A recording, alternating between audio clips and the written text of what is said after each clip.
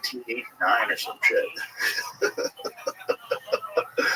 Way back in the day, man. Who you been for? That lady? Wow. Yeah. I forgot, someplace on Long Island. I can't. Might have been like Governors or something like that. I do not remember, but I remember she was very nice. She was very funny and very nice, very encouraging. Which is the best, man. When you get to work with someone that you see on television and you just like starting out and they're nice to you, that's so valuable. I can't believe it. Like when I There she is. There she is. Whoa! She looks like Elaine from Seinfeld. Yeah, similar. That's the haircut back then, huh? Yeah. Well, they all had so crazy hair. Everybody lost their mind in the 80s. As in European? Yeah, they all lost their mind back then. Because like from the 70s to the 80s, nobody knew how to dress. They did crazy shit with their hair. She got over her stand. Yeah, they would all tease their hair out. It was crazy. It was like a big hair thing. I think it was when people started doing cocaine. That's what I think. I think it's the 80s with Miami Vice, cocaine. Everybody lost their mind. They lost their fashion sense. People started wearing wacky clothes. Cars started looking like shit. Yeah, man. Pinto. Real cars started looking like shit. I mean, if you wanted objective analysis of what happens to a society when they remove marijuana and mushrooms and then they bring in cocaine, it's like, hey, what is going to call Ford Fiesta? Yeah, because we were Fiesta yesterday. But cocaine brought us Sam Kinison too, though. You have to realize cocaine does it good. You think it did a lot? No. It's like it's terrible for everybody who does it. But I do think that there's moments of inspired creativity from all kinds of substances, especially that rock and roll cocaine that they used to get, where it was such real, pure cocaine. It wasn't stepped on, didn't have amphetamines, fentanyl in it, all kinds of other shit.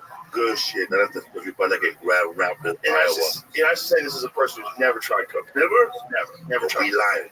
No, I would not lie. Never? No, never. No, I got real lucky. When I was in high school, I had a buddy of mine, and his cousin started selling it, and he was a great guy. And I watched this dude kind of like shrink into himself and lost a ton of weight. And him and his girlfriend they had this attic apartment, and they would just hang out and do coke and sell coke. They would just like watch TV and do coke, and it was like they got bit by a vampire, man. It scared the shit out of me. I was afraid of cocaine, man. Because when I started stand-up, like in 94, 93, at an open mic, and I was clean, I was sober. I was in rehab, and I wanted to be a comedian. So I went to a library to learn about writing, Dean Perret, comedy writing, step by step. Another book called How to Write Funny, Be Funny, and Make Money, Being Funny. And that was a real great book, bro. I mean, it had comedy clubs. Location in the back, and they had booker numbers to submit your comedy. Yeah, well, remember the Comedy USA Industry Guide? $100. Yeah. Can you believe that shit? Bro, I remember dudes used to take out full-page ads. That's how you knew they were killing it. When a dude would take out a full-page ad in the Comedy USA Industry Guide, I'm like, wow, he's got a full-page ad. I remember, bro, when where I was looking for gigs, like in 2000, right? And I remember this comedian named Shang and Dante, comedian Dante. Those guys. Those guys had a list, like a 5-page list of comedy bookers' names, knack a number to call, and the back of the page was shitty bookers to avoid. And they just started to comedy for like $75. Wow. I got lucky that I was in Boston, and Boston that was like the boom happened in Boston when like Stephen Wright got on Tonight Show. Everybody found out about Boston, but it was already like crazy. There's a great documentary called When Stand Up Stood Out. You had that guy on the show here. Yeah, I've had a few of those guys on the show. It was like a Chinese restaurant. Yes, yeah. John Gavin. Those guys, Sweeney. Welcome. I still say to this day. Hope you're doing well. Shout out, Alexandra. Harder than anybody I've ever seen. I appreciate it. I hope you have a wonderful sleep. We're just watching Joe Rogan. Feel free to fall asleep to it if you wish. If not, I hope you just have a really restful time. Not exaggerating. he would get like Boston attitude. Do I like Joe Rogan? I like Dude, a lot of the things that he talks about. I mean, I can't say I agree 100% with him, but I can't agree 100% with anybody. It was the most. There you go, big dog. Assassins, these local assassins, and stacked them one after the other. It would be Kenny Rogerson, Don Gavin, Steve Sweeney, and then they throw up some headliner. And this poor headliner is used to soft acts on the road. He's used to being known for the guy who was on television. Hey, folks, so I'm Mike, the sitcom, and they try to do stand-up, and they were getting eaten alive. He's talking about nuggets.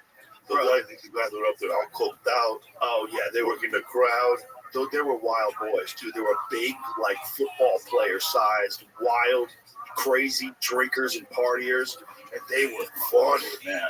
And so because there was this like love of comedy in Boston, they had all these comedy nights all over the place where you could make a living.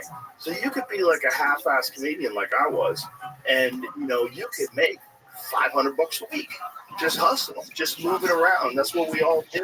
So there was so many places, little agents and like Peace, buddy. Like take care. Western Massachusetts, you have to go out there. Like there's these weird towns that are like liberal hideouts. You know what I mean? Like like Amherst, you get like Amherst gigs. It was weird. Like Amherst, Massachusetts. The other place that you had to be from there to pronounce it right. Which one is that? The one is that they use it for a steak sauce. Oh, Worcester. Yeah. Yeah, it's weird. I was in 2003 last couple standing there, and I got there early, and I hung out with a Boston comic. I think his uncle is that comic, the guy they caught that was missing in action, the Irish gangster. Oh, David Bolger yeah. is a comedian. Yeah, and he was. I said, yeah, man, we're performing Worcester, sir. And then he took the joint. He goes, no, bro, Worcester. Okay, thank you for telling me. Yeah, you don't want to say, hey, Worcester, sir. It's nice to be here. They would fucking kill you. They're like, that's where the great Doug Stanhope is from. Yeah, Worcester. Doug Stanhope started in Worcester. I love him. He's the best. All right, it's February, and by now, 80% of people have probably abandoned their New Year's resolutions. And it makes sense. Life can get crazy, and all of a sudden, you don't have the time. But one easy habit to stick with is AG1. It's an easy, realistic habit that you can make to benefit your whole body health. AG1 makes hard-to-get micronutrients easy to get and replaces multiple vitamins and supplements with just one scoop. Just mix it in some cold water, take a nice moment in the morning to do your body right. And honestly, it tastes pretty good. It's not easy to pack this many high-quality ingredients with this much nutrient density, but AG1 makes it happen without added sugars or artificial sweeteners ever. AG1 is a great way to invest in your health now and in the long run, which is why I've partnered with them for so long. Try AG1 and get a free bottle of vitamin D3, K2, and 5-3 AG1 travel packs with your first subscription at drinkag1.com/Joe Rogan. That's a $76 value gift for free when you go to drinkag1.com/Joe Rogan. Check it out. I had his first comedy album, the one he did with Rory or something. Mm-hmm. Oh, the one where he did with music in the background? Yeah. That was great. That's a great There was a place like that, a Boston place, but not in a documentary, but Will Durst, he's a Francisco comedian. Sure. He had a room like that called a comedy zoo, or the zoo. Holy City Zoo, Holy right? City Zoo. Yeah. And there's a comedian that came out of there that's a killer comic, and he's still alive, and he opens for me. And he opens for Rob Schneider and Papa, and he opens up for a lot of people. Larry Bubbles Brown. Oh, cool. And he's an old school guy. After every joke, he goes, "Murr, murr." But he did Letterman in 1992, and then he did it again in 2006. So he has a record for doing Letterman between 30 years. Wow. But he's one of those comics that like never left San Francisco. There's a few of those guys that got trapped like that. Yes. Yeah. They were like really good guys. Remember that one guy in Chicago? Fuck. It was Larry Reed? Larry Reed. Remember Larry Reed? He was a guy like that. Like a really solid national act, but he was so Chicago. He kind of stayed around there mostly. But he was like, every now and then you find towns like that. You have like one murderer that lives in the town. Bob Marley and you England. Yeah. So Maine. Bob Marley, the murderer of Maine. And Robert Schimmel was Arizona. I love Robert Schimmel. Yeah, he was the best. He was the best. He was such a good guy. But he was he lived in Phoenix, and it was somewhere in that area. I think it was Phoenix. But for him, it was easier to get around the country that way, and he didn't want to be a part of Valley. He was like one of the first guys that I was like, oh, you could like be a big time comic and not have to leave your state. Like you get to a point where you could live in Oklahoma, like Larry the Cable Guy does, probably. Where does he live? He lives like somewhere like Georgia or something like that. I don't know. In the country. Where does he live? Is that where he lives? Though? I don't want to give up his. I'm not trying to dox somebody that's trying to pick on the radio there. But I think, yeah, he's definitely from there. I just don't know if he lives there. We probably shouldn't say where he lives. But that dude is, he could be anywhere. It doesn't matter. Like you can just go anywhere. I like to see his face when I go to a Paso comic strip, and all the dudes you're talking about, they were all there. Dude, I remember Josh Wolf showed me a picture that he took when he was on stage, and they were doing, it was like 60,000 people. So Larry the Cable Guy was doing like 60,000 people. And Josh Wolf got his camera and he's like moving around on stage. I'm like, that is the craziest fucking thing I've ever seen. That crowd is so insane. That's how big that guy got. Thousands of people, man. And he was another dude that got hated on for no reason other than his success. It was like, for some reason, everybody couldn't believe that you could say offensive things as a joke in a character all of a sudden. And it had so coincidentally happened at the same time as him getting super huge. It's like, you guys are fucking haters. That's crazy how they start hating the character, but not the person. Well, that's the nice thing. Yeah, right. Just like the guy with that they had a puppet in New York. Oh, Otto George. Yeah.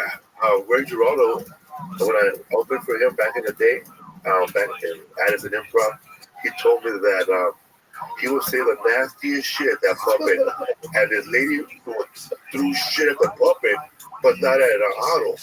Bro, we were talking about it Tuesday night in the green room. We were talking about how that puppet was kind of possessed. And I'm not even bullshitting. You know, Otto was out there. Yeah. Otto was out there. I mean, he was out there. Everybody, I mean, that dude partied. He went hard. And he was a genius comedian. But he would get rides to gigs and say, pull over. I got to check on George. And he would, in the fucking side of the highway, he would pull over, pop the trunk, and check on the dummy. Wow, his buddy. Weird. Someone, there he is. Bro, someone stabbed that dummy once. Yeah. Dangerfield. Some Puerto Rican guy. The dummy was saying Puerto Rican jokes to this guy. And the guy fucking stabbed the dummy. Stabbed the dummy. Was it a knife or a sharp bed spring? Knife. Or a sharp bed spring, bro. Something, anything. Whatever you got to be polished down to a point. You ever watched the Fabulous Miss Maisel? What's that? The Fabulous Miss Maisel is about a female comic growing up in the 50s on Amazon. Huh. Oh, Fabulous Mrs. Maisel. Mrs. Maisel. Oh, she's Mrs. All right. I thought you were saying something in Spanish. That's hilarious. You ever seen Mousy Maciol?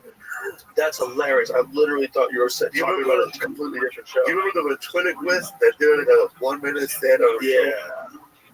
Well, so like ventriloquist now, it's like, it's one of those things like with Carrot Top, he's like so successful at props that no one does props anymore. But when we first started out, everybody did props. There was like 10 guys on a lineup of 20 guys that had props they bring with them on stage. Because sometimes it was really funny. Rusty Dooley. Yeah, Rusty Dooley was great at it. But it's like, he owned that for whatever reason. His Carrot Top got so big using props, he's the only guy that still does it, that he kind of owns that. And then with Jeff Dunham, he got so big at being a ventriloquist that, like, there's no ventriloquist anymore.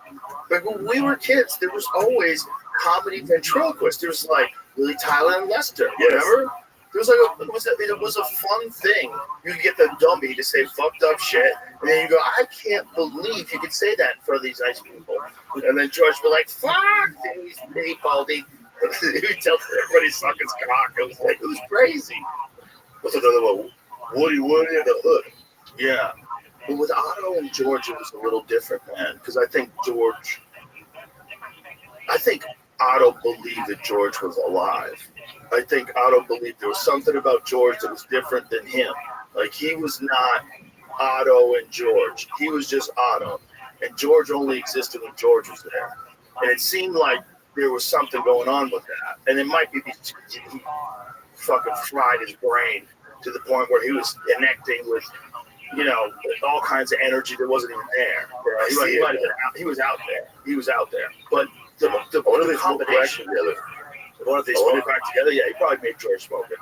Yeah. His famous Otto crack stories. That guy was gone. But he was also brilliant. Really funny, man. Fucking funny. And in a comic, like, we would all sit in the back of the room and watch when he was on stage. But so there's a lot of those guys that are like real genius, but they're real eccentric. And for whatever reason, the general public doesn't find out about it. There's not like a good vehicle, at least back then there wasn't, for them to get out to the general public. Like today, I would say an example of that is like Brian Holtzman. Yes. Right? Like Brian Holtzman, we've known forever. He's always been a guy we all watched. He was always the guy that at the end of the night, especially if something fucked up happened, like there was a plane crash, or like someone got eaten by a lion. That's funny you mentioned a plane crash, because I was there when they did that joke. I was in the back of the comedy store. He said, American Airlines is hiring.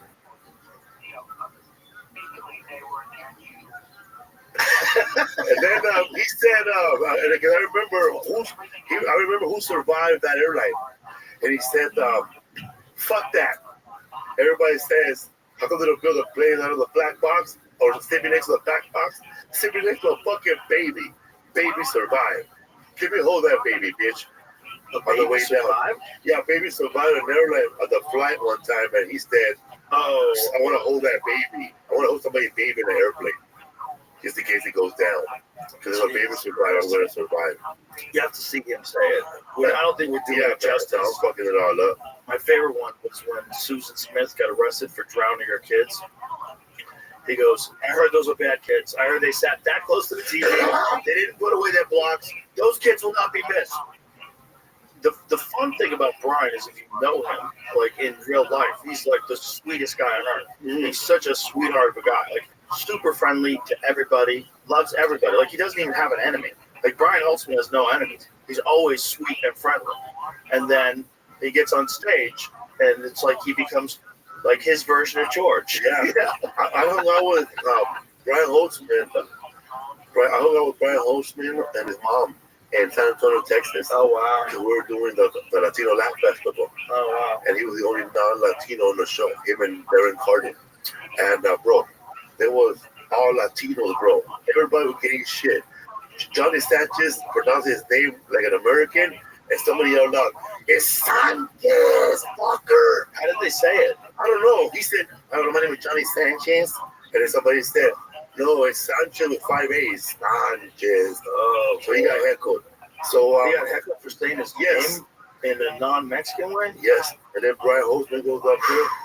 Bro, it's rough out in those streets. And Brian Holtzman goes up there, he said, he goes, this is not a comedy show. Close all the doors. He said, I was Border Patrol's going to come in here and take everybody.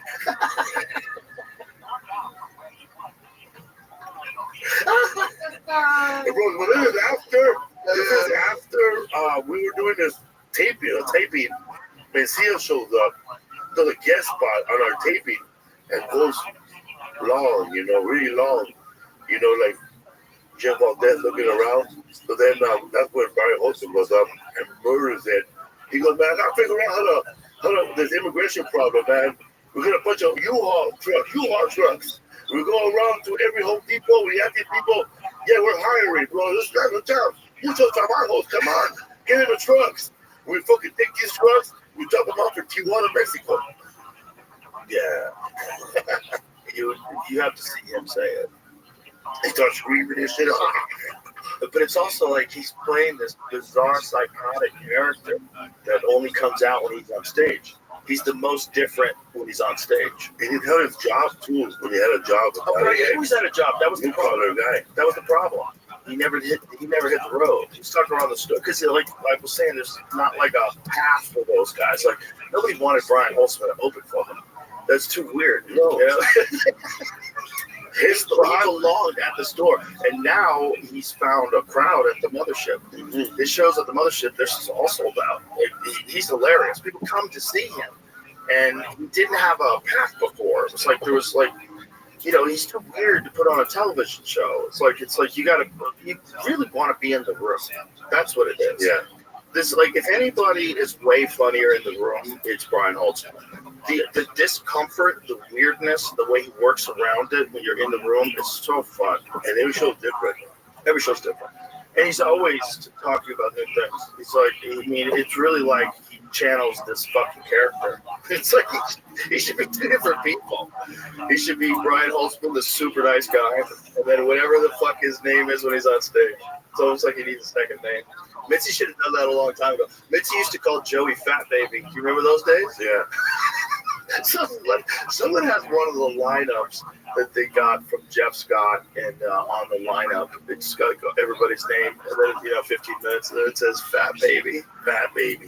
She wanted him to be called Fat Baby.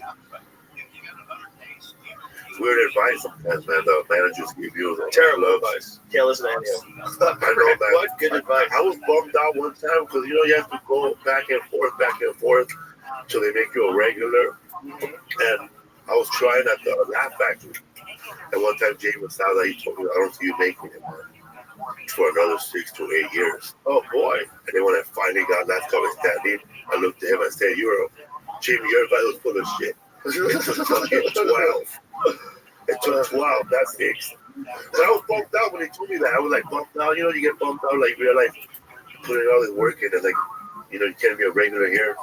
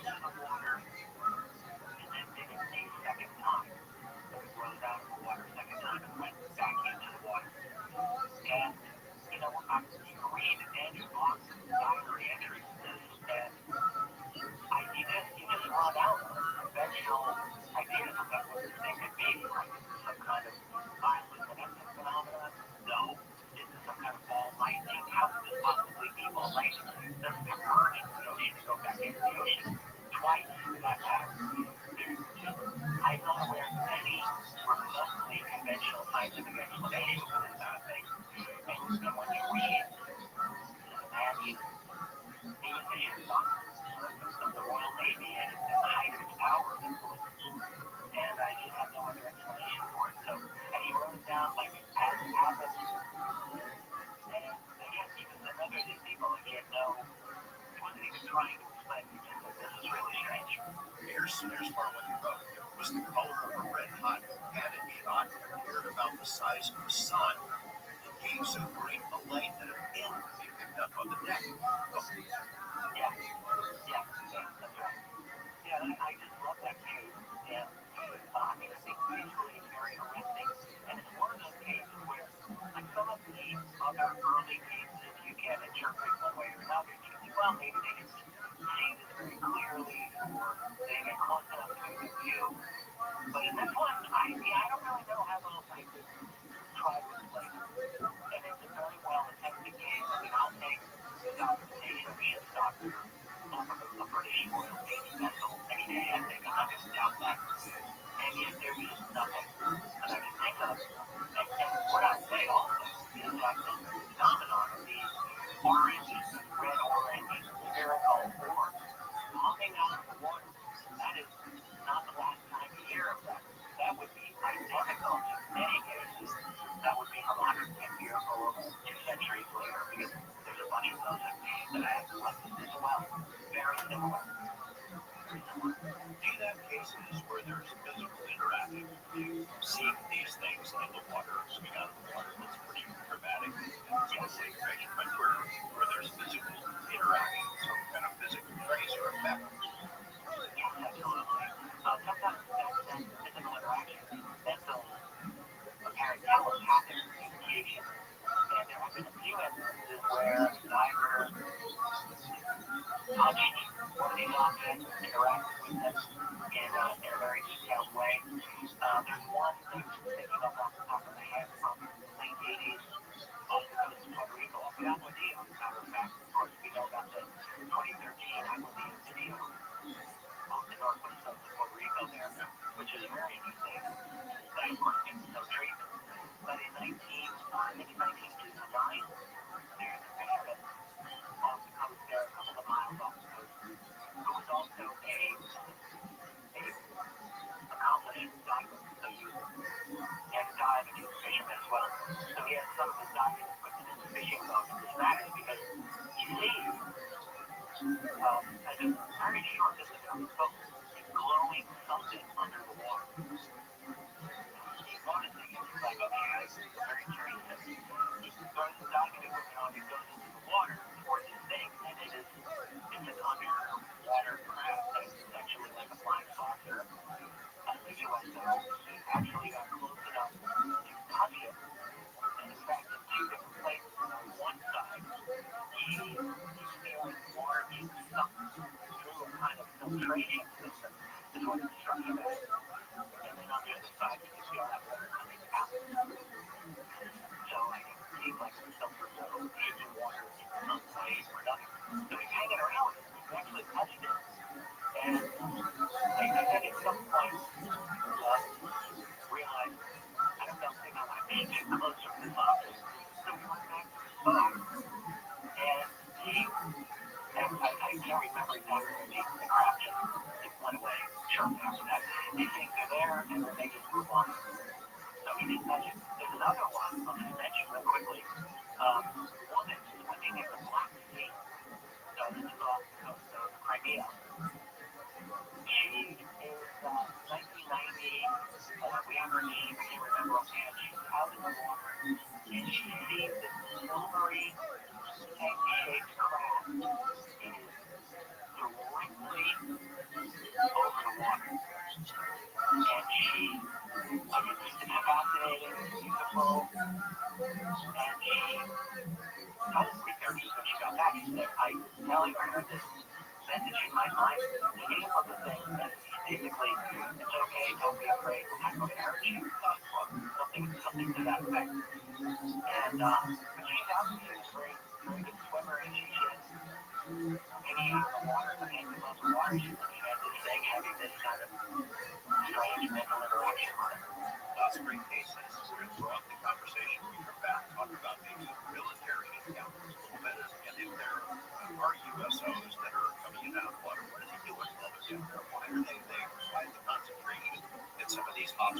fascinating conversation.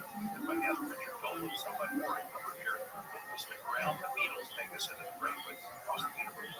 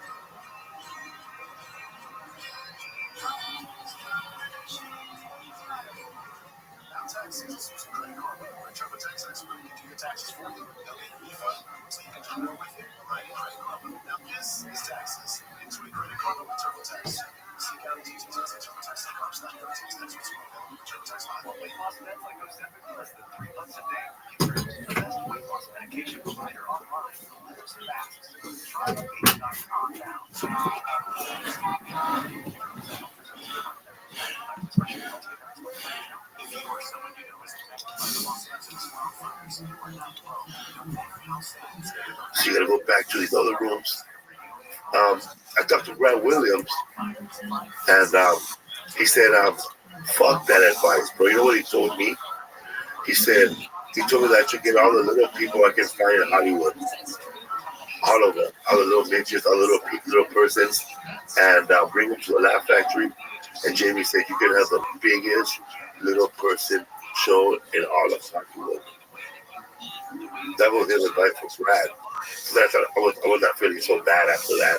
Then I talked to Alonzo Bowden, and he told Alonzo Bowden that he should put on shoulder pads and be a football comic. So, Joe, after hearing that, I don't want to cry anymore. Oh my God. He had some terrible advice. I think he was giving advice. I think he was giving his advice to Todd Parker. He was telling him, it was either Todd Parker or Robbie Prince, two guys that I knew from Boston. One of them, he's telling him, I think it's Todd, you've got to be Generation X guy. This is what you're going to be, buddy. You're going to be Generation X guy. So from Generation X, this is how I see the world, buddy. Like, everything was as a Generation X guy. Like, he's like, that's the worst advice I've ever heard in my life. Like, why would I do that? But people would have, like, schemes for you. But the thing is, they're just trying to help. Yeah. But the no one knows how to do it other than you, and you got to figure it out. Yeah, no one can tell you. Yeah, they're like outdated, too. Like, who would have told Mitch Hedberg, wear sunglasses and sometimes turn your back to the crowd? No one. No one. Mitch Hedberg would be killing with his back to the crowd, high on heroin. All non sequiturs for like an hour and a half. Yeah, stage fright. He was just crazy. You know, You worked with him? You met him? I met him. I didn't know him well, but I knew him enough that it was a bummer when he died. I remember I was with Stanhope. We were filming something, and we found out that he had gangrene. He got admitted to a hospital. He had gangrene. Like, gangrene fucking kills people. Like, this is fucking scary. And he just had a problem. He just liked that heroin, and he didn't want to stop. When people wanted to clean him up, he did not want to get cleaned up. He's like, I am not interested. I think I ordered one time, but I didn't show up. I could smoke it, but I was in Amsterdam. Dude, it doesn't seem like anybody has a great old time with the rest of their life once they start doing heroin. Yeah. It's like cocaine. It's the same thing. It's like, I think there's probably moments of brilliance that have come out of heroin. I definitely do when I think about 1960s music. I think heroin and LSD affected a lot of rock and roll in the 1960s, and cannabis for sure too, and probably mushrooms. But the thing that it always kills you. Like, everybody it always ruins everything. They all died young. Everybody like Morrison 27, Hendrix 27. Although there is a wild conspiracy about Hendrix. Yeah? Yeah, What's your hear? that he was killed by his manager. The conspiracy is also he was one of his bodyguards, right? Is that what he was, Jamie? That wrote this book? How did he die? I think he died of his asphyxiation from throwing up, which is one thing that can happen to people that are doing drugs. But the bodyguard, I believe this, don't hold me to this, but I believe the story was Hendrix was going to leave his manager. His manager was mobbed up. His manager was a scary guy. And his manager was making a lot of money with Hendrix. Hendrix is trying to leave. And he's got the rights to the Hendrix catalog, and he kills Hendrix. So his former roadie. So the thing that's compelling about this is shortly after this, his girlfriend committed suicide, air quotes, by being thrown off a roof. So they got rid of Hendrix and they got rid of his girlfriend, if that's what really happened. So he was the benefactor, allegedly, of the guitarist's $2 million life insurance policy. $2 million. Okay, worth around $1.2 million in 1970. According to White, Jeffrey told him about the crime in 1971, a year after the 27-year-old Hendrix was found dead in a London hotel. He said, "I had to do it, Tappy." Wright claims the manager said, "You understand, don't you? I had to do it. You know damn well what I'm talking about." We went round to his hotel room, got a handful of pills, stuffed them into his mouth, then poured a few bottles of red wine deep into his windpipe. So now I got it. Hendrix was found dead at the Samarkand Hotel on 18th of September 1970. The cause of death was reported as barbiturate intoxication and inhalation of vomit. I can still hear the conversation. Wright wrote of Jeffrey's confession. "See the man I've known for so much of my life, his face pale, hands clutching at his glass in such rage."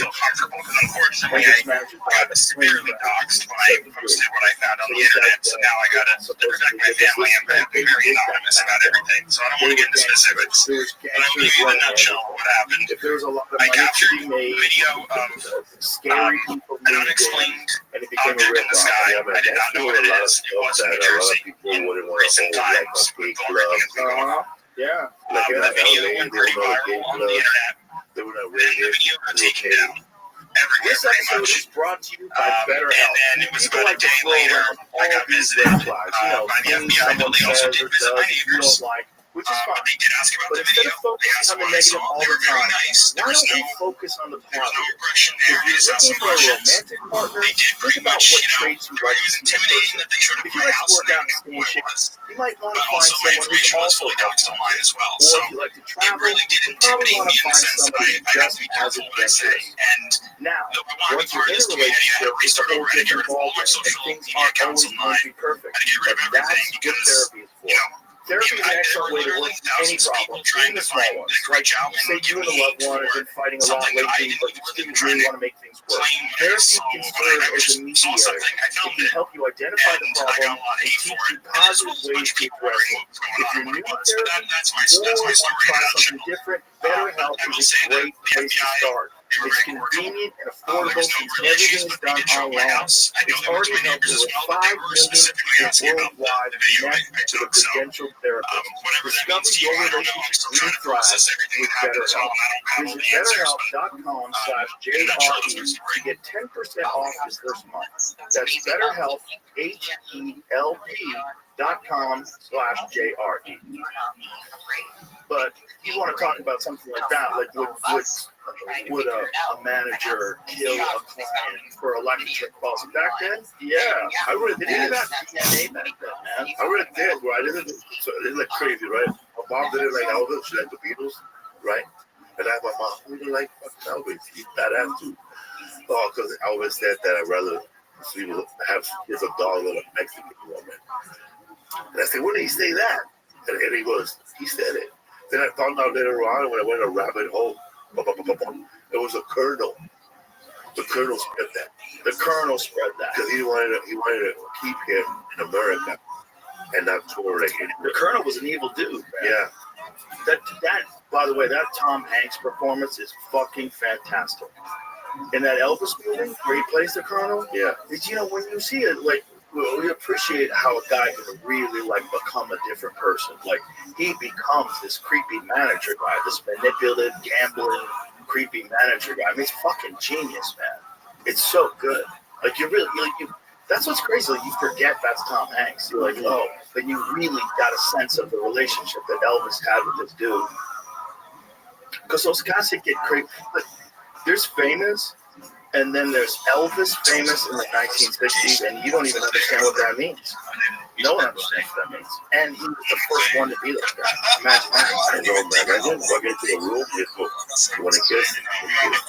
Just imagine just trying to navigate life as a human being, and you're literally the most desired person to be around a lot. Like you can't walk down the street.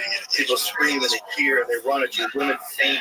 They cry, and there's never been someone like that before. That's what's crazy. This is the first time you've seen a guy on television, and he's on television shaking his hips, and so they go crazy. Who's done that? Yeah, you ever had a pop star on TV shaking his hips like a fucking yeah. It's too much. They covered up the few times. I think they did something where they were ahead of him because they didn't know he was going to do it.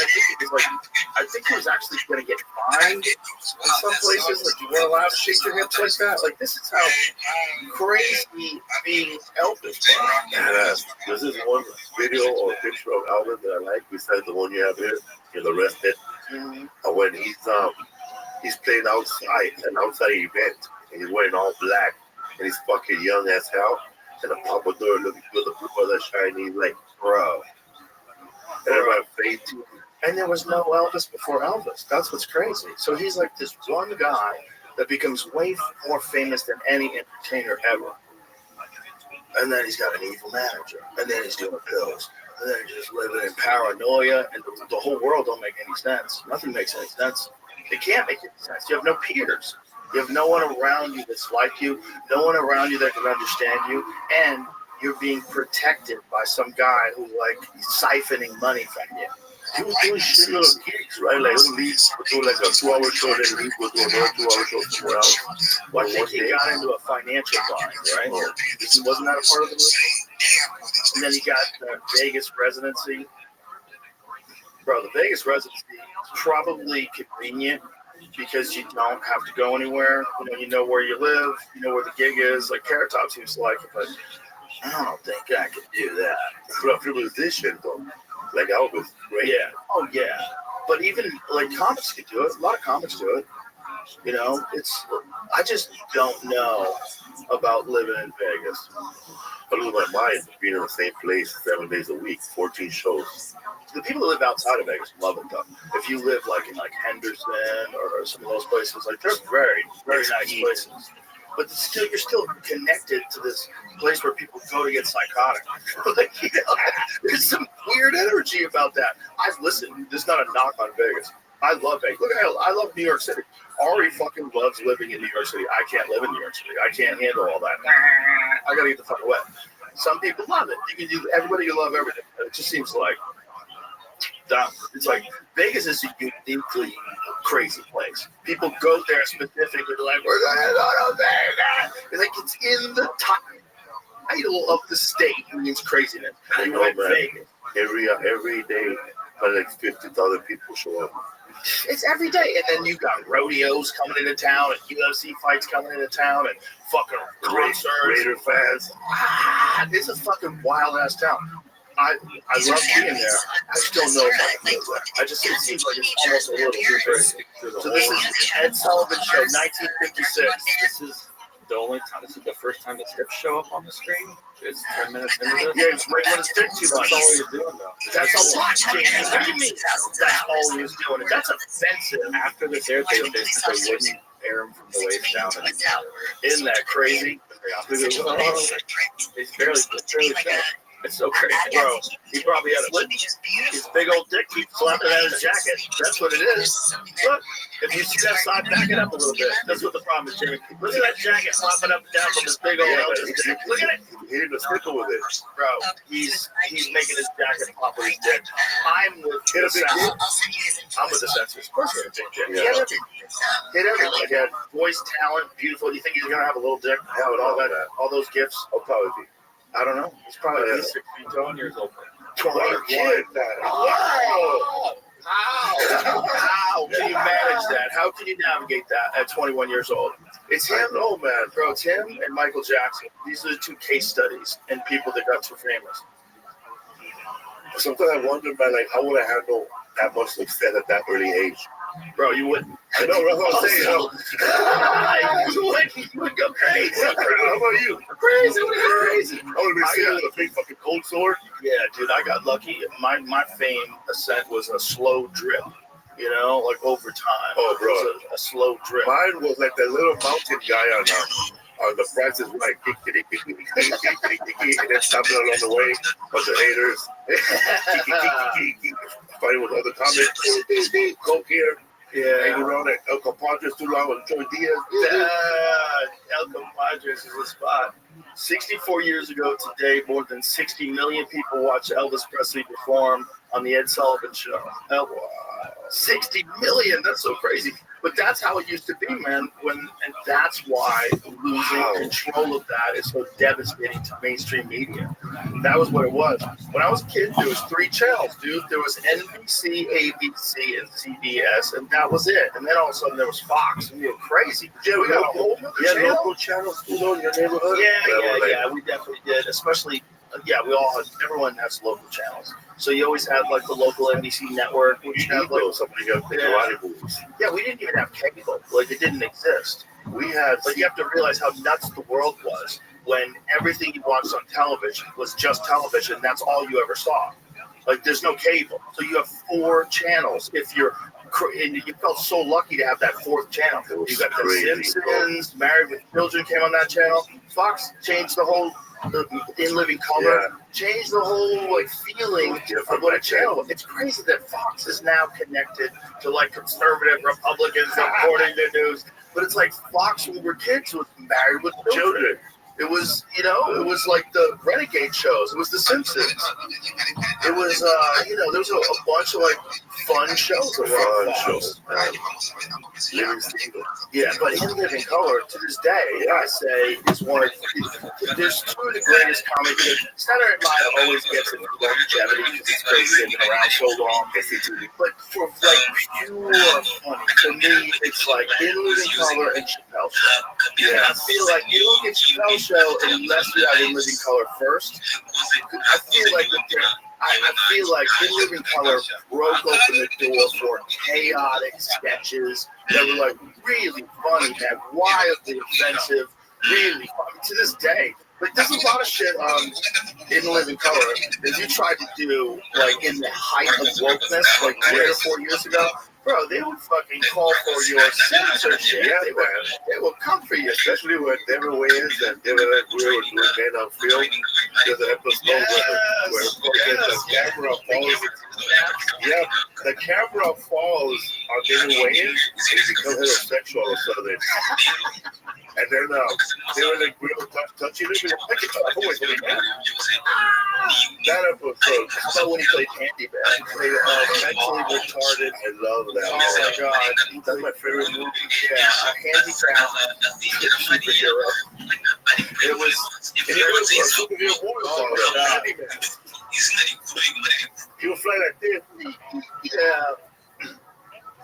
Dude, this show was Hilarious. wildly offensive, but so funny. Even Fire Marshal Bill, bro. I He's making fun was of just a gonna fire bring that up. victim. I was just gonna bring that up. Let me tell you something. The guy's fucking whole face is burned off. Jesus Christ. My daughter's a bird victim, by the way. That's harsh, bro. That's what you'll get. Yeah. It's wild that shows like That one, that. bro. Ahead of his time. Oh, wait. Well, so was that other movie. We were just talking about that. Ace Ventura. Ace Ventura. Yeah. Yes. When you find out that she's a trans person and the dick comes out and everybody starts throwing up.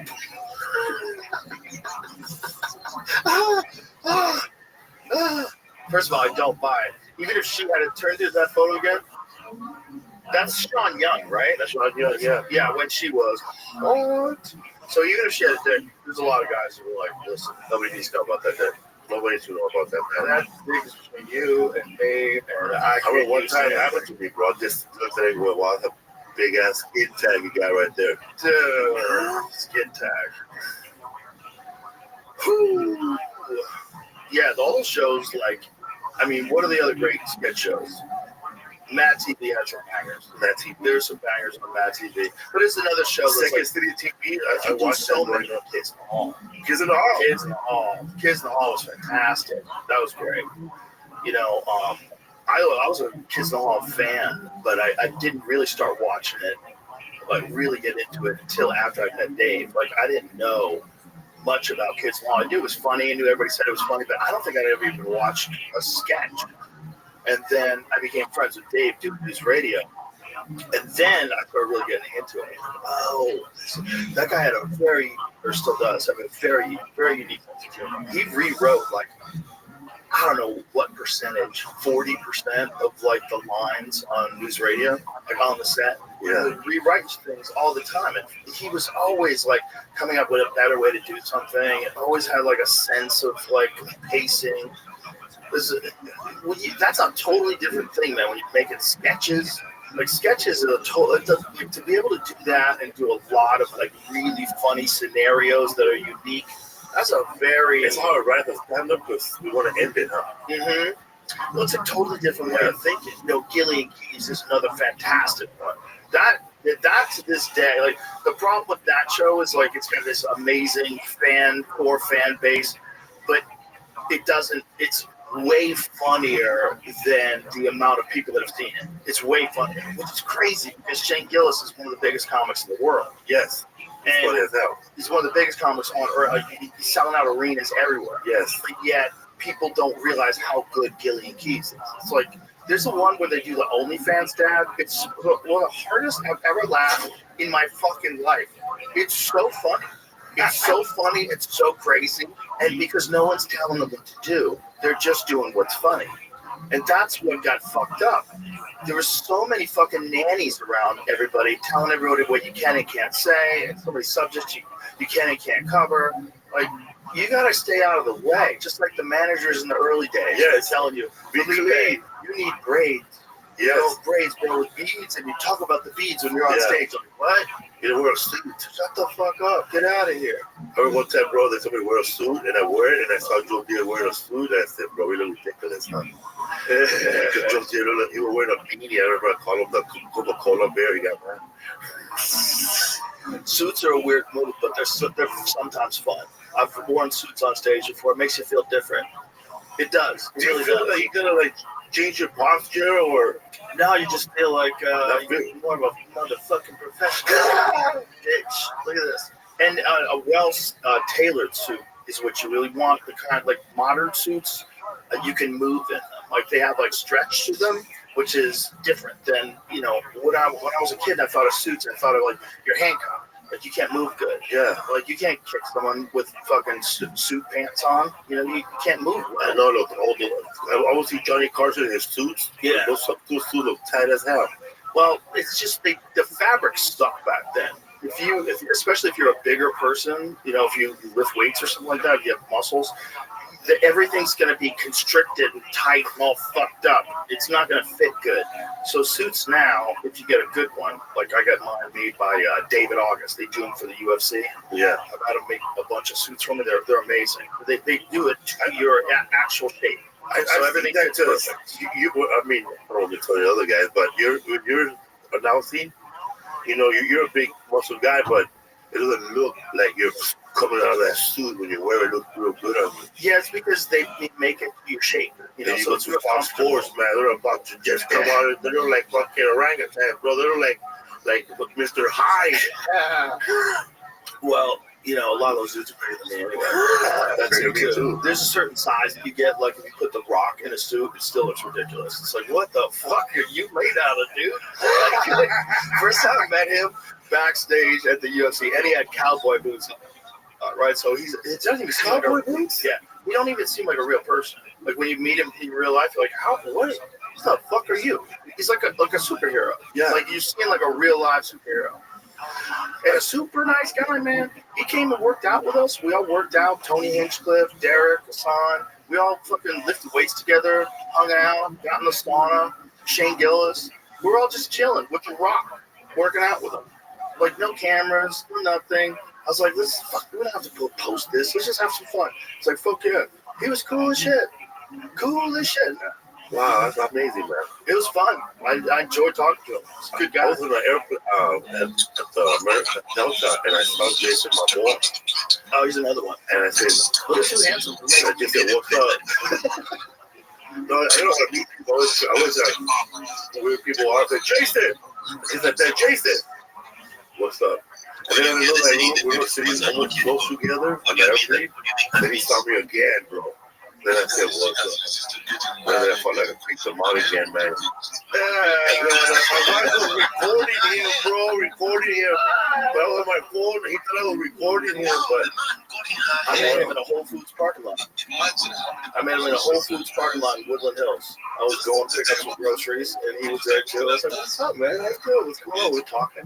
I think that was before he did Conan, which I still say to this day, the movie's not good. Like, the Conan movie, it kind of falls apart. But the way it looked was amazing. And he played Conan. He's the perfect Conan. Like, that's what Conan would have looked like. He wouldn't have looked like a bodybuilder. There's no disrespect to Arnold. Yeah. He looked amazing. But it's like Conan was this big, giant warrior. And when he played that guy, what was the guy he played in Game of Thrones?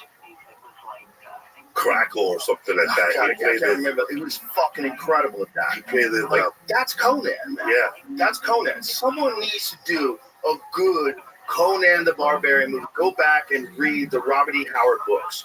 The books are great. It's this super depressed dude in like the 1930s writes about this barbarian. Yeah.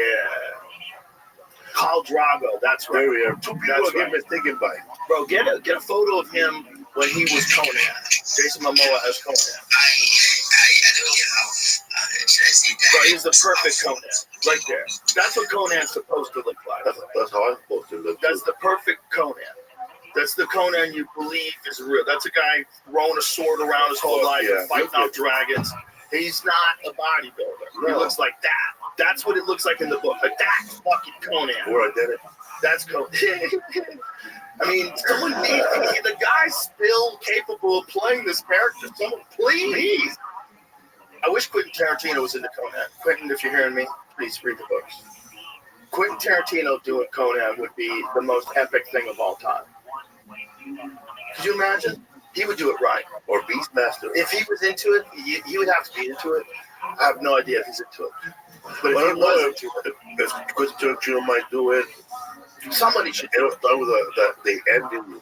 It'll be like the ending of the movie in the beginning. Confused. Somebody should do this. The books are great, man, because it's all from the mind of this tortured, depressed dude who winds up killing himself. It'll be the first time that you see a Conan movie with everybody saying the N-word over and over.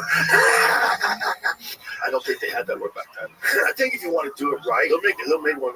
I think if they really wanted to do it right, they should probably do it the way like Mel Gibson did Apocalypto. That was a badass fucking movie where you felt that movie. Right, but you know what I'm saying? Like, hearing the people say it, and the same thing he did with The Passion of the Christ. They spoke in the language.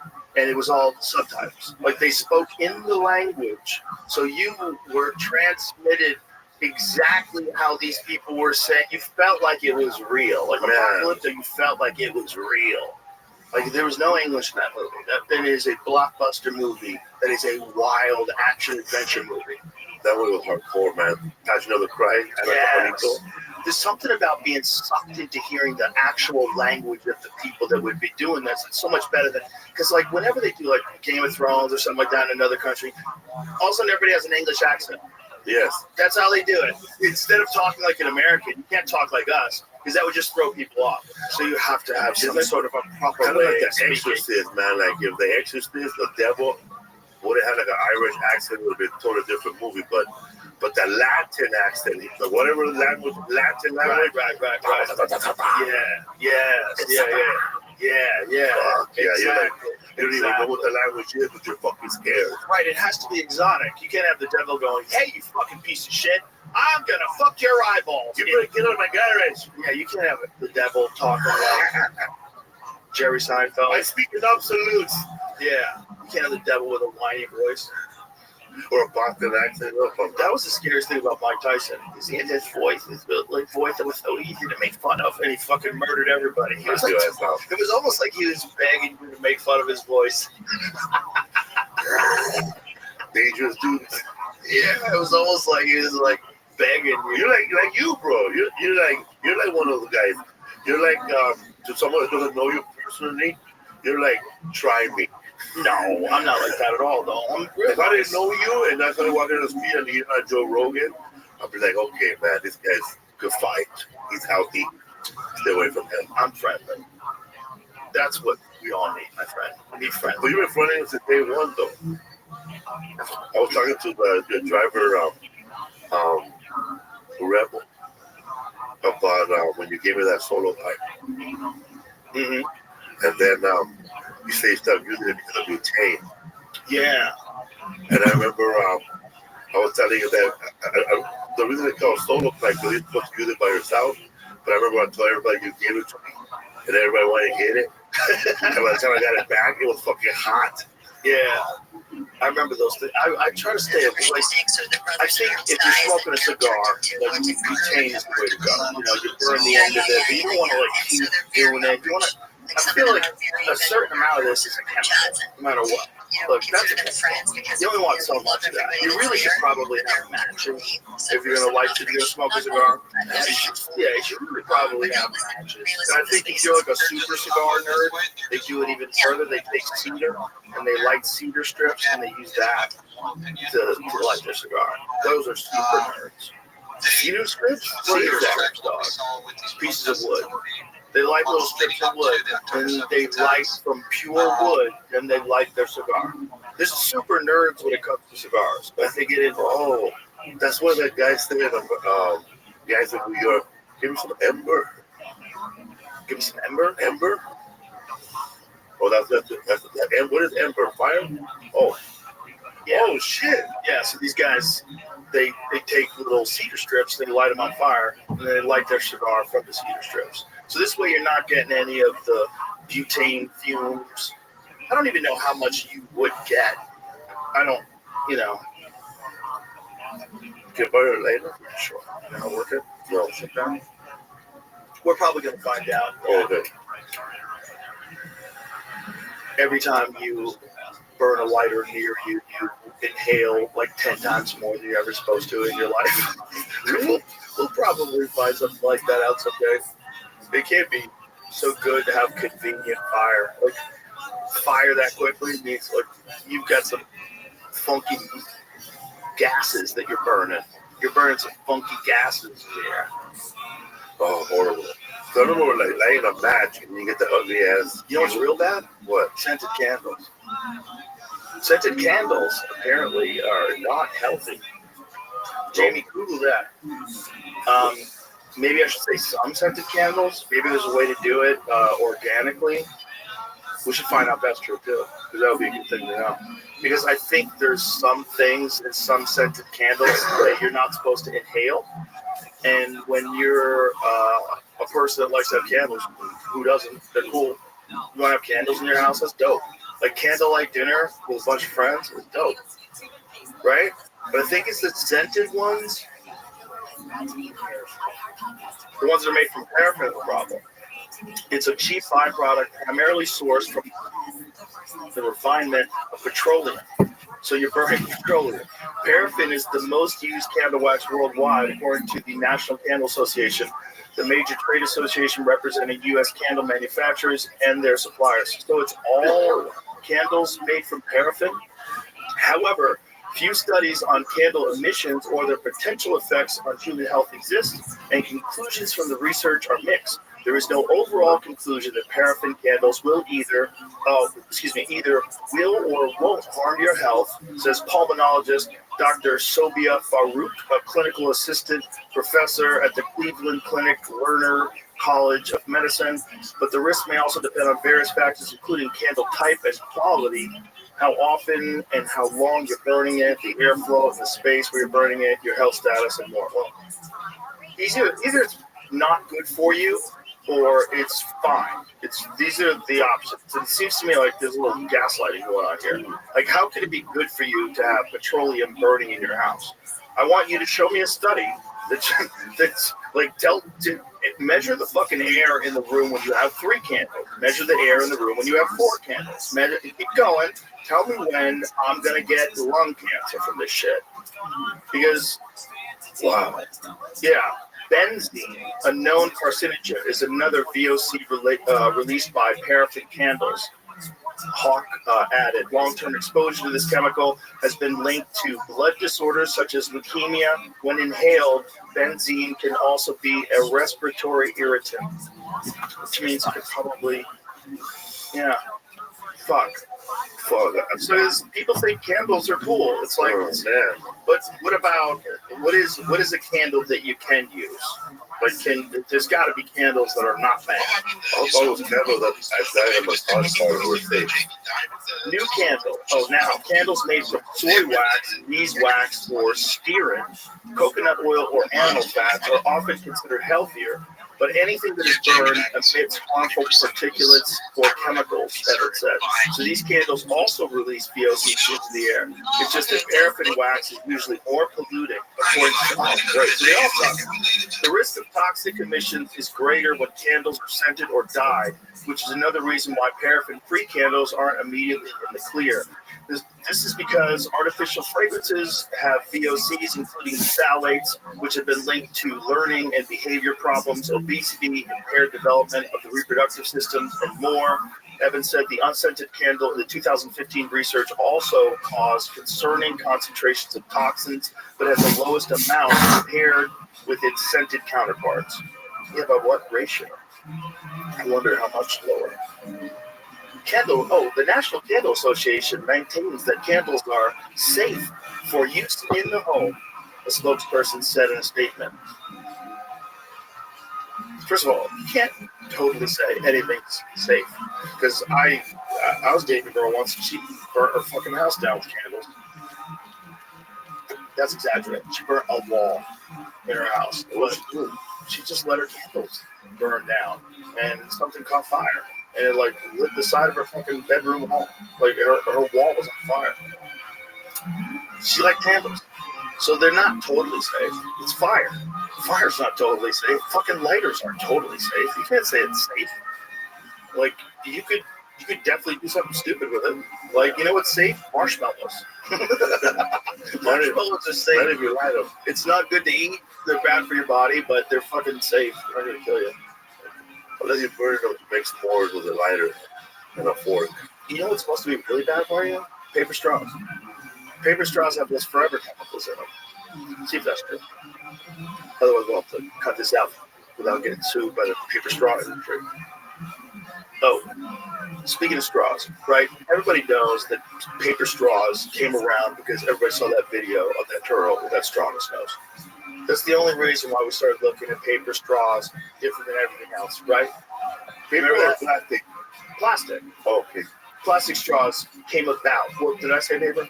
Plastic straws came about because of that video of that turtle with the plastic straw in his nose, right? Remember that? Yeah. That was it was like in their nose, right? Yeah, deep in the turtle's nose. New studies found that 90% of paper straws tested contained forever chemicals, or PFAS, compared to 75% of plastic straws. So even plastic straws have those fucking chemicals in it, but it's even worse for you to use paper straws. Paper straws assessed by researchers at the University of Antwerp, Belgium, were found to contain more forever chemicals per polyfluoroalkyl. How do you say that? Give it a shot, Felipe. Polyfluoroalkyl. Yeah, substances or PFAS than plastic, but all of them are bad for you. What it's basically saying is that even straws, 75% of plastic straws have tested that they contain forever chemicals. That's not good. So all of it's bad. We should probably abandon the idea of straws. I like McDonald's straws, the big fat one. Here's what you don't want: a metal straw and a Stanley, and then fall on your face. Okay, most people have done that. Idiot. Well, listen, I've fallen before. I've fallen before. What idiot? No, I haven't, but I imagine, like, just because your ball with a straw doesn't mean you're an idiot. But people got to be aware that that's basically a metal shank that's going to go right through your face if you trip. You got to carry that thing if you're like clumsy, like as if you're carrying a knife. Like move it away from your body. You know, don't catch your body with it if you fall down and stab yourself in the face. You would have let your baby hold that. Why you hold it? Yeah, why are you holding that? You're not ready for that yet. Yeah, right. Well, especially if you're clumsy. Clumsy people should really know they're clumsy and be super careful with what they're carrying. Are you clumsy? Yeah, man. They carry a ring. I was outside over there, boys. I was holding that baseball, and I'm thinking, I'm holding that baseball, and I'm thinking that the werewolf, I'm thinking, looking at my wife. I bet you I could throw a knuckleball and make it right in the fucking down. Werewolf. Something close to that. Yeah, don't forget my werewolf, bro. That's one of my prized possessions. And even if you can hit it, what is that for? Don't want to break the werewolf to you. Let's try and prove it, okay? That's just a knuckleball. Were you a good baseball player? Hell no. No? But you had a good knuckleball? Or No, I was good at playing a street ball with a tennis ball, and I had a good jump on the tennis ball. And we would throw it like a regular fastball. Yeah. Like to make that shit. Man, that was good. Dude, we used to play stick ball in the street. That was fun. We were kids. I don't get that game. We competed the other day to know how to play because they're having like a stick ball tournament in New York last week when I was there. Yeah, that's the video I saw. Yeah. They were having a tournament. All the veterans that used to play stick ball in New York showed up to play.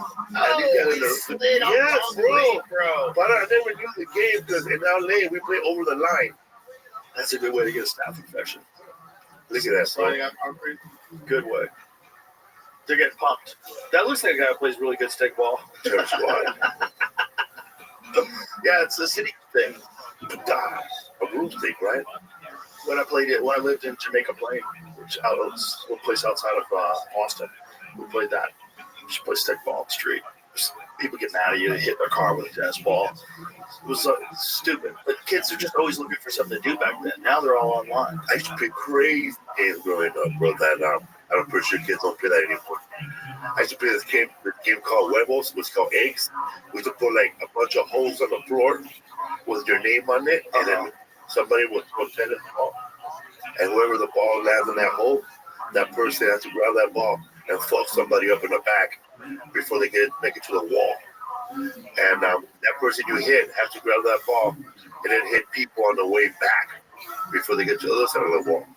And if you miss everybody, you get an egg on your little hole.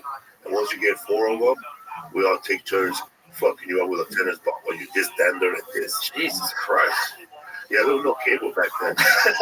And we didn't want to join gangs. I think you did. And we didn't want to read. You guys had a softcore gang. We didn't have no Boy Scouts. That's a crazy way to make friends. You ever play suicide, though? I don't remember. How's it go? It's a handball court, a wall, and you throw a ball. And there's 5 kids, and you catch it. But if you miss it, everybody starts fucking you up. No, never. So you made it to the wall.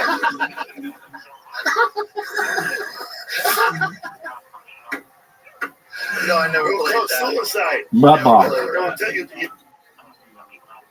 everybody stand by the wall and throw the ball against the wall. You try to catch it. And if you miss, they fucking jump you till you get to the wall with the ball. Fuck that. That's why You got videos of it, Jamie? It's suicide. Oh my god. Oh my god. Requires at least 2 players. Can have as many as can be accommodated by the playing area. But this is funny when they take a game like this and they break it down. Like, these are the rules. We did play wall ball. We played a wall ball. You got a Wall ball. like that? It was honestly, yeah. So if you fucked up, you'd have to stay on the wall. People could throw the ball. There it is. Right there. They're fucking them up. They're Wall open. ball. Until the player touches the wall, they are open to be pegged, struck hard with a thrown ball by the player who caught it. If the player comes into contact with the ball but fails to catch it, they are also open to be pegged. I mean, that's what it was. It's a tough word to use, but that's what it is. Getting hit by a tennis ball is a good thing to get hit by, though, right? It sucks. Like if someone's throwing it, it sucks. But it's not going to kill you. There's always this asshole kid that didn't like that kid that was going to get hit. And he'll put that fucking ball in a shitload of water and mud. Oh, that's a problem. He's cheating. He can't cheat. That guy. Also, remember, if that person that's supposed to get hit by the ball runs home, we'll fucking chase him home, bro. Beat him up in front of his mom. Boy, that's why cable's important. Yes, That's why the internet's important. YouTube, you gotta keep people pacified. TikTok saved your life. Imagine if it did. Imagine if it saved a few lives. People just at home scrolling instead of out gangbanging. You know, I mean, everybody gets addicted to it. If you don't go out and do terrible things, you just scroll and stare at TikTok. I know, man. I know kids do shopping. It's so funny. I bet they do. You know, there's pretty much people that go shopping. I think a lot of people shop. You shop in the middle. Yeah, you were hungry? I go, no. It's just dumb and young. And I got caught. You don't do it now, right? Now you see him. No. I did it like a couple times ever. It was like candy bars and shit. When I was just hanging around with a bunch of bad kids. We would do that. We would go. It was a thrill. You go to a store and steal something. And I think we probably did it 2 or 3 times. And I got caught. I don't do it anymore.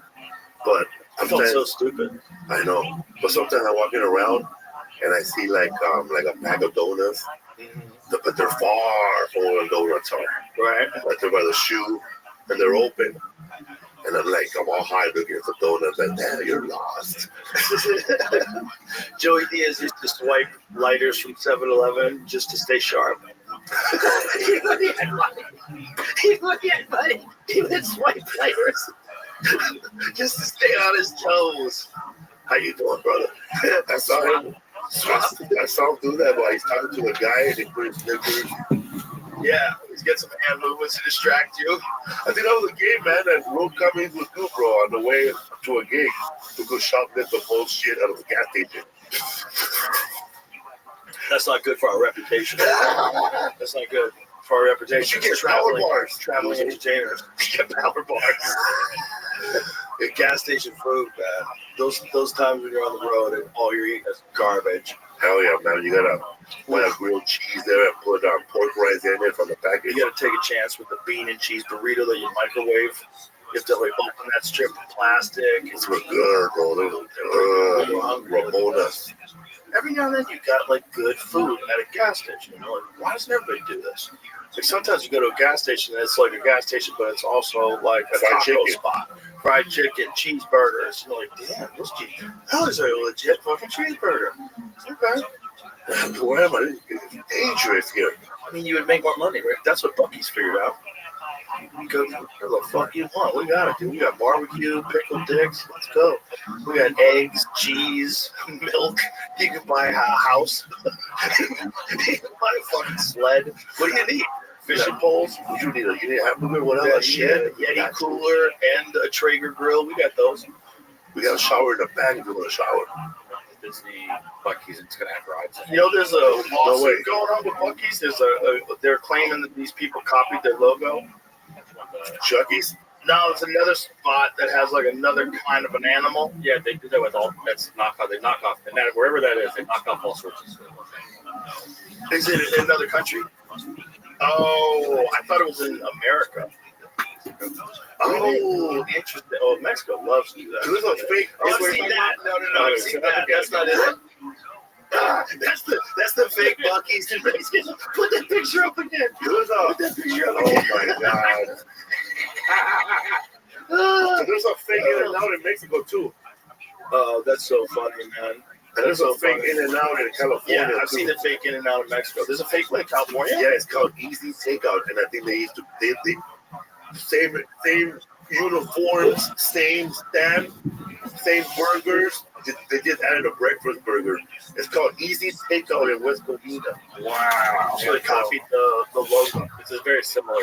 Oh, Lucky's. This is what the lawsuit's about. Same city with Temple, Lucas, Mexico. Oh, yeah, they even got a little gap in between it. Buc-ee's knockout. Lucky spotted. He's lucky to have 2 teeth. But that's the one in Mexico, right, Jim? But they both. I told you They're both. I don't think this other one is Lucky's. in Mexico.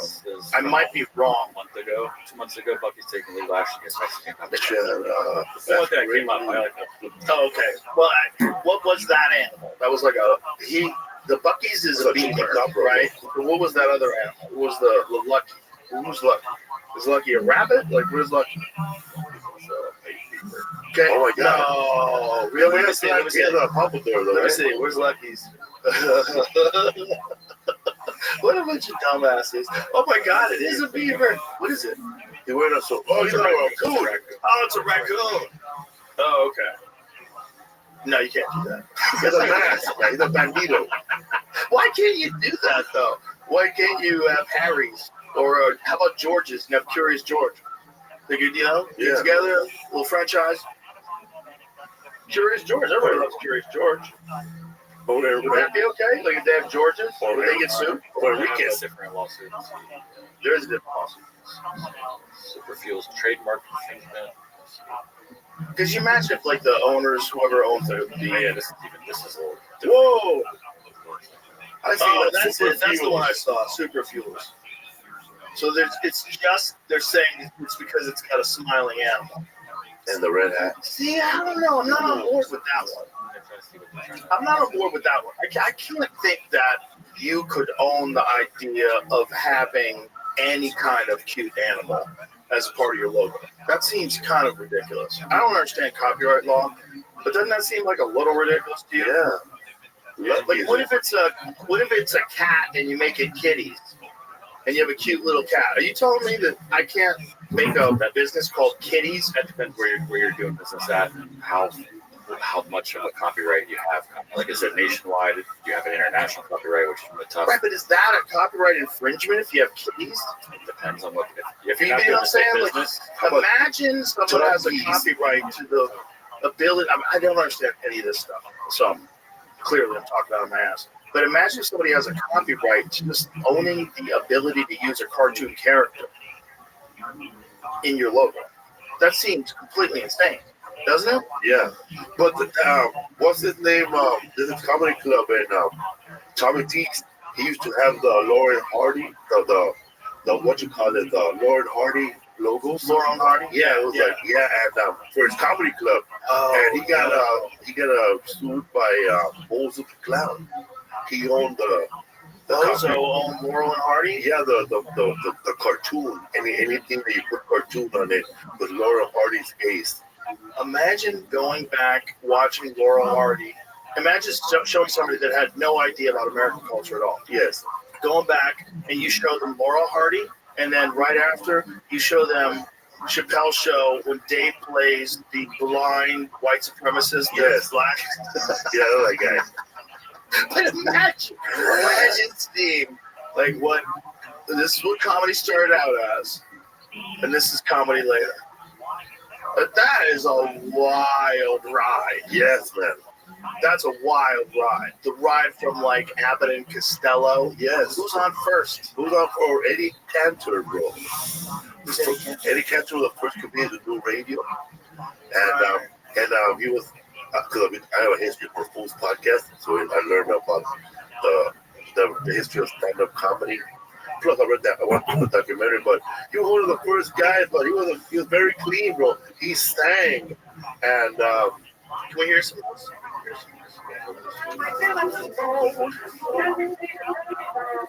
he was getting paid $500 for 5 minute shows on radio. Yeah, he can't. He was the first great guy to have a radio comedy show. What is it? I'm trying to hear what he's saying. What is he saying? He's singing.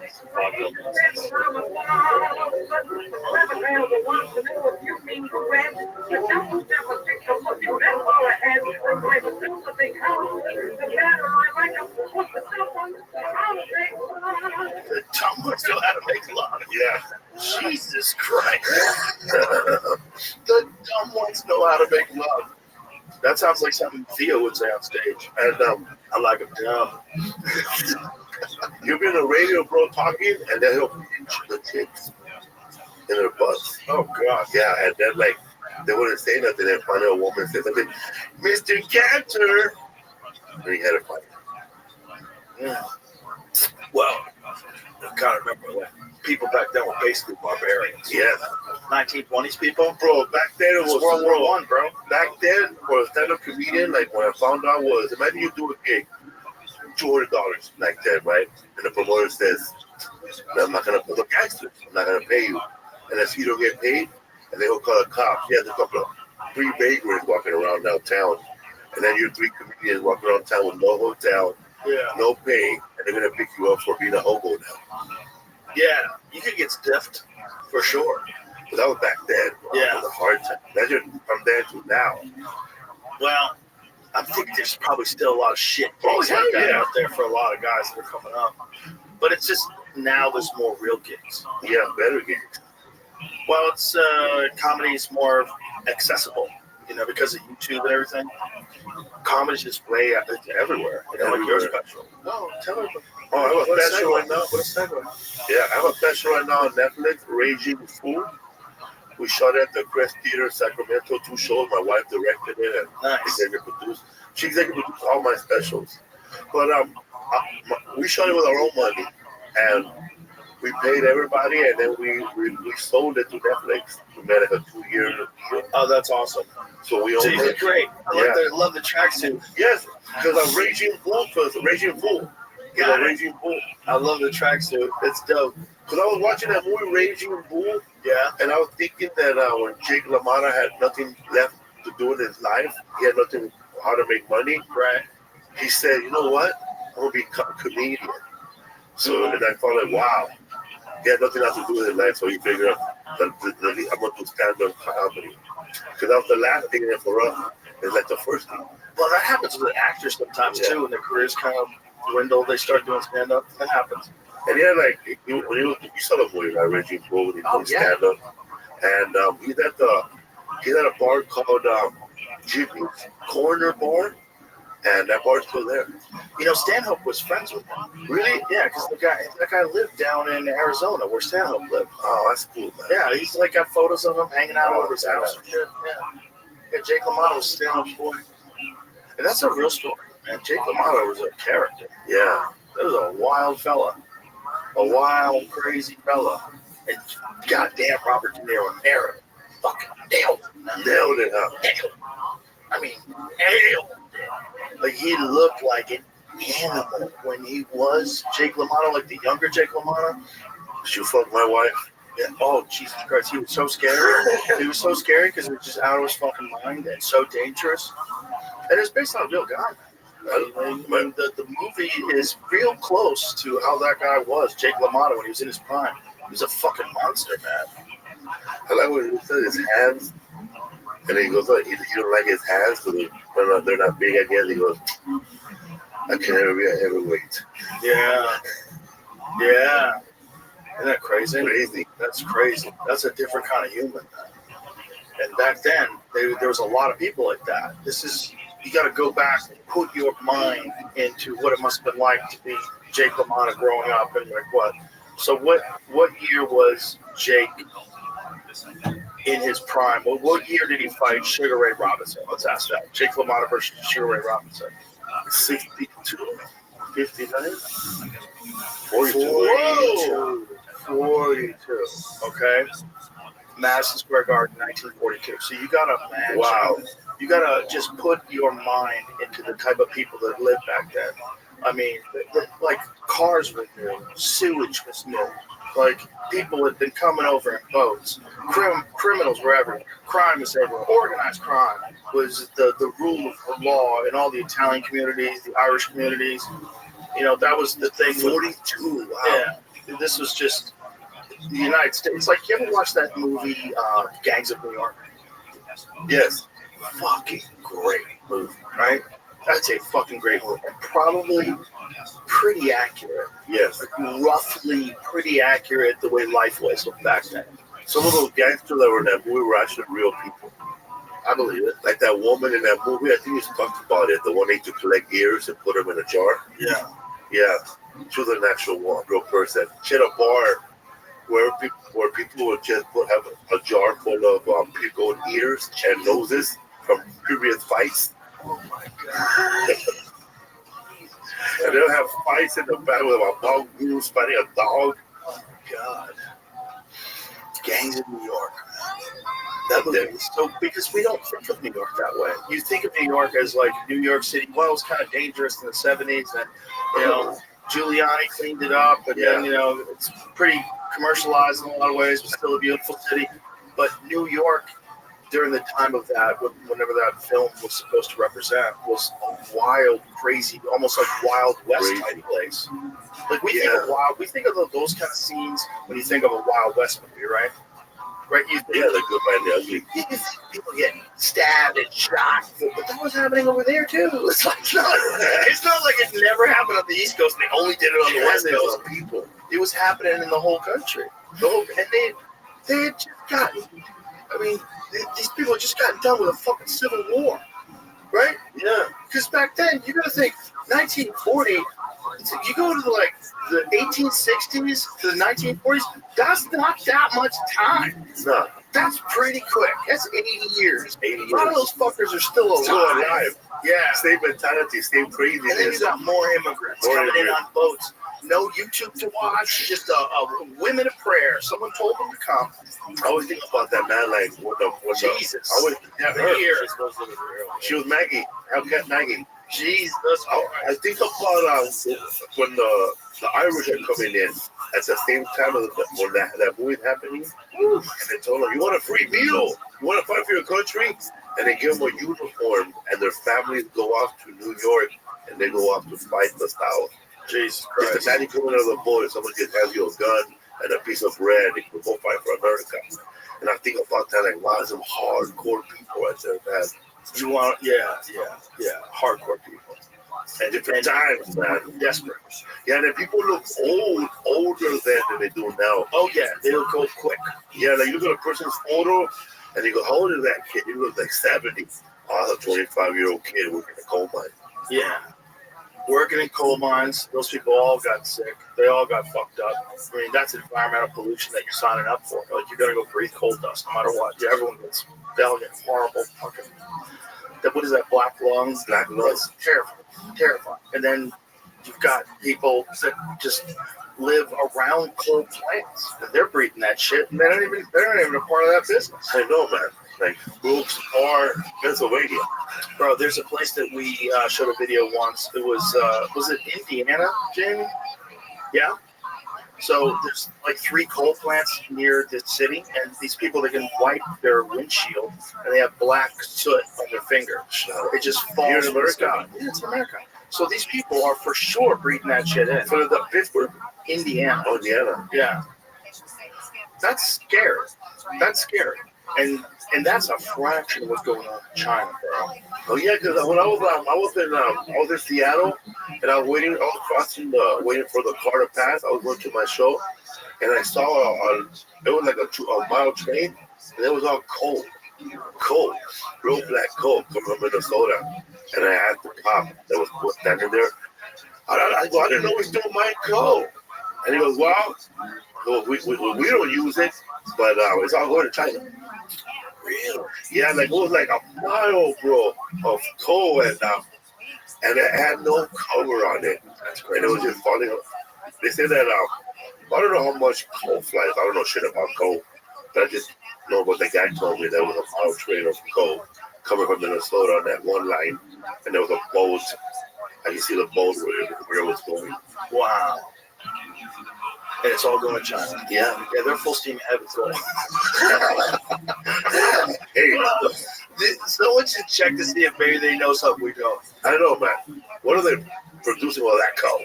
They're doing a lot. I mean, they produce so many of the things that we need, which is one of the craziest things that we all found out when everything got locked down, is you couldn't get anything. So much of what you wanted was made in China. Like, oh my God, or made in Russia, or made in anywhere where they had to come in on a ship. You know, like, that became a real fucking problem. I thought it was made in Akron, Ohio. In comparison to what we consume way more, probably, I would guess, than any country of a similar size. And, yo, dog, still rocking the Samsung. I love it. I love when a comic holds out and doesn't go iPhone. Oh, no, man. I like the bigger phone. It has a little pen. You like the pen. You're one of those guys. Which one is that? Is that the S24? Yeah, that one. That S24 Ultra? Yes. Yeah. Is that the newest one or the one right before it? Right before it. There's a new one that just came out. It's pretty dope. A year and a half ago, I think. No, yeah, that's the old one. That's Yeah. the S24 Ultra. I have that one. That one's sick. It does a lot of cool shit. Good videos, right? Yeah, it's great at a lot of stuff, but what the interesting thing is the AI. So what I like about it is I can go to a website, and if I open it up in the Samsung browser, and then I can say summarize, and it'll summarize the website for me. Oh, I didn't know that. Yeah, so if there's something that's taking forever for you to get to the point, because you want me to keep scrolling and scrolling and scrolling and scrolling and scrolling while you show ads all over the place, that's a trap. So it'll just tell you, oh, there's an asteroid that might hit Earth within the next, fucking 60 years. Like, oh, great, there's a 3%. What is the percent chance? Thank you. Usually, Only I 1.5%. think I take pictures like I could take a picture of you, right? And then do that one screen. Yeah. And then I circle it, and they'll find the sweater for me. Yeah, that's cool. Yeah. That's really cool. But that's I think that's available on all phones now. I think the new iPhone update has that as well, where you can Google search a thing and it'll show you where to buy it. That's what my wife always wanted. She wanted like to have it where you watch a television and you pause it with your finger and make a circle, and then it just ships to your house. You know when people are going to be fed up with that thing? When, first of all, you can only buy so much shit. But second of all, like, what happens? Like, those glasses that they wear now, those meta glasses? Have you seen this Harvard kid? The one that you can record now? I guess. Some Harvard kid figured out how to use facial recognition software with that. So he sees you, gets a photo of you, immediately gets a Wikipedia on you or whatever the fuck is available online, sees your Instagram page, finds your address, and it was wild. You're like, wait, hit the brakes. Sound like the T-1000 Terminator. Yeah, it's like, hit the brakes. But I don't think they can. Was there a movie like that? Yeah, there's been a bunch of books. Yeah, one with Roddy Piper was like that, wasn't it? They live. They live. Yeah, right. That was alien. I think about that when sometimes when you have a guest, they go, wait a minute, he's talking about those glasses from Roddy Piper. They're similar. I think the Roddy Piper glasses, you put them on, you could see what everybody really looked like. You could see through the whatever energy field they were projecting. Yeah. There's these alien creatures that were pretending to be people. And there's a lot of people that believe that now. I'm less inclined to believe that, but I'm open. I wouldn't want to get tricked. I mean, if there really are people that are actually aliens that are amongst us that look like people and behave like people, this is the guy who figured it out. Yes. Try to say his name. I agree. What's the first one? Right there. Try that. Oh, it's Anfu Nguyen.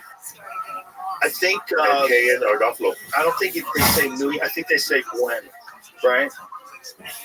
There's been a few fighters in the UFC, Vietnamese fighters, that have that same spelling, and I think they say it as. Can you find out how they say it, Jen? So it's Anfu Nguyen. Okay, I can see it. Little Dutch there. And Kane Artifio.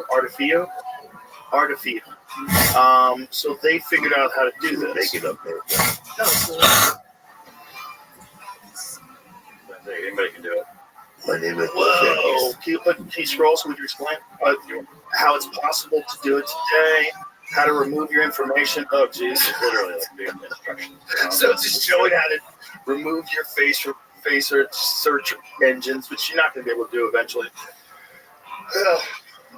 It's getting weird out there for me, man. A black face, green face, bro.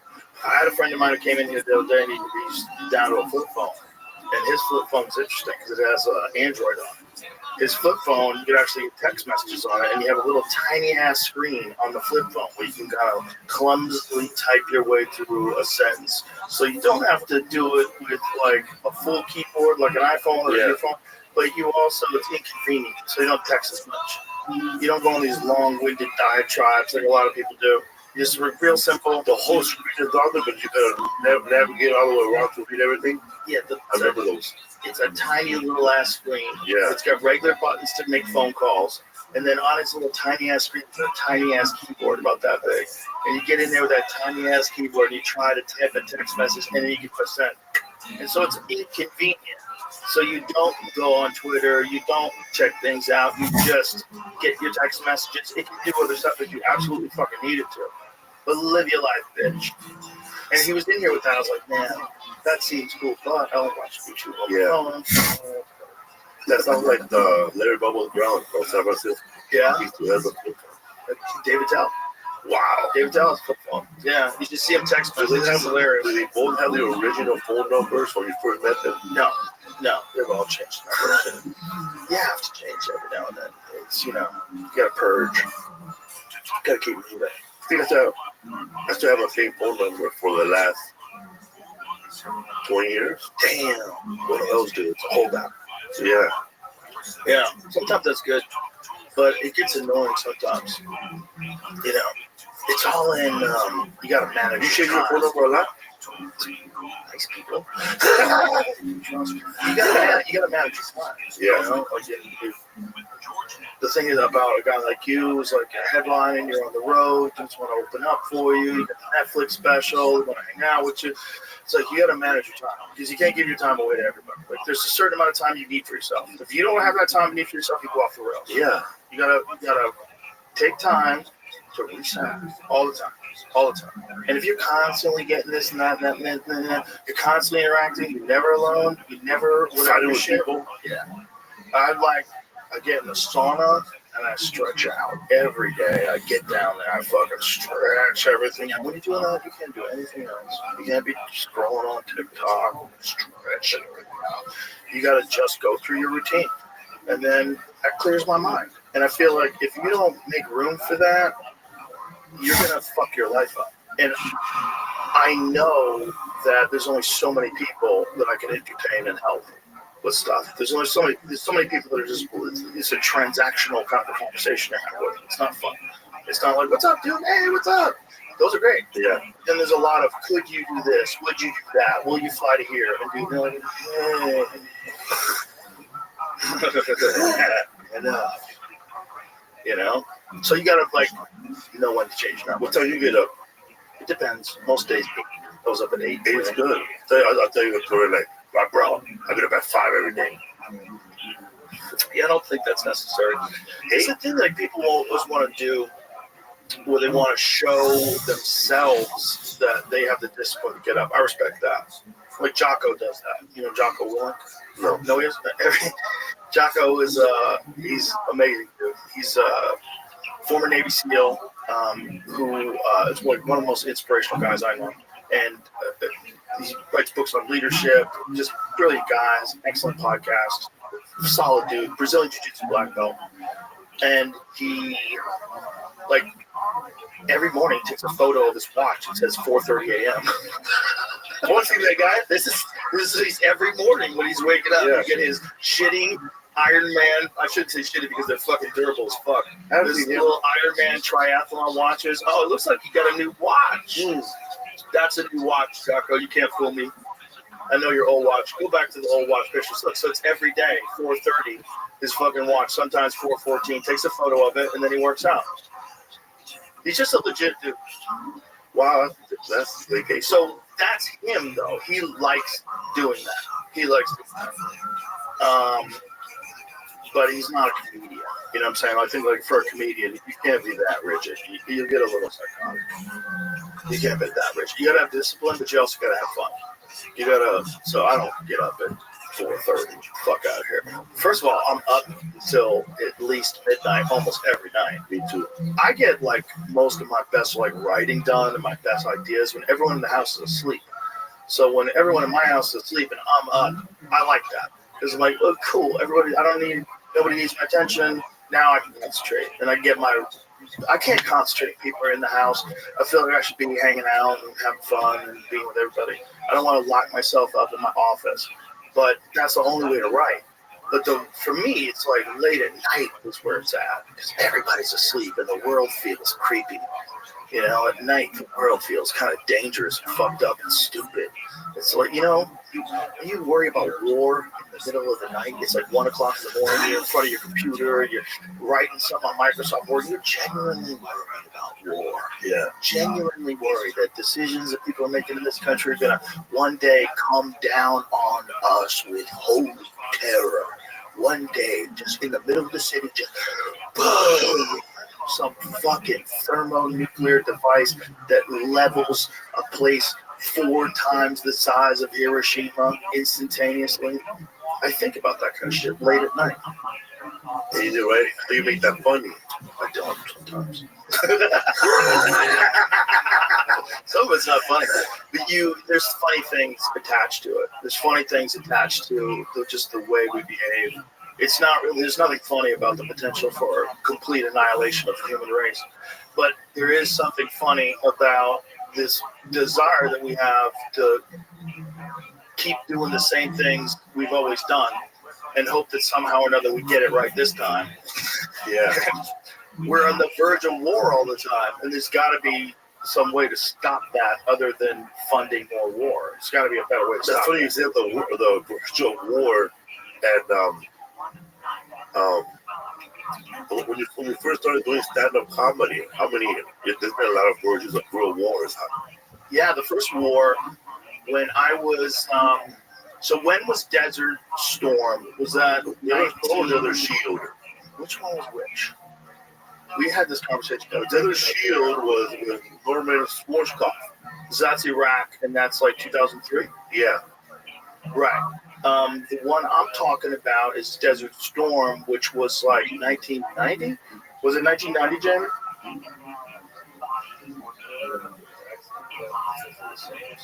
They're the same? But the first invasion before we pulled out with George W. Bush in Iraq. Iraq invaded Kuwait on August 20th, 1990. Yes, I remember that one, yes. Okay. So when Iraq invaded Kuwait in 1990, then we went to war with Iraq, and I was living with my friend Jimmy, and we were sitting, Jimmy Tillio, shout out to Jimmy, we were sitting in our apartment in the living room, and the war was on TV. We were like, holy shit, man, we're at war. I remember thinking, this can't even be real. It just happened at night, right? We started watching the air raids. Yeah, it started as Desert Shield, and then when we started going after like Canada's Desert Storm. Yeah. And what year was that? This was a year later, it's 91. So Desert Shield was to protect, and Desert Storm was to destroy. It was dropping off. Bill Hicks had the best material about that. Oh my Yeah. God. His material about the war was great. But they have such sophisticated weapons. How do you know? We got the receipts. We love to arm puppet dictators and then fuck them up. It's like, it's like a Clint Eastwood movie. Pick up the gun. It's like Dirty Harry. I tell you, I know you're thinking. Yeah. Fire for. Or tell you the truth, I kind of forgot myself. But for one, the Unforgiven, man, when the guy crying because he killed somebody, he goes, that's what happens when you kill a man. You take away all he ever wanted and all he ever had. Yeah. That movie was the best Western movie, I think, ever. Like, of that kind of Clint Eastwood genre. That was almost like he was coming back to update it. Because he had all the bangers, Good, the Bad, and the Ugly, Your Fistful of Dollars, like incredible. Outlaw Josie Wells. Yeah. Oh, Outlaw Josie Wells that was another level too. But then it's like Unforgiven was the one where it like really gave you a sense of what it must have been like living in the Wild West. It was just the people were more real. Yeah. It was more updated to like the movies of that era, like the Morgan Freeman character. It was a fucking great movie. It's a great like Western movie. It's just a hard story. I like that line when they go there to get those people that killed Morgan Freeman. You just shot an unknown man. Yeah. He should have harmed himself. Yeah. If he decorated his place with a friend of mine. Yeah, that was a hardcore movie. That was a hardcore movie. You saw But isn't it funny that we always want to think about that kind of shit happening out west? We don't want to believe that kind of same shit was happening out east. Yeah. Animals everywhere. Animals. Animals. People were animals back then. They were barely hang them high. Can you imagine if we had to do fucking stand up in 1820? Can you imagine? First of all, you're getting sick everywhere because there's no sewage. So everybody's just got shit in the streets. Everywhere you go, you're breathing shit fumes. You're stepping in shit everywhere. That's what I was thinking about now. When I watch those movies now, like gangs in New York, Yeah. I look towards something like that. It fucking stink Oh, bro. out there. People are ignoring the fucking stink. There's a rotting body right there. It probably was so rank. They didn't have anywhere to get rid of their shit. That's it. And they put that the little napkin that they had on the big white wing people. They had like a little handkerchief, and they would just carry it, bro, just to. And they would have perfume on it. They would put it in their nose so they would have to smell like the poor people. Well, it wasn't just that, man. It was the shit in the streets because they didn't have cars. They had horses. The horses would shit all over the roads. And nobody had a job picking it up yet. Oh, dude. My job was someone would just put down like a handkerchief so you could walk over it. Oh, just fucking clean it up, you lazy bitch. And throwing like shit water out of look at this. That's all shit. Imagine breathing that every day. There's no way that's good for you. You think scented candles are best for you? Imagine the people that lived back then. You worried hearing about us ultra? complain We're about worried scented about candles. ultra rays. Whoa. Poop once flowed freely in the streets of New York. Look, that was a poop pipe that would go right down the street. Jesus Christ. Oh man, when I was at my grandma's house in Mexico, they still had an outhouse. They have no plumbing. Bro, isn't it interesting because this is a terrible way to live that people insisted on doing it this way? I was thinking the day that they figured it out, like, oh my God, what the? But imagine, because you had to figure it out to get it to where it is now, right? So people had to go through that to get to the Manhattan of today where it's all super sophisticated, amazing hotels, amazing restaurants. But why would you stick around? If you're breathing in shit every day, you go live on a farm, I'd be like, fuck this experiment. This is terrible. This is not for us. This is for the benefit of people in the future. We're destroying Oil man who carted away a purple waste. Bro, you know how sick people must have been back then? No antibiotics.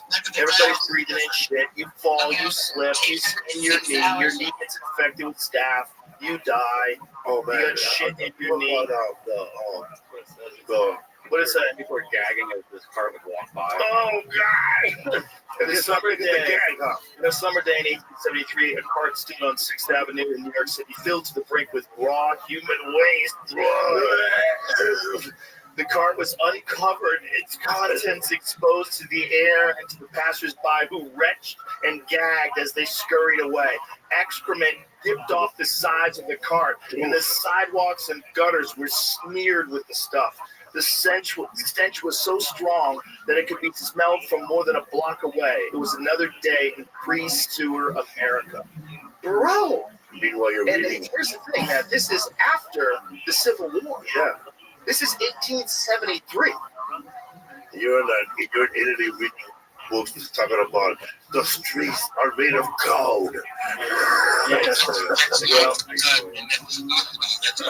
Nice use it soil. for, yeah, they would use it for fucking diminution of compost, right? It was a name euphemistically given to human waste because it was removed from the privies under the cloak of darkness so that polite society would be spared from confronting its own feces as the men carted the crap away, leaving a trail of stench in their wake. Every year in cities across the country, thousands of carts brimming with excrement rattled through the night streets. There was an antiquated solution to a modern problem. America's cities were full of crap.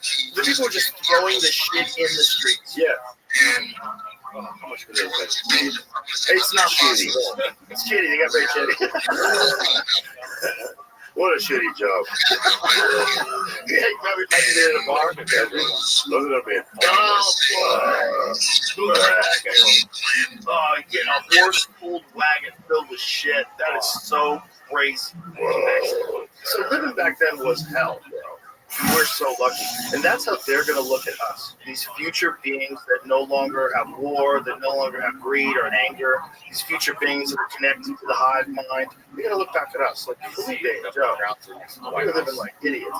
Get breath stunk, I bet. One of the dumping grounds was a field near the White House where a marsh of Washingtonian waste putrefied under the president's nose. This suggests this may have been a contributing factor to President Harris's untimely death in 1841, since the White House water source was a mere 7 blocks downstream. Shit They water. killed the president with shit water. Oh my God. He died of dysentery. Bro, this is why you can't Fucking trust that gross. the experts are looking out for your health. They didn't even protect the president. Somebody concocted this idea, and they never even thought about the potential for ruining all the water that people drink. They just said, this is a good place to dump all this. Yeah. Nasty. People are so nasty. Oh man, I also think about It's so nasty. and condoms back then were probably still sheep's wool, right? Sheepskin. Sheepskin. Yeah, Oh my God, I saw a movie where a woman she was washing the contraceptive Yeah. right after this white wig guy threw it at her face. Wow. So she's using the same one for every man. Oh, Christ. So they didn't have, even by 1880s, 2/3 of flushing toilets still just went into a backyard cesspool. Read this part here. Overflowing privy was a sight to behold in James McCabe's 1882 account of New York street life. He described one man's yard in which the privy's contents drained down into a street sewer, forming a miniature loathsome Niagara of night soil. Niagara. The cascading sewage flowed right by the window, so that a man sitting on a chair at the window would not have only the odor, but also the views of this loathsome matter circulating at his feet in the pool below. Yeah, see, this is why everybody was so sick. This is When I started the plague. well, also there's no one's clean. Polar outbreak, 49. Yeah, I was saying that is the biggest breakthrough ever in the controlling of diseases. The biggest breakthrough was sanitation. I was just thinking about Healthy too, sanitation. using these words dumping grounds in this time period, this is the same time as well as we're dumped in the East River with windows. Yeah, there's not enough vaccines in the world to protect you when you're living like that. You know? Imagine the pharmaceutical drug companies try to sell you if you were living like that, and they figured out how to counteract all the different things that you're inhaling in the air from human shit. They're so nasty, man. So nasty. Killed the president, bro.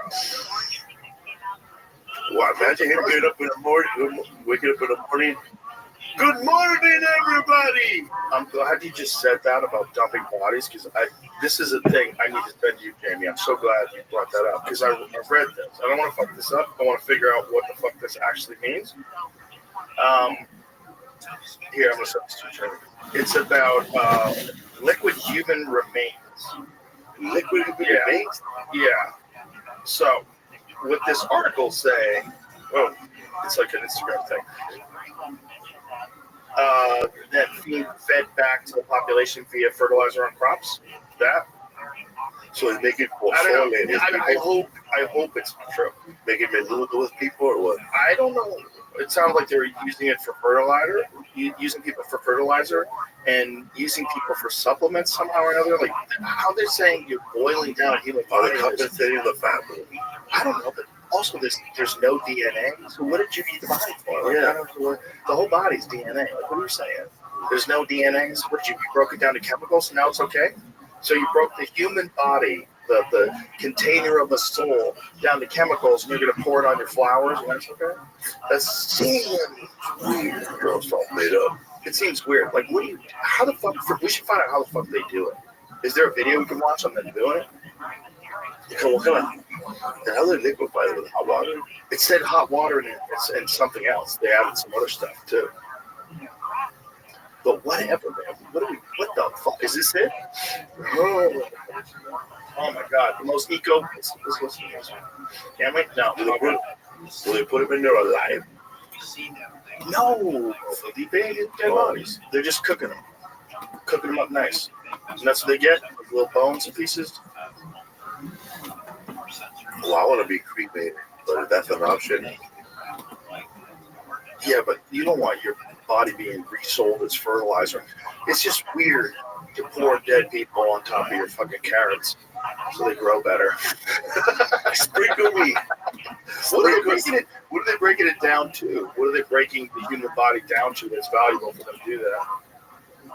Like, what is the stuff they're looking for? Let's find that out. First of all, we don't know if that's true. Yeah, no, I wouldn't think that it's true. I wouldn't even do that. How would this? Can you Google and see if there's other stories that say that? Okay, I'm not pushing. I gotta read. Oh, I understand. Whatever it is, it seems like you're supposed to leave people alone with that. Okay, we're supposed to be different than everything else on the planet. We love each other more than we love anything else. You can use monkeys for experiments. Some states allow the remaining liquid with its peptides, sugars, amino acids, and captured carbon to be reclaimed and repurposed as fertilizer. Yo. They're determined. Do they have to tell you, like, how do they have to tell you if you're going to buy a haunted house? Do they have to, if there's a house where someone killed his whole family in it? Yeah. They have to tell you that. You see that oak tree? That's Joe Diaz, by the way. What? No, they're making them to a soil, right? So, Oh, right. so you see that oak tree right there? We use the Joey Diaz. Which is good particles. That's right, that's like this. Do you think they have to tell you that you're buying dead people fertilizer, or they just consider it chemicals at that point? How do they get away with selling you dead people? Because it seems like if you have the option, hey, do you want like manure or dead people? Whoa! That's it in 1888.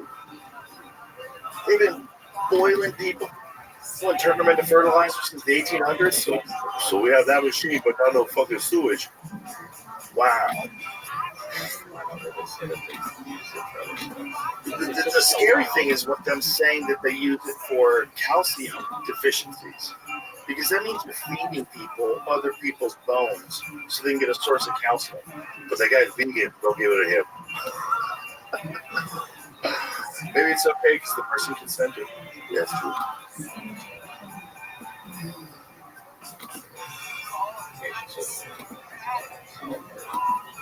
Huh. So body plus 95% water, 5% alkaline, basic chemicals, either potassium hydroxide or sodium hydroxide, or a combo, sterile effluent, water, salt, sugars, amino acids, peptides, bone fragments, calcium phosphate. So that's what they get out of it. So they boil it down in this solution and they get out all these different things: water, salt, sugar, amino acids, peptides, and then calcium phosphate. And then I guess what do they do with the calcium? So if you're buying calcium and you find out it's for dead people, they should probably let you know. You probably should have to let people know that. I drink dead people. You would sell a lot if you made it from dead people, for sure. Like if you had a skull and crossbones on the bottle. There's a lot of assholes who buy that. But then people start looking at that like they look at chicken. How were they raised? What kind of parents did he have? Oh yeah, for sure. Yeah, if you're really Do they have anxiety problems? are you really into eating someone? Yeah. What if they were a fucked up person? You take a little bit of their soul inside of you and you go insane. Be great at that. That's got to be what's happening with the cannibals when they get that disease. And they get shaky. The prion disease that they get from eating each other. Did Jeffrey Dahmer have that? I don't think so. I think you have to eat spinal tissue. You have to eat brain and spinal tissue. And they're called prions. The thing about prions is you can't even boil them. Like if you cook them at like 1,000 degrees, I think, for like hours, it doesn't kill them. If you ever get to invite to a restaurant and tell you you serve your human being, Yeah. Well, they eat first. Or they tell you after that you just ate a Well, I'd be really mad. decomposed after a lion body that we made into chicken. Yeah, I wouldn't like that. Would you like that, Felipe? Hell no. Yeah, it would be weird. Please more salt, please. Remember that movie Soylent Green? You remember that movie? No. It was an old-timey science fiction movie. But people were being fed Soylent Green, and then this guy figures out that Soylent Green is made out of people. And they're serving people like this fucking protein biscuit that's made out of humans. Awesome. Yeah. There's people Is that the one, the old movie, right? There's people that would do Do they end with a woman boiling a foot? Oh, I don't remember that. Maybe. I don't remember. It was a long time ago. I just remember the premise of the movie. I probably haven't seen that movie in 20 years. I saw one where a guy was called Microwave Massacre. Microwave Massacre? And he's a guy who murders his wife. In a microwave? And no, he cuts up her pieces and microwaves the body and makes lunches. And he takes them to work every day. Wait, this is a real guy? Real movie. Wait a minute, a real movie or a real person? It's a real movie called Microwave Massacre, but it's probably based on a real guy. And he would take food that he made from people he murdered, and they would eat it at work, and when they finally caught him, everybody at work was throwing up. I think there was a woman who got caught eating her husband and serving him to the neighbors. Wow. How much do you have to hate that dude to serve him to you? How much do you hate your neighbors? So I'm going to watch these motherfuckers eat my husband. I want to cook it up nice. Cook up that ass cheek. Turn it into a really like my husband. You're going to love this dish. This is his favorite. Jesus Christ. I made a coat somewhere for him, too. Consomme. The nice bone broth. Good for the soul. Yeah, so that's where that shit comes from. Prions. It's they're scary. That's mad cow disease. That's what cannibals get. It's a very sketchy disease. There's another one right now that deers have. It's called chronic wasting disease.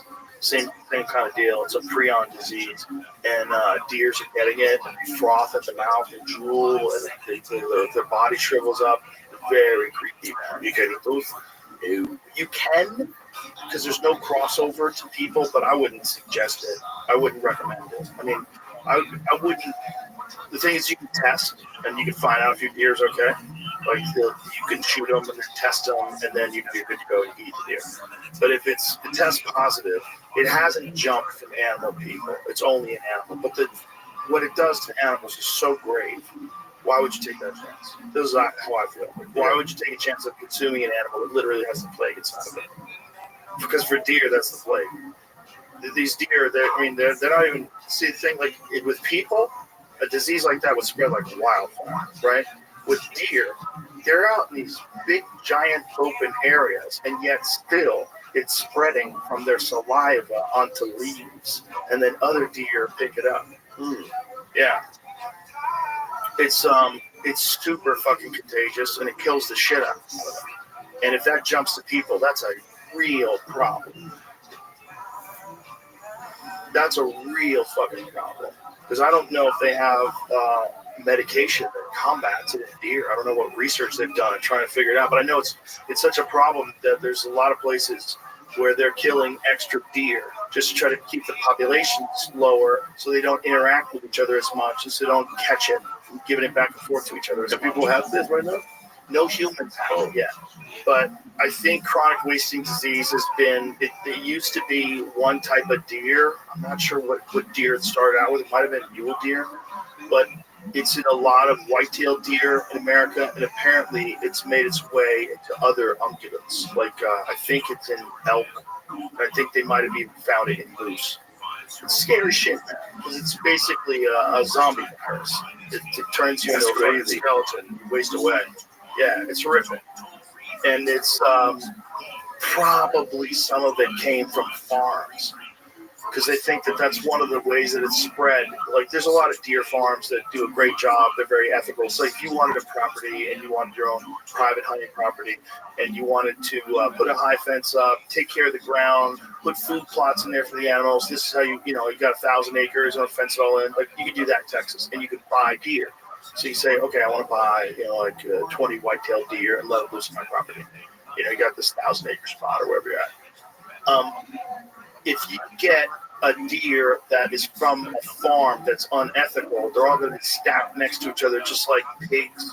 And you watch fucking factory farming for pigs. They're going to be corralled and shit. Most of them don't do this, but you're always going to have people that are unethical. And when people do things where diseases start getting spread and they kind of cover it up or lie about it because they don't want to lose money, and then they're sending deer around. So, like, there's a lot of regulations now on how you can move deer across state lines because of these diseases. If you have bad deer meat, can you cover it up with a bunch of good deer meat where that bad meat disappears? What do you mean? Just say like, because I remember myself cooking, and I had like I spilled like a shitload of garlic on my oatmeal, but I was making oatmeal for 50 motherfuckers in rehab. So I just started putting in more oatmeal, and more milk to hide the garlic smell. But in the end, everybody was farting anyway, so they still got it. But do people do that? What you're saying, that people do that with deer meat? That when they cover it up? Do that? Yeah, you could make That the people sausage. are not unethical, they hide it. Right. No. So what we're talking about, chronic wasting disease, that's different. All right, it probably wouldn't even affect the taste of the animal. They'd probably be very lean because there's not much left of them. Or they could have just gotten it and they could be healthy looking, and they still have this disease. They still test positive for it. My fear would be about what that disease is going to do if it jumps to human beings. And if you're consuming it, are we sure that it just goes out of your system, or is it just inert? If it doesn't work in your system, could it work eventually? Is it something that has an incubation period that maybe not now? Maybe it will have one in 5 years from now or 10 years from now. Maybe the version of chronic wasting disease, if it evolves and changes, is going to be making the jump to humans. That's a scary fucking disease to make the jump to humans. You know, there's a bunch of those out there. That you go, yeah, man. And then there's the ones that we make. Gonorrhea. No, like COVID. They fucking made that shit in a lab. They made it in a lab. It spread across the whole world. You think they made AIDS in a lab? Wow. Did you say like AIDS? Like AIDS. Somebody I read that somewhere. Somebody said, oh, they make all that shit in labs. Well, wasn't it like part of like chemical warfare, right? That is a part of chemical warfare, yeah. Like putting disease blankets on natives, you know, and well, they've done a bunch of fucking studies. Like that's the big conspiracy theory about Lyme influenza blankets. That's what they have. Oh yeah, no. That was smallpox. Yo, Pim, how are you, baby? That's it. What's good? Oh, I'm living life, kicking ass, taking names. Do you know who I am? Oh. Absolutely. I'm Rabbi Rothschild. I stream my life 24 hours a day, 7 days a week, 365 days a year for world peace. I've been doing so on YouTube for more than 3.5 years. I just started 2 weeks ago on Twitter Spaces, doing it 24 hours. Can you see my camera? Excellent. I have more data online than any person in global history. I do this for world peace. I want to end world hunger through the use of technology, things like agricultural drones, floating greenhouses, saltwater greenhouses, vertical farming, hydroponics, cloud seeding. I want to end world thirst. Sponsored by a cryptocurrency. It's known as Harry Potter, Obama Sonic 10 Inu, and it's worth over $100 million. We've built wells in Nigeria.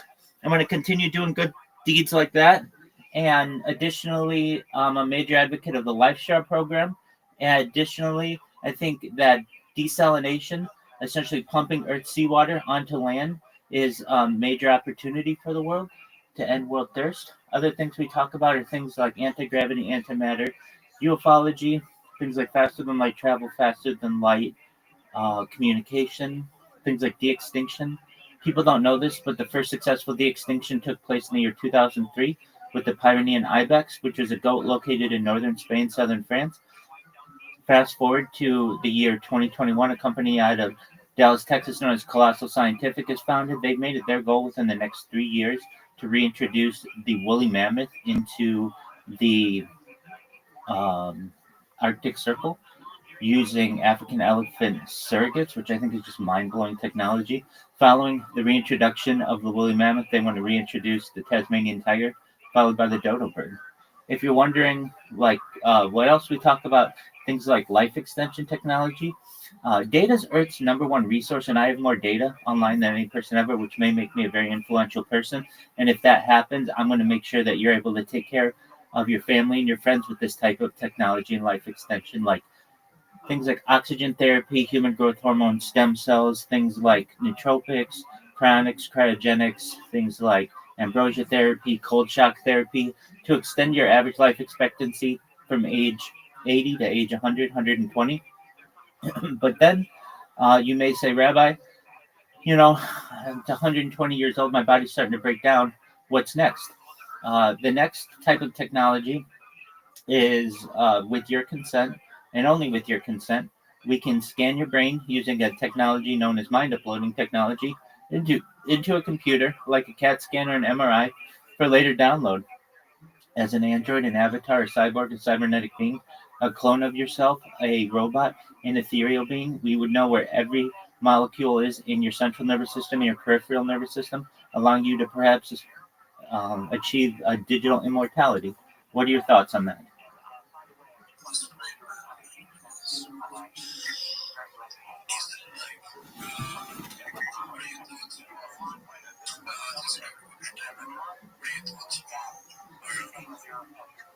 Mariana 1?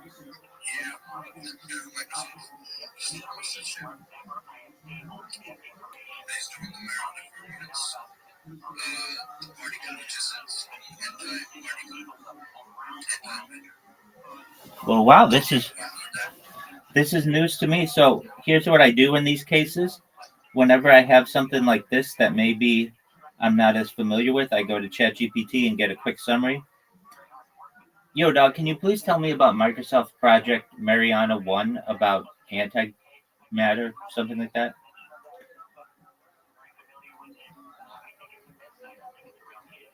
And then we'll see what it says.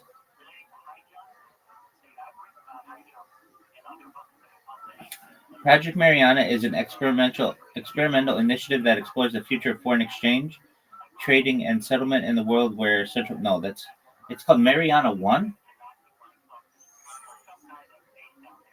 Mariana 1, and it's from Microsoft.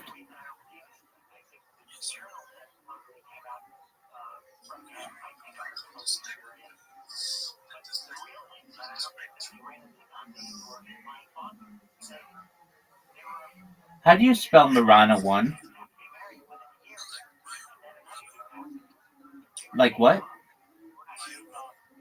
Okay, spell it.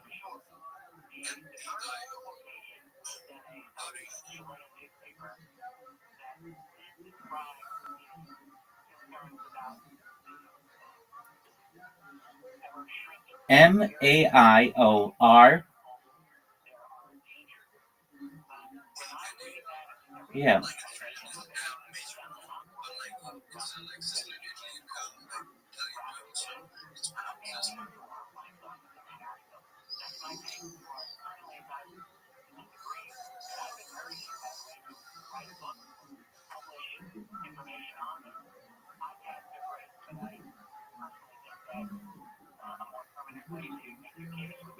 Okay, well, I can't find too much on this. Tell me about it.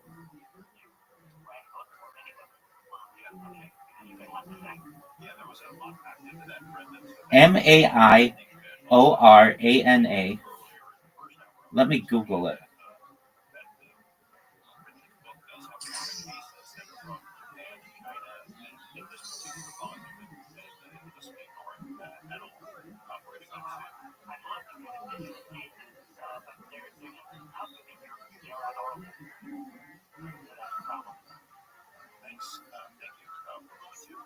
So tell me about it. What do you know about it?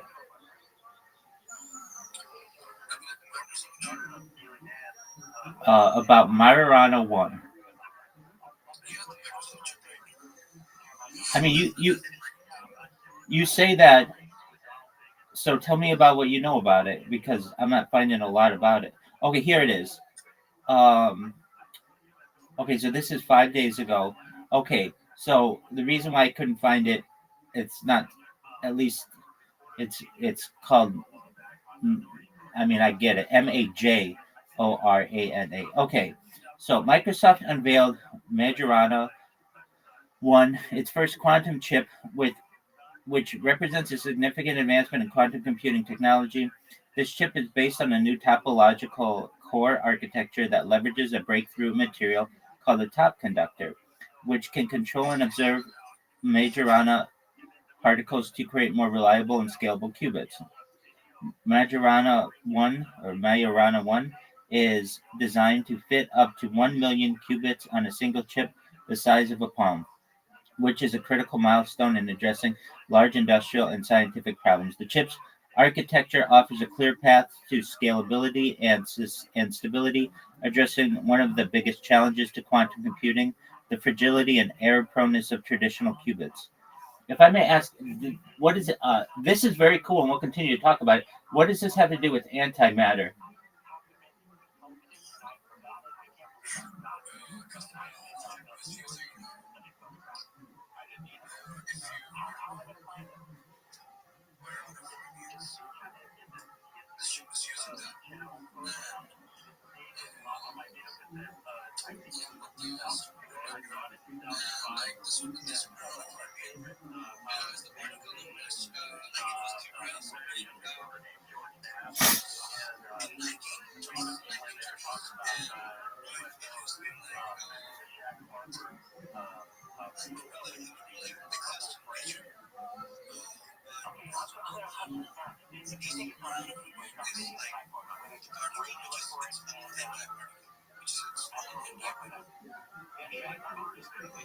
So you're saying this particle is its own antimatter?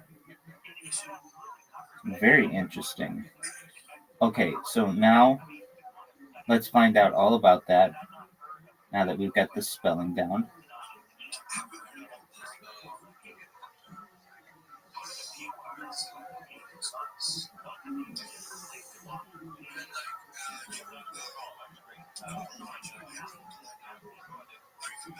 Yeah, CERN essentially.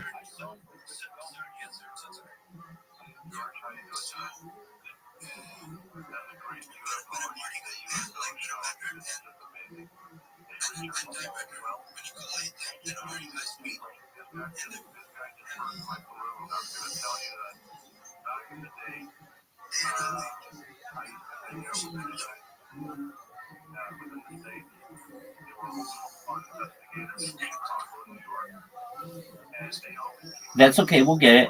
So in terms of Majorana fermion and antimatter, Majorana fermions. Majorana fermion is a hypothetical particle that is its own antiparticle. The concept was first proposed by Italian physicist Ettore Majorana in 1937. It's in simpler terms, most particles have corresponding antiparticles. For example, an electron has a positron. Majorana fermions would be their own antiparticles. The idea is particularly significant in fields like quantum computing and topological quantum computing because these particles could potentially be used to create stable quantum qubits that are resistant to certain types of quantum noise, making them ideal for quantum computers. While Majorana fermions haven't been conclusively detected yet, some experiments are in condensed matter physics, especially involving topological superconductors, have shown promising results. Antimatter refers to the form of matter using antiparticles, which are counterparts to the particles that make up regular matter. Okay, very cool. So you were trying to think of with CERN and the Large Hadron Collider. What in particular about that?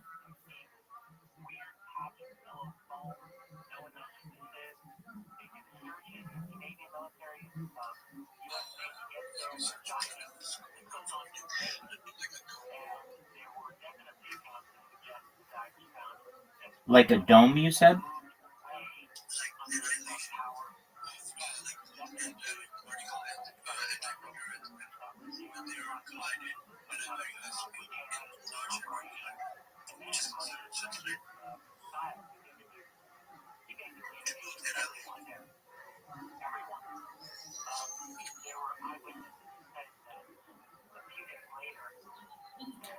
Okay, so the annihilation of antimatter at CERN involves the collision of particles and antiparticles when they annihilate each other, releasing energy in the process. Here's a breakdown of what happens.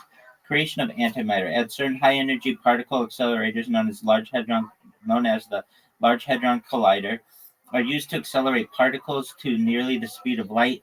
When these particles collide, they produce various particles, including antimatter.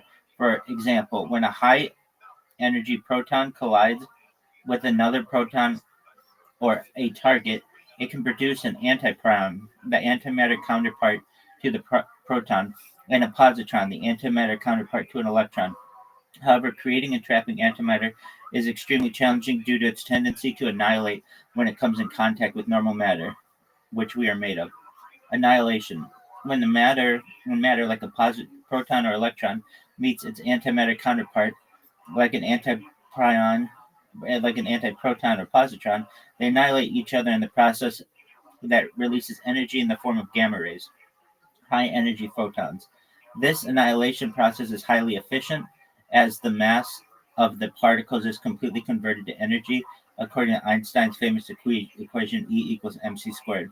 In particle collisions at CERN, protons and antiprotons can collide, leading to annihilation, producing high energy gamma rays, sometimes additional particles like mesons. Electrons and positrons also annihilate each other, typically producing two gamma photons with equal energy. Detection and study. Certain scientists are interested in studying antimatter for several reasons.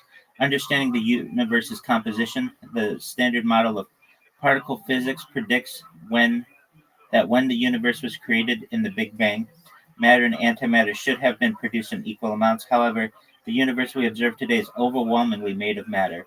Understanding antimatter and how it behaves might provide clues to this matter-antimatter asymmetry. Applications of antimatter. The study of antimatter also has potential future applications in medicine, like in PET scans and energy research. At CERN, antimatter is produced in extremely small amounts and studied in particle detectors like ALICE, a large ion collider experiment, or ATLAS, a toroidal LHC apparatus. These detectors can capture the annihilation events and measure the energy released during particle-antiparticle interactions. Challenges and goals. Producing enough antimatter to observe its effects or use in practical applications such as for energy storage or propulsion is still a huge challenge. For instance, it costs a significant amount of energy to create antimatter, and the quantities produced are incredibly small. Currently, CERN and other research facilities can only produce tiny amounts of antimatter, enough to observe its fundamental properties, but not nearly enough for the practical uses like energy generation or propulsion. So the annihilation of antimatter at CERN is not just about destruction, it's about understanding the fundamental laws of physics and exploring possible applications for antimatter in science and technology. How does that sound?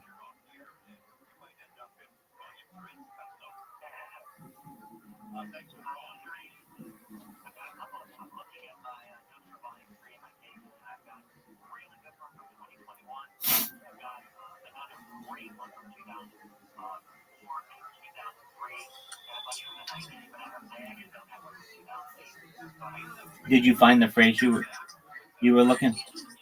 Go ahead.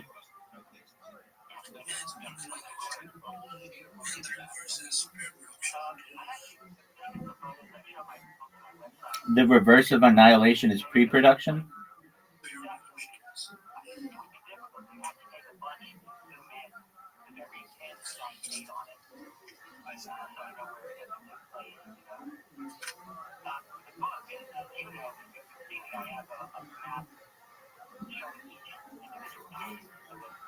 What are your thoughts? Why don't we have an equal amount of matter and antimatter in the universe? Why does it seem like there's more matter?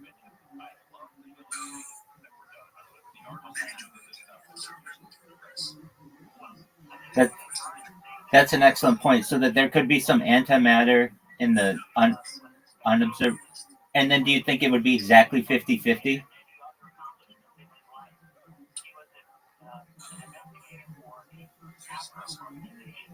Definitely. I like the way you think.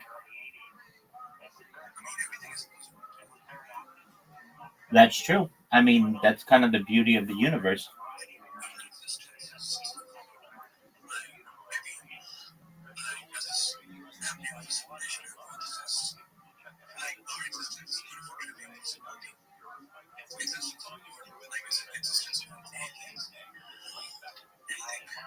Yeah, Doug, what are your thoughts on aliens?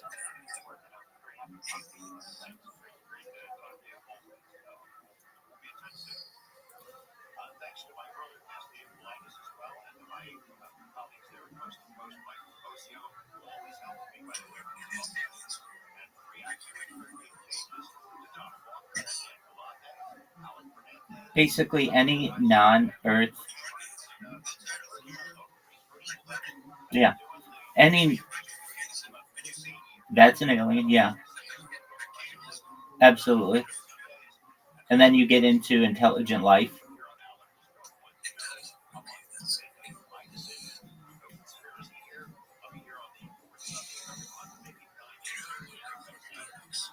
Yes.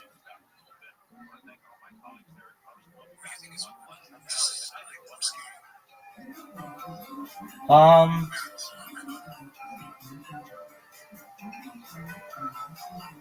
Well, I think that aliens have come to Earth, and that there's a lot of evidence of them being here, and that perhaps we were. I mean, no. I mean, yeah. That I think was probably made likely by humans, but I'm talking like there's evidence of people who just see UFOs on a daily basis on Twitter and Reddit and Google and YouTube. And so, I mean, we've seen these saucers, and they come every single day. Um, I think additionally, now people may say, well, that could be a bird or it could be a plane or whatever. But even if one of them can't be explained, then there's some interest to it. Now, I think that the United States government did this through something over the course of some time known as Project Blue Book, and they found that even like 5% of them couldn't be explained by traditional means like swamp gas or perhaps another planet or something like that. Um, then we have alien abductions. We have the Betty and Barney Hill abduction, the first major one that occurred on September 19th, 1961, where a couple was driving in New Hampshire and was abducted, and there was evidence of their abduction on their car and on their physical body. There was high amounts of radiation on their car that couldn't be explained. Um, and then we have the Travis Walton abduction that takes place on November 5th, 1975, where a logger in northern Arizona essentially was abducted for some time, and didn't return to the public for 5 days, and they actually were going to charge his friends with murder because he had disappeared. These are major events that have happened. And then we just have, through history, we have Roswell that occurs in July of 1947. And perhaps the device that I'm talking to on may be reverse engineered alien technology. I mean, I'm talking just like smartphones and computers and things like that. If you look at the development of humanity, for 2,000 years, we went from probably the most advanced way of transportation, which was like perhaps um, the chariot, then getting to the carriage. I mean, in 2,000 years, we went from the chariot to the carriage, and then all of a sudden, with the Industrial Revolution and with the birth of aviation, we get into stealth bombers and bullet trains and such. All of this may have been influenced by perhaps the crash retrievals that have occurred. Then we get into just even earlier history. We have in biblical times Hezekiah or Ezekiel's wheel. We have certain sightings and wood carvings in medieval Germany. We have it in Renaissance paintings, just crafts in the sky. We even have it in hieroglyphics. There's a lot of evidence that aliens have been here for a long time. And if you ask many of these alien abductees who have allegedly had some type of communication with higher intelligent beings, that Earth is essentially a zoo. It's essentially an experiment, and that we were seated here. And then you get into like more modern discussions. Bob Lazar, who was worked at Area S4 of Area 51 in Nevada, and his story is that, at least in his briefing from the United States government, that these aliens have done at least 64 major evolutionary changes to our DNA to make us what we are today. specifically in the size of our brain and in terms of our intelligence. So, I mean, you if you look at the evidence that's available, there's a lot of evidence that exists. I mean, even the New York Times talks about this in 2018. Just one moment. Please tell me about the New York Times disclosure of UFO technology.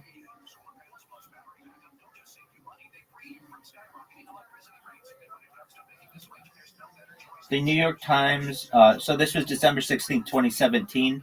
Advanced Aerospace Threat Identification Program, ATIP revelation. The Times published an article revealing that existence of ATIP, a secret U.S. Department of Defense program dedicated to investigating UFOs.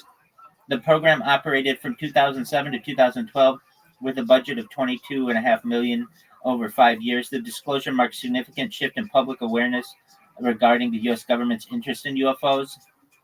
That's from Wikipedia. May 14th, 2020, the Navy UFO encounters. The Times reported the official Navy records detailing encounters between military pilots and unexplained flying objects. These records included descriptions from pilots and objects exhibiting flight characteristics beyond current technological capabilities, further fueling public interest and debate on the subject. June 5th, 2023, claims of non-human craft retrieval.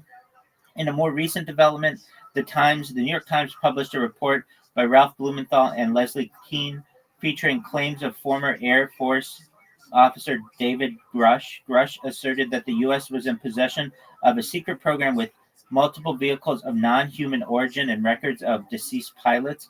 This disclosure had intensified discussions about the nature of UFOs and the extent of government knowledge regarding them. These articles have significantly contributed to the ongoing disclosure of UFOs, prompting increasing transparency and public interest in the subject. So that's the New York Times. That is the most trusted media outlet in the United States that is talking about these things. So, I mean, it's kind of obvious to me that they exist here today.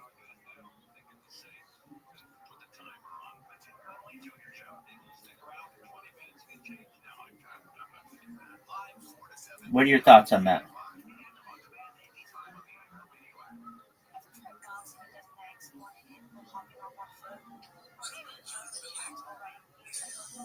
Sounds ridiculous, right?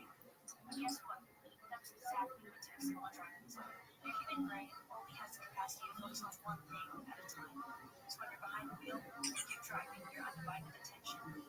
Don't drive distracted. A message. That's okay if you don't know. Do you have Discord, by the way?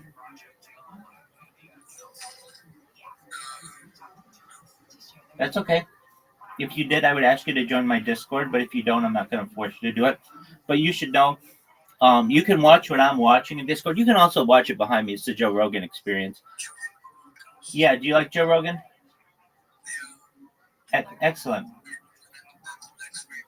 Dog, absolutely, that's what I watch all the time. All the time, man. So, you should know that I'm always live. The issue that occurs with me, especially on Twitter just instituted AI as its basic first line of defense for moderation, and it keeps banning my accounts. I'm not the only person. If you go on Reddit, there's like a huge subreddit dedicated to people who have just keep getting banned from Reddit or from Twitter, and they just give up on it. And but if I ever get banned, I just create another account and just start streaming my life again. But I'm always live on YouTube. I'm live on 16 different YouTube channels right now. Have you ever seen the movie The Truman Show? That's okay. It's from the 1990s. It stars Jim Carrey. Jim Carrey essentially is the main character. His entire life is on camera, and he doesn't know it. The only difference is that my entire life is on camera, but I do know it. So I do this with my own consent. But basically, you can watch my life every single moment of every single day, going back to the pandemic, more than 3.5 years, which is a huge undertaking. It's more data than any person's ever uploaded as an individual to the internet. And I do it because I think people will be able to learn from it in the future.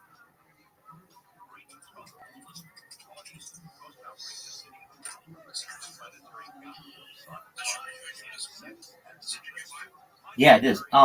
Go to the account that says, not the main account here. I mean, that works too. It's just, uh, you can just go to discord.me/rabbi, and that will give you the link. If you want the actual link, I've got two accounts in here, the red ones. Go to the one that says Rabbi Rothschild. The one that says, please read my expanded profile has the link as well.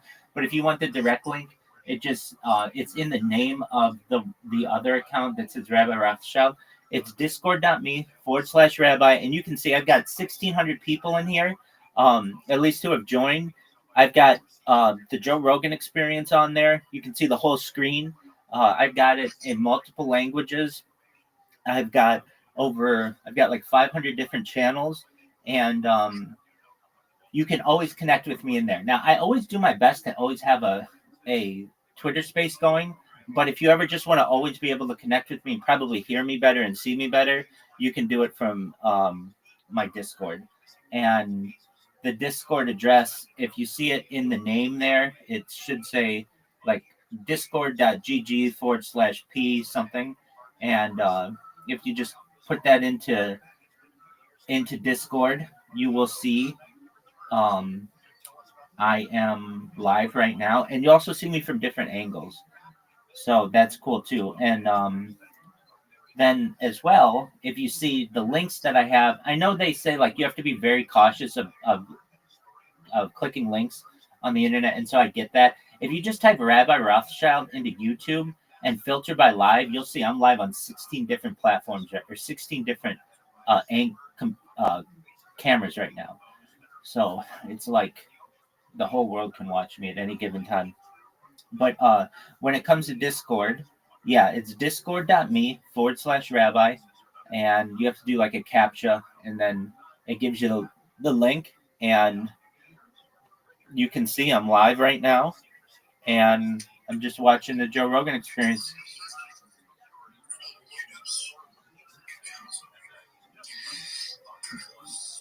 So type Rabbi Rothschild, my name. Type Rabbi Rothschild, which is my name, into YouTube, and then filter by live. Yeah, that's one of them. I've got 16 of them though, so make sure to filter by live.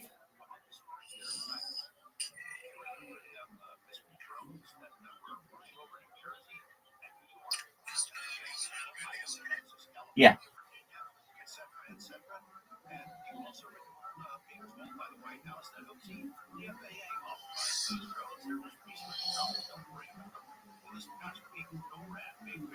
So if you filter by live, you'll see I'm live on like 16 different streams right now, which normally any creator doesn't have more than one going simultaneously, let alone 16.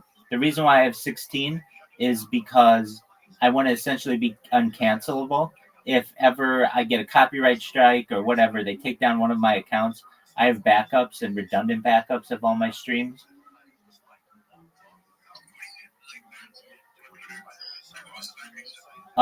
Copyright infringement, like I stream the Super Bowl, or I stream the Olympics, or I've streamed 3 Super Bowls, I've streamed 3 Olympic Games, I've streamed the World Cup, I've streamed the Women's World Cup, and when you do that enough, you get enough copyright strikes and they just take down your account.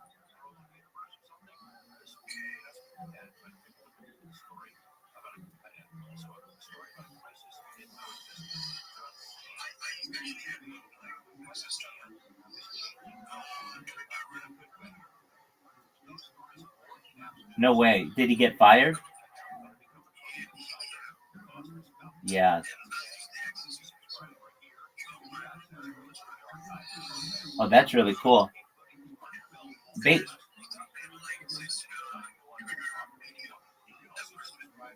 Twitter media? No. What is that?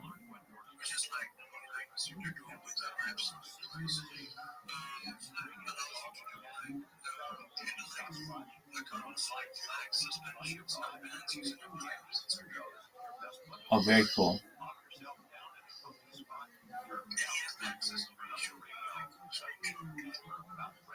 Very cool.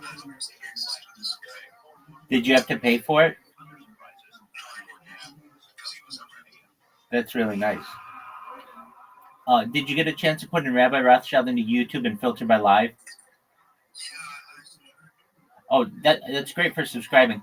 But filter by live, I want you to see all 16 of my streams.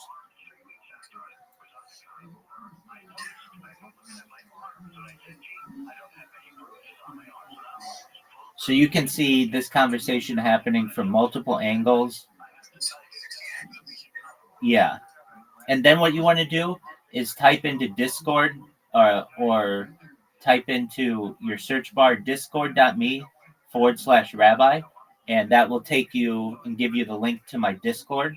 And then you can see, we can interact in my Discord.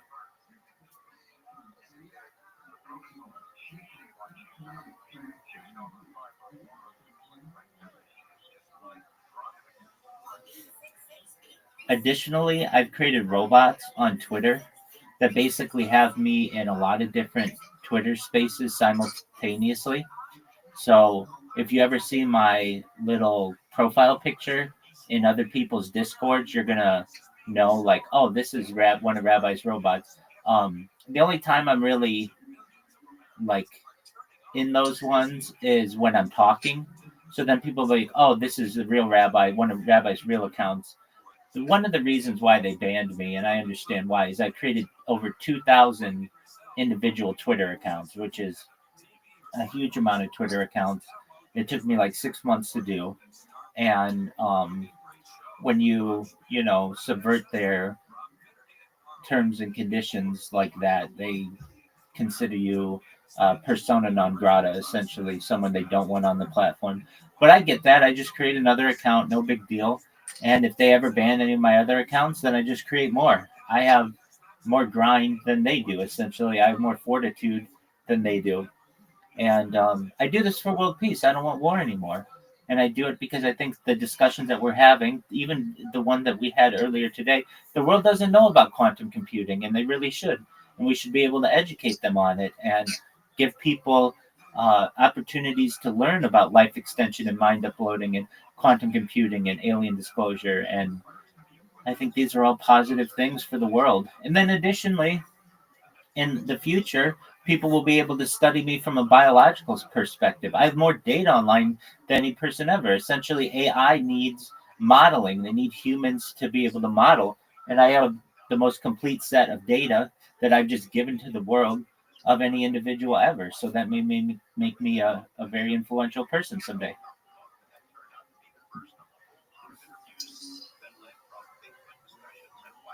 Do you see how to join my Discord? Okay, excellent. When you join, you're going to... Oh, yeah, I'm on 16 different YouTubes right now. And I've been live on YouTube for more than 3.5 years, 24/7.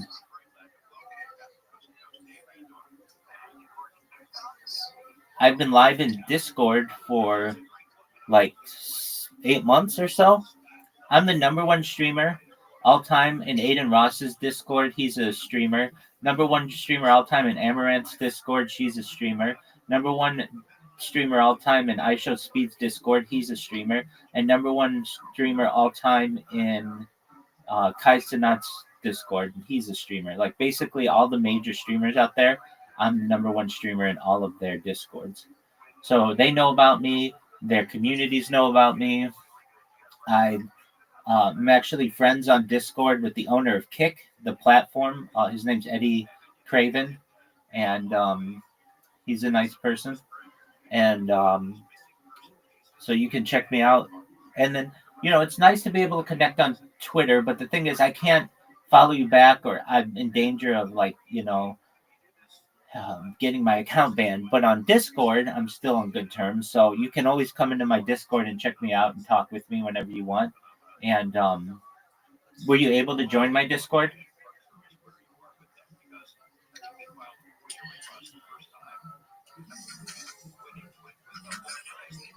Okay, let me know if you need any help. Basically, all you have to do is type in discord.me/rabbi into your browser, press return. It will take you to like a CAPTCHA. You do the CAPTCHA, and then it says join Discord. You join Discord, and then it'll take you right into a video call with me that I have live that I'm watching Joe Rogan on. And you'll see me from the side. So you see me right now straight on. You'll see me from the side. And it's a much clearer picture. It's a much bigger picture. And then you can see a lot more of my devices there as well.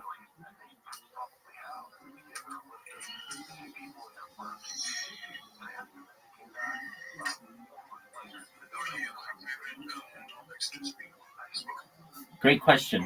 I love talking about ufology. I love talking about world peace. I love talking about futurology. So study of the future, advanced physics, but really like inventions. I also like talking about mega projects. I'm a big advocate for something known as the Bering Strait Tunnel, essentially a tunnel that would connect Asia to North America, allowing people to take a car perhaps from New York City to Paris, or from Los Angeles to Cairo, or Mexico City to Cape Town. I think this would be really great for the world. Additionally, I'm a major advocate for the building of the Darien Gap Highway. If we were able to do that and build the Bering Strait Tunnel, you'd be able to drive from Buenos Aires to Mumbai. You'd be able to drive from Rio de Janeiro to Madrid. I think these are amazing opportunities for the world, and I don't think that it's necessarily out of the scope or the realm of possibility over the course of your or my lifetime to be able to see these things. I also like to talk about space a lot, so I'm a major advocate for a space elevator. I am an advocate for space tourism, for terraforming of other planets like Mars and perhaps someday Venus, planetoids like Europa and Titan. I am an advocate for interstellar space travel and then eventually into intergalactic space travel. I'm fascinated by the idea of aliens. I'm fascinated, and I used to be a huge skeptic on aliens as well. So it's not like I've always thought that there were aliens. No, I have publicly debated people on the lack of evidence towards aliens, but I was convinced after seeing a documentary around the year 2009 known as the Disclosure Project, which took place in 2001, where Dr. Stephen Greer has a panel of a couple dozen whistleblowers from the United States government and other governments around the world saying that this is a real phenomenon and that it's been kept secret at least since World War II and even perhaps before. And the reason why is because it would have such a major impact on society. If we found out that aliens existed, I mean, perhaps we may come together as a world, but also much of the technology would render the petroleum industry perhaps non-existent, or to some extent the coal mining industry. Basically, we could be able to power things through nuclear power, through nuclear fusion, nuclear fission, cold fusion. All of these types of topics would have a major effect on society. And I embrace that. I think we have to have a mature conversation with ourselves and recognize we're not alone. And so those are the things I like to talk about. I like to talk about world peace. I do my best to stay. I mean, I talk about religion and I talk about politics, but I do my best to stay as neutral on the matters in public as much as possible. What you'll be able to see in my Discord, though, in particular, is that like there are some mundane aspects of my life. I pray every day. I say blessings on food. I eat. I sleep. Those kinds of things. Certainly, maybe not that exciting, but it's basically a lifeline, a connection to me whenever you want. So I get people in there. We play games on a daily basis. I like to play golf. I like to play mini golf, and so we do that. We play chess. I sing a lot, so I sing a lot of karaoke. I like karaoke spaces, which I do quite often, and just all in all, do my best to be uh, just a good human being. How about you? What do you like to discuss? I don't play on chess.com. I do have an account, but I'm somewhat of an intermediate player in general. I play people on Discord, and I feel as if I play on chess.com that I will get a little obsessed with it, and I don't want to, because people do. So I do just play on Discord. It's usually easier to play with people. How about you? What's yours? Yeah. Wow, that's very good. Do you play chess often?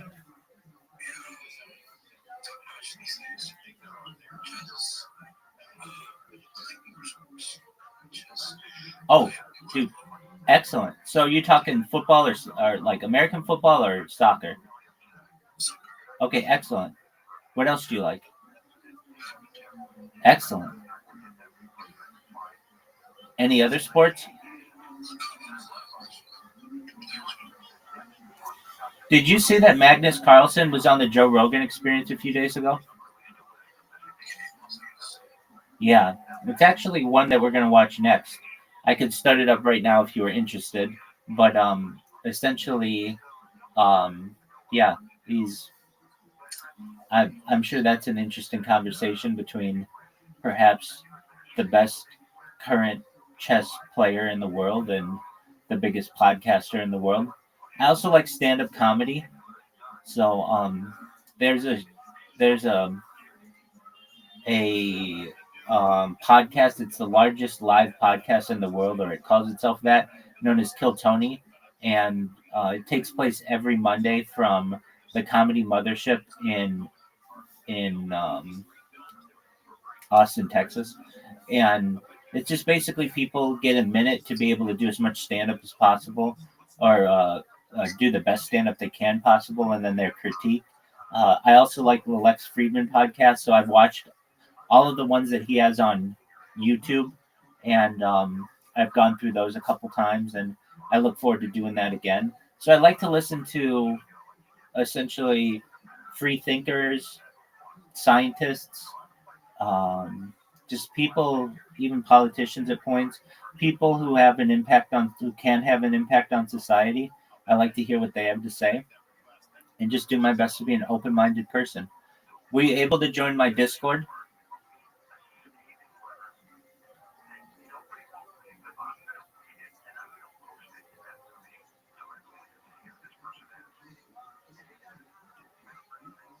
I don't know if you were able to hear me. Were you able to join my Discord?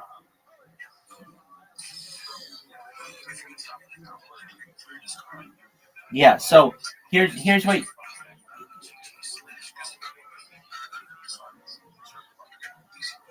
That's okay.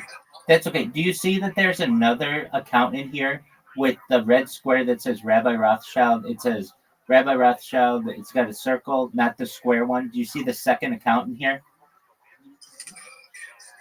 If you click that, in the name, it has the public invite. It says discord.gg/P. Do you see that? That's the link. That's all you have to put in, and then that'll take you right into it.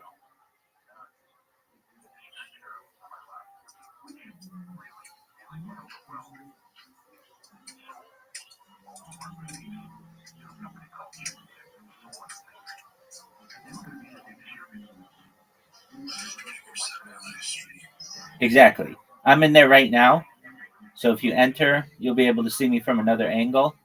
You'll also be able to see the full Joe Rogan screen.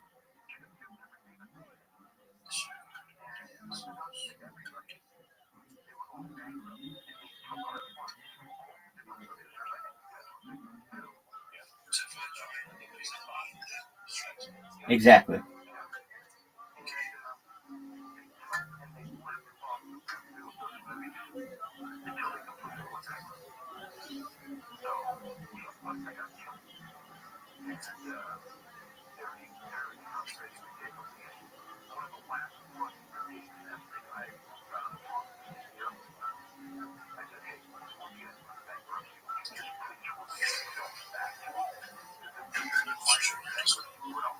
Okay, excellent. Now join. Do you see I've got 2 accounts in the 24/7 live stream?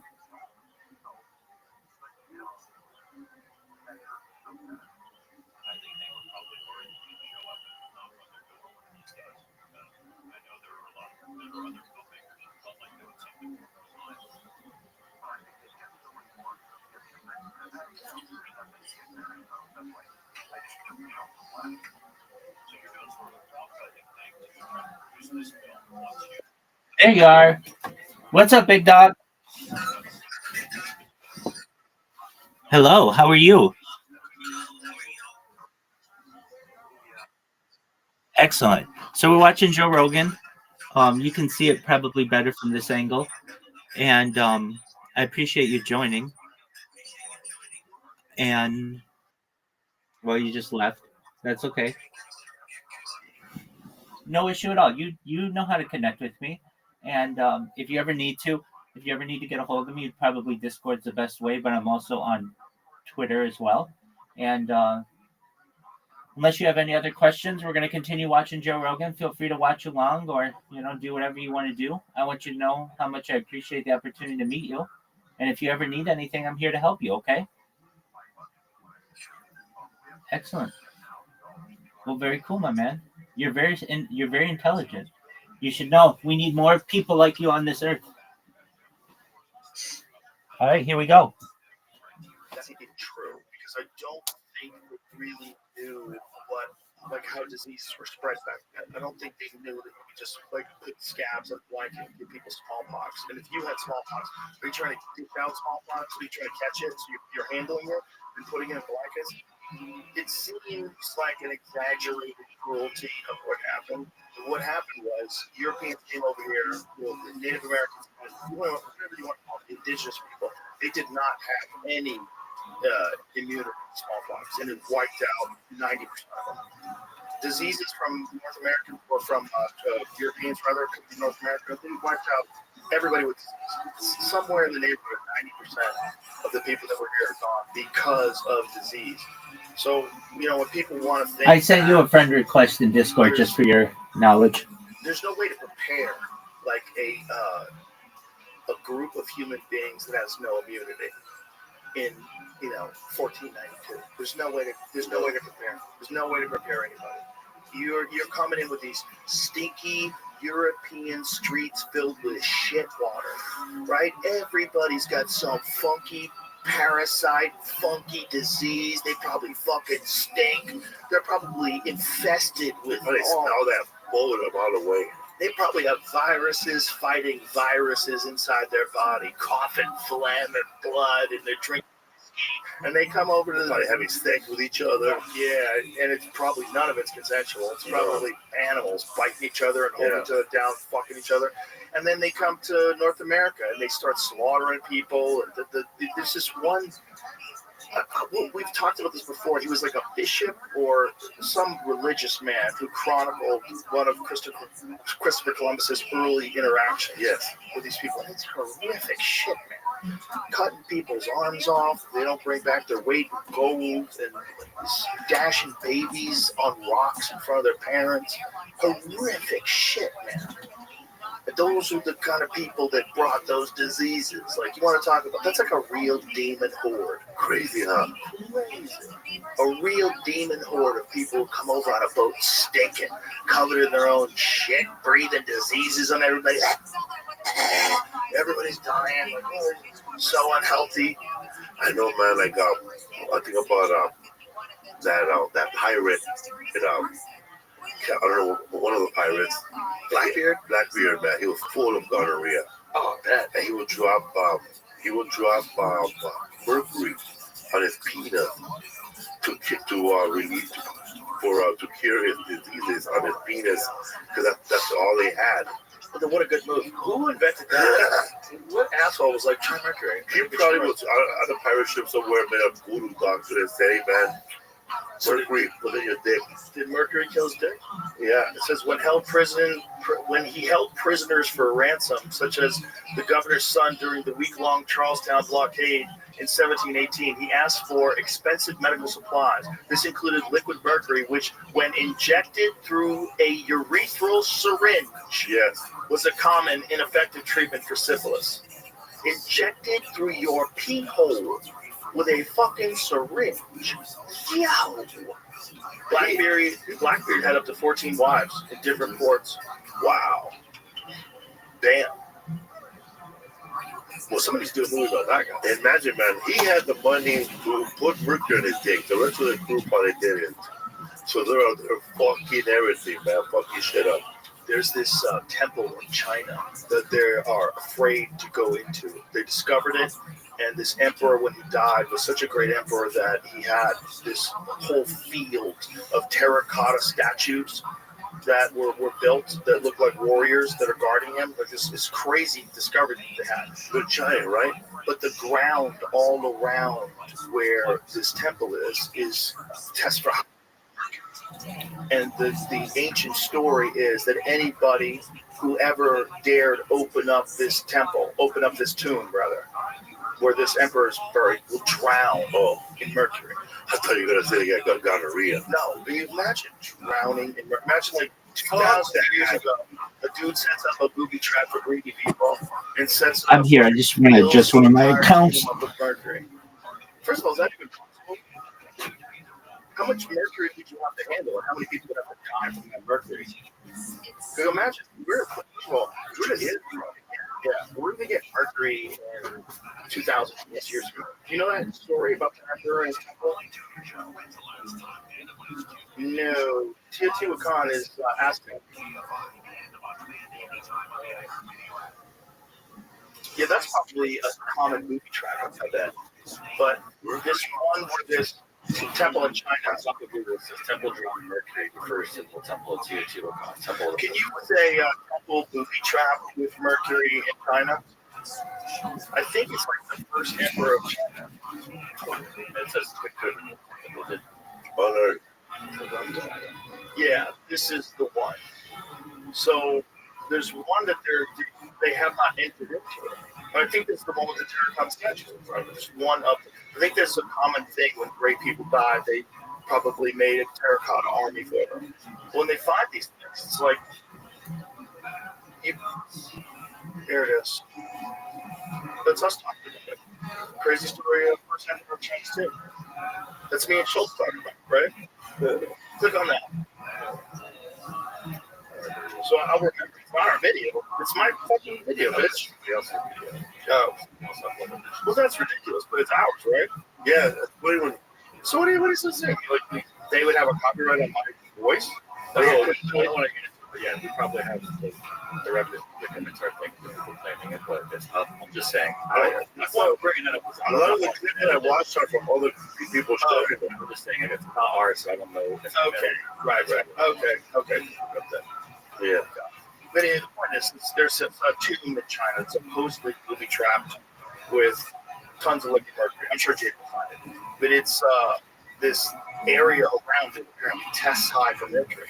So they think that it might be a true story, and they don't want to go in there. They want to go to the door and die. Which is wild that this dude set this up, if he did, 2,000 plus years ago. I don't even remember how many thousands of years ago it was, but it was insanely impressive. Wow, that's amazing. To think of something like that, it works. Yeah, like where do you? While Jamie's looking this up, where the fuck do you think they get mercury, and how much can they get? How much can they have back then? I've always seen that's the problem. I know. Like, where do they get it? Throughout antiquities, remember we talked about cinnabar before? Cinnabar. So that's where they got reds. Also, cinnabar in antiquity was the source of all mercury. So how did they do it? They pulled it. How did they do it? To extract it, to roast it in air, the sulfur is sulfur dioxide, while the mercury is released as vapor, it can be condensed. Mercury boils at 357 Celsius, it's processed at temperatures well within. We had some kilns, they had those. Wow. So they just cooked up mercury. Hard to do, but they did it. Wow. Well, if they can make a temple like this guy has, they can cook up mercury and fill that temple. That is crazy. Maybe there's going to be a way with new technology where they can like pierce the ground where they can see into things without having to like actually go in there physically. Because I know they're doing like the LiDAR stuff. I know they can kind of detect where these agriculture. Someone digging into is this claim real? This says that even if So even though mercury appears as far, or as the elemental metal has been found in tombs dating as far back as the 2nd millennium BC, it's not clear why it was put there. Might its toxicity have acted as a deterrent to grave loot? Probably not. The dangers of mercury fumes were not recognized until Han times. If so, it seems there's a lot of mercury in the burial chamber. It's likely to be either a preservative or an anti-theft device. So the big theory is that it's an anti-theft device, and that's why people are terrified of going in there. Here, hold it right there. Based on estimates of mercury production from the Song era and allowing for the imperfections of the earlier refinement process, he thinks the chamber might have contained at most 100 tons of the liquid metal. Holy shit. 100 tons. How did Blackbeard find this shit? Whew. Well, that was what year? That was here's a How did he find mercury? right. Right. Shiver me timbers.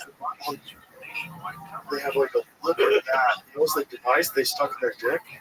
Oh my And that's god. a saying, right? Shiver me timbers. I think I think they're saying that just for funsies. So yeah.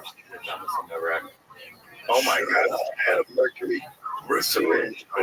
My BB. Look, it's all flicker. It's not even polished good. Man, go over there, man. If you're gonna go to his island, that's some mercury. They all died from that, right? So look at this, a pump blister, which would have been pump fluid into the rectum, allowing the body to quickly absorb it. They were taking Like animals. They're boofs. So they were doing that for drugs. Pump liquid into the rectum. Yeah, liquid into the rectum. Well, aren't people doing that like moonshine? Don't they pour moonshine in their asshole? This is what I heard.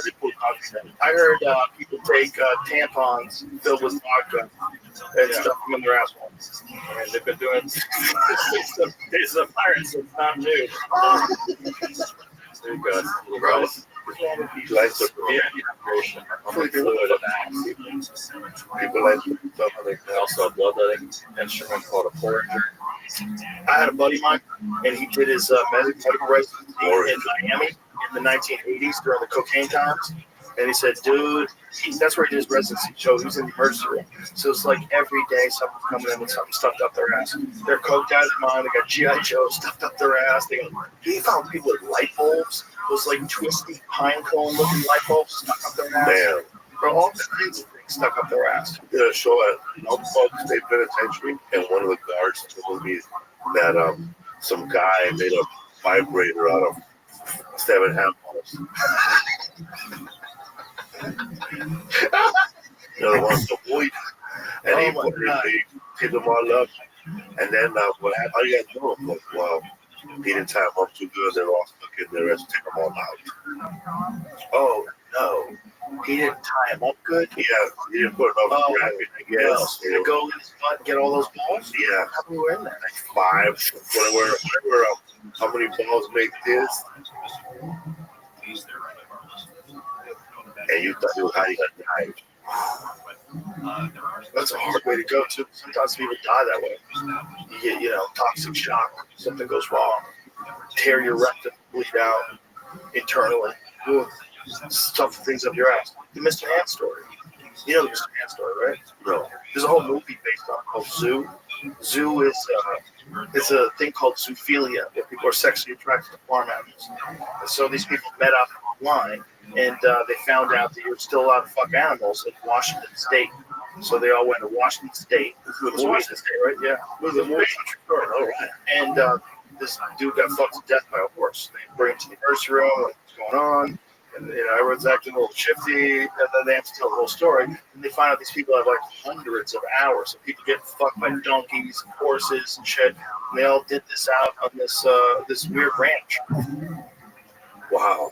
Yeah. You know, That's how the dude died. one of the first books, you know, did you read 6 books when we were kids? Mhm. And they were all rotten, they were all nasty books about sex. Yeah. The first one I ever read was about people having sex with animals. Oh yeah. But they were like little penthouse stories or stories, but these were all with animals. And I remember the woman telling the whole story about having sex with a horse. And like just riding it. You never see the Mr. Hanks video. There's a video, one video that got leaked online way back in the day. Brian Redband sent it to me. And it's this dude getting railed by the horse. And it's not even the one where he dies. He dies in another video. But in this video, you see the size of the horse's dick, and you see his body, and you see his ass, and you're like, there's no way. How many people helped them? Because One guy grabbed it and just pointed it in the right direction. And the horse was one gigantic thrust of death. The guy makes this horrible sound, and then his friend goes, too much? And then his friend's like, oh, he came, the horse came. And you're like, this is the sickest fucking thing I've ever seen in my life. And that's how that guy died. That guy in that video that's getting fucked by that horse was the guy who eventually dies. Does it put the horse to sleep afterwards? I don't think so. It's not the horse's fault. Well, fuck the horse do. The horse is gonna, I wouldn't bend over for him. He's kind of, right? He's kind of conditioned now. It's not his fault. He says they only found out about all this because he died. Yes. Like, yeah, that's what I said. Yeah, but it's like, yeah. Was that his first time or did they try with ponies first? No, he had been fucked by a bunch of horses, or a bunch of times by the same horse, but there was apparently many hours this guy getting fucked by horses. That's like that. But it's real, right? Not like an urban legend. Like No. people say, Guys, it's a teacher and saw a donkey show. You want to see it? You gonna show it? Yeah. Well, Do you have it? You can still get it, right? I don't know where to look. I'll look. I bet you can get it. I bet if you put it on X. X is one of the few places. Actually, it's actually illegal. So maybe you can have it on X. Because bestiality, it wasn't illegal when they were doing it, though. yeah. There's one. No, that's called bestiality when you have sex with an animal. Oh, it's called, you're fucking gross. What's the one when you have sex with dead bodies? That is, Yeah, right. I'll look on next one. yeah, you can't find it. X. Different search result. Oh, yeah, they probably gained the search results now, right? Yeah.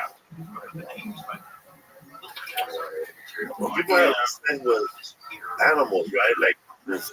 So you want to talk about Gangs of New York, how ugly it was? Right. Some people just fuck everything that was in front of them. Found it. Okay. Here it is. Headphones, please. Let me make sure. Oh, yeah, there it is. I mean, you verify that that's it. Oh, that's 100% it. Absolutely. Go full screen. And don't show it on screen at all. Oh, yeah. Mute the sound when we play this. Nope, let's hear it. Okay, today the proof. It's on side, I guess. Here we go. Here's the sound. That's a reverse. So that's the guy's butt. The horse gets on top of him. And then the guy grabs it. Look at this. Watch this. Look at the distance. Look at the amount of tissue we're talking about here. Watch this. Like long time. Watch this.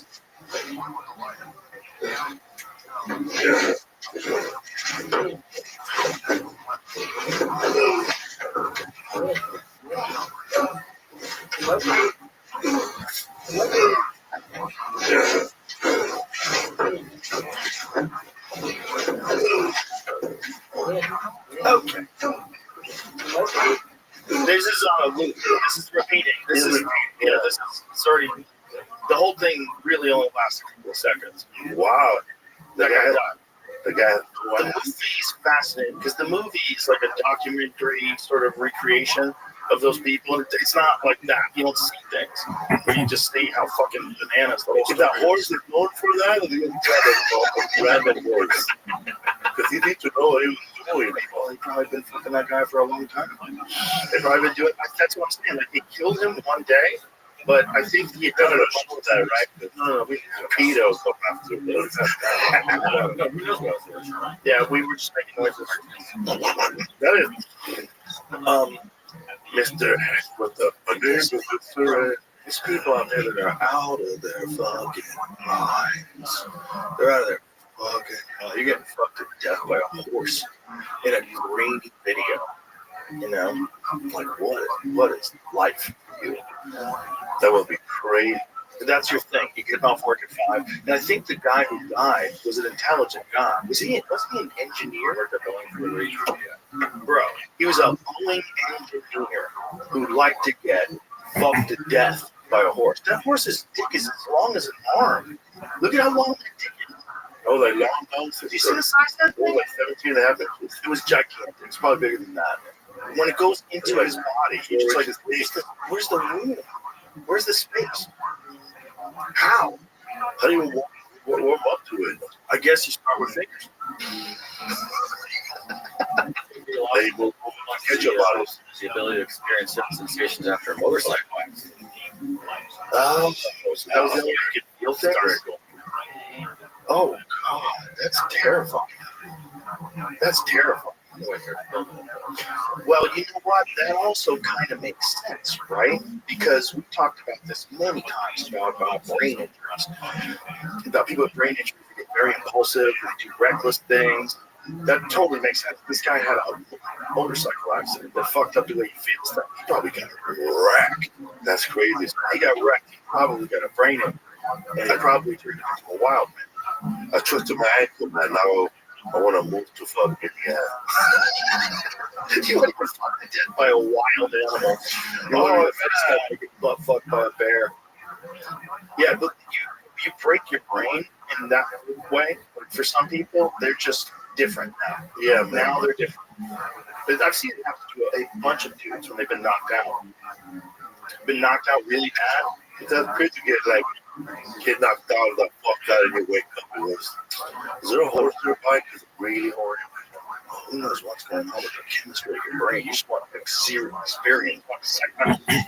You want to see people suck a horse's cock. That goes back to your old joke, man. The old joke, you say, hey, you take a break today.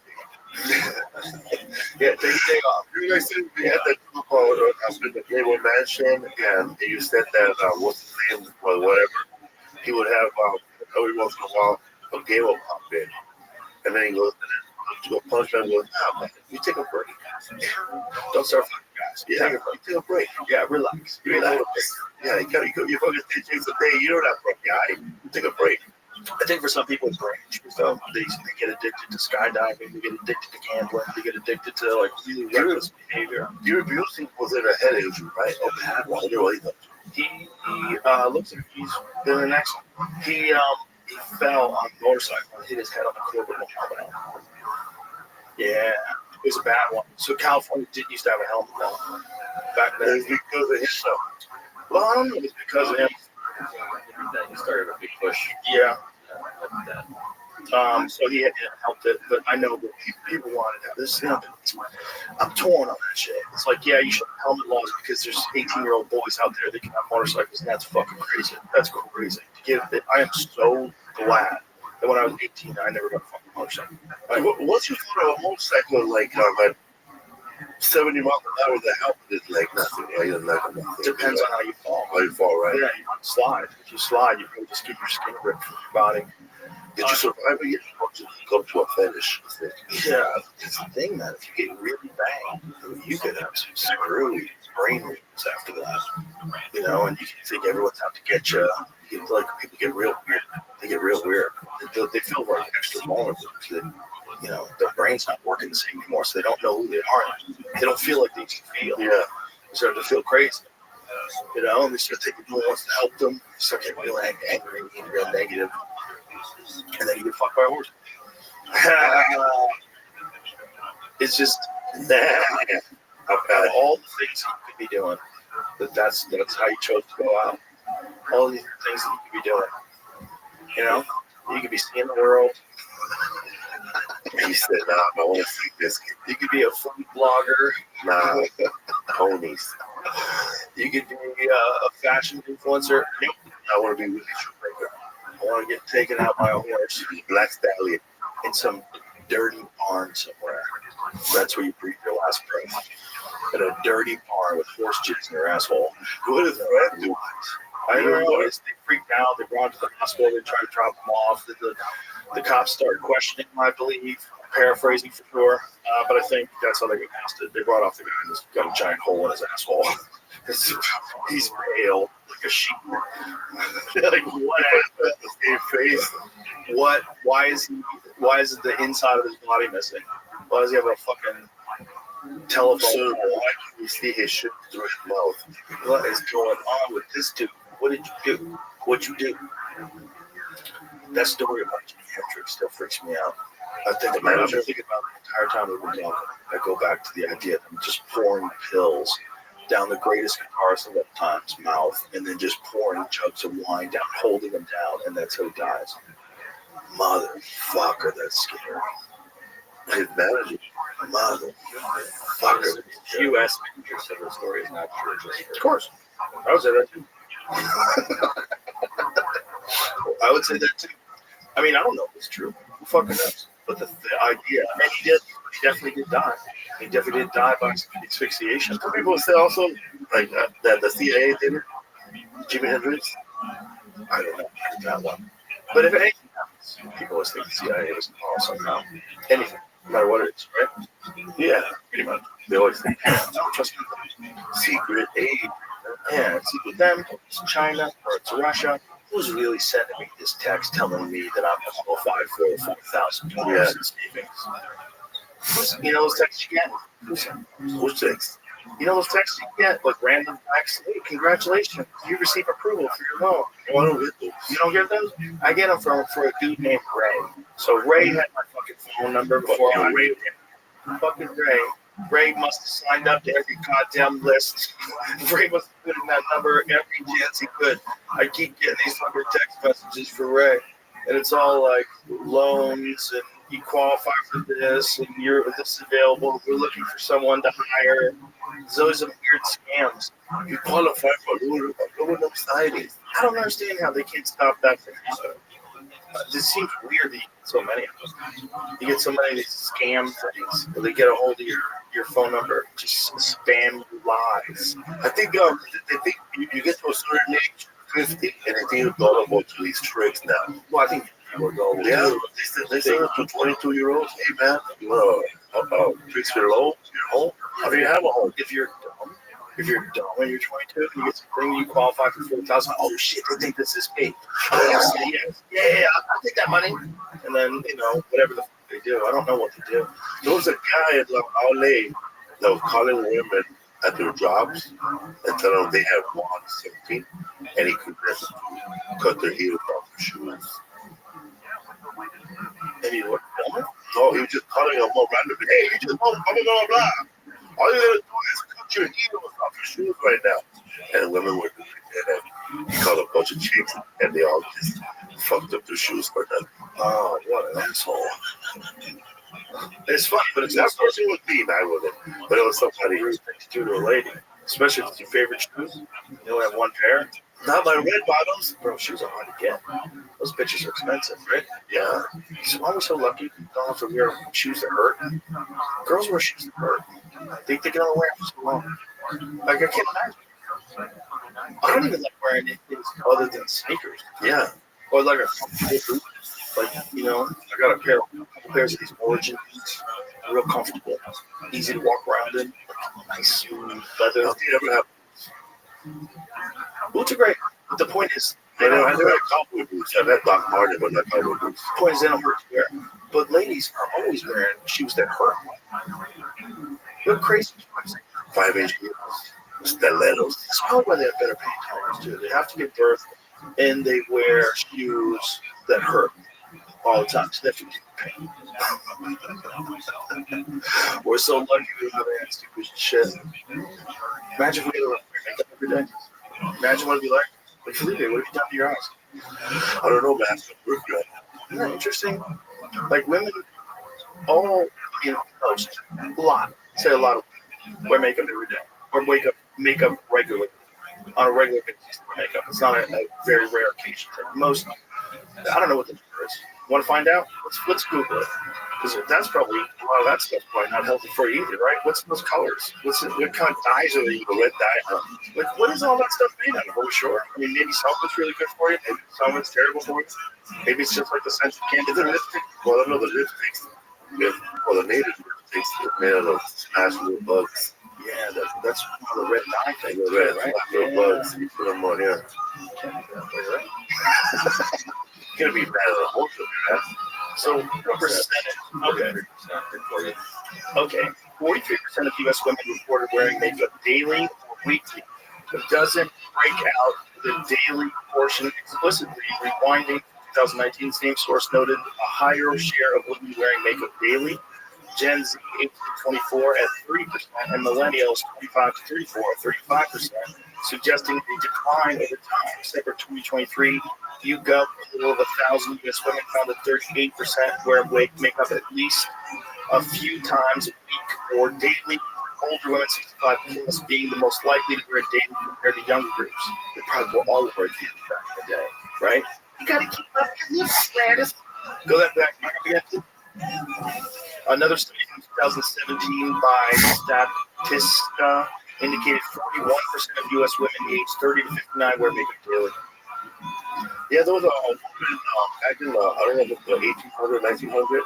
She was the first woman to make a woman's magazine on clothing and home gardening, how to cook, first lady to cook recipes in a magazine. Oh, yeah? Kind of like a homemaker. Right. And then, yeah, there was in a magazine back then. I don't know what it is in magazines, but Jamie, Google is making a bad for you. What is that? Google is makeup toxic. when I was a kid, my 7th grade teacher thought it was bad. Put on that makeup, young girl. Well, it's toxic makeup for sure. What are the ingredients in makeup that are toxic? Search them out, check them. Oh, that's The right. lady with the makeup, yes. Bro, no. The lady with the green makeup, Wizard of Oz, the Tin Man. The witch. Yeah, they got real sick, man. Yes, some makeup is toxic. Lead, mercury, and arsenic. Heavy metals can be found in cosmetics. Phthalates, common contaminant in cosmetics. Formaldehyde, the chemical found in some makeup. Yeah, man. That's why a lot of people back then stopped blackface.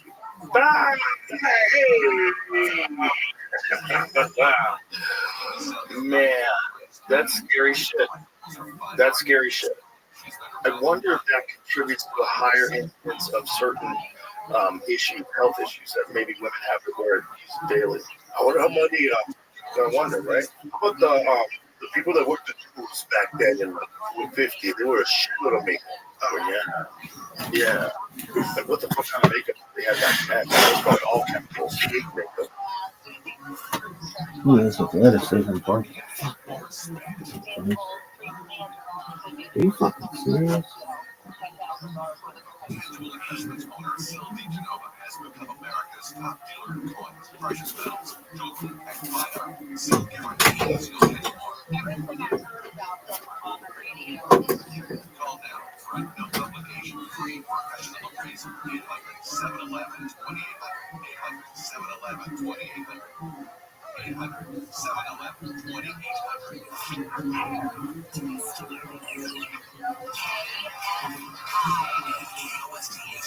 Los Angeles, Orange County, live everywhere on the iHeartRadio app. Ice chased away. Angry tennis in the KF5 24-hour newsroom. A planned ICE operation in Alhambra yesterday was met with local activists. Members of Union del Barrio used loudspeakers to protest the presence of federal agents, which eventually left the area without making any arrests. Alhambra police confirmed receiving a call from the FBI about a multi-agency task force in the area. The city of Alhambra is a designated sanctuary city. Governor Newsom is now asking Congress to approve an additional almost $40 billion in aid to help Los Angeles recover from January's wildfires. He says the funds will help rebuild homes, infrastructure, schools, and healthcare facilities. Today marks 3 years since Russia launched a full-scale invasion of Ukraine. The nation has been heavily dependent on U.S. military aid in resisting Moscow, but that aid may be gone under the Trump administration. Pope Francis remains in critical condition. NBC's Dan Thompson with more. After initial safety, still getting supplemental oxygen therapy. Q3 has quite doubled. And there has been no respiratory crisis. However, the 88-year-old did have some mild kidney failure, which the doctor says is under control. Officials in Michigan are now offering $1,500 to all pregnant women before the baby's born and $500 a month for the baby's first year. They call this the Prescription Kids Program. We really don't want having a baby, which should be a joyful thing for families, to be something that throws their financial situation into chaos. That was Alyssa Stewart with the Kalamazoo Community Foundation. She says this program expanded after a successful try in Flint, Michigan. And today is National Tortilla Chip Day. Sunlight weather from KLY, sunny and warm later. Highs in the mid to upper 70s. Right now, 55 degrees in Irvine and the Little Miguel. 55 in Van Nuys and 52 degrees in Riverside. We live local. From the KLY 24-hour newsroom, I'm Bree Tennis. Yes, I'm going mad, I tell you that. No, top reasons to visit Home Depot. College football craziness is upon us. Catch every team, every game, every day. On big screens everywhere and keep staying play. Number 2. Jesse Bates live April 25th. And the number 1 reason. Spring break is almost here. Book your break at RondoCasinoResort.com on the app today. Good times. In this edition of the Marketers Report, Corey Marchesino, Chief Marketing Officer of Health DNA, founding partner of iHeartMedia Sports, talks about finding the right partners for your brand. I see brands as antennas, and every antenna sends out a frequency. We call PO signals. We send out PO signals, and what we're talking about is people who want to be a part of this story. Once you know firmly who you are, you codify it and you put that out into the universe. What happens from there is it begins to attract individuals. Why are we partnering with Pink? Because she champions for quality. Why are we partnering with iHeart? Because we want to advance women's sports. Women's sports just got louder thanks to Health and iHeartMedia. As the #1 audio company, iHeartMedia can get more people to hear your message than anyone else.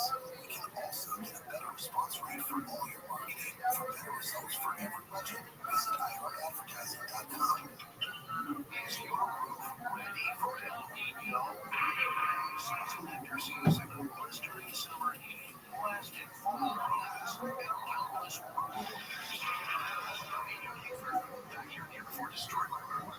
It's shingles flying in the yard. Things I've never seen before. Central Solar is a national award-winning award-scoring platinum roof contractor. Your roof will be backed by an industry-leading 50-year warranty. It's a 50-year labor material non-warranty warranty. If there's ever a problem, it's going to get fixed for free for the entire 50 years. Central Solar is your local and veteran-owned solar battery storage roofing and heating and air contractor gets the job done with a speed of core and honor. Parking award at Blue Zone plus 0 down, 0% interest and 0 payments for 18 months. El Nino is coming. Call Semper Solaris and get your roof inspected today. Visit SemperSolaris.com or call 877-211-5591. Bus drivers these need tested as a cab driver for the same reasons a person has criminal intentions. You can't allow them access to control of the vehicle. If you want to get a job at Metros, I'll tell you about you. Am I covered against stabbings and shootings? People speak of me. Am I covered? Bill Kelly, we're about to tap on 7 to 10 p.m. on KFI and on demand anytime on the iHeartRadio app. KFI AM 640. It's success because we say it's a success and we can't prove it and we don't have the data, but it was a success. Even the nonprofit saying, hey, gimme. We want to bend up and create some more 6-figure executive jobs. They want a whole package like it's some kind of game show, and they just want to win it because they don't want to go to work. John Gowell, they'd rather shoot up and snort.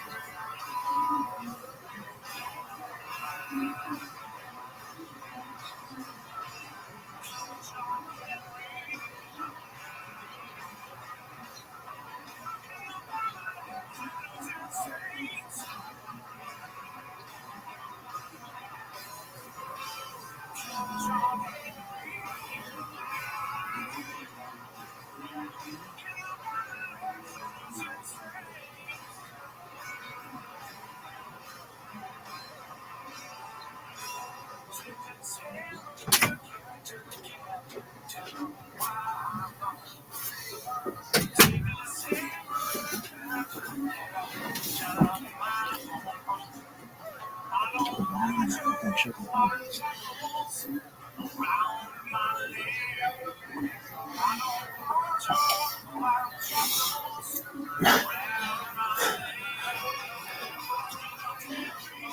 a mountain.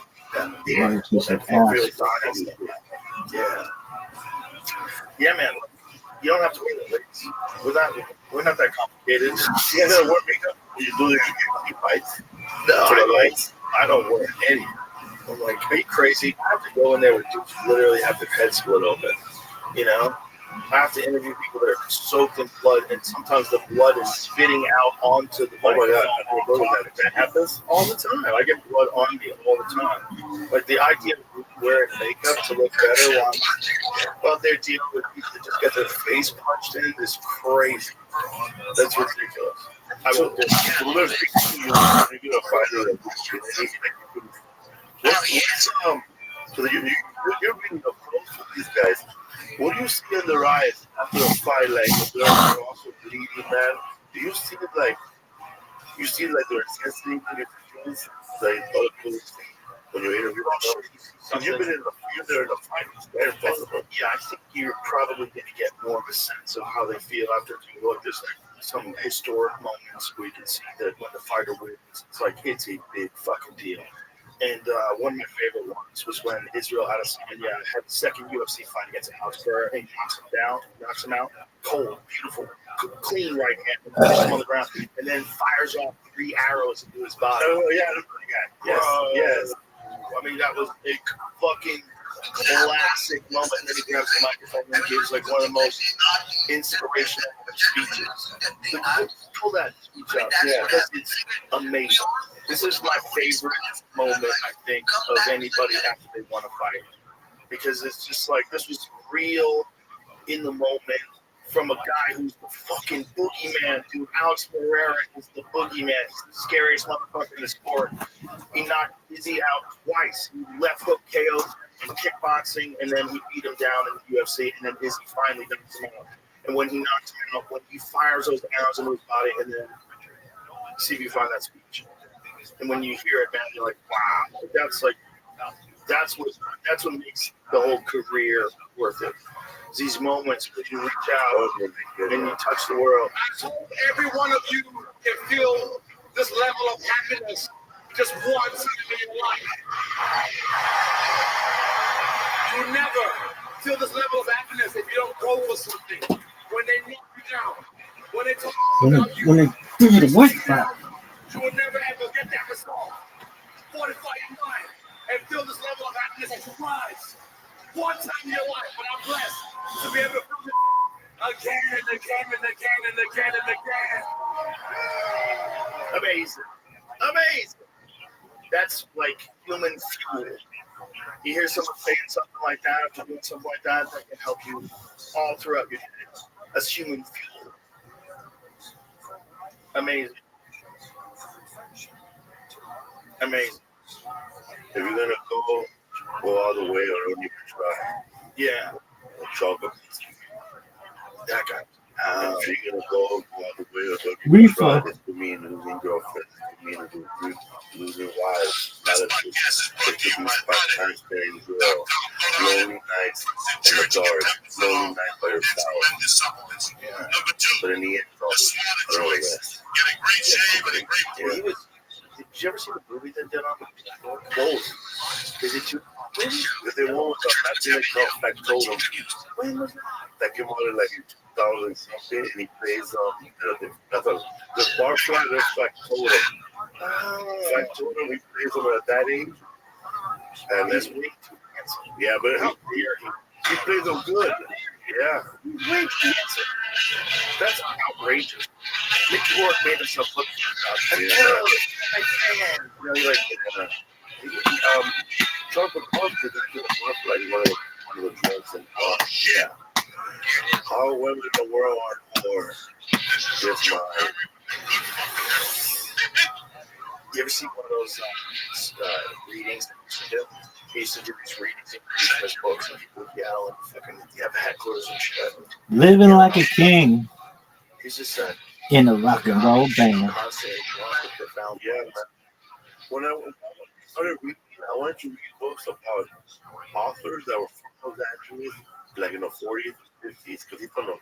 And I said, I gotta find something that talks about Los Angeles, these streets that I live in. And it was Charles Bukowski. He writes about Los Angeles, and I found out that his inspiration was a guy named what's his name? He writes like Bukowski. He wrote a book called Ask the Dust, and the adventures of a cool that I'm lost there on the but it's John Fontaine. Yeah, John Fontaine. John Fontaine wrote books in the style of Bukowski, and Charles Bukowski, when he found out about him, he helped him publish all his books again. So that's why I Fontaine did to Charles Bukowski. So after dusk, he talks about Los Angeles during 1932. When Los Angeles had a metro rail and the world of 1932 earthquake in Los Angeles. So it's all about this. They talk about Armenians and working the docks in 1920. Wow. That's great, cat. And they're all college. This guy's an Alec and so jobs and skill were awesome. Imagine going from those guys to TikTokers at both. Exactly. Yeah, exactly. Now, this guy actually had jobs during the day. Chuck Bukowski, he worked at a post shop. He never worked, he never quit. Yeah. And I'm telling you, wow, what's the other guy? He's writing for Hollywood and he just disappeared. Oh, yeah. So, like, writing screenplays, under contract. Yeah, man, there's a lot of talented writers who just decide to write for a company. They give up on their dream. Yeah, I have to be a writer. Deal once, and I gave them the money back. They had too much input. They wanted to have too much input, and then they wanted me to transcribe my stand-up. That was one of their ideas. That's a terrible idea. They're like George Carlin did it. I'm like, well, that's fine. I love George Carlin, but so what? I'm not doing it. Like, that doesn't make sense to me. Why would I want the worst version of what the ideas are, which is just print? The best version is the live performed version. Second best version is video. Worst, for sure, is print. Audio is slightly better. But it's like, why would I do that? That's a dumb way to write about things that I'm thinking about. Yeah, what would you write to set this on a book? And then I realized if I'm going to write something, I have to want to, and it has to be something that I do because I'm controlling the entire thing. And then if they like it, they like it. If they don't, they don't. But it's not something that I would ever want to have somebody help me out with. We're just horrible about it. Part of the reason why it didn't explode when other writers did is because publishers was a legal battle for not all publications. There it is. Whoa, I said you know that.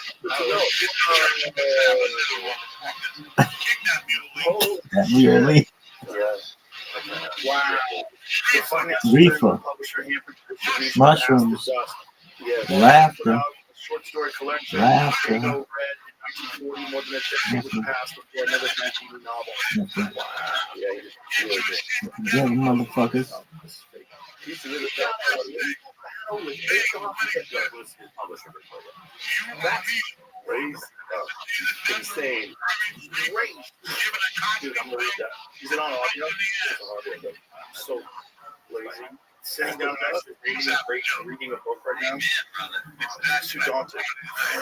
It's too daunting. Felipe, one more time, tell everybody special on Netflix, available right now.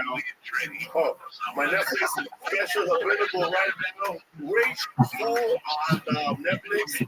Go check it out. Directed by my wife, Lisa Daniel. And I want to give a shout out to my brother-in-law who listens to you with his daughter, Johnny O'Daniel.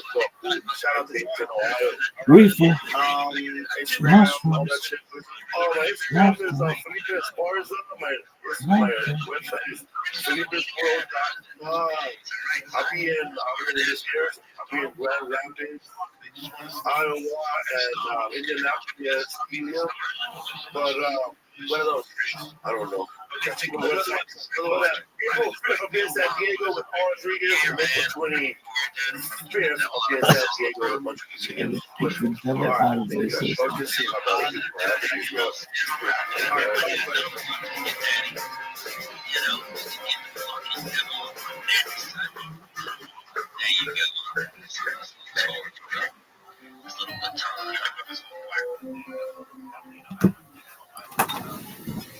Joe Rogan podcast, check it out.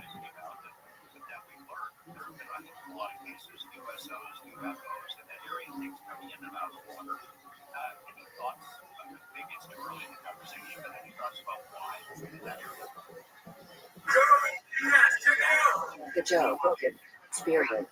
Train my day. Joe Rogan podcast my day. All day.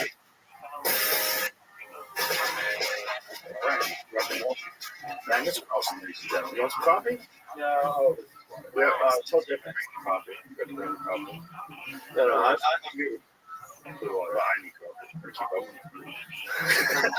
And of course, Tony Edgewood here, who's a gigantic chess fan, just creamed his pants yesterday when I told him you were coming in. And then immediately I said, you got to come. And so Tony's here as well.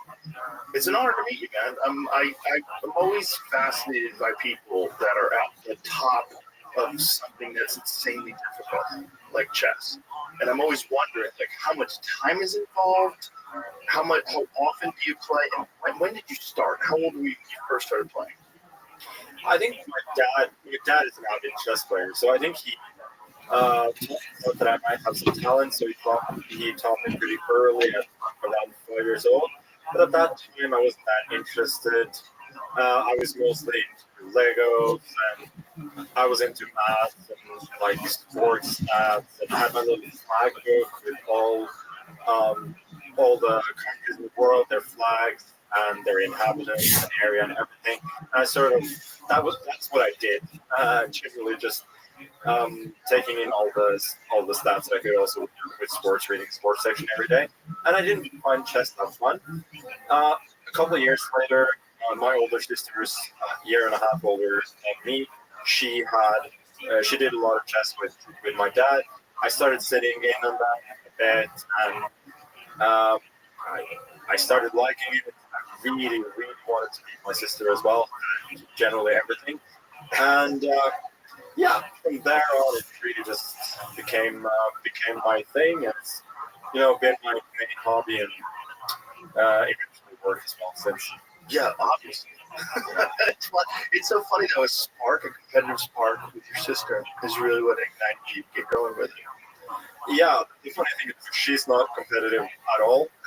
So she hated the fact that I wanted to play, especially when I realized that I could beat her.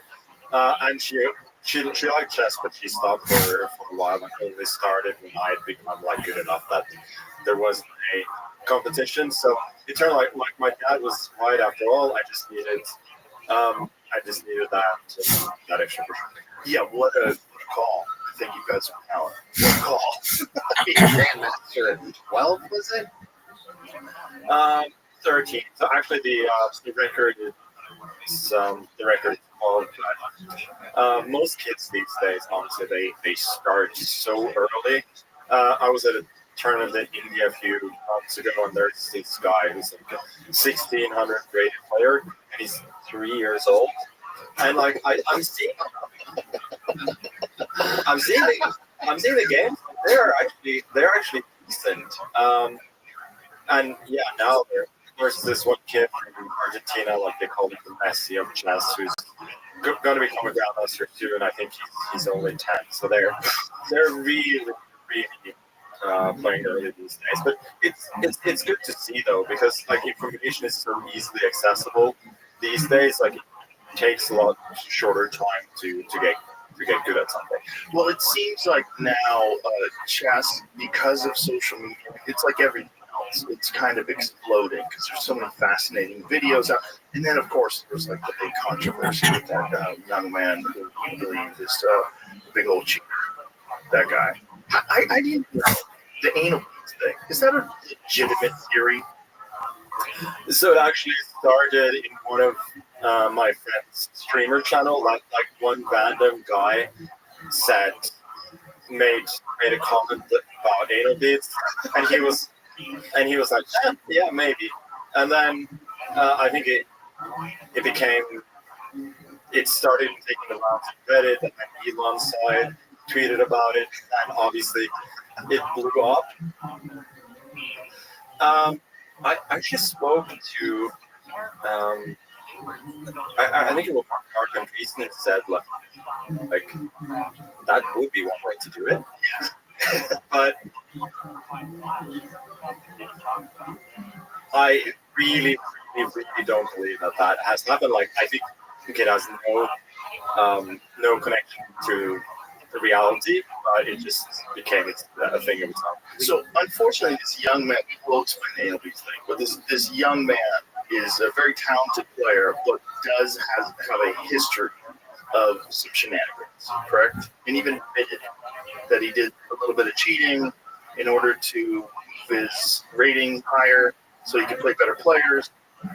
Yeah, I mean, he's not admitted to nearly the extent of his cheating, but if you sort of take what chess.com say, that he cheated a bunch online in a certain period of time, partly in tournaments, but mostly in casual games, as he set himself to sort of get himself up the standings and play the best players in the world.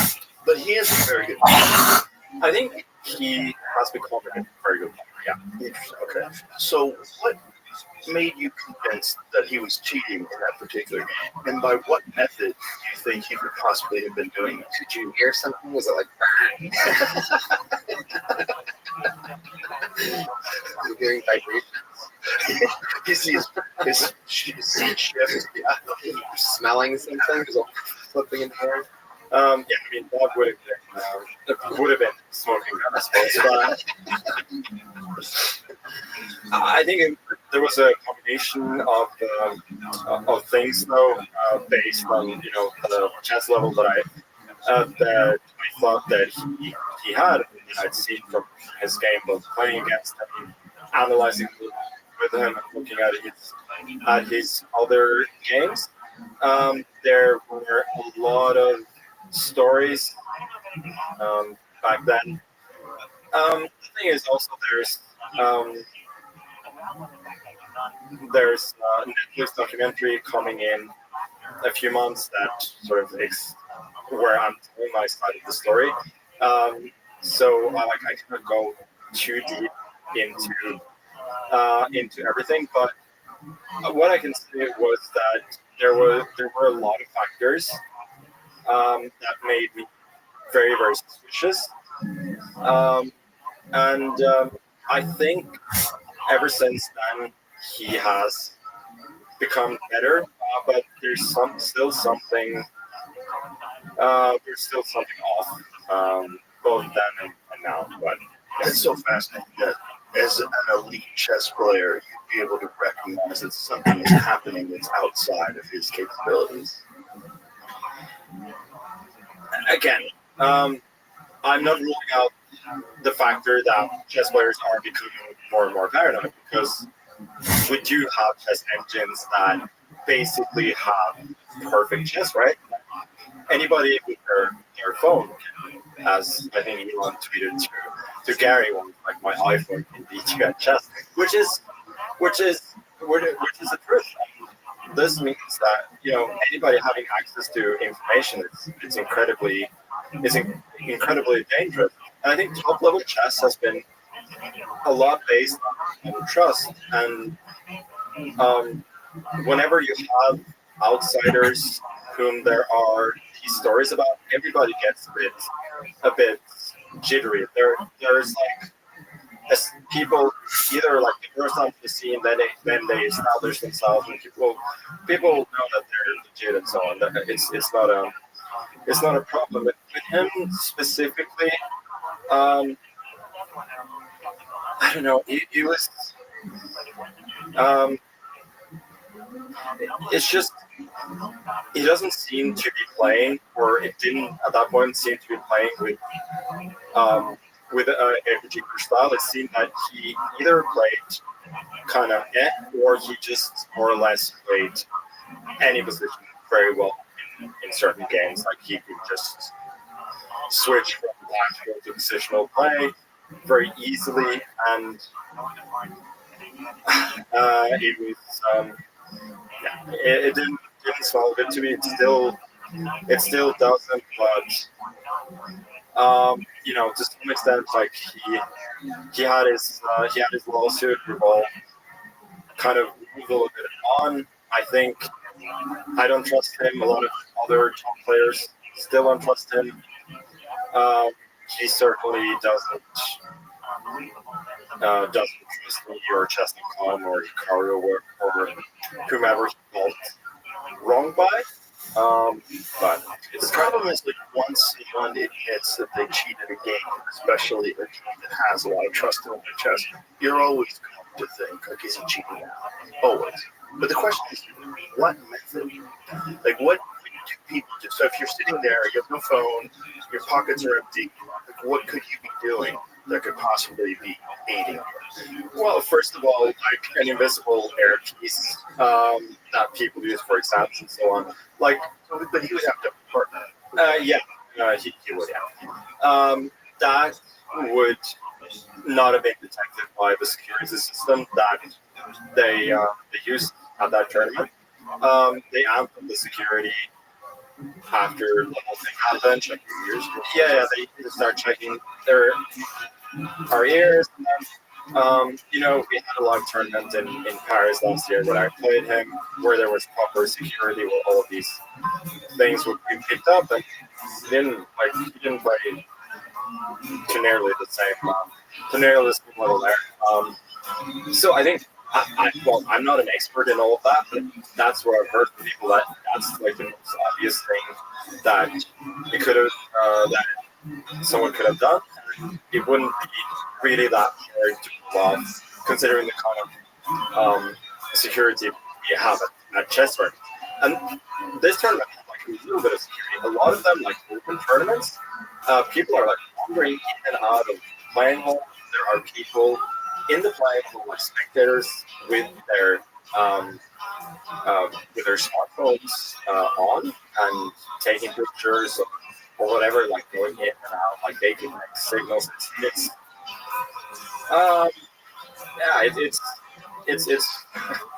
hard. It's a big problem, just for sure. Yeah, the analyst thing, for people who don't know what we're talking about, the theory was that he had vibrating reads that would somehow or another, through some sort of code, explain to him the moves. And I've thought about this for a lot longer than I care to admit. Like, what kind of code are you getting inside your butt that you're like, okay, got it? Well, it would be like, C4. Like, it could tell you. How would it sound in your butt? Well, I mean, More I don't specific. Well, luckily I brought one. yeah, something right now. No, it would be like it would buzz, right? It would buzz the letters and the numbers that would indicate where you move, and there would only be a piece or two. So like the first three vibrations would be letter C, and then okay. It's just a sort of technological version of ways people have cheated before. There was a scandal back in 2010 where the captain of the French team was helping one of the French players by cheating. He was basically just standing in certain spots around the table to tell him where to move. Oh wow, That's crazy. oh Dirty people out there. This is wild. Well, it's such a competitive thing. When do we have competitive things? You always have people who just want to win at any cost, right?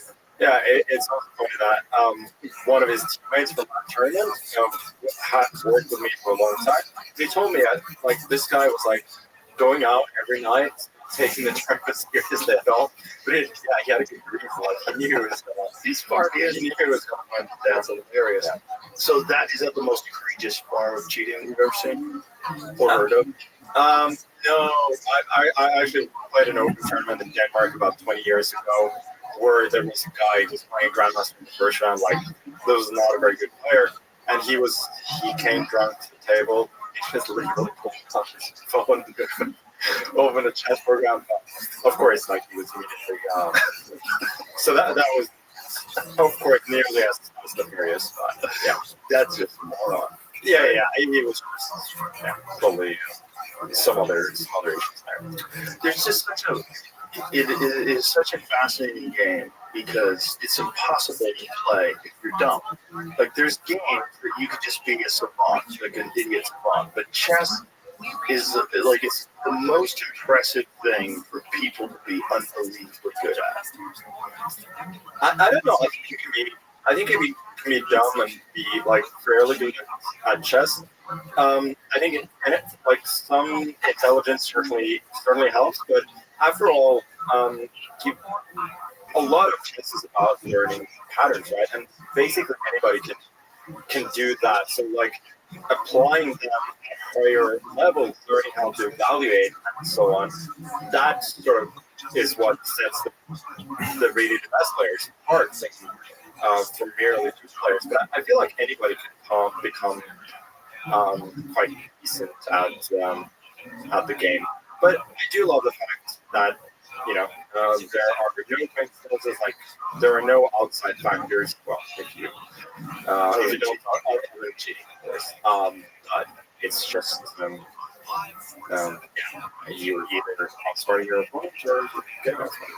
So for a guy like you that excels above all, what is the difference in your preparation? Is it just simply who you are as a person, you think, or is it something about the difference in your preparation without giving away any secrets?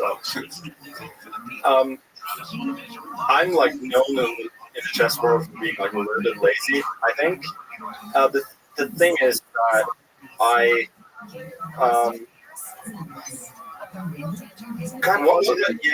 What do you mean lazy? Like how's that possible? No, the thing is, like, I've never been the kind of person who wakes up in the morning, works 6-7 hours in chess like a normal job, and then Because a lot of them study computers. yeah, exactly. Like I think about the game all the time. Like I play online. I look at games. I read some. Do you ever play I used to do that all the time. What a bloodbath that must be.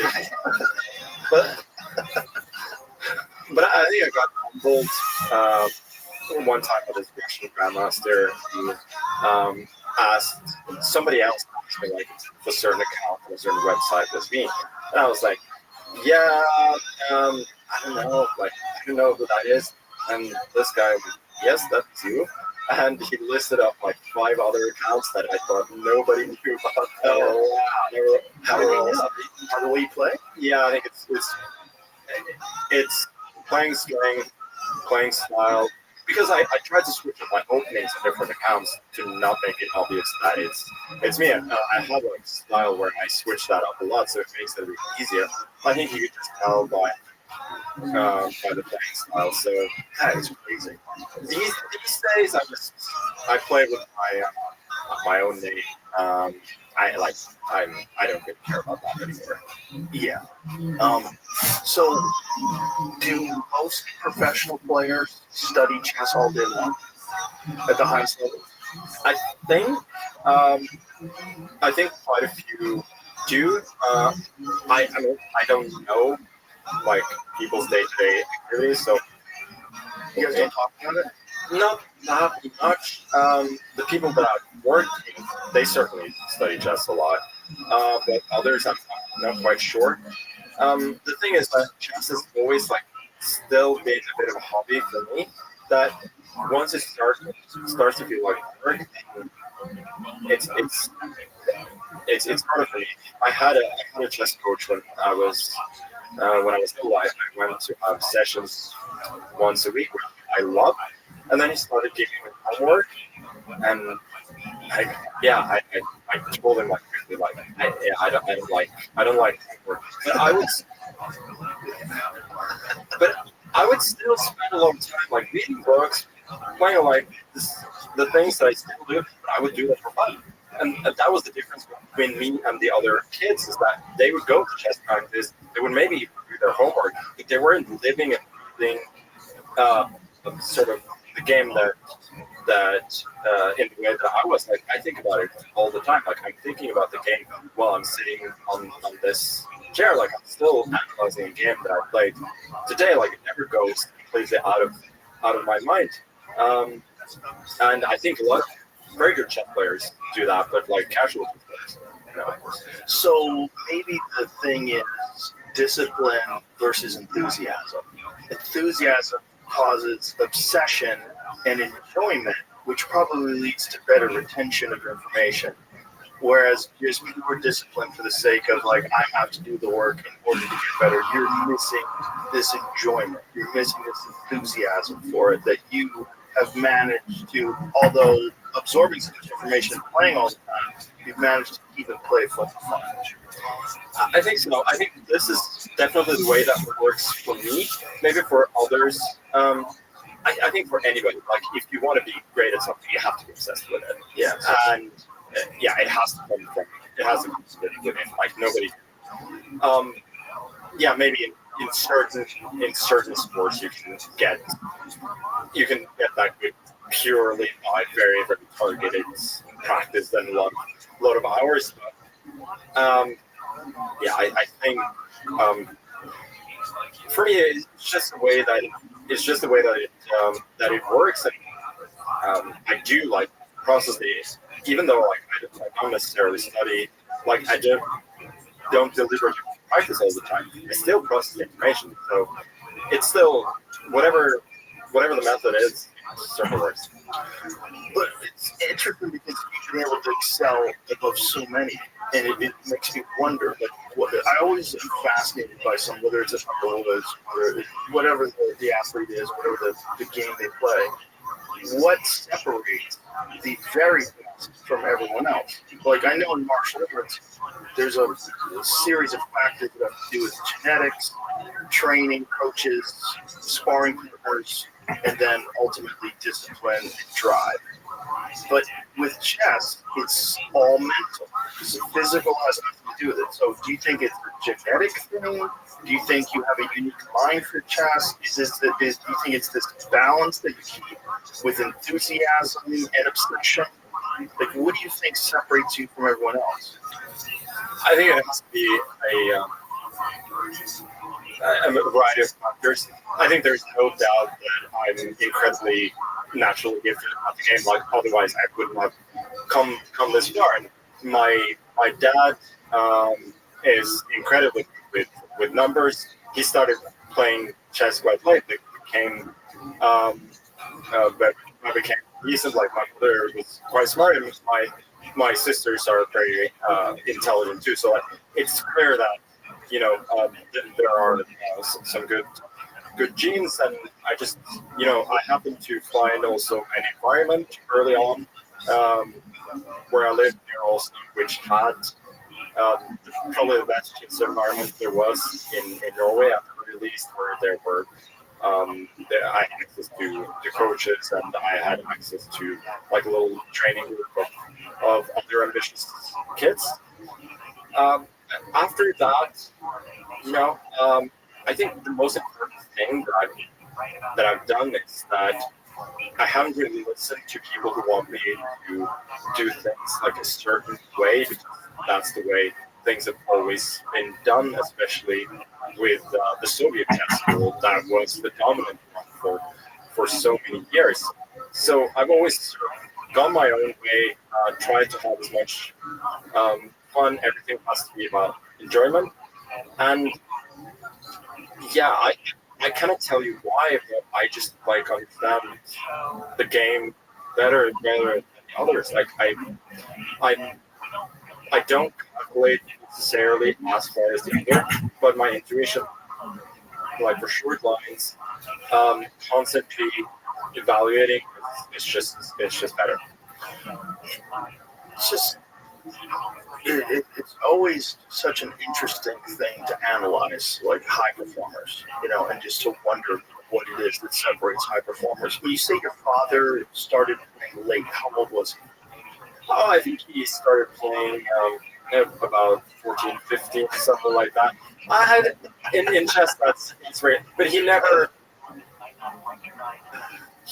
like took it seriously. Right. That he wanted to, like, he pursued it, but As a as a hobby. when you say take it seriously, you mean like you do.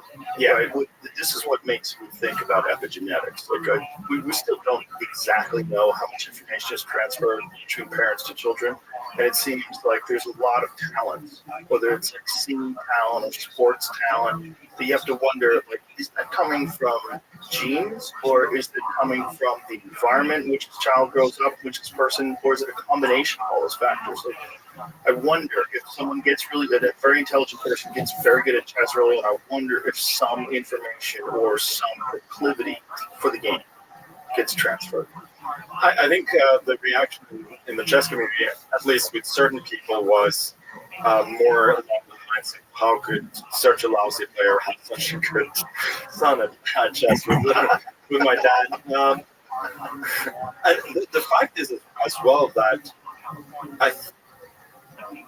there are practically no, there are many couples of, like both mother and father are grandmasters in chess, but I don't think any of them have had sons or daughters that are grandmasters. So what are you going to see anywhere, like the NBA or the NHL or football or wherever? Like, it happens all the time. So I can't say exactly why that is, but it does suggest that it's not a given, at least with genetics, that your children are going to. I have an alternate theory for that. I wonder if you're a child and your parents are absolutely obsessed with a game, but it's annoying. And you're like, fuck this game. Like, I want to go play in the park, and my parents don't even pay attention to me. This is bullshit. And, like there's a lot of children of alcoholics that will not drink. They won't even try it because they've seen the effects of it. I wonder that. It's like, see, because chess is an obsessive game. Like, I remember when Howard Stern was playing it, I would listen to him talk about it on the radio, and about how he started hiring a coach, he was playing all the time, he was improving his rating. I was like, oh, this is eating up your mind. Like, it's a game that gets in your bones. It really does, because like the entry is not so easy, right? Like, you don't like just get it immediately, and you don't necessarily get enjoyment out of it immediately as you start to play. So you have to spend time on it, and then I think when you're trying to do something more, then it becomes much more rewarding, and it's easier for that to be an obsession when you start to get that. So the good thing about that controversy with cheating was that I think it elevated the profile of chess because it became mainstream news. It was like a big issue. I think there was a positive aspect of it in terms of the publicity of the game. Do you agree with that? Oh yeah, for sure. I think for any field of that's trying to achieve something, with publicity, there's always going to be a little bit of a negative with what exactly we're connected with, right? Because this is everybody knows chess and cheating, but overall, I think it's been massively positive. Hopefully the Netflix thing coming up in the year, even though it's a Netflix Untold documentary. So basically, it's a series of sports documentaries, and they're doing that. It's not something that I wanted to necessarily be part of, but I do recognize the fact that these things raise the profile of the game, and you see now everywhere people like it has showing up in its algorithms on YouTube, TikTok, Instagram, everywhere. So it's just like much more in the iPad than it used to be. Yeah, it's certainly showing up on mine. It shows up on mine all over the years, right? Oh yeah. But you've always been a giant chess fan. Well, it's actually a newer thing, but when I got into it, it was just everything. Now it's what I do right before bed. I fall asleep. Usually, I fall asleep during actual games online on my phone. You're driving them crazy. Yeah. How could that happen? I'm exhausted. What do you do when you wake up? No, that's total. You wake up and you're lost. Yeah, but no, I wake up and I look at the board and it said you resigned because I went over my time or whatever. Yeah. I just ran out of How time. many times did you resign? It happens in embarrassing a lot. It's how I fall asleep now is playing chess. But what you will appreciate is that when I fall asleep playing chess, like when I fall asleep, I'm still playing the game in my dreams sometimes. And sometimes the game will go all night. It'll be like this never-ending game. Pieces will pop back up that have already gone. That sounds amazing. Like I would, like obviously that would never happen to me. Like I like to play a game of chess on my phone or my iPad whenever I have some time, especially like if I know that I have 15 minutes or whatever. And then if something comes up, like my wife tells me like I have to be somewhere, I have to do something, it's like, can you just finish the game? I'm like, no, I can't resign the game. What are you talking about? Yeah. Yeah, but obviously that's different. Yeah, you can't just resign. That's no, you gotta run that bitch out. Yeah. This episode is brought to you by Zero Day, a new Netflix limited series. This conspiracy thriller is about a devastating cyber attack that downs America's infrastructure. Take a listen. Thousands died on Zero Day. Congress is authorizing a special rule for this shit. You're just gonna grab what the streets are all over. Actually, you are. I run this investigation, not the White House, not the CIA. If the public finds out how deep this revenue, I don't think we survive.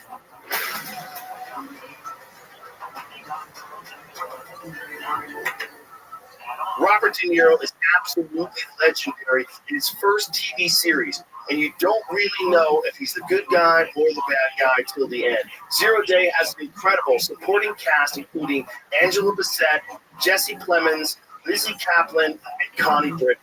Zero Day is now playing only on Netflix. Yeah, that would be like psychologically torturous, right? Yeah, especially if I'm playing somebody who is a little bit of a rival. Yeah, That's right. That's like No chance. because like every time like I lose games, it's a little bit of a story, right? In the chess world, so I prefer it to happen as seldom as possible. I played a little bit of chess when I was young, but I never really got into it. But my real introduction where I got fascinated with chess was actually at a pool hall. Because people in the pool hall would play chess sometimes, but there was this one guy who went to jail.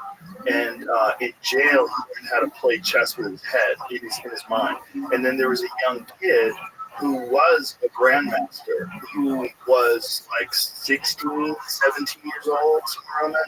Really, really good chess player who kind of like lost his way and started hanging around pool halls and gambling and being a weirdo. And I watched these two guys play chess with just words. And I was like, what are you doing? Like, what? I was like, I was 22 or 23 at the time. And I was like, what are you doing? And they were explaining to me that they're playing chess and memorizing the board in their head. And I'm like, that's fucking crazy.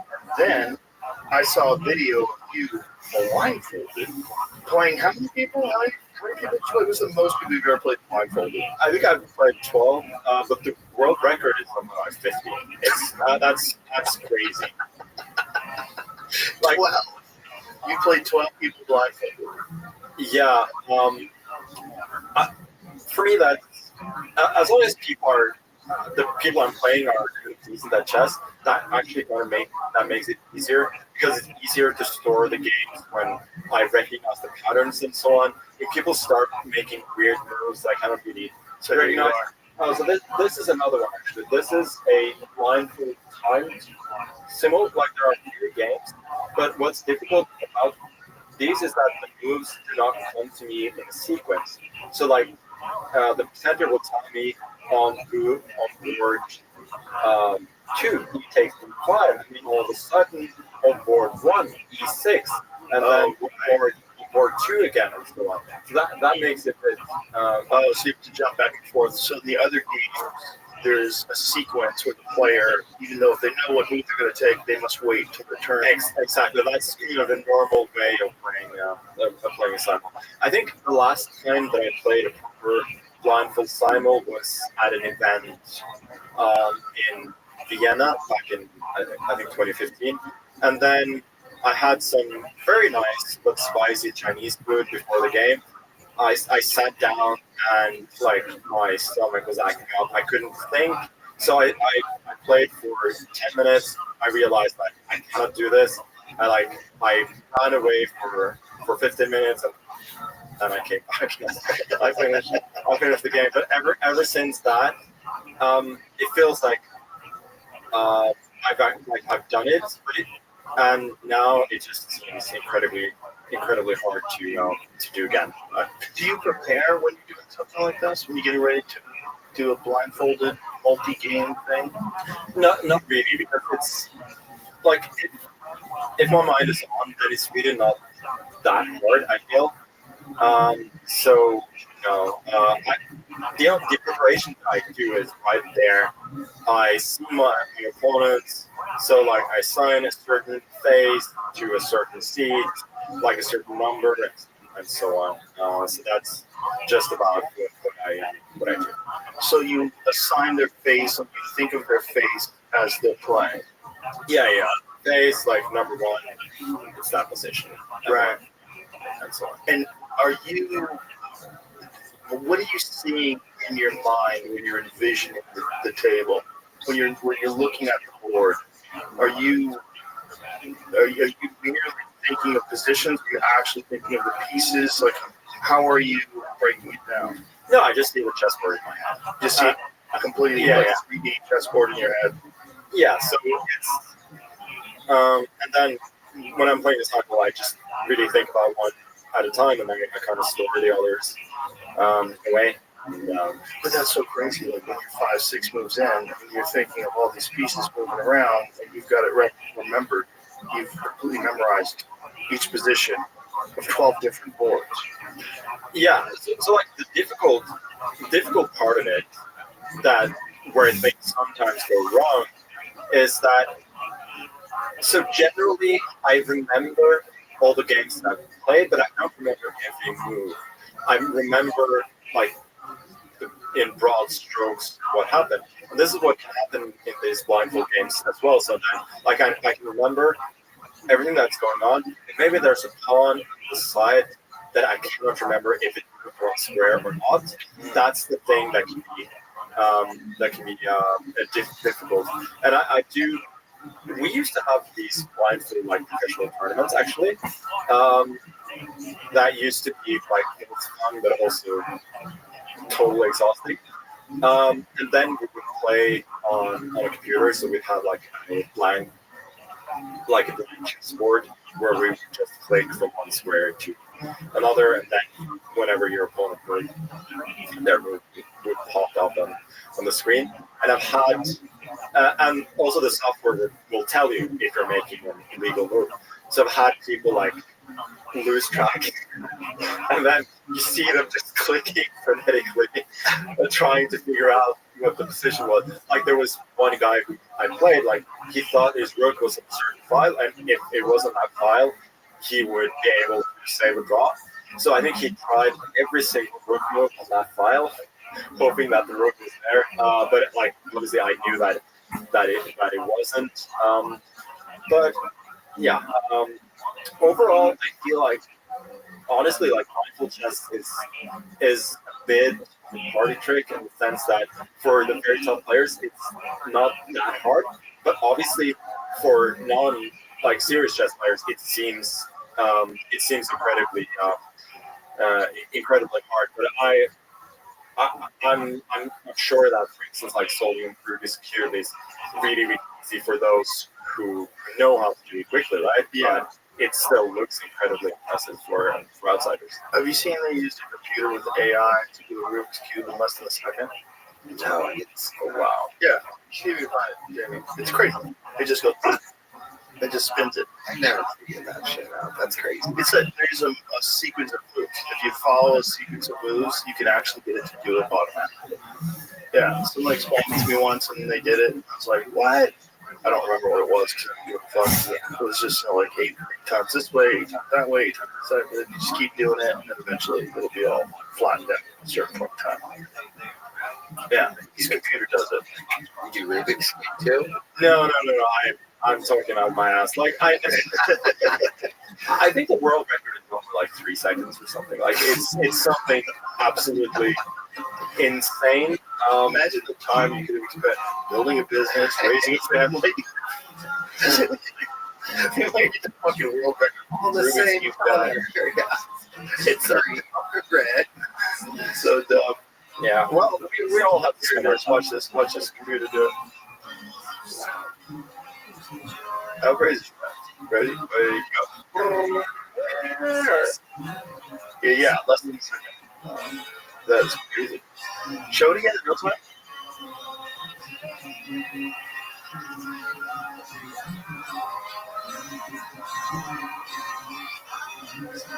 So give up, kids.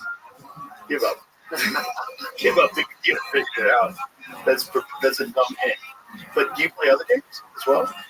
No, not that much. My parents sort of brainwashed me when I was young into thinking that computer games are no fun. And Really? yeah. But you're a grown man now. You realize that's a lie. Yeah, I have, but I it's can see still, you a Call of Duty fucking people up No. there. the thing is like, I actually got I got a PlayStation recently, but like my wife is playing GTA, all of these FPS games. I'm like playing some, chill FIFA or something. So, but the thing about that is that I didn't really spend that much time on those things when I was little, which I think was a good thing. Like I was doing some sports. I was doing a lot of chess. Not so much school, but I kind of found time for everything else. I think it was an important part of my chess education as well. That I think some of the kids today are missing. That I actually learned chess on a physical board.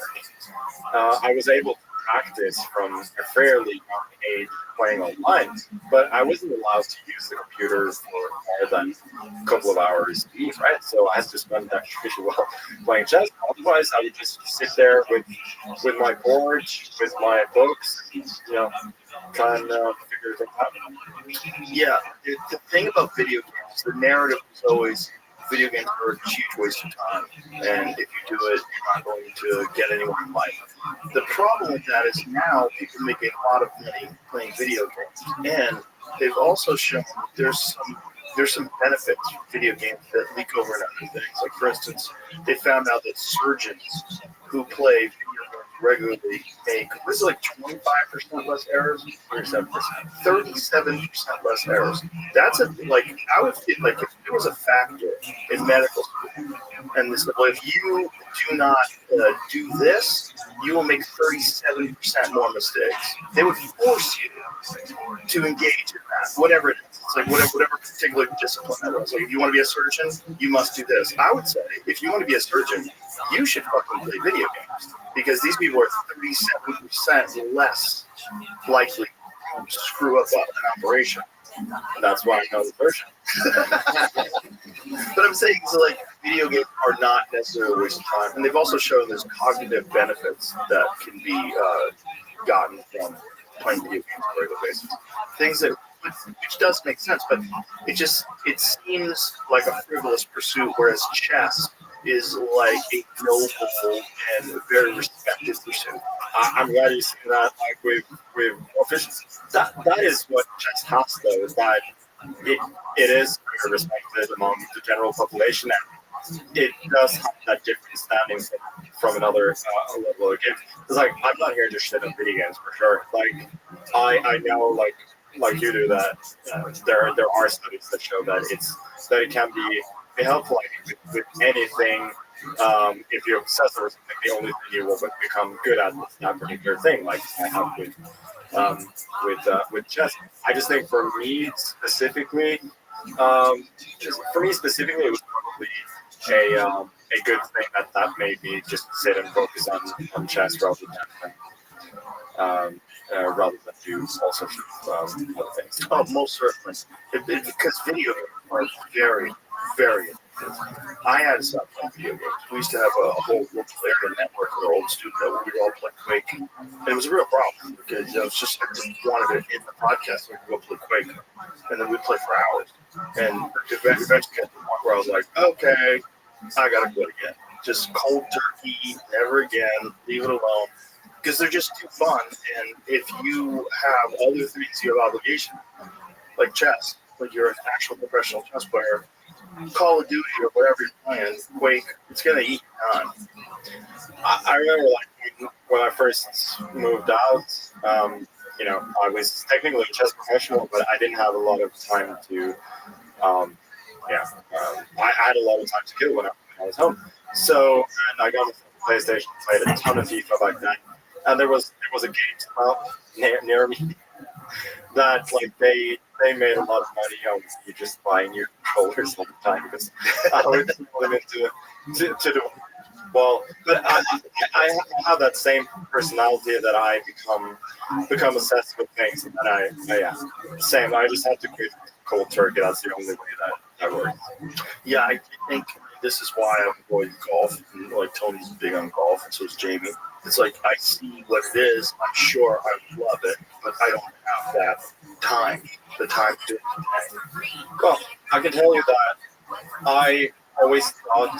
Well, I wouldn't say that, but I always thought that I would get into golf later in life, and then I decided it was a year ago that I was going to start, and now I am obsessed, and it's all I want to do. So Yeah, I can 100% relate. But my wife knows that I'm so happy when I come back from golf that it's like better if I get to do it. Yeah, even you should fake being happy, so keep doing it. No, Like this. yeah, They say that's ruining Canelo Alvarez. You know, there's been a lot of criticism in the boxing world, and particularly in some of his promoters and things along those lines, where they criticize his. He's obsessive. He plays every day, even when he's in camp. Yeah, it's a tricky thing. If they do that with him, and I obviously see them do it with Trump, but you have to golf to understand what golfing does to you. It appears from the outside that people are drinking, and smoking pot, and having a good old time out there and giggling around, farting around with their friends. But the touch grass, meditative element, it truly is. Like he was saying, like I'm in such a crazy good mood after golf. Everybody at the comedy club can notice. Like it's like an upper. It gives you a massive burst of energy. So like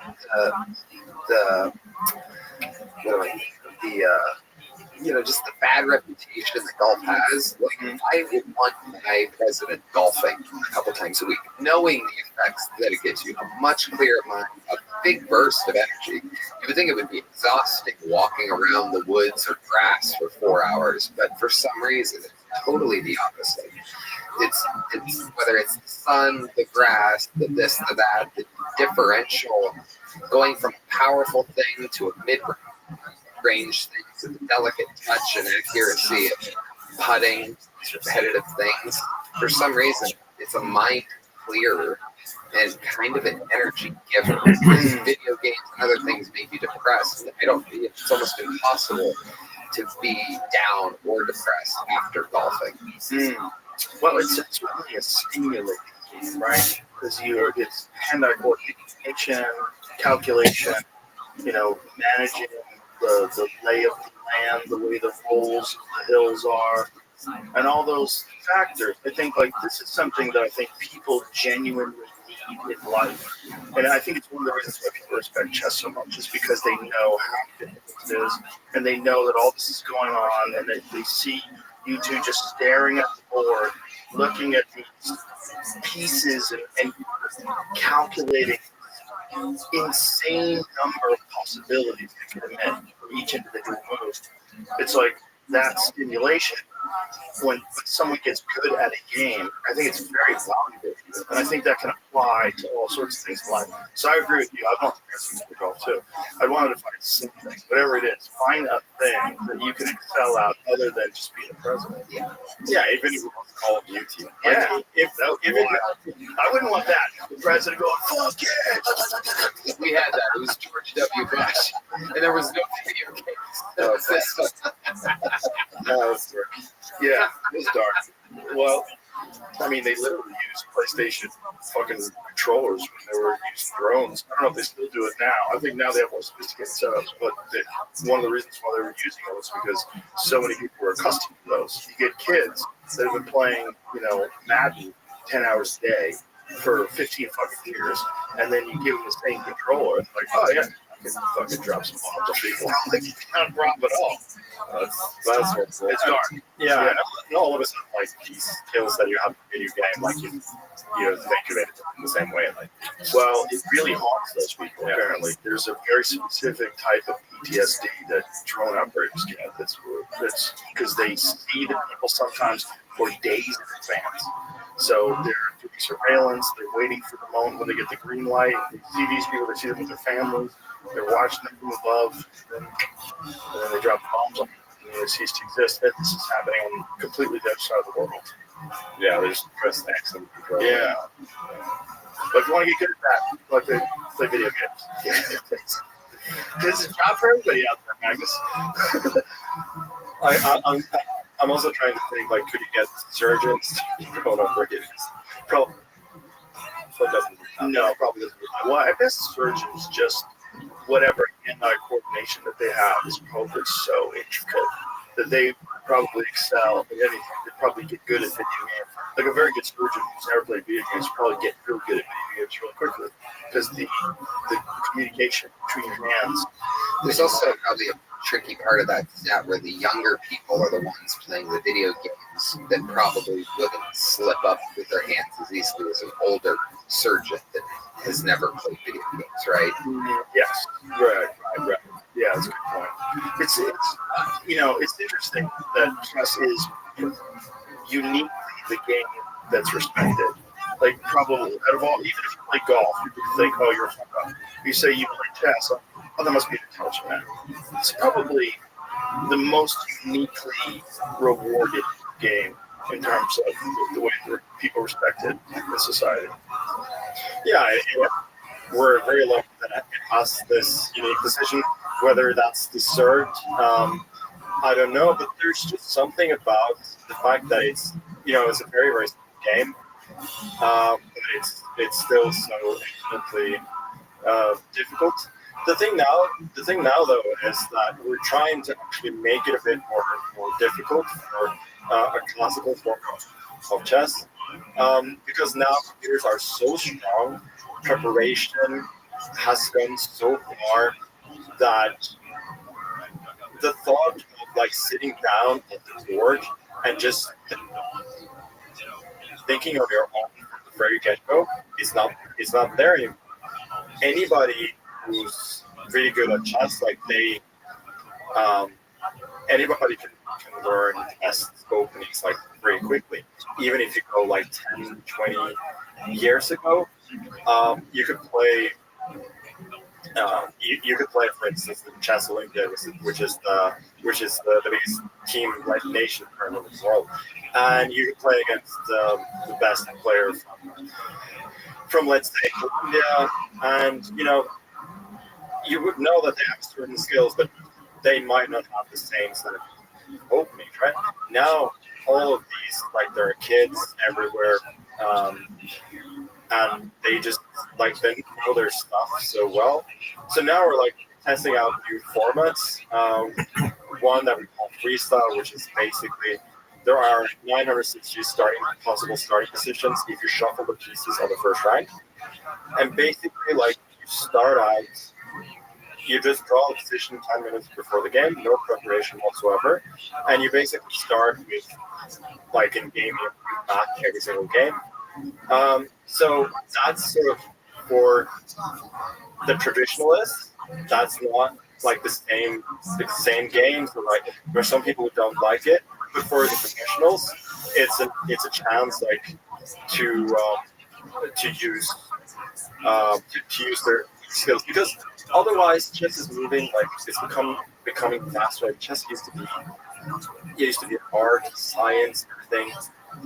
With the way things are now, it's just very fast. There's all games, sports, and so on. Like I feel like with thinking from the very first point, you're bringing some of the other factors back as well. What I think is really unique about today is that kids today who are coming up are not just studying from books and from coaching, but you can watch so many games instantaneously anytime you want. This is what's so unique about today. And I think it applies to all sports. I think it applies to all games. I think it applies to stand-up comedy as well. So I think it's one of the reasons why the younger guys are so good. It's like you get to see very high-level stuff, which gets into your mind that this is how to play at a very early age, and you can be obsessed and just absorb so much more. Yeah, and you see there are such different approaches as well, even with the kids. Like I had a training camp a few years ago with a kid called Alireza Firouzja from. He plays for France now, but he's from Iran originally. He was about 14 then. My chess coach had recommended that we bring him in. He said that this is the most talented kid out there. So we have this camp where typically everybody has their laptop, and there's a chessboard in the middle where you sort of and you sort of look at your own thing and then some things together on the board, and you throw out ideas, mostly for openings, but also sometimes other little exercises and so on. And this kid would have his laptop where he would analyze a certain position, and then he would play games for money on that same site at the same time, so that he could buy cloud engine types, because like the very best engines, they're stronger. Like if they're in the cloud, than from your own laptop. Generally, you can buy time for that by playing games, like 1 minute game on that server. He would play 5-minute games on the other server, and he would analyze with us on the board, and he was still like following everything. He had no problems whatsoever just being there. So like it's just that's one way of doing it. Like he basically became one of the best players in the world by just constantly playing all the time, and mostly like really great games. And then you have a current classical world champion from India, Yurkesh. He doesn't play casual games at all. He just studies his ass off all the time. And he's also like, he's not good at rabbits, he's not good at blitz, he's not good at other forms, but he has made all these studies about classical chess. He didn't even own like chess software on his computer before he was like 13. Wow. And he was grandmaster. Wow. At that time. But it's interesting to see that there are such different ways to develop even these days. I think it's fascinating human capacity to excel, and that you really only know when someone pushes it a little bit further, like this guy playing all his games out. You know what I mean? Welcome. When Big Dog. doing it one way, if everybody's playing, a few games a day. What up, Temper? We're watching your boy Magnus Carlsen on the Joe Rogan Experience. Feel free to enjoy. That guy's got past everybody, and then everybody else realizes, like, oh, Yo, that's dog. possible. I could have gotten as good as him. I better really bear down. Yeah, because you could also see that in these guys' points, that the guy who has been playing like constantly all the time from when he was there, yeah, fantastic instincts, especially with. What'd you say, big man?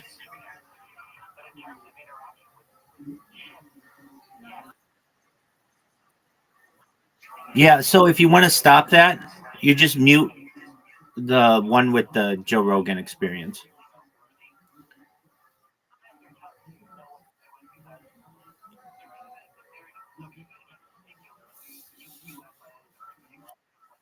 If you mute that one, then it shouldn't echo anymore.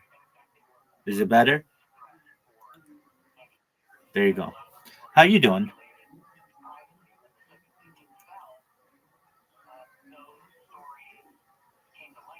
How are you doing? Excellent. I mean, that's my last name.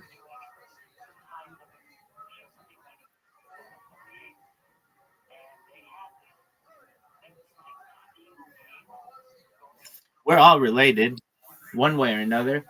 There are 3,000 of us in the United States alone. It's a big family.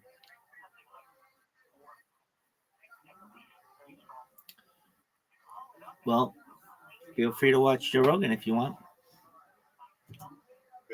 With little time, he just knows where the pieces go. And like he's the only one of the kids who has that kind of feeling.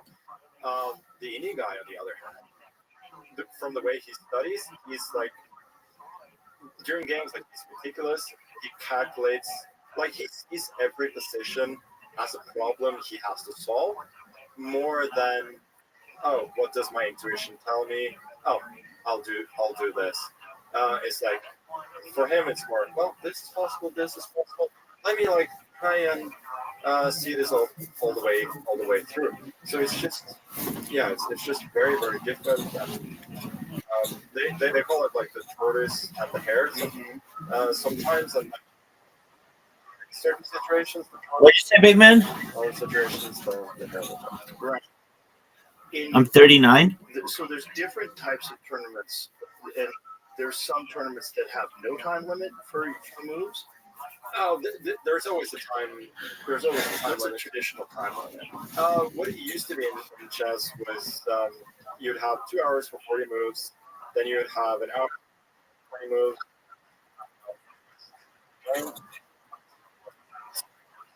More than 3.5 years. And is Correct. still being played. Yep, Split on chess, which is usually multiple 5 streams. 3 minutes, and rapid chess, which is somewhere from 10 to 30 minutes. Did you ever, before you were known, did you ever go to Washington Square Park play those hustlers? No, I actually went there in 2010, but I think some people recognize it back then as well. I think it's a bit of a myth, though. How good they are. Like they're like okay, but they're not like Yoga. No, they're not grandmaster level. There's one guy though. I don't remember what was what's the name of like it's up by on Columbia University. There's a park up there where they're playing chess as well. They're up like string put like pawns one square forward. Can you repeat your question, please?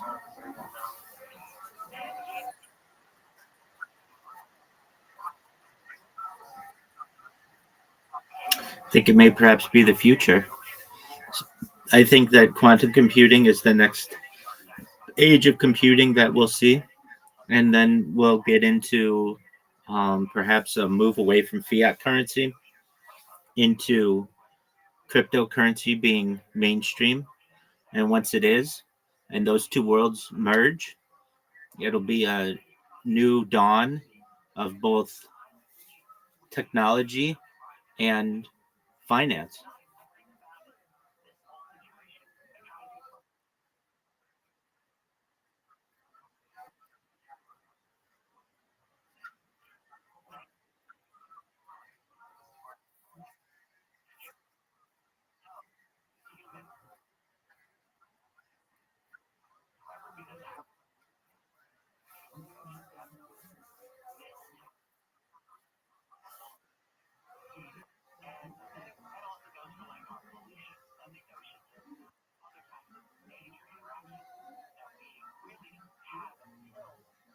Was that a question?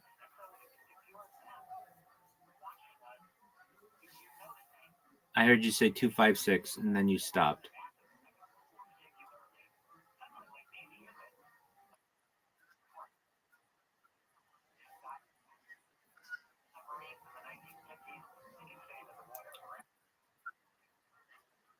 Well, truthfully, nothing can be completely secure. Everything can always be hacked. And as we evolve into quantum computing, cryptocurrency will become more secure as well. But in the end, everything can be hacked. So nothing is perfectly secure.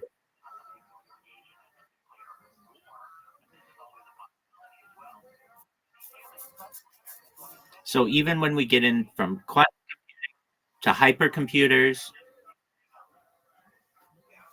and perhaps more advanced types of computing, it can all be hacked. It's basically a cat and mouse game between the proprietors and hacking groups.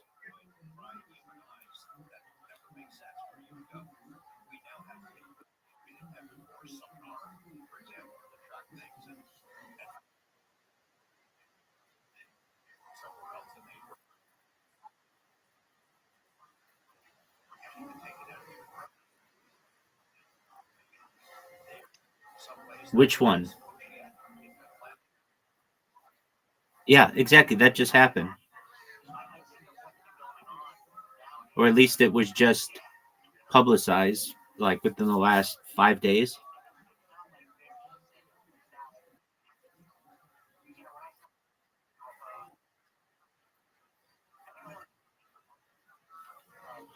I don't think we're at the end of quantum computing. If anything, I think we're at the very beginning.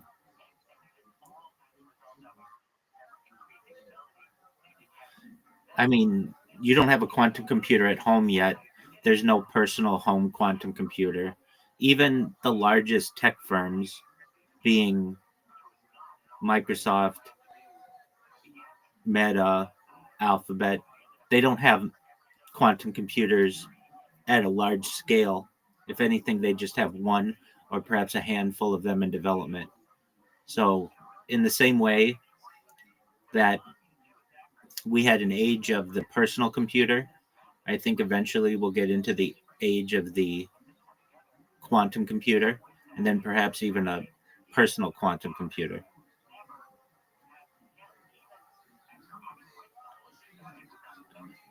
And then from there, you can even get into like a smartphone based on quantum computing, and then wearables based on quantum computing.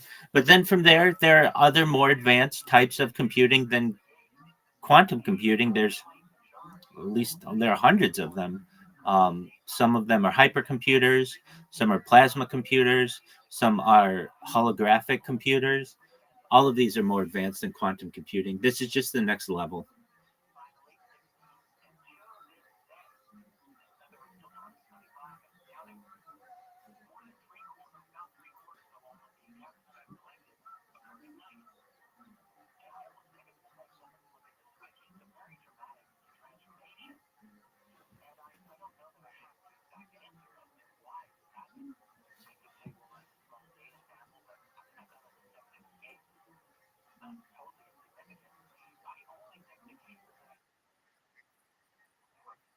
Yeah,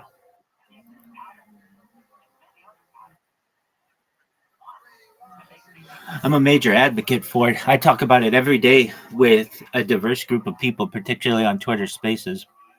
I can tell you there are really two camps of people.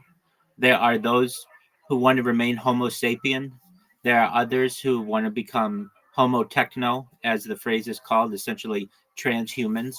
And it's a spectrum that we're on. And people don't necessarily understand that it's a spectrum, but even minor advancements in human health, such as vitamins and minerals and getting into antibiotics and moving more towards um, pacemakers and artificial limbs. Those are all types of life extension technology that people don't necessarily recognize.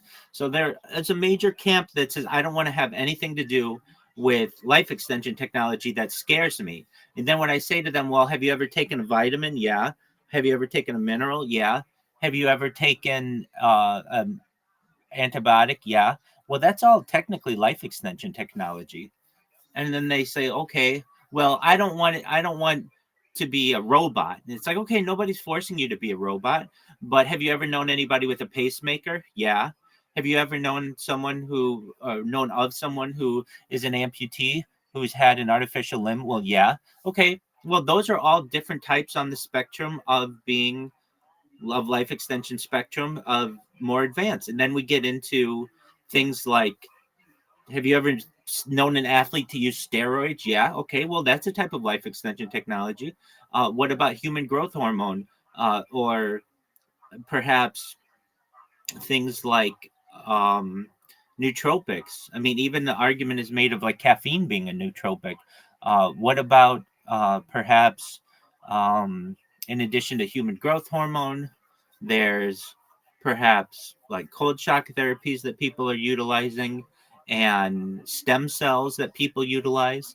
What about that? And then people start to, some people are okay with stem cells and human growth hormone, other people are not.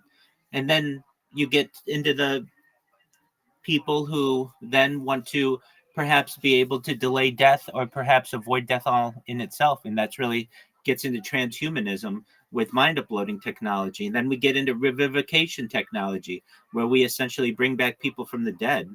All of these things are just really a spectrum of what life extension technology is.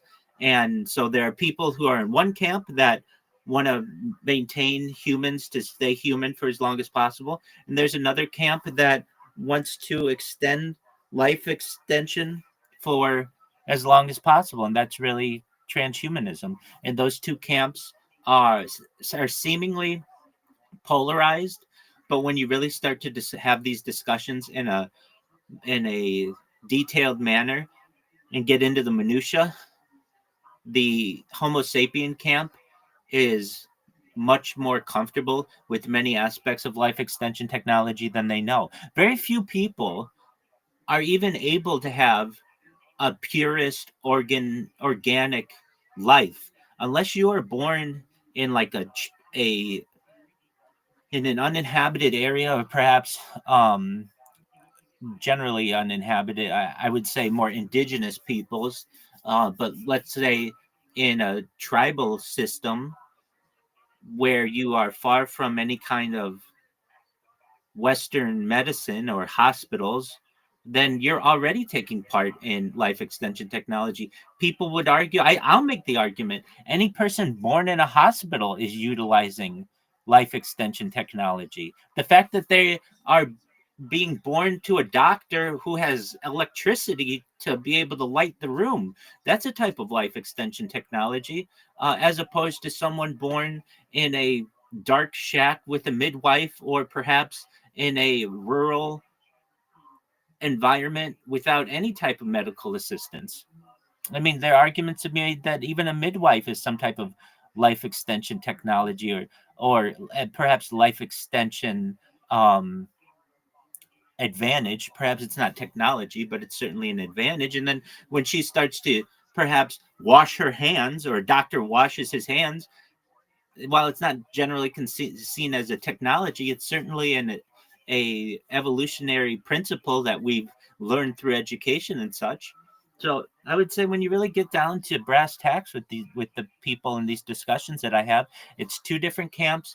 There are people who want to remain humans. There are people who want to advance towards transhumanism. But when you really start to talk to the group about just being human, many of them are taking advantage of life extension technology right now, and they don't even know it.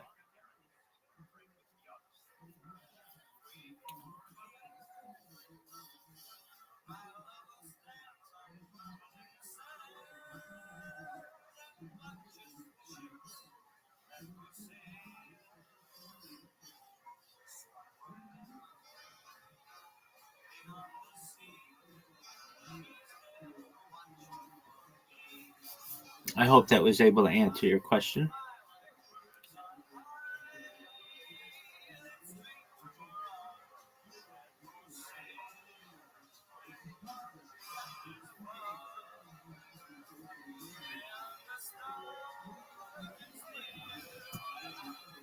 Or That's okay. develop Were you able to hear my answer?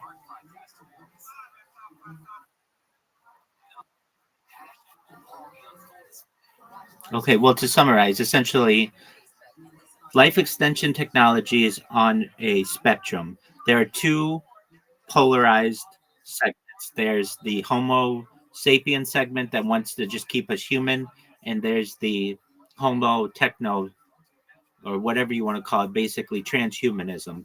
But even the people who are in the humanist camp don't necessarily recognize that many of the things that they utilize on a daily basis, like vitamins and CAT scans and pacemakers and artificial limbs, that's all life extension technology in itself. And they're much closer to becoming transhuman than they really recognize. Very few people have a purely organic existence unless you're born in some rural environment without the aid of a doctor or midwife or electricity or any kind of painkillers or anything like that. If you're born generally in a hospital like environment, then you've had life extension technology since birth. It's arguable.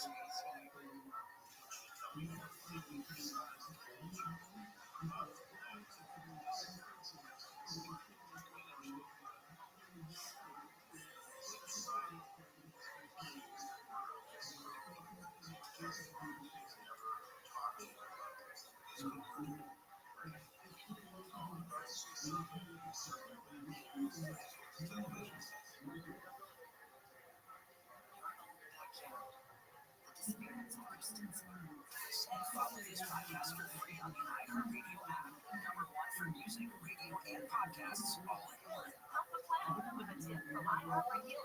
Spending time outdoors can improve overall health and wellness.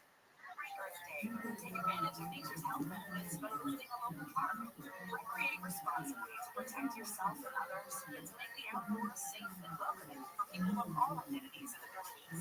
Brought to you by iHeartRadio Earth and the National Environmental Education Foundation. To find more tips, I feel like I'm being interviewed for a school project. At first, I thought this guy has no idea what he's doing. Then it turned out like he actually had a system. So after like 10, 15 moves, I was in a lot of trouble. And then like the game became super concrete and tactical, and I won. But it struck me that this guy like had it just, I think he just played in the park all his life, so he had developed a certain system that was actually like effective if you don't know what you're doing against it. That was kind of interesting. I'm like, he was fairly old, so I'm sure he played chess his whole life without ever learning any kind of opening theory or something like that. He just had, he was doing That's his own thing. fascinating. Can you ever learn something from people that have an unorthodox approach like that? Oh yeah, for sure. It's happened several times. There was like my dad used to play a ton of chess at home. Like he used to have a home office, and then certain times he'd appear to be focused on his work. But I knew like a certain look in his eye, which told me that he was actually playing chess. So I would go over and watch. And then at some point where I was already a lot better than him, he played a certain opening as white, and I told him, like, what is this opening like? Where did you learn this? And he said, well, you taught me the very same opening, but with the black pieces. So I thought I was going to play it as white, like with one tempo more, right? Because you're moving first. I'm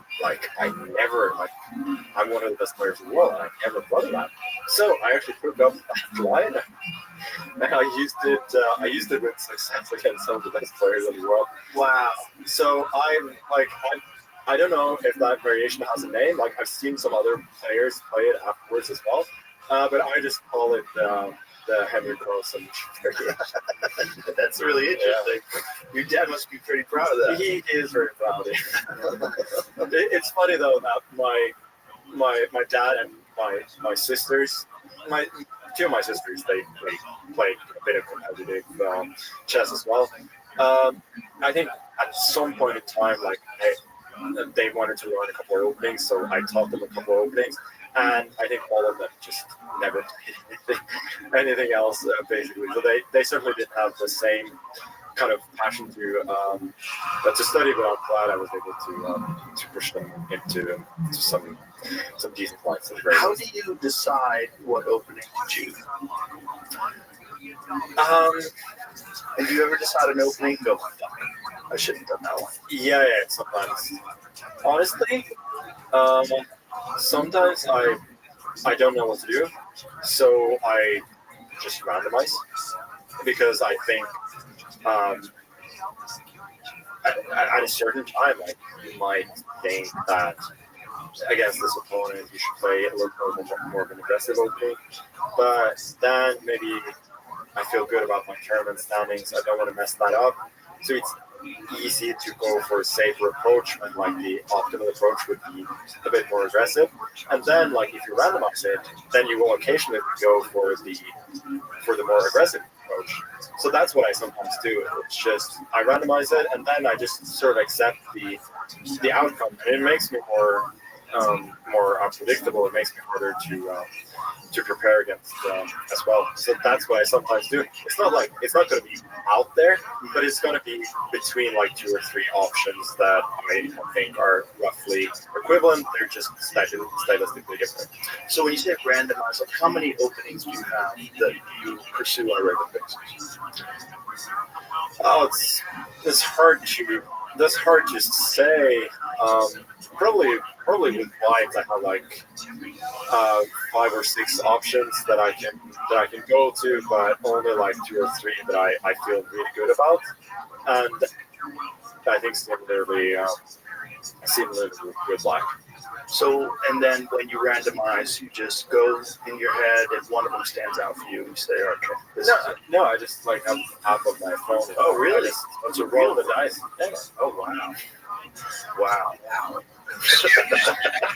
I think honestly, a lot of people could benefit from that because you agonize over these minute decisions. Like you spend a lot of mental energy before a certain game agonizing over what opening you're going to play, and if you know that you're going to make a decent choice, but you leave all the agonizing to like there's nothing it's left to sound. It makes it a lot easier.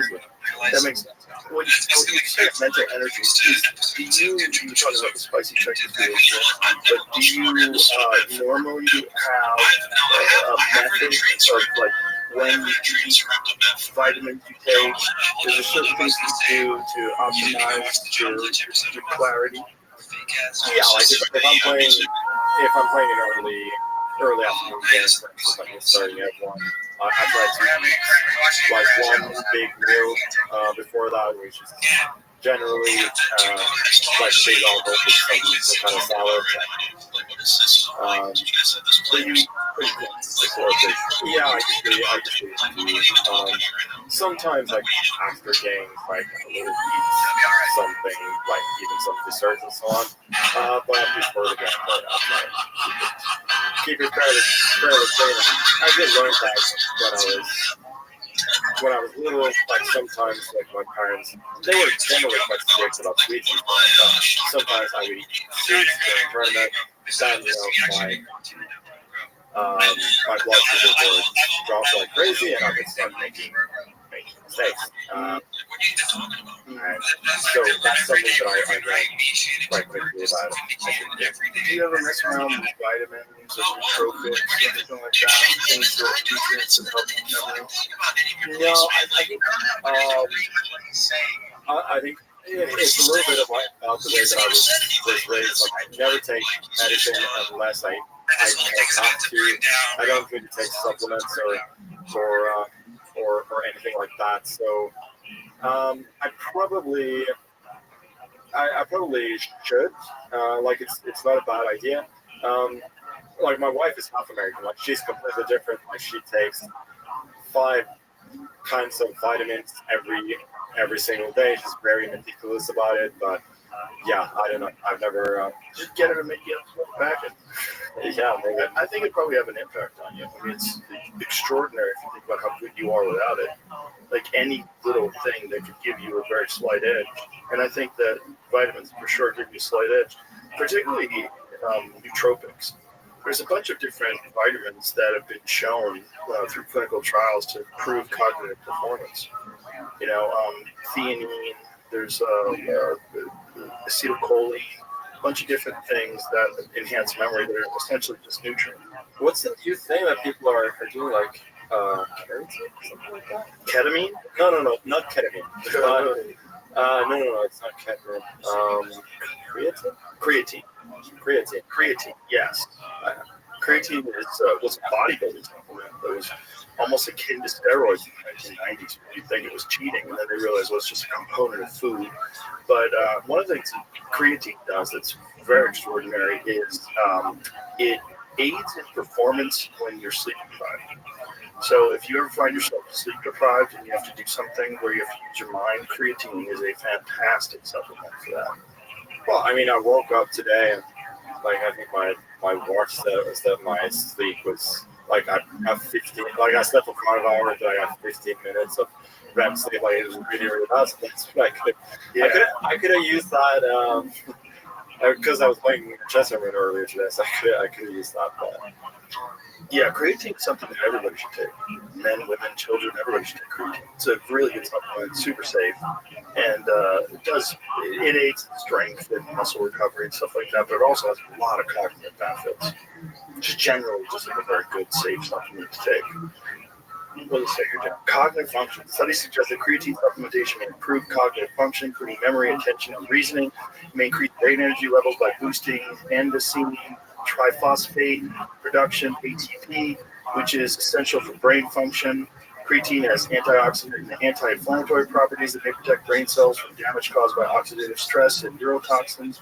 It may help it does a lot of different things. If you Google it, there's a ton of different benefits. I take it in gummy form. I take creatine gummies every day. They're delicious. It's easy. I just pop a bunch. 5 milligrams. I don't know. We have any of those tri-creates here?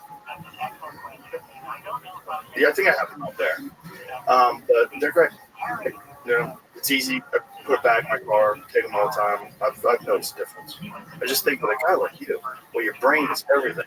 But you're kicking ass, so why listen to me? No, but eat cheeseburgers and fuck around. See what happens. No, but it is the thing though. On certain days, I sort of just accept that. You know, my brain is not going to work as good. It's frustrating, especially if you got a big game and you know that you're starting down 2-0 because your brain is not working the way it's supposed to be. Yeah, I feel that with podcasting all the time, and the real danger is if I do that, if my brain's not on full tilt and I'm talking to a scientist, I'm like, oh, we have to talk about quantum physics because I have to like have good questions. I have to be able to follow what you're saying. It's so esoteric. You know, it's weird that the brain just doesn't always work exactly how you want it to.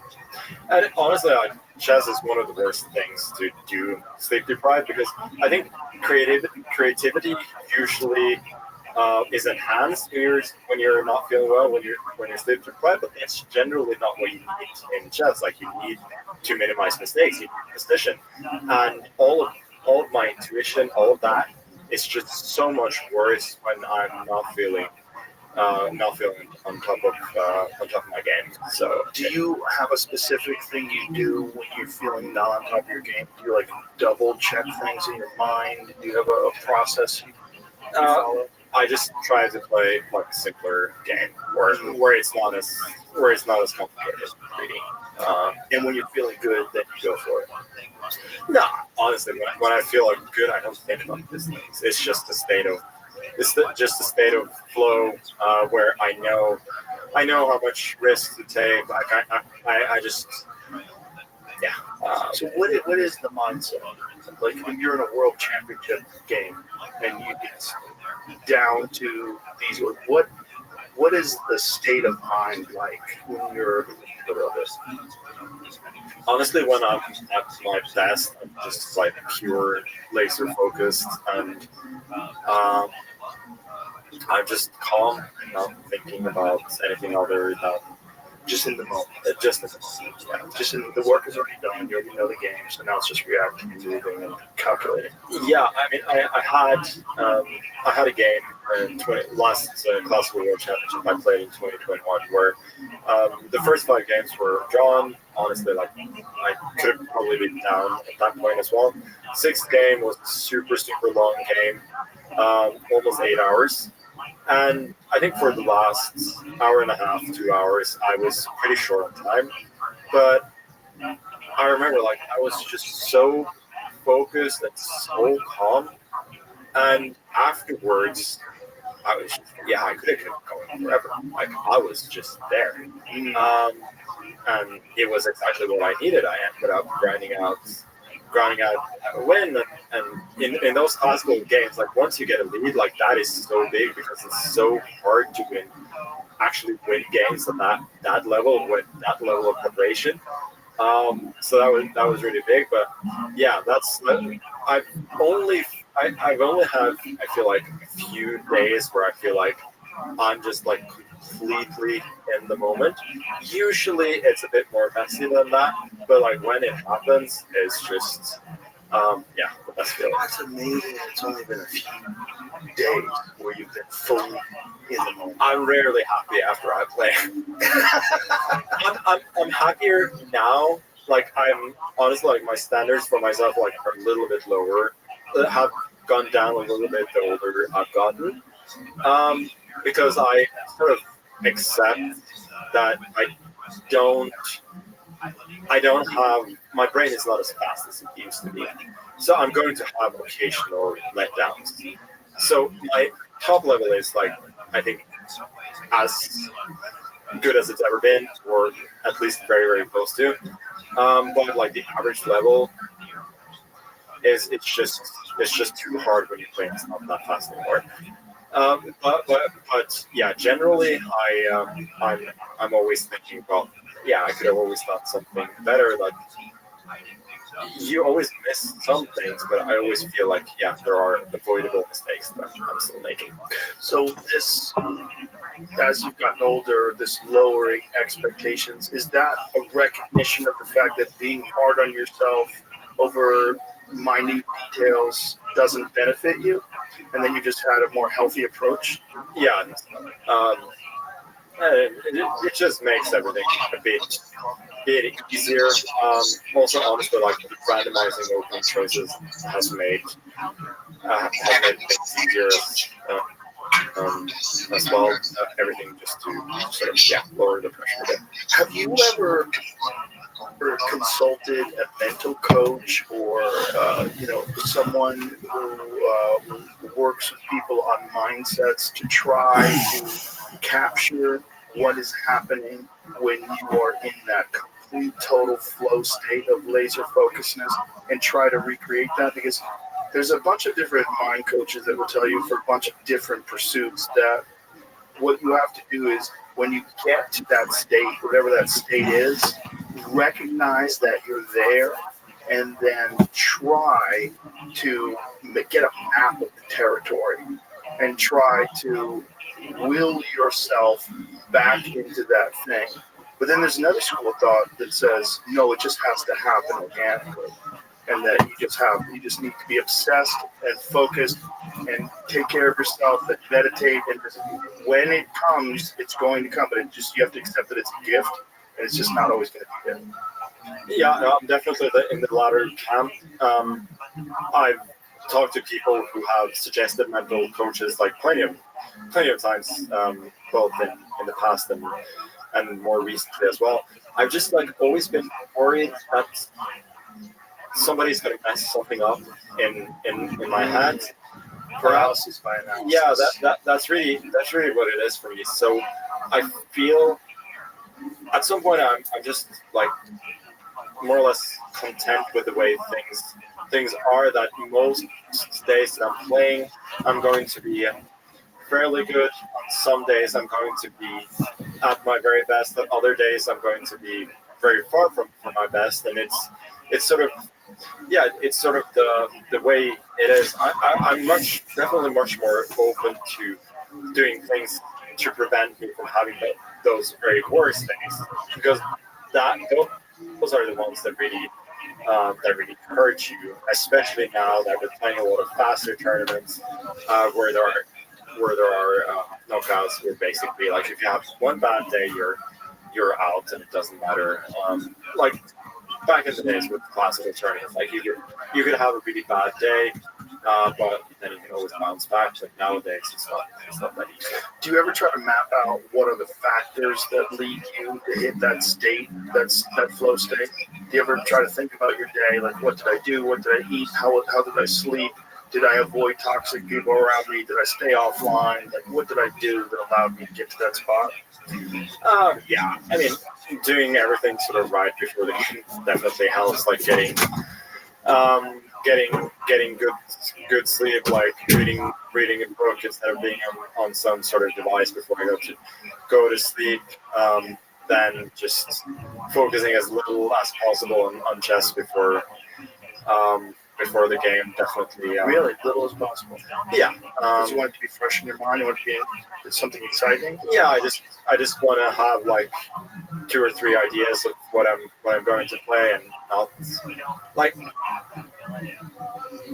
I just don't want to like use mental energy that I could have used on the game before. Right. So I think one of my better tournaments that I played, I used to play every year at this seaside resort in the Netherlands, and it's in the middle of winter, so it's not very resort-like. It's just rainy and windy, and there's basically nothing there except this big tournament that's been there for 80 years, and it's for 3 weeks every January. So for me, there's not a lot to do. So what I would do, like, every day is I'd wake up, I'd go for a walk, and then I would watch like 30 to 45 minutes of NBA highlights the day before. Look at chess for 15 minutes, whatever my coaches send me of preparation that we discussed the day before. Eat, and then go play. And that worked really, really well. It's just keeping it as simple as possible, honestly. So get inspired a little bit of energy from watching NBA highlights, right? Yeah. Just a tiny amount of information from the coach, just like get your brain locked in, but not too much energy.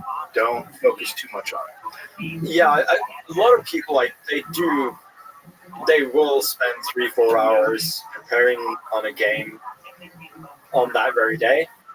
And it can be beneficial, like if your opponent goes into specifically the lines that you prepared and so on. But overall, I think,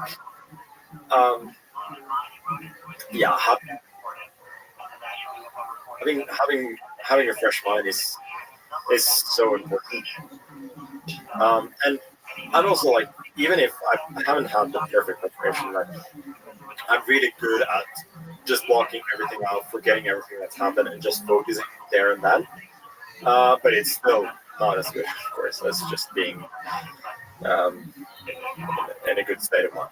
Do you ever get to the point where you feel burnout, where you want to just take days off, a week off, and not think about chess, not touch a chessboard? Or is it just constantly playing in the background no matter what you do? But I really love it, so Why take time yeah, off? why take? No. I'm fine with taking breaks from tournaments and so on.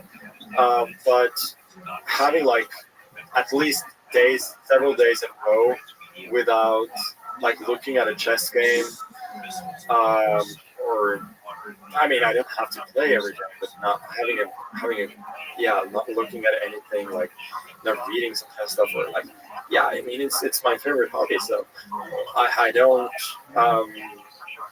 yeah, I don't see why I would want to do that. Yeah, that's probably why you're one of the best of all time, if not the best. I mean, that's a beautiful approach, right? If you could find a thing that you love so much that even though you do it all the time and you've done it since you were a child, you're still obsessing and loving it. Yeah, I do have those moments where I just take a breath and think about how lucky that I am. And there are just moments where I just sort of, I wouldn't say rediscover my love for the game, but where I just think like, I'm obsessed with this game and I'm completely fine with that. Well, that's a beautiful way to live your life. If people can find a thing like that in their life, that really is the key to an enjoyable life. If the thing that you do all the time you're obsessed with, and we talk about it all the time at our comedy club, where we're all in the green room, we're like, we are so lucky that this is actually what we do for a job. And pretty much everybody who's good at it is obsessed with it, and they think about it all the time. It's kind of the only way. But I need time off sometimes because I think they're different because it's always different ideas and different things you're working on. Sometimes you need time just to refresh your perspective. But with a game like chess, I guess you don't really need time off. No, I think again it's different for different people, but I don't know. I don't feel like it takes away energy. It just gives me joy and energy when I do that. Like I will just on a certain day I will just log into chess.com and observe random people play, and that is something I do and live happy about it. It's just the way I. Well, you're just very fortunate. You found a thing that you really locked into. It's that perspective is very important for people to recognize, like the perspective of gratitude and of appreciation that you're so fortunate to have found something. People will go their whole lives and never find a thing that they're truly, absolutely passionate about. And for a guy like you, I mean, it's a shining example. I think that's one of the things that I enjoy the most about super high performers is that they provide an insane amount of inspiration for other people. When someone sees you play chess at the highest level, or sees Michael Jordan play basketball, or whatever it is, you get this feeling of what human beings can do, and it elevates your own expectations of yourself and of people around you. Yeah, I think I've thought about it many times. Like, what am I actually like doing with my life that's useful to other people? And it always comes back to that every time that I hear that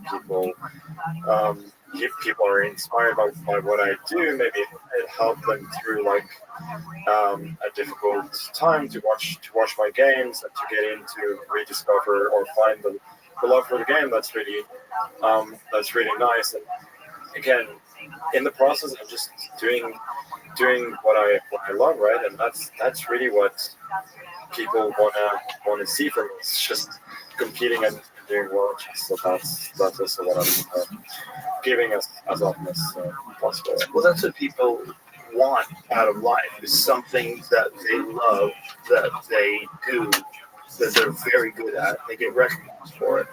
And when a person like you does it and does it publicly, and it's inspiring, it's a great gift for other people. I mean, it truly is. Who's been are there particular players that you really enjoy watching play, and particular styles that you enjoy? I think my favorite probably player of all time is sort of the young Kasparov before he became world champion. The thing is, like, what I find fascinating about that is that he played with a style that was so unique and so dynamic that I know that I can never replicate it. It's just not the way that I play. So that's something I admire a lot. Usually whatever I'm into, like be it soccer or golf or basketball or whatever, like I admire like what people do, not necessarily like it's about the people themselves. So that's the way it has been for me in chess as well. That I try to like learn in people's games and what they do and what I talk to them. And I've been very fortunate about that, being able to study with Gary back in the day, and Anand, who was a world champion before me. Because it's only then when you study, like you talk to them, like you understand like how good they really are and how much they understand.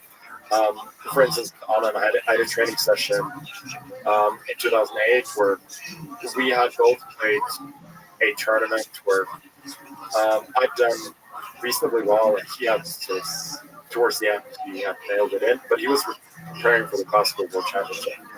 So I think I had 2 days off, and he was living outside Madrid. And so I went to Madrid for a couple of days because the other tournament was Arthur's name. Then I went to his house, and as soon as like that training camp started, it's like something just switched with him, and he was just so focused. We played a bunch of training games, and from being this guy who seemed completely disinterested in this other tournament, all of a sudden, like he was crushing, like he had a massive plus score in our games, and it felt like everything we analyzed, he just had a much deeper understanding of the game, so that he was fast and tactically and everything, and it made me like appreciate like how good he actually was. Yeah. When you are playing something like that, you're getting your ass kicked. Does this inspire you and enact change in your game, or does it not change your game? Just do the same game but more focused? Yeah, I think it's more of the latter.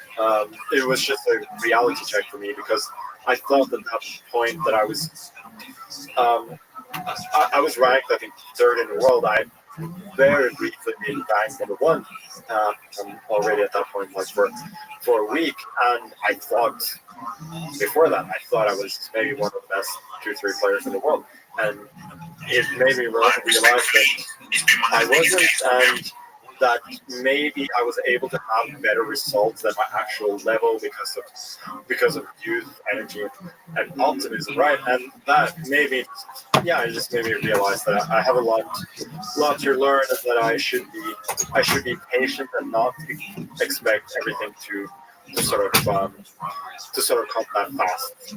Because at that point I had a year of more or less constant rise. I was just winning tournaments. Every time I would lose a game, I would just believe that I could strike back immediately. I realized now that I was delusional. I thought I was a lot better than what I was, and that was probably why I was having such good results. Because you're so confident. Because I was so confident. But having a little bit of a reality check, I think, helped me later to actually understand the game a bit better. But I've still taken away that I think in chess, like the optimal state when you're playing a game is somewhere between optimistic and delusionally optimistic.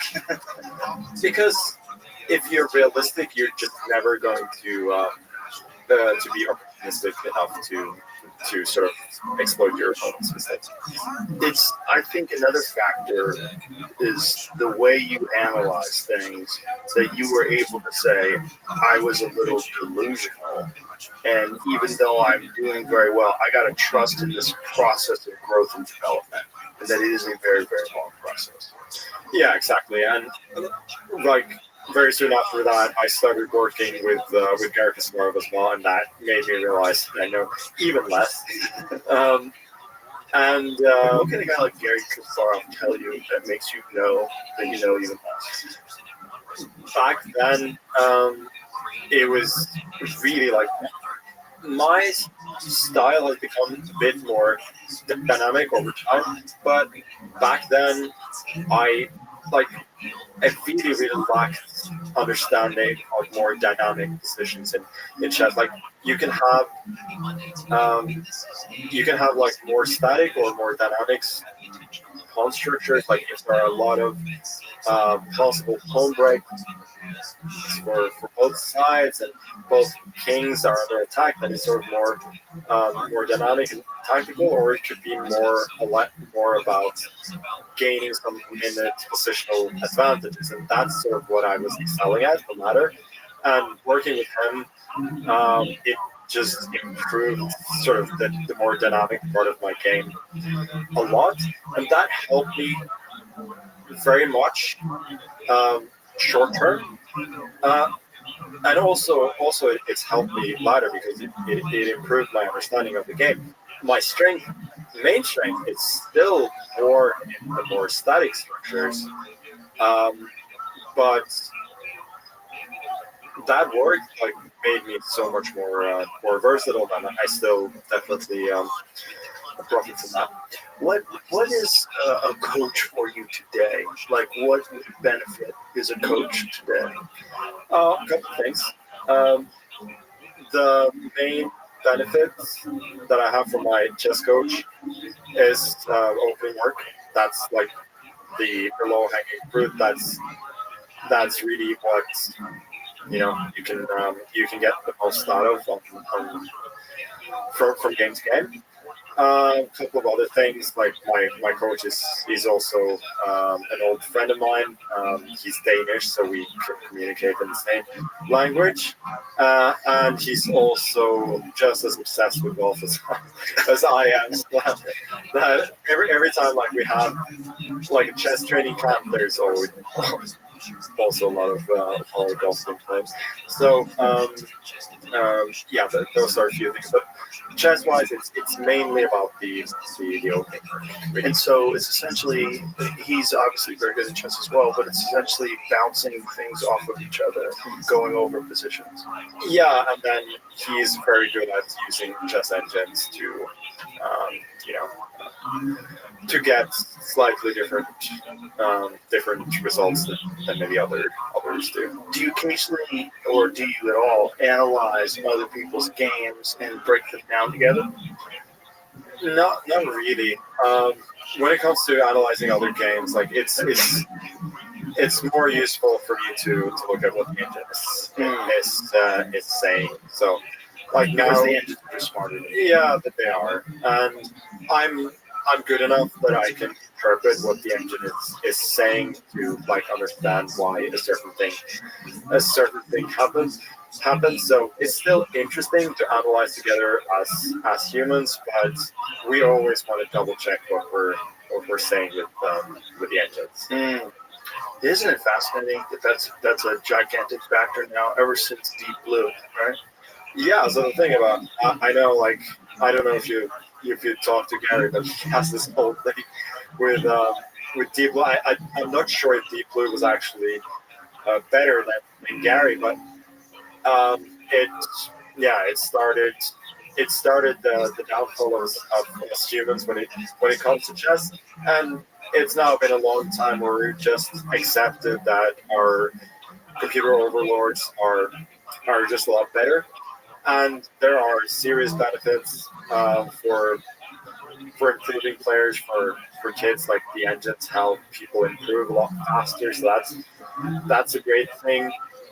Additionally, people watching chess games, like one problem is that you cannot easily tell. Like, it's not like one guy is being punched and the other guy is punching. Like, it takes some skill to see what's going on. But with the help of the engines, like, you could actually have a real-time score all the time because it tells you who is winning and who is not. So it becomes a lot easier to follow as well. Because honestly, like, most people, when they consume sports, they're mostly interested about who is going to win and who is going to lose. So now at least you can have that factor in chess, that you can see that. And it's very interesting for me to read what people were writing about computer chess 30, not 30, but like 50, 60 years ago and so, where there was an actual discussion whether computers could ever beat a grandmaster at chess. And now it's very much settled. This is- Well, they have that same discussion of Go, right? Well, Go is much more complicated than than chess. So, but I don't know what has happened since AlphaGo. If like the best masters are still a little bit better, or where the state is at. I think Go is better than everybody, the computer is, but I think a new factor is that the computer has devised creative moves that were never used before, that have now been implemented. They're part of a general strategy, which I think they thought was very shocking. So Is what kind of bluffing moves? Or I do not know because I don't understand Go. I was just reading an article about the extraordinary leaps that AI has taken, and that one of the more shocking things was that it was able to beat the best players at Go, which they thought it was like a long time coming.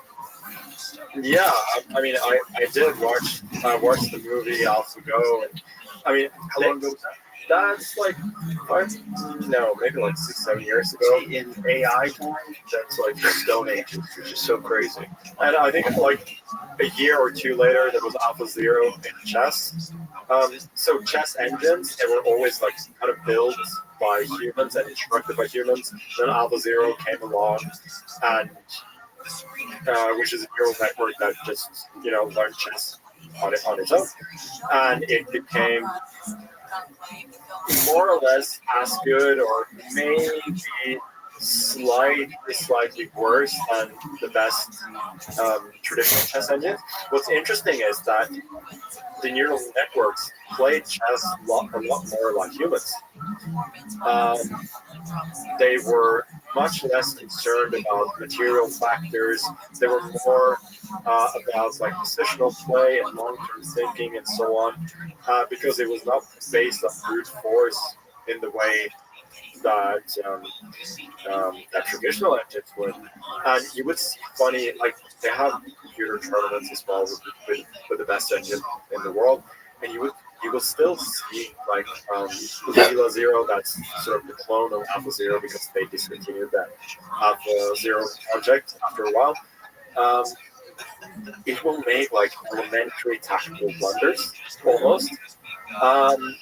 That's crazy because I don't know, it doesn't have, it just thinks about chess differently than traditional engines, but it will also like do things that just confounds the very best chess engines in the world still. So that's very interesting to see it. Like all the best coaches and players now when you work with chess computers, like you always have both like a neural net and a traditional chess engine running, as well as some others who are now like hybrid, who have a little bit of both. It's just fascinating that it was the Londons. Yeah, well, I don't know if it's something about its search. I really don't know. But it would also make some fascinating decisions, like when you promote a pawn, like you usually promote to a queen, because that's almost always the best, unless you sometimes want to promote a knight specifically to give a check, or sometimes to avoid stalemate. That's less frequent. But then what Lila and AlphaZero would sometimes do is that they would promote to a different piece, because if it's a piece that's anyway going to be captured, just to give your opponent like a slight chance of making a mistake by making another move, which is something like a human would never ever do. But it's really funny, a little bit of parallel to what's going on in Go, I think, with this gamesmanship that is going on with So that's crazy that it would just trick you. yeah, it would try and trick it. Like, it probably wouldn't trick a human, because a human would be like, that's weird, I'll just take it, whatever. But another, oh, okay, well, I have another alternative that seems equivalent, more or less. Maybe I'll go for that. It's very strange. So, what are the best programs that people play on? There are a few. There's one that was originally developed by Norwegian called Stockfish. That's still considered the best. So I think the best now is Stockfish, like Stockfish hybrids. That's part neutral and part traditional engine. And then I think Do you have to connect it online to use that? yeah, I mean, most people use either. Most people use remote engine, like some kind of cloud service, to have as much computing power as possible. So, the kind of computing power that's on your phone, like, can you beat your phone at the highest level? No, no chance. That's so No crazy. chance. That's No so chance. crazy. It's Deep Blue, wasn't it? Like as big as a room. Was it? Yeah, Deep Blue wasn't like a stack of computers, right? but I'm sure it's still less powerful than your computer on the phone Yeah, today. and that's So, shocking. no, I have no chance against my phone. There was Crazy. there was actually one time where I played corporate title, and there was this guy who said, I built a chess program in my university class. Can I let that play against you again instead of myself? Yeah, sure, why not? And I actually beat fairly heavily because I played some kind of like anti-computer chess where I just close up the position as much as possible and just let it have as few possibilities as possible to out kind of play me. So that it's a purely strategical game. That doesn't work against very good engines, but it can work against ones. But no, humans like There he is. How you living, pimp? There was a grandmaster who played a match recently against Lilo, which is like a neural network engine now.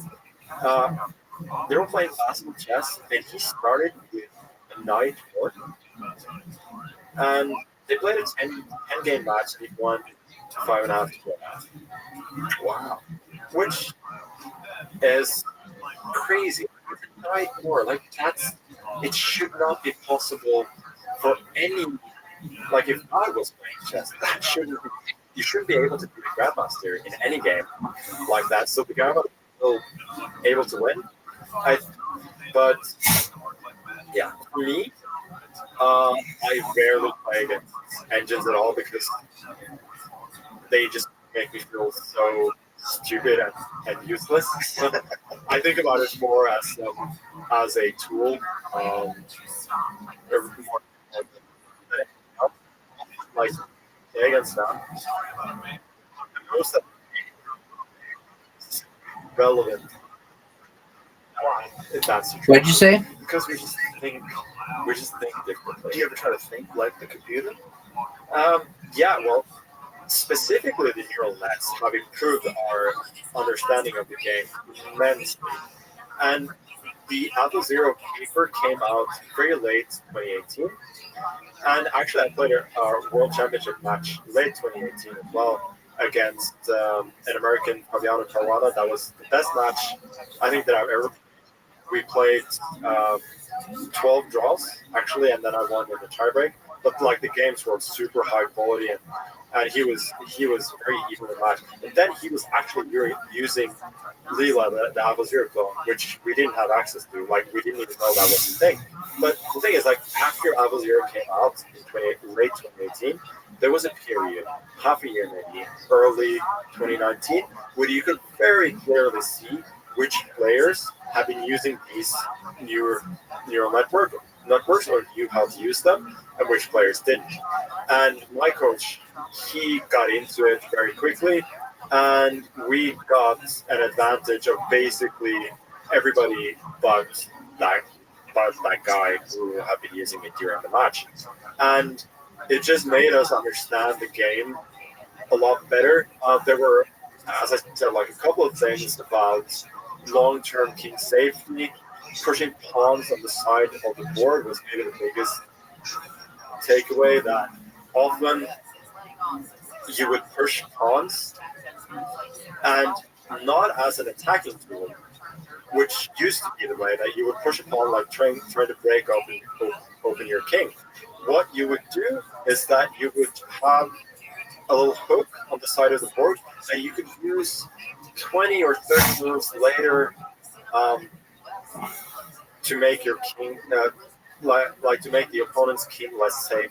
Then this is something that humans didn't really do, and I still see some people like allowing these pawn advances, and I don't like. I wonder if they didn't learn their lesson from 2019.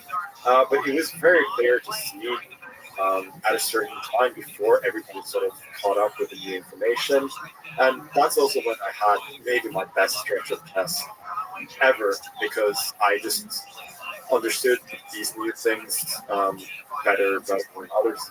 It's almost counterintuitive that you wouldn't want to play the computer because the computer makes you look stupid. Because the idea in my mind would be like, well, you should play the best thing that you could possibly play. And if that's a computer, great. If that's another human being, then play the human being. But I would imagine that playing something that makes you feel stupid would, at the very least, teach you something about the game.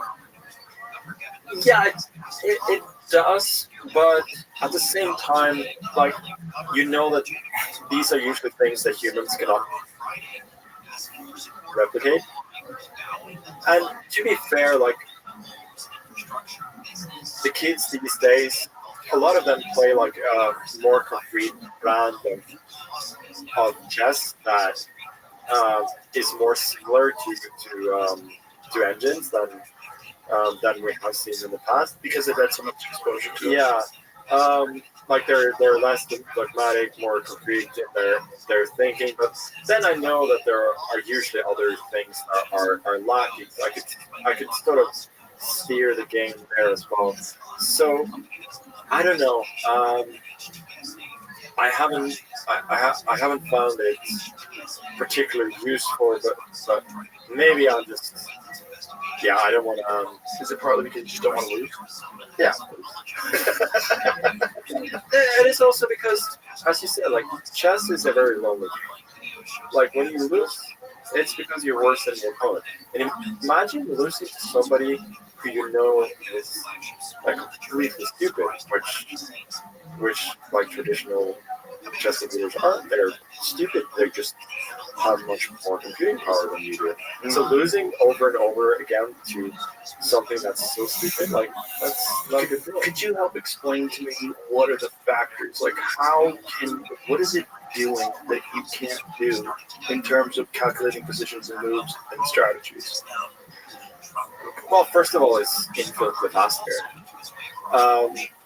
So there will be certain possibilities that I will rule out because of my intuition, but it is able to calculate in a very short time that it's possible. It will never make blunders like simple tactical mistakes. Neural networks sometimes do, but traditional engines don't. And like I can keep, like, most of the moves that I make will be the same as they do, but they don't make any real blunders at all. Like, they may make slight positional mistakes, but honestly, most of the time that I think an engine makes a positional mistake is because I don't understand it well enough. So it's not really a mistake. And it might look like one, but it's long term. Yeah, it's just that my understanding is not good enough, and that is useful. That does help me learn. What is the difference between the approach that the neural network takes versus the traditional engine? Like, why is one of them approaching the game differently? Because one of them is constantly calculating based on sort of what humans have taught them is like the value of what is the value of a pawn, what's the value of a knight, and what is the value of far advanced pawn, and all of this. Like, it calculates based on that. A neural network, you just show it the rules of chess and play against yourself a lot of times and get better. And it just has a different approach. Like what it does is just based on the games that it's played against itself, right? So it's just it will have completely different ideas at times. Like imagine like in 2019, because of these neural networks, like every opening that have been played for hundreds of years had to be rechecked by coaches because there could be a difference in evaluation because there is this new neural network that just thinks in a completely different way. Wow. So these neural networks could go back and look at, a classic game from like 1963 and say, well, you know what? Oh, fuck that dude up. He would have done this, that, and the other thing. Yeah, exactly. And it just, I think a lot of it was based on it just emphasizes different factors than traditional engines do, and that ultimately just leads to different results, really. But it's it was extremely fascinating for a while, but now it's just led to really more parity in the world of chess because everybody just has access to that information. It used to be a thing back in the time that some people would really be ahead of others, not only in 2019 but also other times, like they had more computing power, better cloud engines, like that started to use different engines and so on. But now you could prepare for a world championship honestly in 2 weeks, and you'd be completely with like just a regular like laptop that's connected to cloud. Like, it's very different and so much easier today. That is so fascinating that it's changed the game so much. Could you get a computer, whether it is a traditional engine or whether it's a neural network, could you get one to imitate a specific style? Like, could you get one to say, I want you to play like Garry Kasparov when he was younger? So we actually did this back in the day. We actually started an app called Play Magnus, where you can play against myself at different ages, and the style it was based on the guy who built Stockfish built this engine as well. So it was based like an old version of that, but it would have my openings and try to emulate my style at certain ages. Obviously, it wasn't perfect, but it was a start. I think it's still difficult to build like a very good clone because essentially, at least with traditional engines, it's not possible. Maybe with AI, you can get there, but I still think we fundamentally think differently about chess. But The interesting thing would be to take you, because there's so many games that can be observed and put into the calculation. And then I would really be fascinated to watch you play you. I mean, like, what would that be like if you play you when you were 20?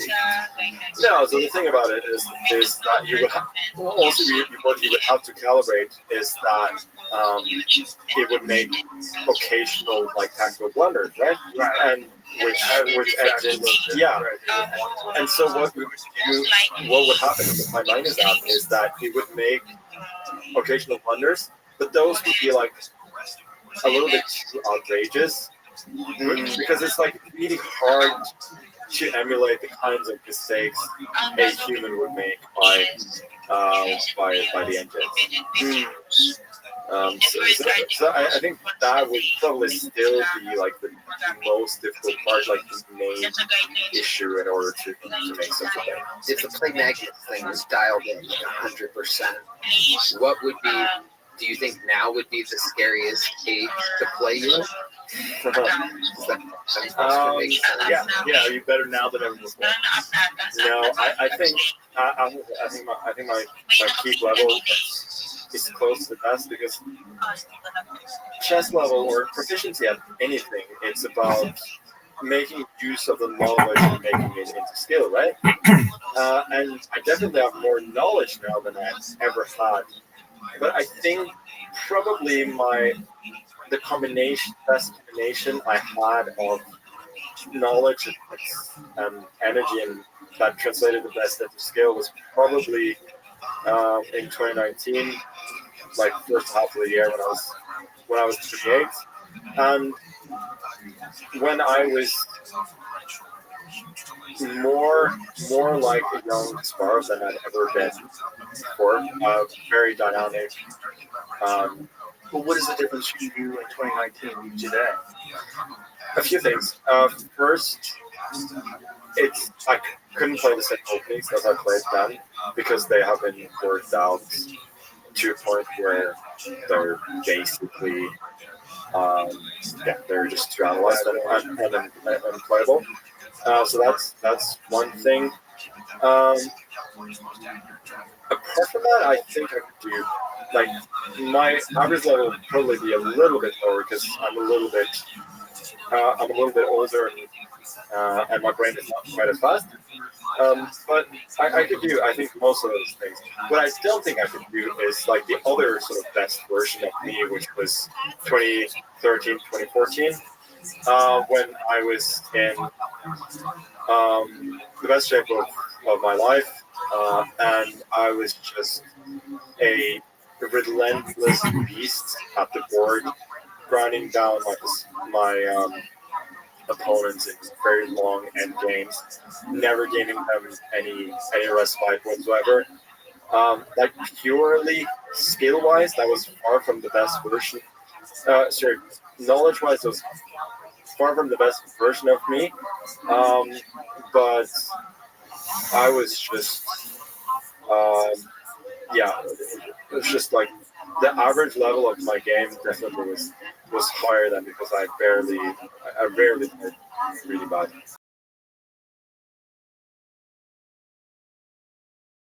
Bad games.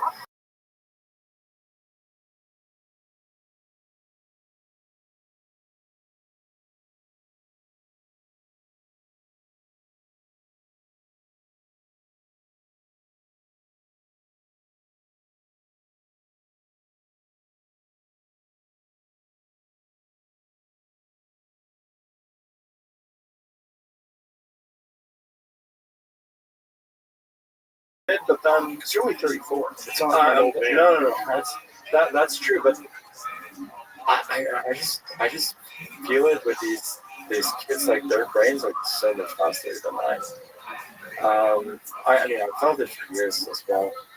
That no, I'm not old, but I can never be at that level of pure like computing power. But is that generally accepted with chess if there's a certain age where it just drops off? Like who has won the world championships at like the oldest age?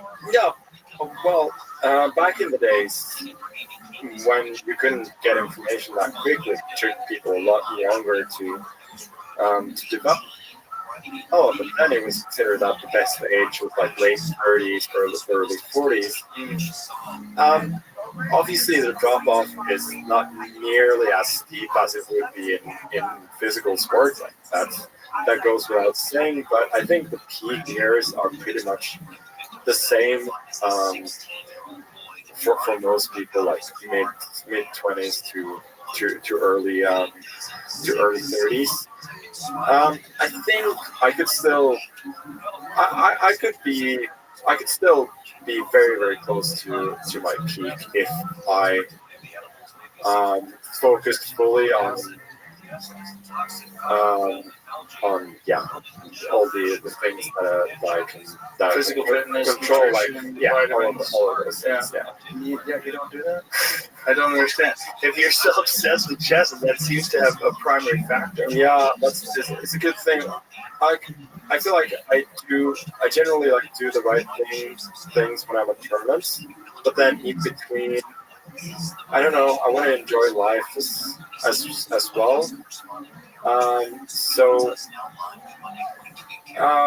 and like I'm generally obsessed with chess, but I'm not always obsessed with competing. Like certain times, there will be certain days, certain tournaments where I know that I'm not going to be at my best, and I can sort of I can feel it. And then I'm not able to um, to take it as seriously. Like I feel like I cannot. I'm not a Michael Jordan type who has to like go all out in every game. I used to, but now I don't think I have that in me because my main motivation for playing chess is that I love to play. I don't have concrete goals of what I want to achieve, things I want to achieve. Like, Does that sort of relaxed attitude that you have, does that drive other people crazy that you're still able to beat them? That would drive me fucking nuts. If I was just fully obsessed and studying moves all day and just taking my vitamins, drinking only purified water, and It's kind of a thing that you're known for.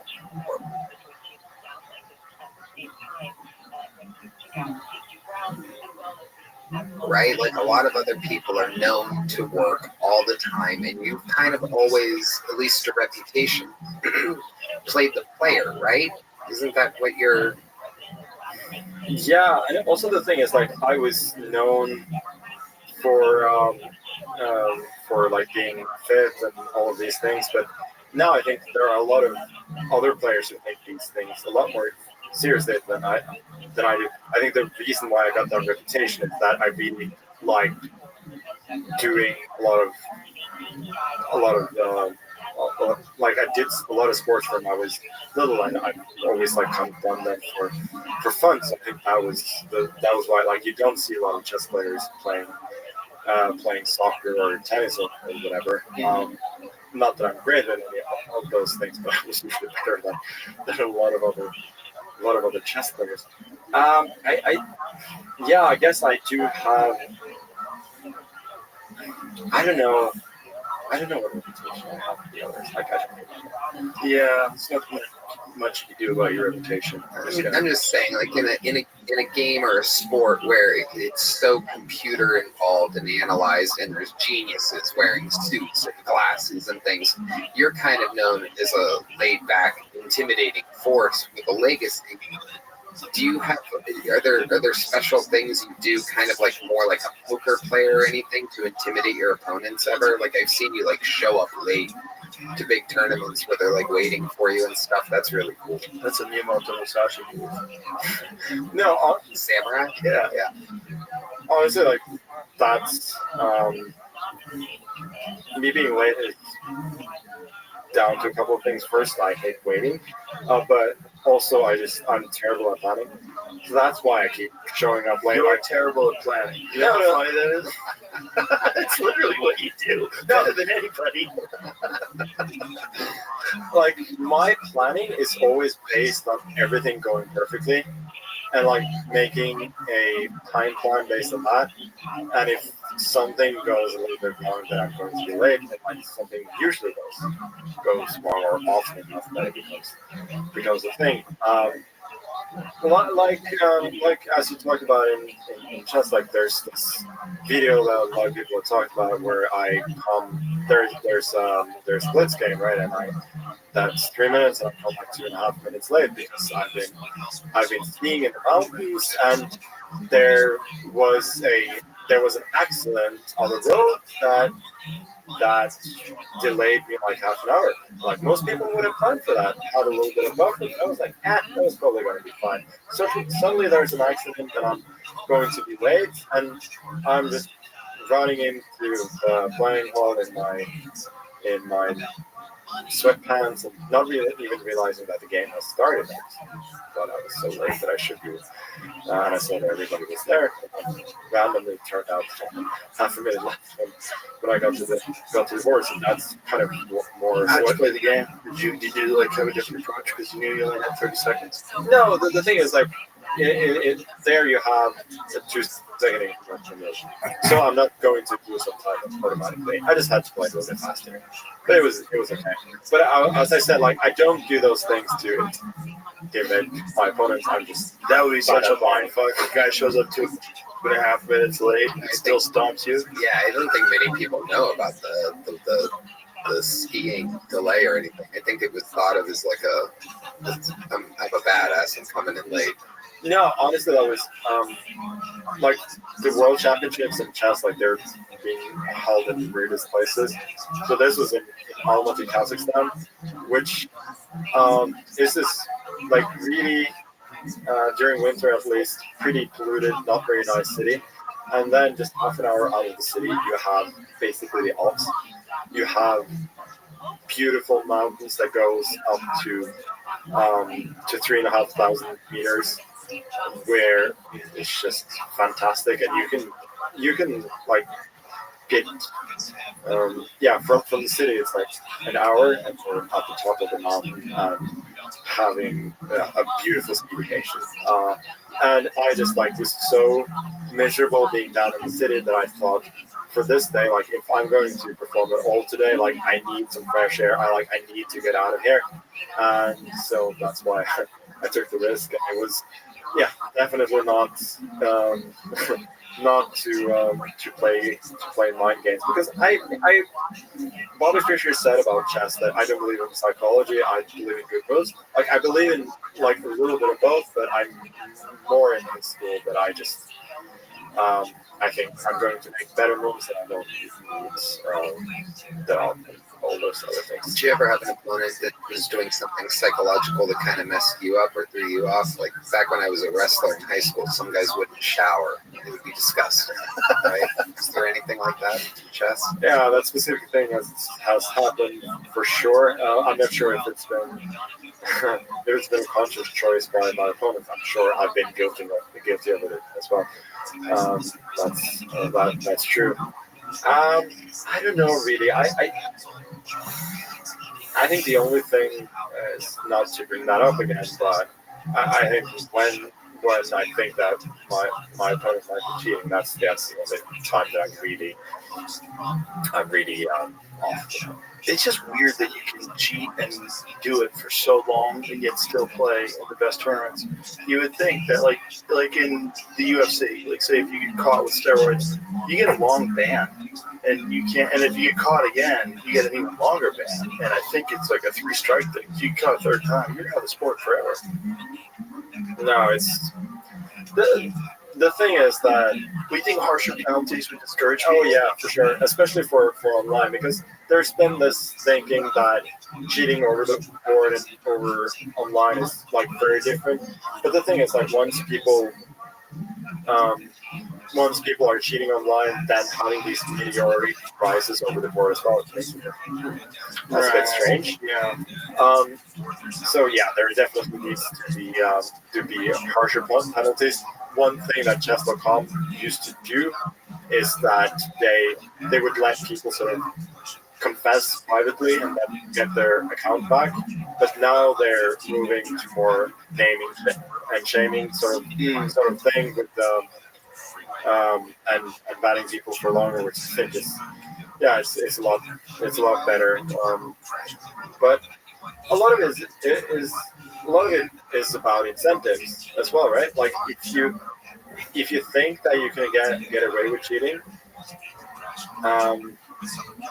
and there are monetary incentives to cheat. Right. Yeah. Well, I guess that's just with every pursuit. There's always going to be people that look for shortcuts. There's always going to be someone who wants to skirt around the difficult path. No, that's true. But the thing is, like, there's so little to do in chess, and the engines are so powerful. Like, if I started cheating, you would never know. The thing is, like, I would get like a move here and there. That's all I need. Or maybe, imagine I'm playing a tournament. I just find a system where I get somebody to signal me when there's a critical moment. Like if there's a moment where a certain move is much better than the others. That's really all I would need to go from being the best, being like practically unbeatable, right? So it really is a scary situation. There have been these cases of so many cases of people who are acting suspiciously and who are making suspicious, having suspicious results based on the data, but they're very like if you're not cheating in a dumb way, there rarely is going to be a smoking gun. But without that smoking gun, it's really hard to catch people. How would you eliminate that other than security? Would you have it so there's no audience members at all and have them only in a room? So that has been done in World Championships, for instance. Like we're basically been playing like in a glass box that where you can see, where you can see, like you cannot see the audience and you can't hear anything because the glassproof box. I kind of that's like. You kind of don't want that. You want there to be like I really like having just more like an esports setting where people can be as loud as they want. It's just you have players sit down like boxers with headsets, and sometimes headsets open up the possibility of cheating. But then like the headsets would be all provided by organizers, and you'd have to have like both. We have had that in tournaments that you have to have white noise and some kind of sound from like Spotify or whatever, if you want to listen to classical music or whatever. You can do that? Yeah. So you can listen to Wu-Tang Clan while you play chess? Yeah, I mean, honestly, playing blitz chess, listening to music usually helps me because, like, doing tasks that are more intuition based, then that helps with the flow. With longer games, you probably don't want that disturbance, but I've definitely played some of my best blitz chess. Yeah, listening to music. What do you listen hair flopping? Yeah, it's wild Norwegian music. That's actually true. Yeah, that's a good stuff. Yeah, that's a good song. No, I think my best chess is over the Norwegian rap, really?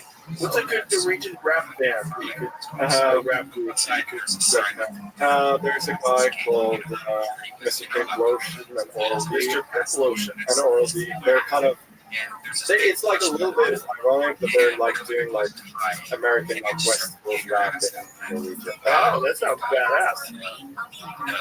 And this is a bit of a different, right? I actually did a song for Mr. Pink Lotion. I heard a song for those guys. What a great name, Mr. Pink Lotion.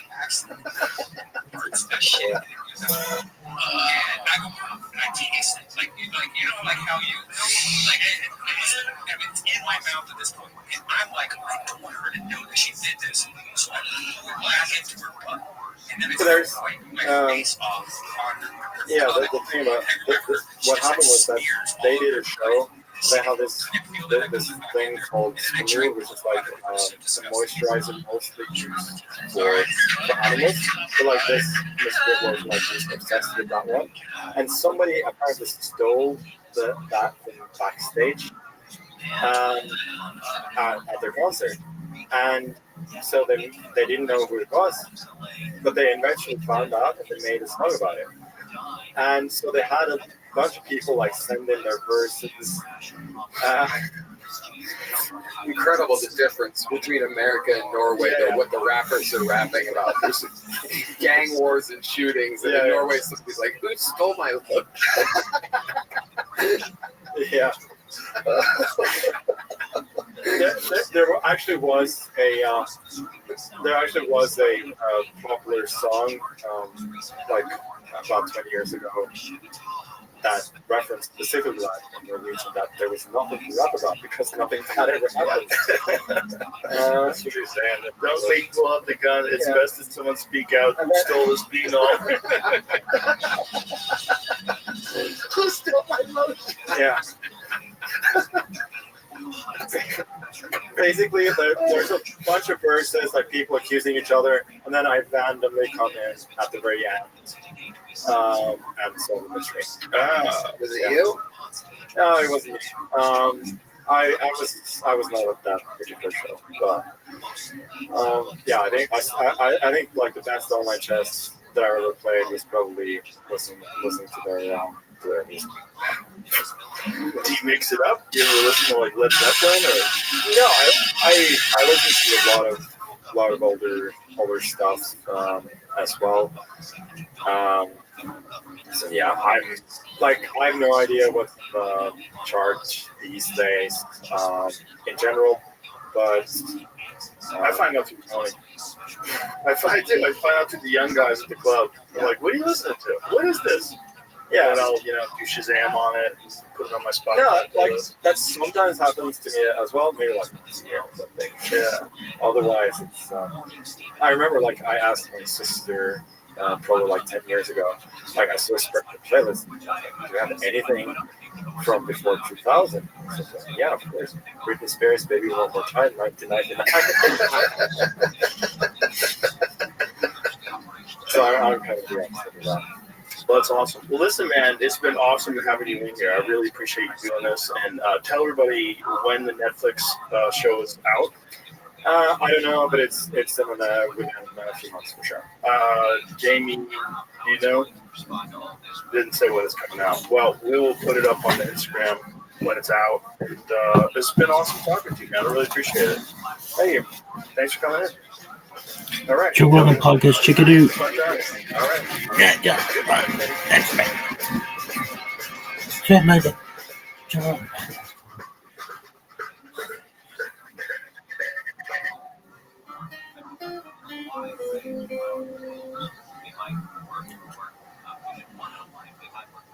They might work for the TSA or the FAA or the FBI or the Veterans Affairs Department. And they make it look like what they're supposed to do and how they can't necessarily distill all the things they did last week in the Bible.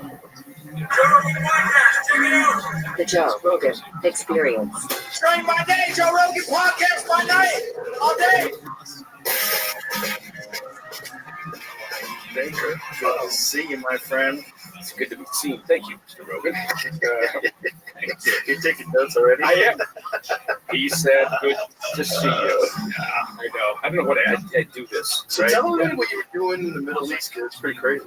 Oh, thank you. Yeah, thank you for that. Look, it all started with some colleagues of mine from the UK Special Forces Club, and these guys are tremendous, right? But Howard Leadham and some others who came up with an idea. They said, "Look, we have to do something to help the benevolent fund, which is for the UK Special Forces. It's like Wounded Warriors here in the States." But, and I can say this because I'm a dual citizen with the UK. The British don't tend to be very good at raising money or asking for money for very important causes. So here in the U.S., where you've got 100,000 different groups that are advocating for veterans, over there it's not the case, right? But they have the same needs, right? They have all these wonderful people in their families. So the idea was, what can we do? A big event, something massive that can really help to raise funds and awareness for the Special Forces Benevolent Fund.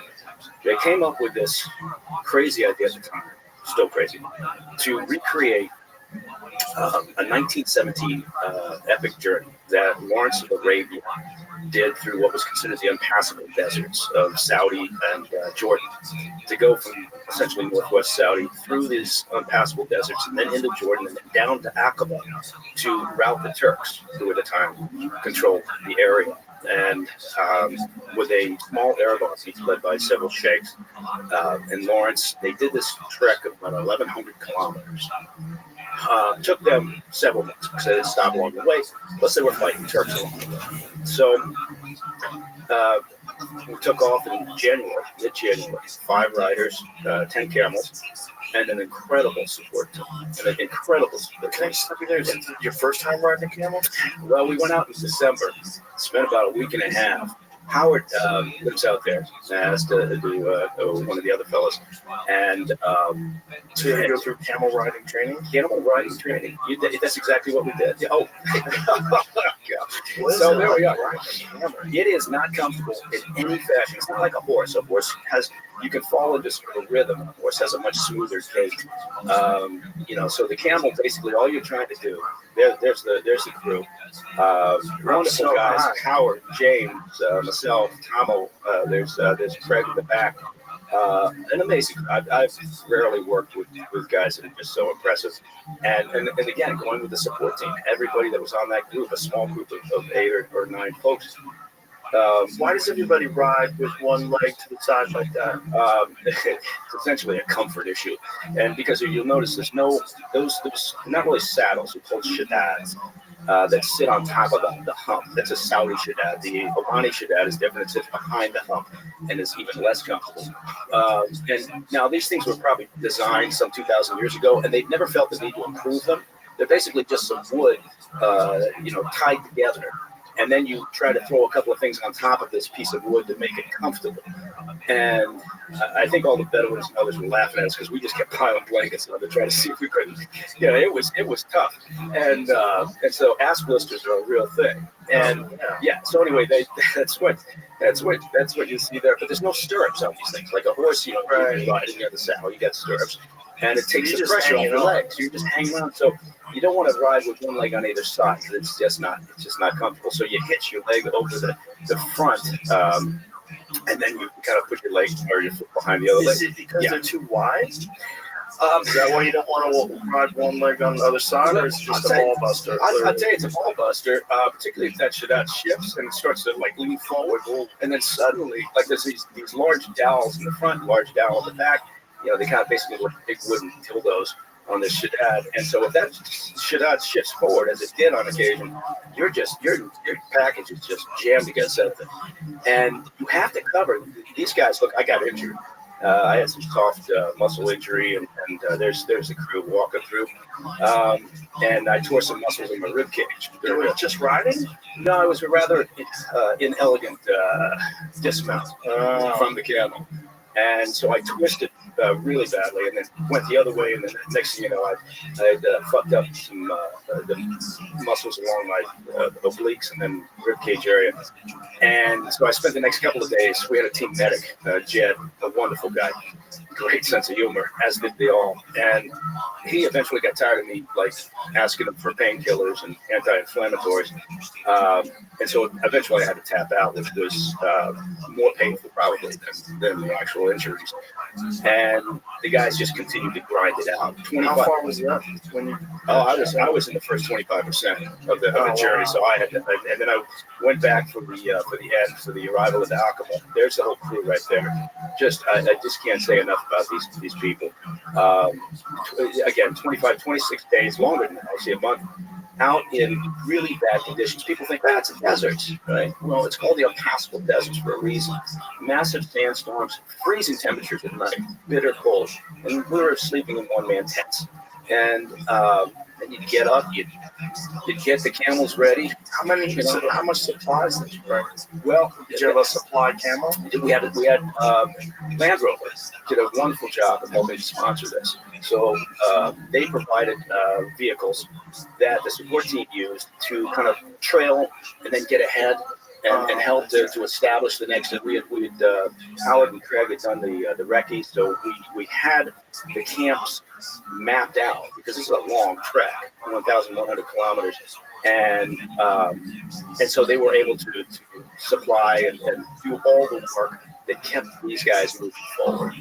And without them, it would have been it wouldn't have been impossible, but they'd still be out there schlepping. Yeah, you'd have to bring several camels just to carry food and water. Yeah, no, it's exactly right. There's no water out there, right? No, No, I mean, there's spring occasionally. yeah, you pass through a handful of areas near small. I mean, when I'm saying small, I mean like there's nothing there, little tiny village. Maybe there's a mosque, and the mosque would have a water supply, so you could stop and maybe refill what the camels drink. Are they getting water from the ground, or are they getting water from? Or they're getting it from the well. Yeah. From the well. Okay. So they have I think because talking thousands of years, they figured out where the wells are. And part of this, from 1917, look, the Turks never expected these guys to come from this direction because who's going to do that? Right. And they did it. These guys all did it. I was just honored to be a part of it. I had to tap out, which was goddamn nice. Jamie, can you show me what that looks like on a map? All right, it's February, and by now, 80% of people have probably abandoned their New Year's resolutions. And it makes sense. Life can get crazy, and all of a sudden, you don't have the time. But one easy habit to stick with is AG1. It's an easy, realistic habit that you can make to benefit your whole body health. AG1 makes hard-to-get micronutrients easy to get and replaces multiple vitamins and supplements with just one scoop. Just mix it in some cold water, take a nice moment in the morning to do your body right. And honestly, it tastes pretty good. It's not easy to pack this many high-quality ingredients with this much nutrient density, but AG1 makes it happen without added sugars or artificial sweeteners ever. AG1 is a great way to invest in your health now and in the long run, which is why I've partnered with them for so long. Try AG1 and get a free bottle of vitamin D3, K2, and 5 free AG1 travel packs with your first subscription at drinkag1.com/Joe Rogan. That's a $76 value gift for free when you go to drinkag1.com/Joe Rogan. Check it out. Like what that area looks like? Yeah, I should have included a map of the route itself. So tell me where to look. Look for Al Waj, Saudi, on the coast, sort of northwest Saudi, and Look at Danny spelling it correctly and everything. this guy's crazy. Look at that. He's right there, right there at the top. So we started in Al Waj, and then there you go. Now click out, and then you start heading north. Start heading northeast. You can see Jordan is up there above that area. You start heading sort of on a diagonal northeast. You pass through all. Look at it. It's like, what the hell? And you keep going. Eventually, you get if you zoom out a little bit, so you'll see the border with Jordan. Okay, you go past, keep going that direction. Then you see there's just not a lot there. Then you come up to where Jordan is. But anyway, at the end of the day, you see Aqaba. We came down through Jordan and into Aqaba, which is at the tip there, right there, which is where the fort was, which is where they routed the Turks, and then eventually that created all sorts of opportunities for the Arab states. Look at this whole area. This fucking no green. No, this is tiny parcels of semi-green areas. Yeah, no, there's when I say it's desolate and there's nothing, there's nothing. Jimmy, zoom back out again. Look how wild that looks. Like, what happened? So these doesn't it all look washed out, Jamie? This is all Randall Carlson stuff, right? Yeah, and we went through the Royal Reserve. The Saudis were very good, and the Jordanians were amazing as well. Jamie, what do you say? Supporting us. Looks like it all washed down. Yeah, it totally looks like it washed. Yeah, you'll find like all these wadis that are in there that it's essentially there's a lot of dried up riverbeds, and the danger, of course, is there flash floods on occasion, not very often. But so this thing took place, and they eventually the whole thing ended in Aqaba. Again, the Jordanians couldn't have been greater about supporting this. I think everybody. I know the Bedouins, when we got started, they were staring at us like, what the hell are you doing? They couldn't imagine that people would do this willingly. Right. For no, especially from their perspective, no reason. Americans and Europeans. Man, I tell you what, I know when I got injured, I know every single one of those damn son of bitches were laughing. They were like, what the hell? And then and they were looking at like their Shaddai's with all these blankets and furs on them, trying to make it somewhat comfortable. Those guys must have leather balls. Yeah, I think, or they just had them removed. I don't know how you do it because, and you have to trot, right? You can't just walk. Walking was comfortable enough, but you have to cover the distance, right? And the trot on a camel is is not comfortable, right? And so it was, anyway, I just can't say enough good things about these people. But the cause, the UK Special Forces Club Benevolent Fund, if people want to go and read more about this, they can go to, what is it, www.sfc. That's all you are. Yeah. Using the W's. Everybody else. I guess I don't have to. So that's 3 W's. And then Everybody used to say that. People used to say HTTP. Yes. I still do, because I think that's what you have to do.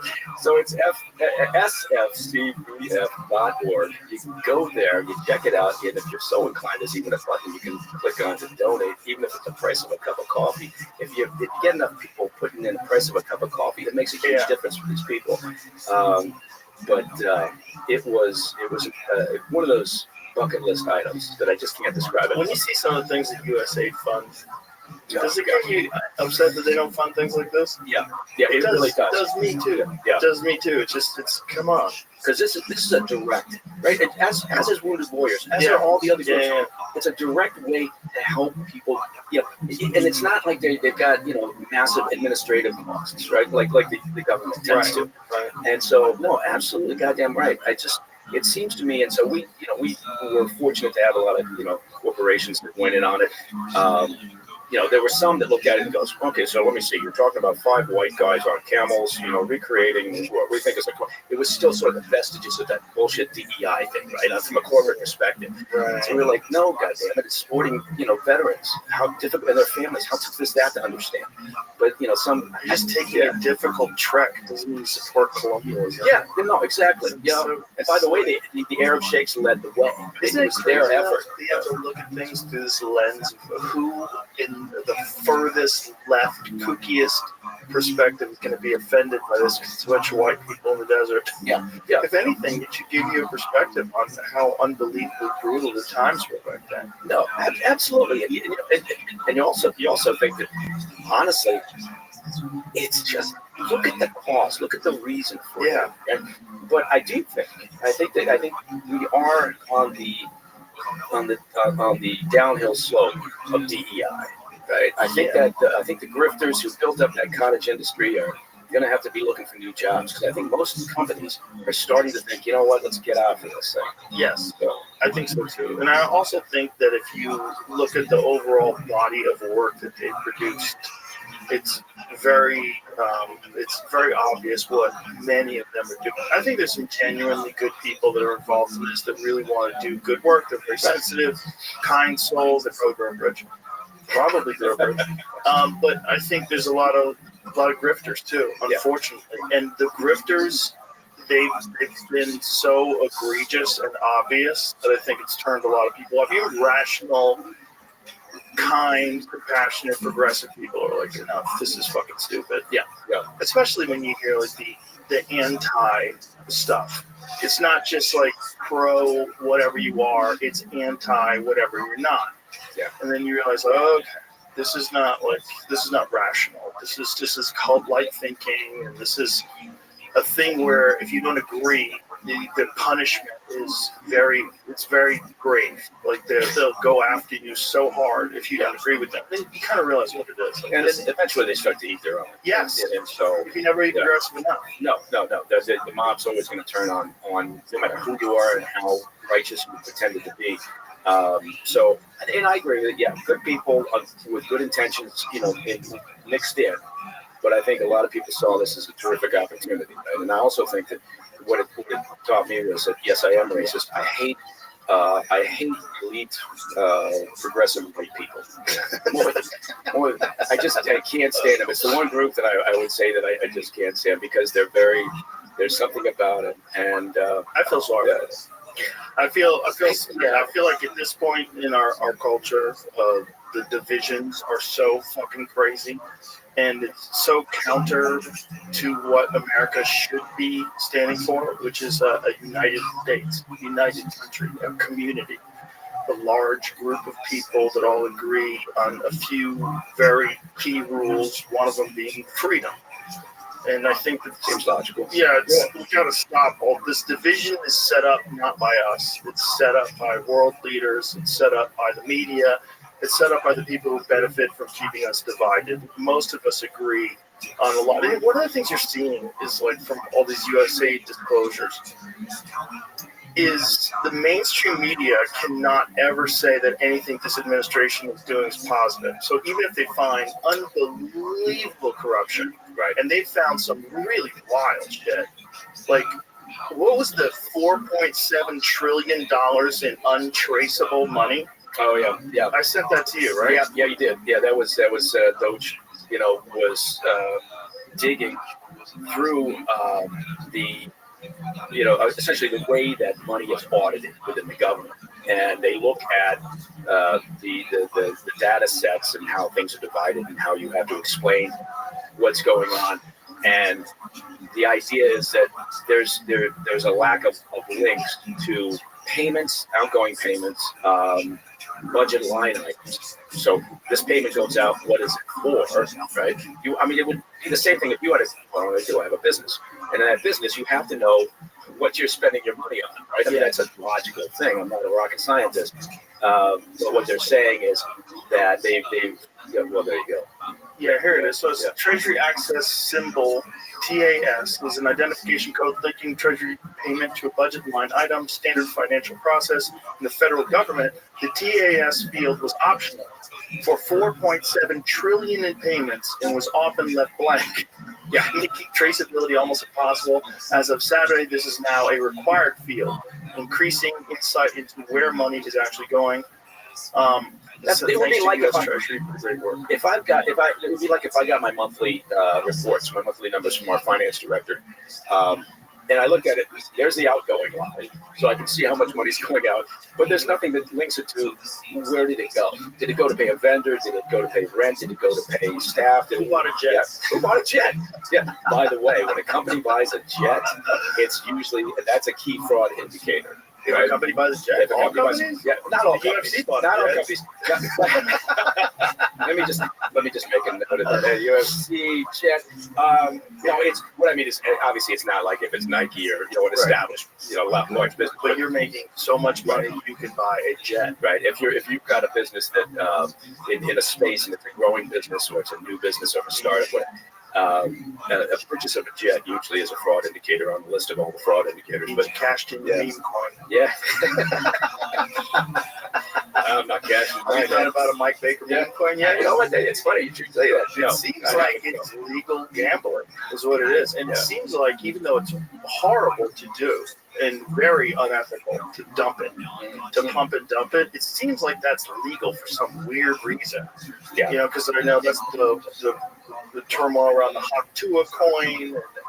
That's the fear about the Trump coin. And I think, didn't the president of Argentina do a pump and dump as well, allegedly? Well, allegedly, yeah. I just get way messy this week. I wasn't to speculate. There's all sorts of shit going on. What do you think's happening? Zilla had a video come out. Of course, he did it last night. He's the guy you do not want investigating your shit coin. Yeah. Some guys admitting this stuff that doesn't sound. They're admitting it? Yeah, I don't. That's where I was like, I didn't even watch the videos yet. I just see the stuff on Twitter. We were trying to figure out as a way to do it where you don't pump and dump it. Because anybody can kind of make money now, which is so strange. And we're like, we make a JRE coin. What if we didn't dump it? What if we didn't pump and dump it? Like, what would it be for? How can you just do that? The regulations have not caught up yet, right? So you see that any new emerging business industry technology, I think there are people who look and go, there's an opportunity here because regulatory policy hasn't caught up, right? And so Dave Portnoy's been paying attention to all this, and he's been buying coins and tweeting about them and then selling them, and he's been making a lot of money. And he's like, "Am I going to jail? Like, what is this? Because you're making real money. I think didn't he make like $1 million off of one of them? He's involved in those two now.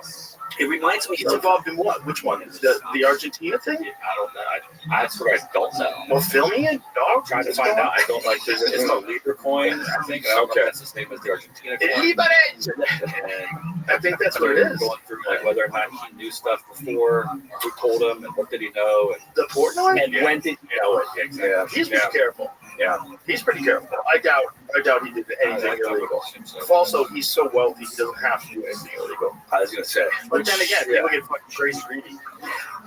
They do. How much is enough? Well, they hang out with other billionaires. That's the problem. Yeah, and you're always comparing yourself to the guy who's got $3 billion. You got $1 billion. And you're not. How the fuck can you have that much money and not be happy? That's the part I don't. Well, that's where it gets weird. But I get it. Like if I hang out with Elon Musk, I feel poor.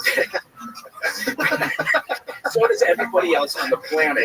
Yeah. You know, he's still the richest When guy, you right? meet like really, really rich people, you feel poor, even if you're really wealthy.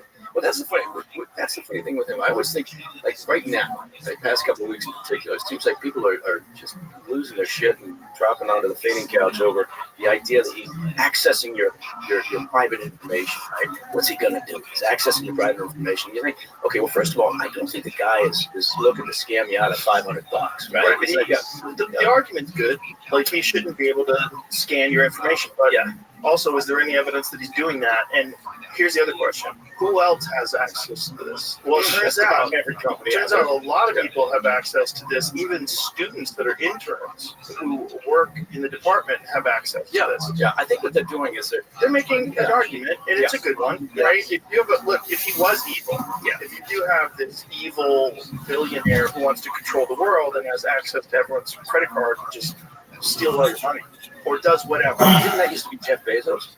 I thought he was the guy who they were focused on. Well, they were for a while, but he is balling. Jeff is just like hanging out on a yacht, bagging his super hot wife. Like he's having a good time. That sounds a lot better than like chasing government waste and fraud. Yeah. Like I remember when Elon Musk was criticizing him for not working hard enough. I'm like, what is work for? That guy's got $200 billion. I think you can chill. Yeah. When you get $200 billion, then it's time to get that fucking crazy yacht. Yeah. Once you start launching your own rocket ship. Yeah, you got a rocket ship like a You're literally trying to fuck space. Austin Power. Yeah, have a good time. Yeah. I like the way Jeff Bezos is doing it. Yeah. I mean, but I appreciate the fact that Elon is so psychotic in his drive. It's bizarre, but and also in the face of overwhelming hate. Oh my God. It is. I mean, part of me finds it very entertaining. Part of me just looks at it and goes, "All you got to." I mean, I think what they're having a problem with is two things: is the messaging and the means of doing this. Right? Everybody, you would think, would agree that you're going to go through government spending with a fine-tooth comb. You're going to find the race and abuse and fraud. Fantastic. But this is what ran right and implement during the first term. Actually implement. Yeah, they were very effective, by the way, and there was a huge ruin to our country. Yeah, and again, the messaging was different. Well, it's also the needs were different. The Democrats were different. That was a different kind of a Democrat. That was the kind of Democrat I would vote for right now. I'd vote for Bill Clinton. Yeah. Despite all the blowjobs and all the places. Well, but you wouldn't vote for that. So, I think they all did that. I think you get two types of people who want to be president: pussy hounds and warmongers. I prefer pussy hounds. Well, but you keep it going. Yeah, you could be Genghis Khan. Yeah.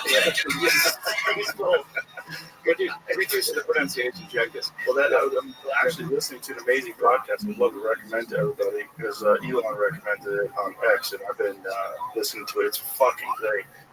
Fall of Civilizations podcast. They're doing a series on the Mongols right now, Terror in Steppes, and I am listening to it right now. So that's why I'm saying Genghis correctly. Okay, no, that's great. Yeah, they even explain the pronunciation. They explain where it came from and how it got fucked up over the years of translation into languages that didn't have Cheng. They didn't have a sound. And so Genghis Khan became Genghis Khan, especially when European languages started translating it. Yeah, that makes, everything I know about Khan, I learned from Mulan. Do you know they didn't even fucking know about this whole story until the 1800s? They found a Chinese book, and the Chinese book was written, they thought it was nonsense. They couldn't figure out what it was saying because it was written where the Chinese characters made the Mongol sounds of the words. And so they had to translate it from Chinese to the Mongolian language. And then they realized this was the history of Genghis Khan and the Khan Empire. Okay, yeah. It's fucking the secret history of the Mongols. It's fucking amazing. This podcast is fantastic. Yeah, that does sound good. Because again, I think when you consider how we're all apparently carrying some of this DNA around. Not us. Yeah. Not us. Not us. Mostly Asian, right? Okay. Well, I have a little Asian. I have like 1% Asian. Really? Yeah. Yeah, 1% Asian. close to 2% African. It's like, but I'm from Sicily, my ancestors, and so I think those are the ones that got raped by the Moors. That's in the movie True Romance. Remember? Oh yeah, Remember that scene? Yeah, Christopher Walken and Christian Slater. No, Christopher Walken. And who was it with him? There was a whole series of people. Bruce Dern, right? Who's Dennis Hopper. Dennis Hopper. That's right. Christopher Walken and Dennis Hopper. Yeah. Is that who it was? Yeah, that's who it was. They had I remember that they had 8 scenes together. That movie's good. Yeah.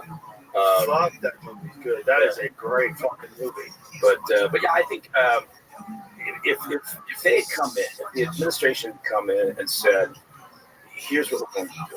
We are going to root out waste and fraud. We're going to go after, every dollar that's not spent on behalf of the American public and our national security and advancing American interests. And we're going to do it in this efficient, manner. But, and again, don't get me wrong. I think sometimes, the disruption of fast action is extremely beneficial. Sometimes you can't see the benefit until other things happen outside the level that we may be looking at. But I think that if they had messaged it a little bit different, and then with the means, rather than taking a blowtorch to everything, because, and again, not saying that it can't be effective. But what I'm saying is that they're losing, I think, important opportunity from a goodwill perspective. And I know they probably don't give a fuck anymore, but all those people who voted, right, for them this time around, gave them that chance that didn't the previous time. Said, oh, fuck it, I'm so tired of the Biden administration and all this bullshit. They need to see, I think, more stability, less chaos. And I think the Democrats are very good. I think we all thought perhaps that the progressives and Democrats were just going to go into a cave and hide, but they're regrouping, right? And they're growing beards. They're all getting on testosterone. Yeah, that's right. Suddenly the toxic male is very attractive. Shame they don't have any. But I think that if you give them ammunition, obviously they're going to take advantage of it. And I think some of the approach to this, again, not saying it's wrong in the sense of let's find that waste and fraud, but they're giving them opportunities to start firing back. Who's scoring big in the NBA this year? You are, with all new ways to get in on the action at DraftKings Sportsbook, an official sports betting partner of the NBA. From monster slams to dishing the rock to cleaning the glass, get behind your favorite players and the prop bets you can make on DraftKings, the home of NBA player props. Plus, for new DraftKings customers, bet $5 to get $150 in bonus bets instantly. Take it to the rack with DraftKings Sportsbook. Every point counts. Download the DraftKings Sportsbook app and use the code ROGAN. That's code ROGAN for new customers to get $150 in bonus bets when you bet just $5. Only on DraftKings. The crown is yours. Gambling problem? Call 1-800-GAMBLER. In New York, call 877-8-HOPE-NY or text HOPE-NY 467-369. In Connecticut, help is available for problem gambling. Call 888-789-7777 or visit ccpg.org. Please play responsibly. On behalf of Boot Hill Casino and Resort in Kansas, 21 and over. Age and eligibility varies by jurisdiction. Void in Ontario. New customers only. Bonus bets expire 168 hours after issuance. For additional terms and responsible gaming resources, see dkng.co/audio. Well, I think the problem is they're trying to do it very quickly because they want to get a lot done before the midterms, right? So they only have 24 months to enact real change. Yeah. And, did you see Kevin O'Leary talking about on CNN? He was saying they're not doing that. They should cut more. He's like, if you want to, he's talking about it from an entrepreneur's perspective, taking over like a failing company that's filled with bloat and waste, things like that is the government. He goes, you got to cut more. You just cut everything, cut it all out, and then find out what's necessary and rebuild it from there. I would argue it on CNN, and CNN they were like, Kenny's were in a wad. Oh my God! Well, 5 people that watch CNN's over. There's probably 20. Yeah. The thing about it is they're all united in their message. Whether it's MSNBC, I watched MSNBC the other day in the gym. Oh my God, it was awesome motivation to work out because these people looked morbidly obese, and they had this language that they were speaking. It was like almost like they were translating from another language. It was all like it didn't make sense. it's like, we're in danger. It was the way they were talking. It's like my people feel like they're in danger, like they're being criminalized. We're being pushed out of society. We're being told we don't exist. And then, of course, you have to say you're an ally of the LGBTQ plus to be an ally. They're digging their heels in on all that stuff, though, which is that's not going to win anymore. That's too crazy. Even like kind progressive people realize, like, you've done a weird thing with women's sports. You've done a weird thing with safety of women in bathrooms. And it's not to say that some of these people who are legitimate trans people who really do just want to use the women's room and be treated like a woman. That's true too, but you open the door for perverts, and you're not admitting. You open the door, you're just allowing guys with beards and hard dicks to wander around the women's room. And how tough is it to have a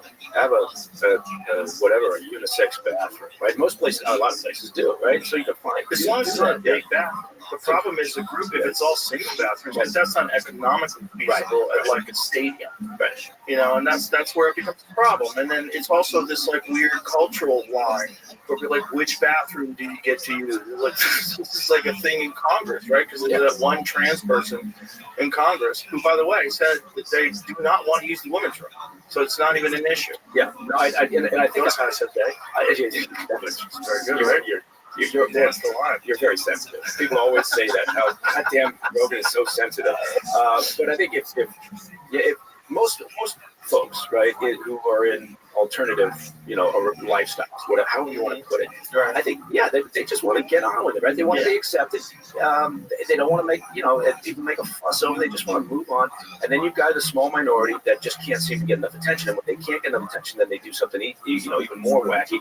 I think it's a problem with a lot of people that are quote unquote leftists in general, is that they've been bullied and picked on all their life, and they've been fucked with, and now they have a gang, and now they're gonna go fuck with other people. Yeah, it's not much of a gang though, but it's online. The words they use online, it's like very attacking. Yeah, it's like this is like a core aspect of progressives right now online is that when they're tweeting about stuff, when they're posting about stuff, it's very aggressive and very angry and insulting. Yeah.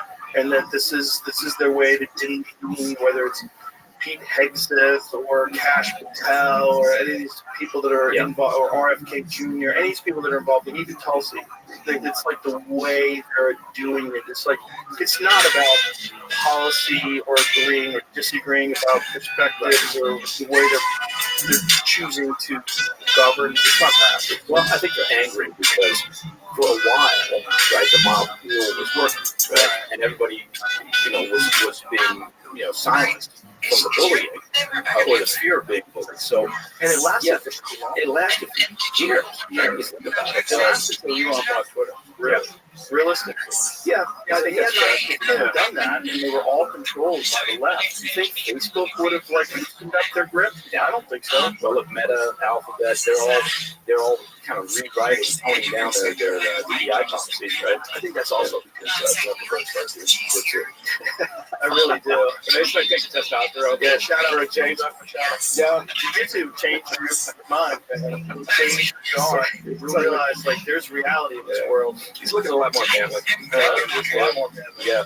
Got a thick neck now. I think that has a lot to do with it. You start looking at things from a more libertarian perspective, from a merit-based perspective. Also, you're burning fuel, feeling better. You're focused on something other than your own inner angst, or how do you fit in with this? Look, everybody just should be able to live their life, and that's what we all need.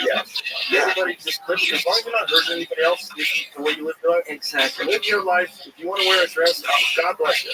Yeah. God bless everybody. But just be nice. And I think most of the people, the reason why they're not nice is because people have been not nice to them. That's the old expression where people hurt people. The way to fucking unite us is not to keep hurting people. It just doesn't make any sense to me. No, I think it's simple enough. I honestly, I don't care. Someone have alternative lifestyle. Now, I don't need to play along with the imaginary idea that a dude's going to have a baby. I like breastfeed or whatever. There's this one TikTok person who trolls And I know that it's a biological woman, because that's the one thing that the trans people are very upset with. There's a lot of like really hot OnlyFans girls that are pretending to be trans, and they put like a fake dick in their underwear. Yeah. And they're like super hot. And so the actual trans people are very upset. And get ready for this. Their argument is, my identity is not a costume for you to wear. Like, wait a minute. Hold on a second. Hang on. Because that's a real woman, bro. You're already doing that with her. Like, and she's just got to rub her dick in her pants for money. There really is no. I can wait for Dave to throw one up on the screen. I'm like, oh my god. There's no self-awareness or sense of irony. So there's one lady who's like I think it's a lady.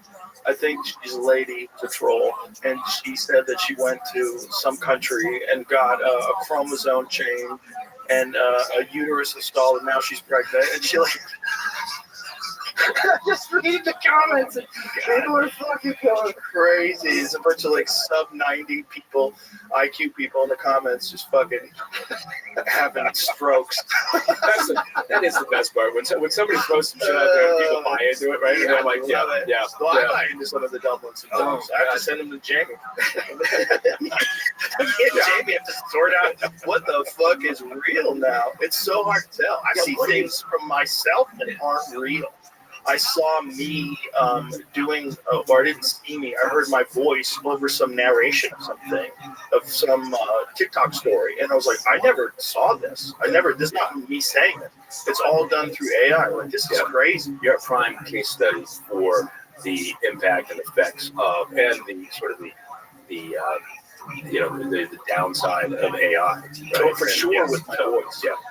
I guess now with video as well. If you wanted to have a podcast and video, if you're doing something. Oh, absolutely. Yeah, it's pretty wild now that, we have a little bit of a problem where a bunch of people are selling like cheap things online and using my voice. We have to get them removed. Okay. Yeah. But that's just opportunists that are taking advantage. I'm selling protein powders that I've never seen before, all that kind of shit. Right. They're doing that with my voice. There's very few, we talked about it before, there's very few, because the idea was always sort of detection, right? Okay, we got to create better systems to detect deep fakes. Right. But now I think the focus has rightly shifted from sort of the detection to more proactive protection of material, right? So get it at the moment of creation. Embed the ability within the video clip, the audio clip, whatever, to show that you've got proof of whatever you want to call it, reality, credibility, authenticity, and that's the way it's all going. Because you just can't keep up if all you're doing is trying to create better systems to detect deep fakes.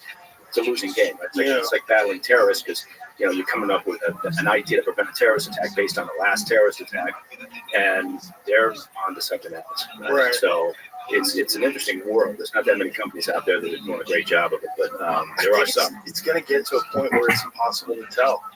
I think that's not far away. I think we're there. Yeah, honestly, most people aren't curious, right? Most people they don't have time, or they're not cynical, right? And so most people are willing to look at something and go, unless it's clearly bullshit. For the most part, if it's a half decent fake, right? Mm-hmm. I think most people will accept it and move on. I like the ones that they're obvious. They're really good, but they're obvious fakes. Yeah. Like, you see the one with Kamala Harris after she lost the presidency, she's wearing a bikini top, walking with a beer, says unemployed. Yeah. That's good. But it's obvious that it's not real. Yeah. So it's okay. Like the ones where Trump's playing the guitar, and then there's all these other people, like Putin's in the background with the drums. You see that one? That is good. There's one where I don't think I've seen the one with him playing the drums, but I've seen them where there's a whole series of world leaders and they're ballad together. Yeah, it's fantastic. Yeah, the one with Trump playing guitar. I think they're doing. It's Fortunate Son, right? Mm-hmm. It is, right? I think it's on my Instagram, right? Creedence Clearwater. It's so good, and it's obviously fake. Yeah, that's why I like it. It's like it's not tricking me. I'm like, wow, that's really good. It's interesting. Again, talk about regulatory policy not catching up. I'm looking, what do you do, right? Like if you were in Europe, right, you could be fined in jail, right, for in the case for like pushing something that's disinformation, or you're just goofing. Right? Yeah, but you can't it's- goof. But you can't, if it's an obvious, to your point, if it's an obvious goof, then okay, you can probably get away with it. Maybe not if you're in Germany or somewhere, but Germany's getting crazy. They are going crazy, and they weren't happy with J.D. Vance's speech. I'll tell you that much. They wonder why. Nobody in the EU was happy. The head of the Munich Security Conference literally cried after the speech when they were addressing the EU leaders following the speech, right, talking about the impact and what it might have meant for U.S.-EU relations. And everything. Literally tears being shed over J.D. Vance's speech. What was it about this speech in particular that was so offensive? Well, I think what they were anticipating at the Munich Security Conference was he was going to come in and he was going to talk about, obviously, the number one topic on the table for them was Ukraine. And, where are we going with that? Because obviously the EU leaders are now very concerned about U.S. commitment to NATO. What is the Trump administration, planning on doing in terms of further support for Ukraine, really further support for NATO? They're looking to distance themselves. And Vance instead came in, didn't really focus on any of that shit. He turned it onto the European Union, into EU countries and the UK in particular, talking about how their biggest threat isn't necessarily Russia or China. Their biggest threat is what they're doing to themselves in terms of suppressing free speech from all the various groups out there, including conservative groups, far left, whatever, determining that this type of speech is illegal. We're going to pursue you. We're going to fine you. We're going to jail you. Armed raids against people that are pushing content online. So he made it anti-immigrant content. But to be fair, right? I mean, most of Europe at this point is pretty fed up with the immigration policies that their leaders. Which is why they want to suppress dissent online. Exactly. They're not doing it because they genuinely think this is a moral and ethical thing to do. They're doing it because they sense an uprising. Yeah, and they rightly should. Look, Olaf Scholz, the German chancellor, he's not getting reelected. And their election is coming up here shortly. Yeah. And so he's not, it's not going to happen for him. So I think, they're not rightly, but they are concerned about their own power. That's what it is. And that's what people Yo, understand. how are you? That the Europeans are the kinder, more progressive. What's up? No, it's like they understand Hello? that and Hey, I really didn't want to fucking talk with you anyway. We're fed up. Just in case you wanted to know. Let the fuck alone. And if you tell them that they can't put a flag on one of their Facebook pages or they get arrested, which is what happened in Germany. Yeah, or talk about, so if you talk about the immigration problem. I hate this fucker so much. Secure borders. He's so talk bad. About the Ukraine war and say, I don't think we should be supporting, helping resources in Ukraine. All those things. Or reproductive rights, if you're on the wrong side of that from a European perspective.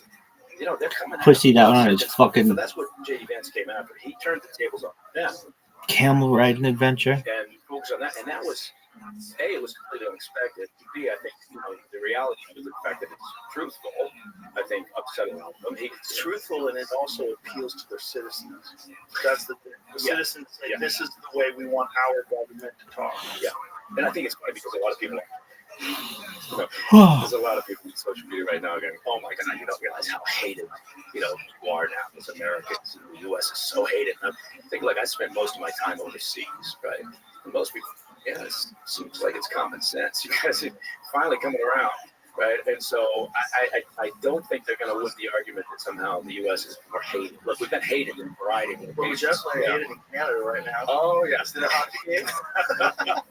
It's even pulling the national anthem so hard. And then they get 3 fights in the first 9 minutes. Yeah. And then we kick Canada's ass, or Canada, in Canada. It's not good because that's their fucking sport. That's basically their only shot at beating us at anything. Yeah. Well, curling. They might be able to with that. Yeah. If we practice it, we'd be better at that too. Yeah. Like they make great mixed martial arts fighters. One of the greatest of all time, George St. Pierre's from Canada. Yeah. But after that, Let me think. Get your football team. Come fuck with America. I'm trying to think of other things that I could throw out there. Yeah, maybe baseball would be good. Yeah. Blue Jays really good. Molson. Yeah, they have strong beer. Yeah, they have great people. I love Canada. I love the people. Dude, this Mike Baker is so shitty. Communists run the country. Yeah. He's so That bad. guy's a communist. Well, it is one of those moments where you think, okay, I understand, I get your point. The talk about turning Canada to 51st state. That's a little crazy. It's a little crazy. a little crazy. He's serious. He told me on the phone he was serious. Yeah. First I was joking around, but I was thinking maybe it's not a bad idea. Now I think he keeps talking to him. He refers to him as Governor Trudeau. It's so funny. You know what I love is like I was just out in the Middle East for some things, including the amazing trek with the guys from the SF Club, and it was right during the period of time when President Trump announced his idea during that press conference with Netanyahu about, look, we're gonna own the U.S. own Gaza. Did you see the look on Netanyahu's face when he was saying that? Yes, which Netanyahu was priceless. What in the fuck I know. And did now, I get into? and now you know what they're all doing? The Israeli cabinet is fully on board with the idea, in part because I think they understand that, okay, look, this is probably not going to happen, but if we take this position, right, it's going to create chaos, to create some movement, right? And maybe that leads to something of interest. And I think when being out in the Middle East when that idea came out, and hearing some of the responses from people out there was amazing. What I like, look, you're not going to move 2.3 million Palestinians out of Gaza, right? Because none of the Arab states want them. The Egyptians have fought against this idea for years and years and years. That's a good point. Some maybe a lot of people aren't aware of. They said the wall on the side of Egypt is way bigger than the wall on the side of Israel. Yes. That is an impenetrable wall that's heavily guarded. They do not want Palestinians coming into Egypt, which is kind of crazy. Well, from their perspective, look, it's a security issue. And there's a lot of Palestinian refugees in Jordan, so it's not like Jordan hasn't tried to do their part. But they also, what are they going to do? Absorb another 2 million Palestinians? No. So the problem from an operational perspective is it's Dude, somebody's got to fucking rip on this asshole. Happen, right? And also, if you really want the U.S. buying and owning Gaza, right, and then being out there, you think that the cost of supporting Ukraine is high. Wait till you see what the cost of not only the reconstruction, but the security of the reconstruction, right? What that's going to mean. You think there was a boon in private security contractors during the Iraq invasions? This will make that look like nothing. Right. So They got to guard their investment. So the costs involved, potential for just never ending, really trouble. But what I do like about it is, look, now the Arab states are responding by having a summit, right? They're having a summit at the end of this month, and they've been having little mini discussions amongst themselves, but all the key players in the area are now meeting to discuss what's an alternative, right? What is the way to make this happen? And it's not going to be by the U.S. owning it and building the Riviera, right, or a series of casinos, but the Arab states are having to react, and so what that means is nothing's worked before, right? Nothing in the two-state option, other security agreements that have held for some period of time and then fallen apart. None of that shit's worked.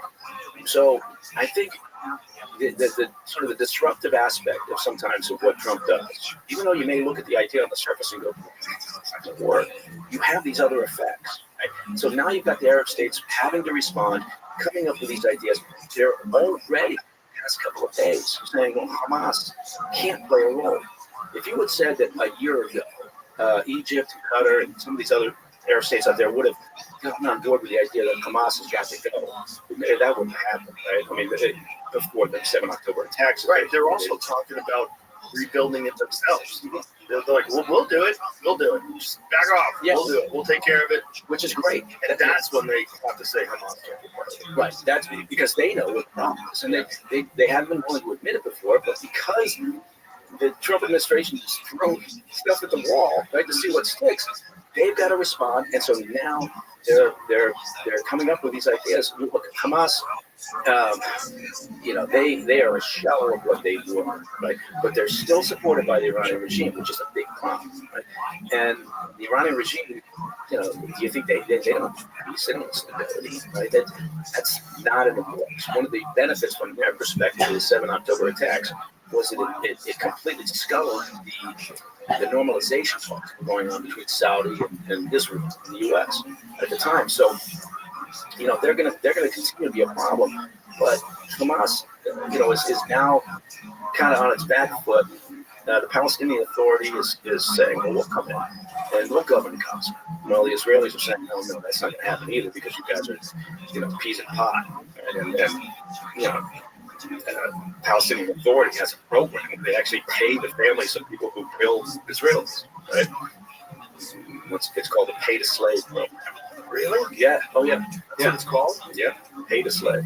How much do you get paid? You know what? I'm not sure what the going rate is now, but for out there, it's a payment, ongoing payments to families who have family members who have attacked, wounded, or killed Israelis. And so, that plus other ties between Hamas and PA. And look, there's been animosity. Obviously, Hamas drove the Palestinian Authority out of Gaza years ago, but the Israelis see it as the same.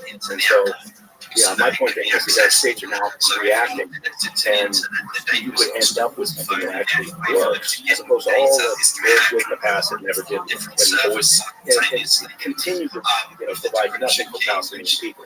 And if you say, look, all this is about is we want the Palestinians to live their life, then you should want UICs thrown at the wall, right? And you should want something that eventually is going to work.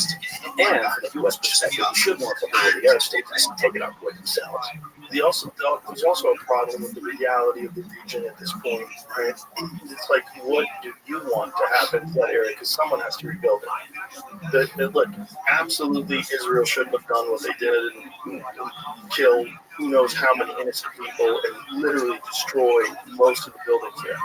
We all can agree that's a horrible thing, but it's done. So now, yeah, and we can also agree it was not. Look, yeah, I agree. It was a very aggressive action. I would argue that the U.S. would engage in that same aggressive action if we had a proportionate, attack from Mexico. Yeah. So, or Canada. Right. Goddamn Canadians. They're plotting something. They just know it. So so that's true. But again, it was a war that Hamas started. Right? I think you have to go back to the beginning of this one. And yes, there's fault on both sides, of course. But Hamas now at times has been acting like the aggrieved party. It's fuck around and find out in the worst way possible. Yeah, that's what it is. I mean, they gave Israel the green light to just go ham. And now when you see the overhead drone footage of what Gaza looks like now, it's hard to even believe that it's real. Which is I get it. I mean, from a real estate developer's perspective, I'm sure he's seen overhead imagery. Right? Turn it into the Mediterranean of the Middle East. This looks like a demolition site. So let's clear it out. The real question is, if that okay, then what? Then if you don't want that to happen, then what? If the United States doesn't take it over, or who should? And what do you do with it? And how do you get the money to rebuild it? And where does it come from? And how do you do it? Who do you bring in to rebuild it? Who governs it? How does that work? Who gets what building? How does it work?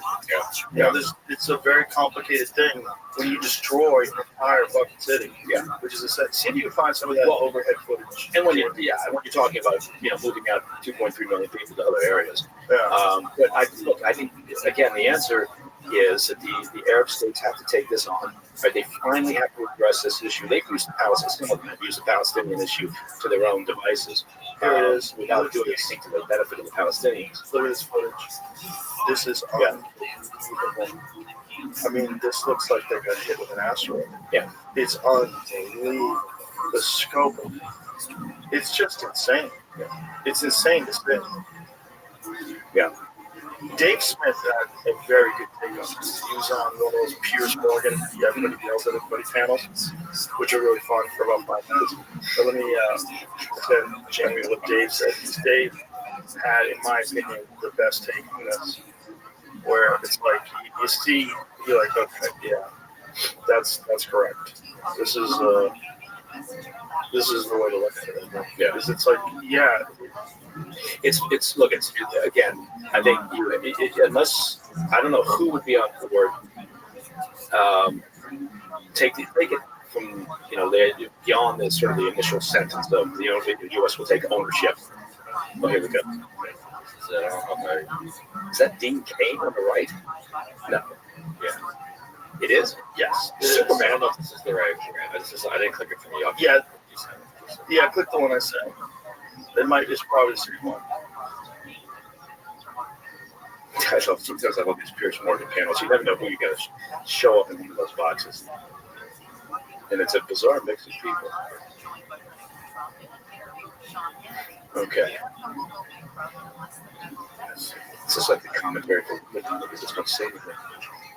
Pictures of Gaza? Are you telling me there was Hamas? There were Hamas missiles in every single one of those buildings? That's the entirety of the story. Is that Israel just had to blow up this building? Which, by the way, still I don't think would be morally justified. But like, come on, man. Like, it's just again, even to Dean's point, I always find this fascinating because somehow Americans could say this about the people in Hamas and go like, you know, like you said, yeah, I wouldn't like to be kicked out of my neighborhood, but if my government had done October 7th, I'd accept it.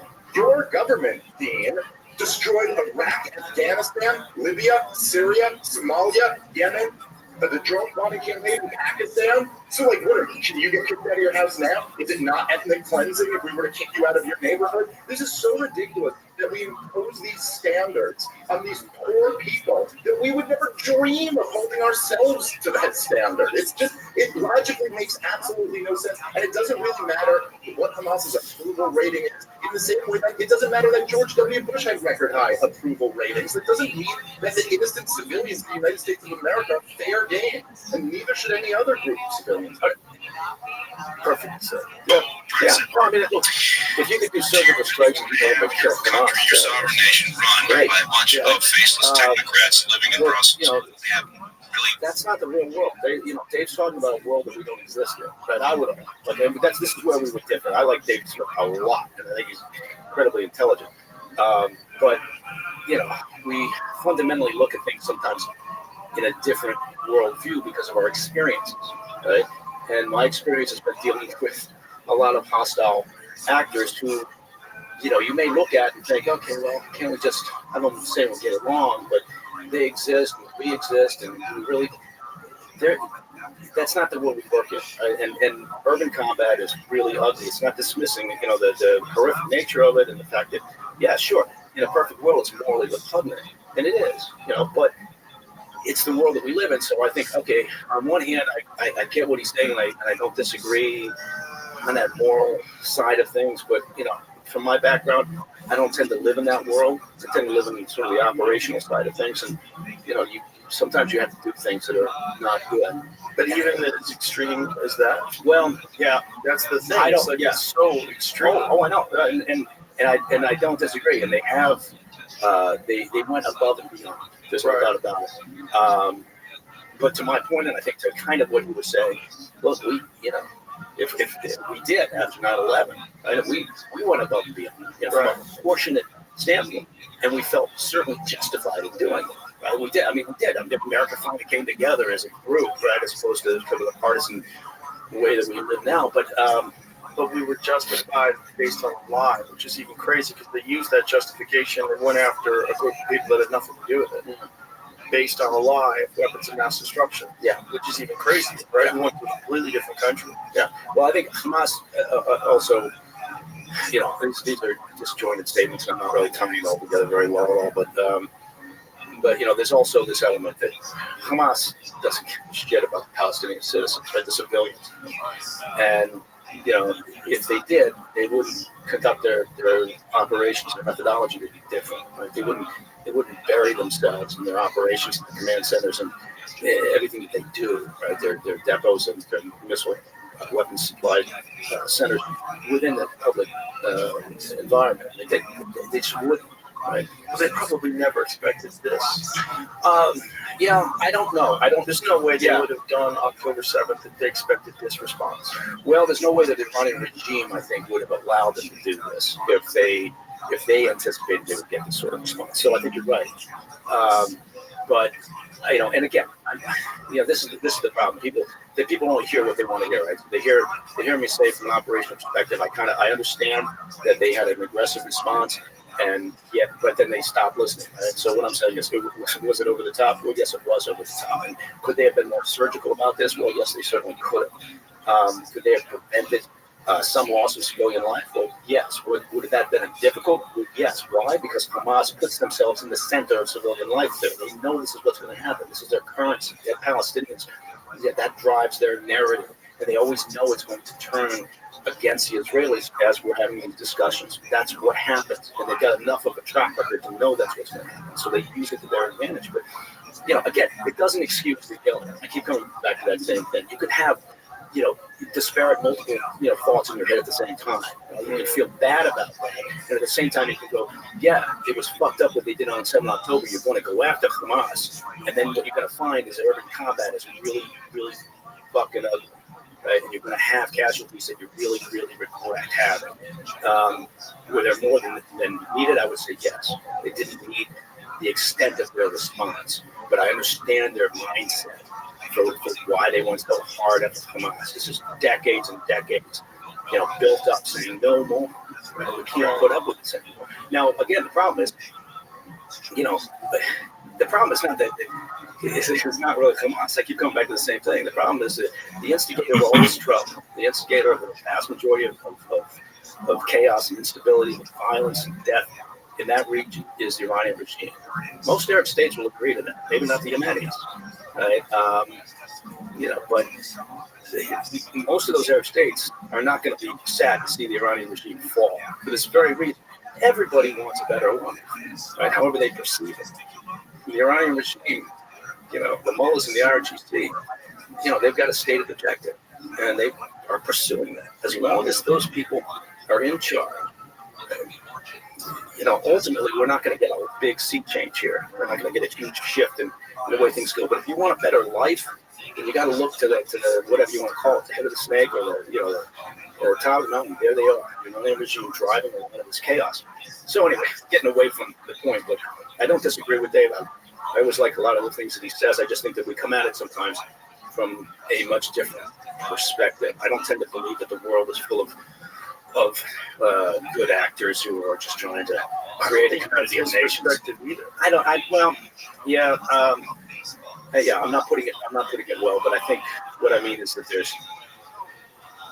it's not. I was having a conversation the other day, and it was about U.S. involvement in a variety of groups, activities, associations over the years, looking to topple governments, looking to change, the direction of a government, all the nefarious things that the CIA has been accused of over the years. And I was like, well, goddamn, what do you expect? Of course, that's what we do, right? Of course, we're trying to influence hearts. Of course, we're infiltrating organizations to try to influence the direction of the government. You go all the way back to the Cold War, right? They're convinced the Russians or the Soviets are going to throw us to hell. Right? Of course, you're going to be doing a variety of things. You want a government over there that's more friendly to you? How are we going to get that doing that? Right? If that means VOA or Voice of America, or it means infiltrating some organization that's going to try to win you. So, is that morally repugnant? No. I think it's necessary. I think it's understandable. And I think also, so imagine a world without them. Yeah. So if that is a vacuum and we stop doing that entirely altogether, does that vacuum get filled up by another power? Yeah. Yes. I think that's the problem. That's the problem. Is that we don't live in a world of 9 nations who, like, if we're not the police, at the top of the food chain, nobody's doing it. Someone's going to fill that gap, and they're going, you know what? Maybe I'm wrong, but I've been around a long time, and I've spent most of it overseas in unusual places. We make a lot of mistakes as a country, it's a human endeavor, but we do try to correct. Can take time, right? It can take a lot of time. You make a lot of mistakes, but I've seen a lot of players out there, and I'd rather have us and our allies trying to direct traffic rather than some of the hostile actors that are out there. This is the best case scenario perspective. The worst case scenario perspective is that the policy changes that we are initiating and that we are influencing is for corporations to make more money. It's to control resources and to control areas and to make things friendlier. That's the worst case scenario. Is this is done? Well, that's what mercenary fashion. Yeah. Is that just? And is that? Here's my question: is that just what happens? like when you do have the ability to control other regimes, isn't it almost almost logical that you're going to need a lot of money and you're going to need a lot of influence to do that? And so there's going to be a bunch of people say, actually, we could use some of those minerals. Actually, that natural gas is very valuable. Right. Actually, if we could destabilize Russia's energy systems and, pump up Ukraine and control it, that'd be pretty good. And so then we started initiating things, and we started the coup in Ukraine in 2014 and a bunch of different things. We started helping things along that would benefit us both geopolitically, but also geopolitically in the sense that, like, you're controlling the geology of land, which is the real term, geopolitical, right? Yeah, that's the real term, right? Doesn't it have to do with, like, controlling regions? Well, sure. Yeah, and I think that it's, you're talking about national self-interest. Right. I think in the world that we actually live in, every country is acting in its own self-interest. So, but then it's also the national self-interest that's kind of prostituted by corporations. This is what people are worried about, is that we engage in certain activity that's avoidable simply for profit. Yes, absolutely. I don't think there's any doubt about that. I think, look, it's just what happens when you have a system like this, right? When you can influence foreign governments, you do have enormous amounts of resources, and you do have the ability to change things and install a government that's more friendly to. If you're not going to do that, let me go back to it. I'll go to the Cold War because that's probably our best example of what happens when you do. So you actually had, it wasn't just a unipolar world, right? You had the Soviets and you had the U.S. Yes, there was concern over life itself. There was this concern over mutual destruction. But there was concern over influence. So the Soviets were busy in a variety of places. Let's pick Africa, right? So in the mid to late 50s, right, as Africa was moving, clearly strong away from colonialism, right, and independent states started, sprouting. Then there was this concern.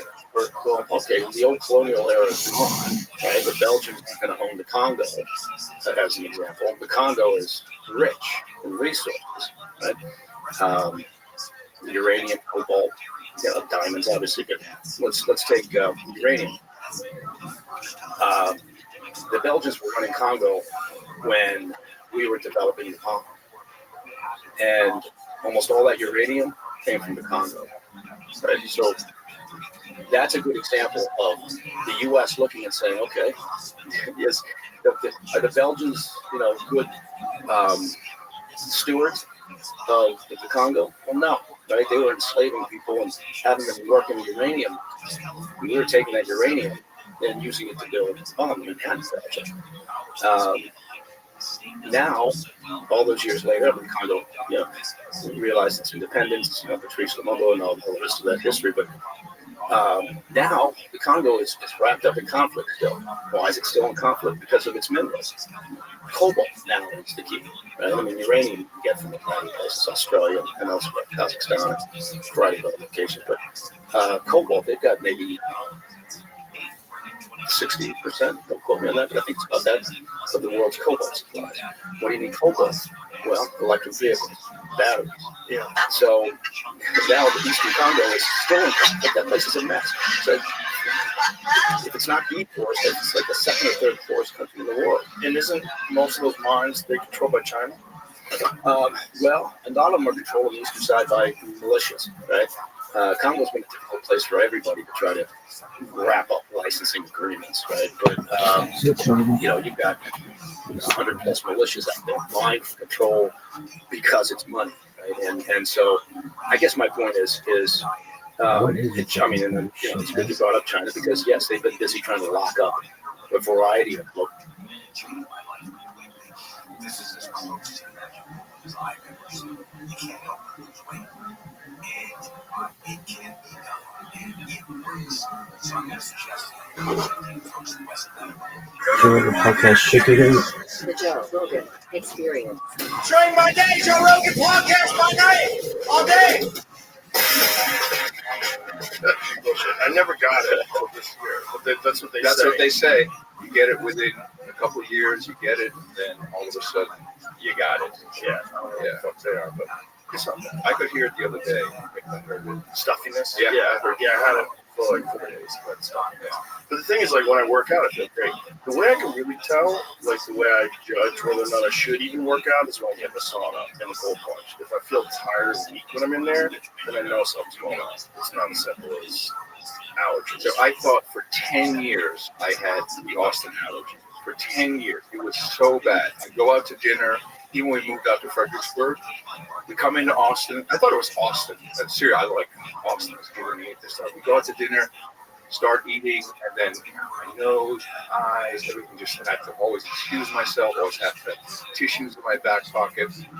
Then I got my teeth done, which we talked about, I think, the last time I was here. And Maverick, my periodontist, he did one of these 360 MRIs. He says, you know, man, you've got some low-level infection here. And that could be responsible for a whole bunch of stuff. Now, I'd had hearing aid for 5 years. So when he did the initial extraction, I think I took 1 or 2 shows off, and then I went back in the studio, put my headphones on, and I thought I'd hit something, a volume knob or something. It came back because this was infected, and it was basically clogging up my sinuses, and that was affecting the hearing. Yeah, and that's very dangerous, isn't it?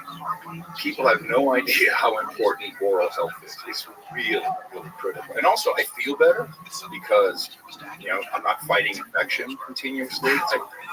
How did it all start? Like, what was going on with your teeth? That like made all this. I had a bad start in life when I was 2 or 3. We were living in Uganda, and my parents would put me to sleep with chocolate cookie. So I had kind of a bad start, and I had a lot of work. I had, tons of filling. My baby teeth, everything was messed up. And I had the big outboard headgear, which really traumatized me for life, taking that to school. It was like I was one of those guys. Oh yeah, it was bad. And about 10 years ago, maybe a little bit more, I went to the dentist here in Austin, and it was like, we really got to start doing stuff. We're going to start looking at repairing. And then this dentist started hitting on me and texting me, and I'm like, so, guy or girl? Guy. like, no. So, and I knew that there was a Pandora's box. How wild is that? What a risky move. It was so dumb. Like, you're a married straight guy. It's like, I think I can get him. No. He can be on our team. That is such a man move. It's such a thing that men would do. It's so stupid. He's like, I'm here with some buddies of mine. I send them a picture. I'm like, no. So I'm like, I'm not going back. I'm good. And then Tina and I, we got together. We moved out to Fredericksburg, and she's real big on preventative anything. Her car has the oil, everything on time, everything all set, and her teeth, of course, are impeccable. That's not like a good fit for you. Totally. You need an organized lady. I had a credit score of 350. Oh no! I didn't have credit card. That was just cash. I didn't care. I had cash flow. Everything's good. I don't care. She straightened me out. Oh yeah. Oh, big time. Disorganized men very much need organized men. Yes. You just can't have one that turns into your mom. Oh no. That was my first wife. That does happen with some of them. Some of them, when you give them the reins and they start telling you what to do, all of a sudden then it becomes very not sexy. I will say props to my first wife. She kept me. I was tight of my show business fame and TV. She kept me out of trouble. I did not. She was a good mom. She was a good mom, and she's a good mom to our daughter. So yes, for sure. Well, you change, they change. You need a different kind of a mom. Things change.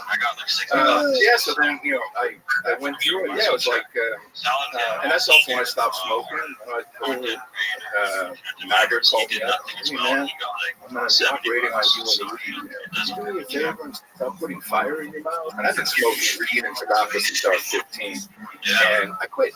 At that moment, haven't. Never. I mean, I vape like a crazy horse. But That's well, that's the question. This is we're not going over this, and we'll go back to it. I'm gonna continue delivering your advice. Yeah, we'll get to that. Yeah, but so just cleaning out the infection. What was going on with that was fucking up your ear. It was like the whole area was inflamed. Yeah, right by your sinuses, so that everything's connected. If you hold your nose, you can hear differently. So whatever it was doing, and literally just a couple days after he extracted those teeth, it just came back. And I didn't have horrible hearing loss, but it was enough where I was sick and saying, "Sorry, Don, would you say?" All right. And then the moment you get to like, I didn't hear her. I'll ask her later. That's when I said, "No, I got to get rid of it. I don't want to."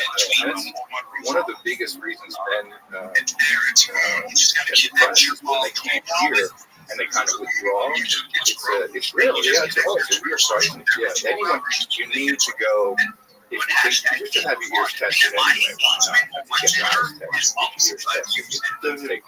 So if they find out your ears are not good, do they ever check for infection? Yeah, you get like No, like now you should get in the medical program.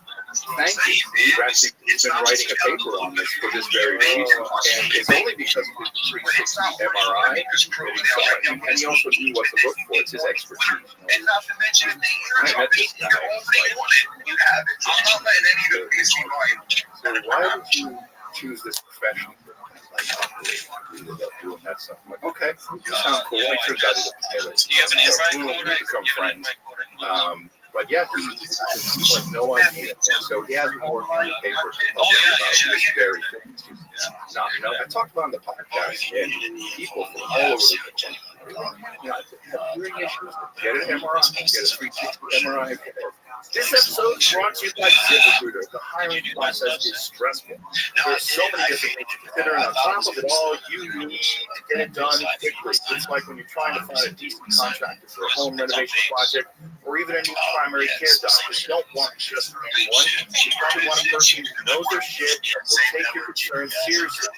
But also, you need to find them. Like yesterday, if you're an employer struggling to find that perfect fit, I've got one word for you: ZipRecruiter.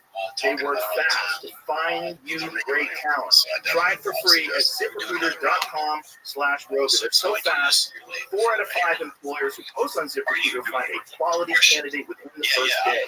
That might be why hiring site employers prefer ZipRecruiter the most, based on G2 ratings. They get the work done without wasting your time or money. So relax and let ZipRecruiter speed up your hiring. See for yourself. Just go to ZipRecruiter.com/Rogan. Try it right now for free.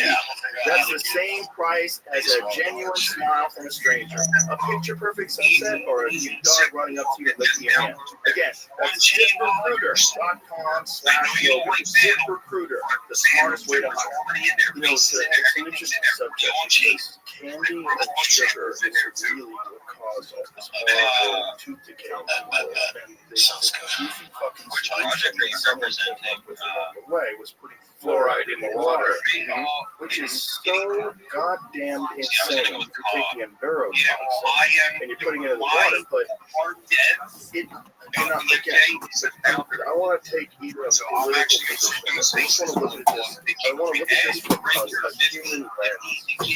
There's something that people do where even if something is obviously stupid, if it's a part of the system and there's enough air quotes experts that have endorsed this, regardless of the fact we've seen time and time again throughout history that experts are compromised, you could put in.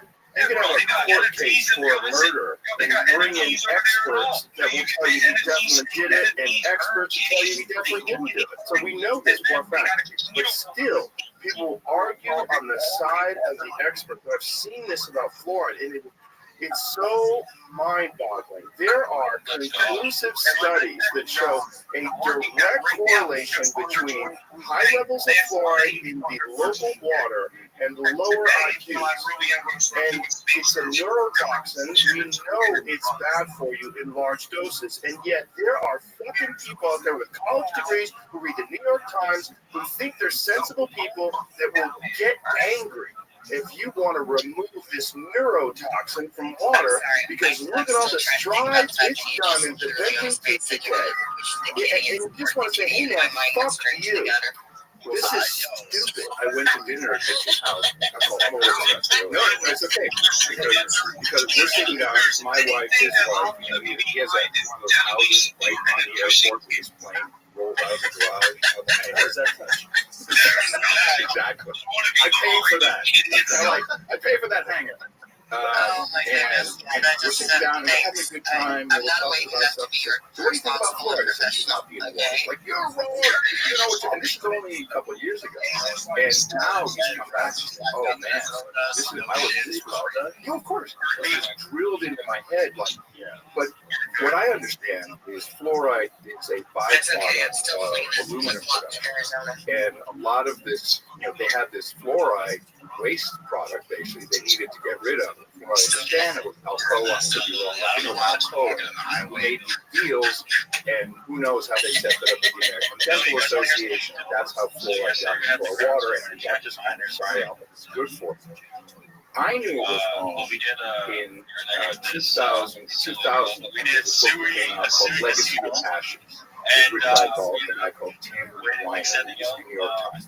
And it's all about the CIA. It's a great book. My uncle is in it many times. Donald Gray, he's still with us. He's 95 and 96. And he was really high up in the CIA. He was part of the OSS back in the day. And in it, it talks about how the agents would go in, fluoridate the enemy's camp water, so they could go in at night and they could, they're docile, and they could pull them out. And they always do it at random times. He truly says, yeah, pretty much how I remember it. I'm like, well, of course. This so the neurotoxin is being used in actual warfare in water to make people docile, and the argument is so dumb because you know my friend Eddie Bravo had a great point. He said, when you get toothpaste, you ever see toothpaste that says fluoride free?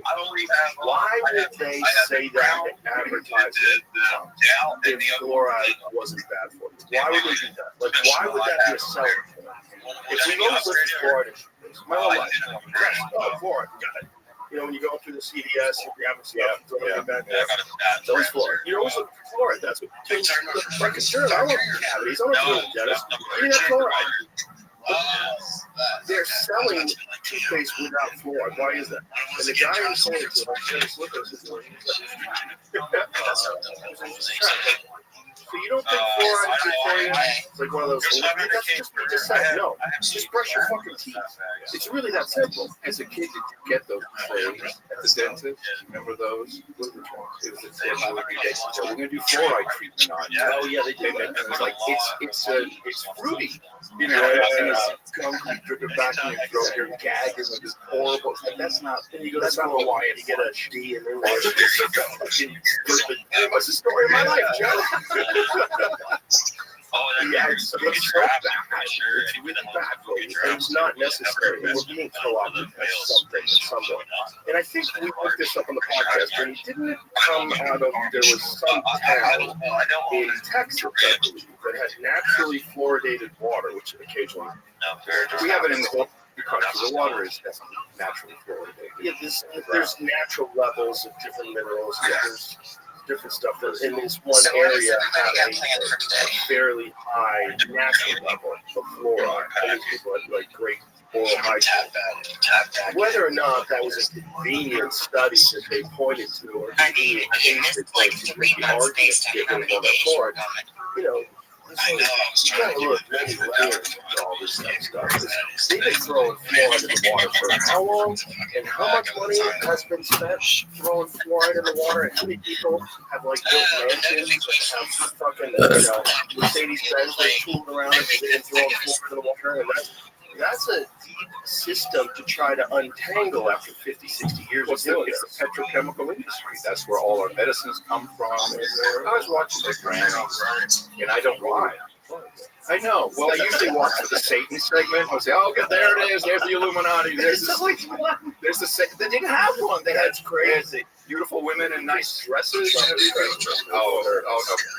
Presidents are important for the culture. It's very important for the Satan. But they're in trouble. Yeah, they're in trouble. Jesus is making a comeback, man. Yeah, they're in trouble there. And he's going to come and we're alive. And I hadn't really watched network television a lot. I had a lot of commercial breaks, but the first 10 all had a pharmaceutical product which I've never heard of, a name I can't remember, and side effects literally included death. I'm like, what is going on with this? And like, ask your doctor, I'm like, do I have this? Should I have this? Do I want this? Is this going on with me? And people are all happy in the commercials. They're like, look, my skin looks good and I'm happy and I have a beautiful family. It's almost like they used to sell cars. Now they're selling the pharmaceutical. Well, that will be an interesting thing if RFK Jr. gets in place and stop this advertisement fund. We are one of 2 countries on earth that allows, New Zealand, and New Zealand's far more restricted than us. We should be really restricted about this because advertising, and there's advertising that doesn't bother me at all, like Chevrolet Corvette, it's okay, it's fine. But when it can give you bloody diarrhea and suicidal ideology, and you're just fucked up in the head and you're depressed and like you don't know why, but now your zits are gone. Like, hey, slow down. That was not in that commercial with the lady dancing in the field with her child and the people at the picnic and they're all smiling, laughing, and having a good time together. That was like fun. Like, where's that part? Well, of course, this was, they've all tried all kinds of things to stop this, and the First Amendment comes up, although we have stopped tobacco advertisements, and there's all kinds of things that we've done throughout the years. But what happened with television is all the money, I mean, really 60, 70, 80% of all the advertising income is from pharmaceutical companies. That's why there's also no reporting. Like, we're not going to that's the real problem. Because this is like regular, normal trade, we can say. When you tweet somebody who believes that they're not in this, like even television shows. Like, could you imagine if, let's say, a network has a prominent news organization, and that news organization is very popular, and it's a big part of their ratings, and it's a reliable source of information for people to believe them, and they're sponsored by pharmaceutical drug companies, but then they also have a crime show on, and this crime show wants to do a thing about an evil guy who promotes a vaccine that winds up killing a bunch of people, and they hide the data, and then they arrest him at the end of the show. Like, no fucking way. That's not getting made. No green light for you. No. That's not gonna happen. No. You gotta turn that guy into a meth dealer. That's a meth dealer now. Let's just do a couple of rewrites. Simple rewrites of the script. Yeah, exactly. Yeah, this is a bad guy from Guatemala. Come with us.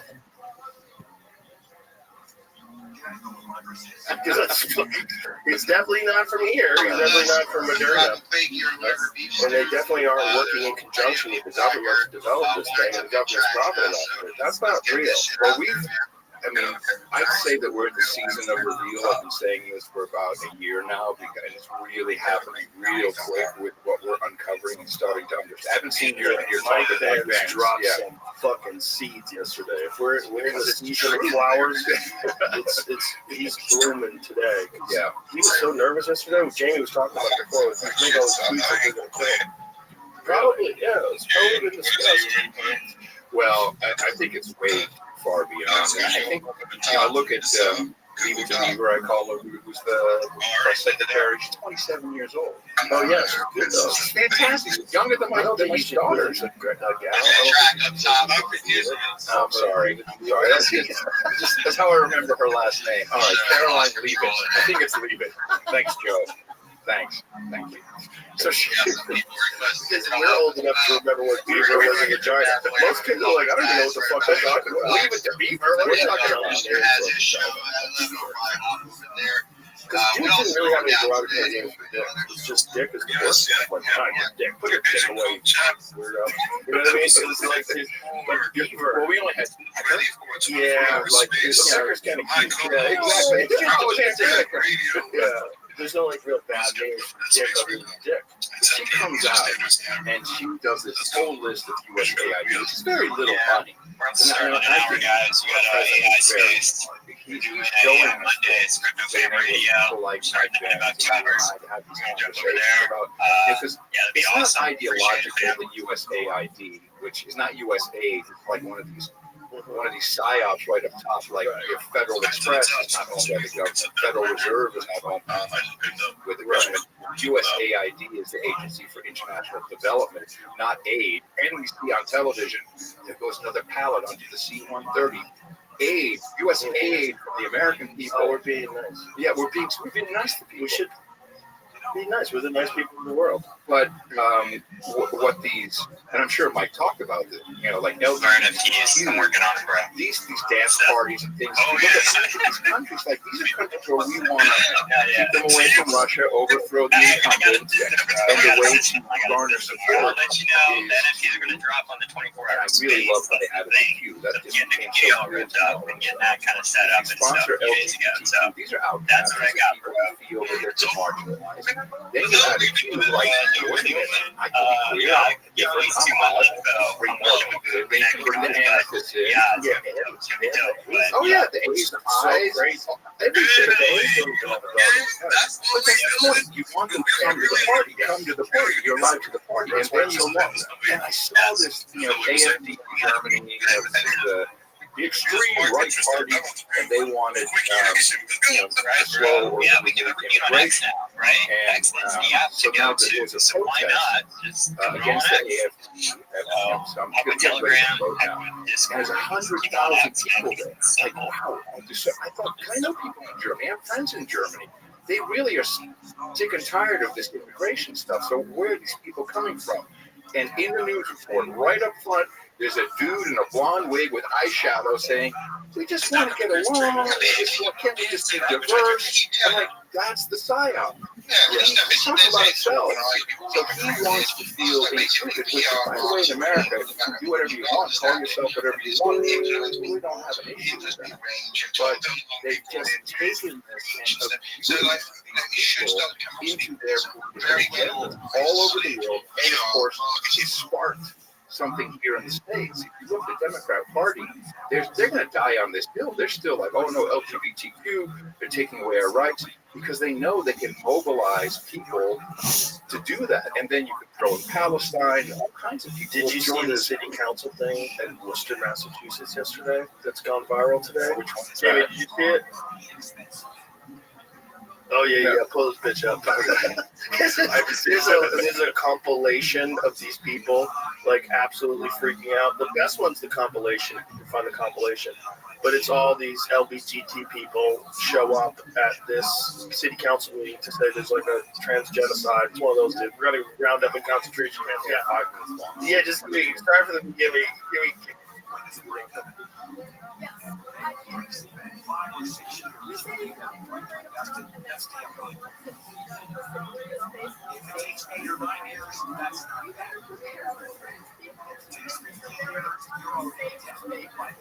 I'm shaking right now. I don't want to be here. I'm sorry, am I taking too long pleading for my life? You remember how many children I have and how many, and the 2 of them are trans. There it is. Yeah.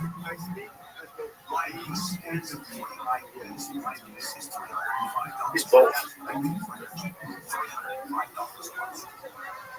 Keep in mind, the most expensive so for me, $25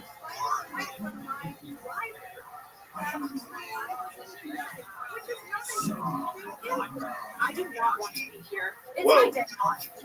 I do not want to be in your TOs. I do not want to be in your email inboxes.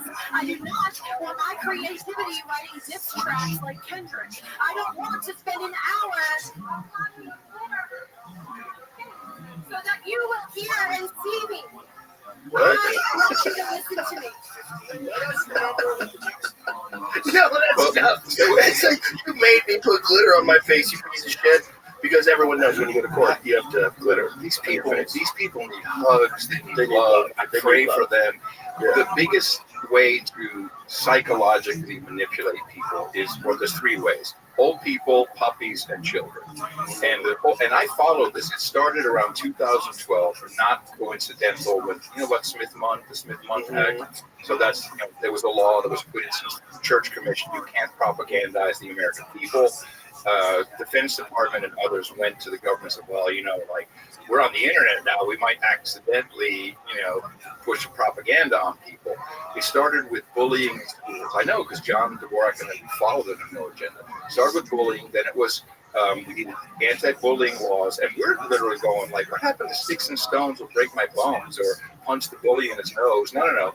Then the teachers, and then we got hate speech laws, not actually laws, but hate speech punishment. And this kept building up until you guaranteed parents through the American Medical Association, the Pediatric Society, all of these different trade groups, that if you don't transition your child, that child will commit suicide. Right. And that is a horrible thing that they've done. Think about these parents who may or may not one day wake up and go, what have I done?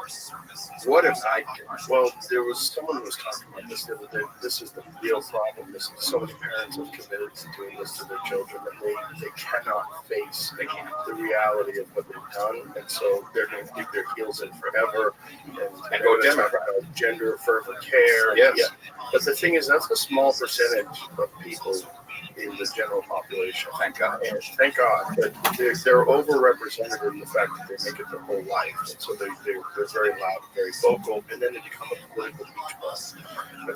I've heard you talk about that with Bridget. Yeah, totally.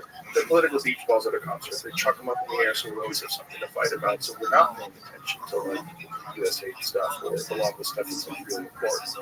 And this is just a part of this tangled web of psyops that's been running our culture. I mean, I would say our government, but it's everything, right? Culture. Because the government has established its hooks in us and put fear and law and rules. And the more law and the more rules, the better, because the more likely you're going to break a few of them, and then you're going to shut the fuck up. And they've got these fucking things everywhere. And it's just allowing them to run this mafia business. And there's a bunch of people that are reasonable, educated people that have Stockholm syndrome. Like they don't want to admit that even their people, their cherished heroes like Obama, was a part of this. And that all these people that you think of as progressive Democrats, they were all a part of it. And fortunately today, we have the convenient access to YouTube instantaneously, where you can watch Obama in 2003 say some very MAGA things, or you could watch Hillary Clinton go more MAGA than MAGA about deportation. Yes, yes, and that if you stay, you have to pay a stiff fine. I mean, the whole thing it's cyclical, right? Like, this is why the left is now supporting war and censorship. It's not real. It's not that there's a good group of kind, compassionate, educated people and a bunch of fucking buffoons who are racist and want to bring back the Confederate flag. That's not what's going on.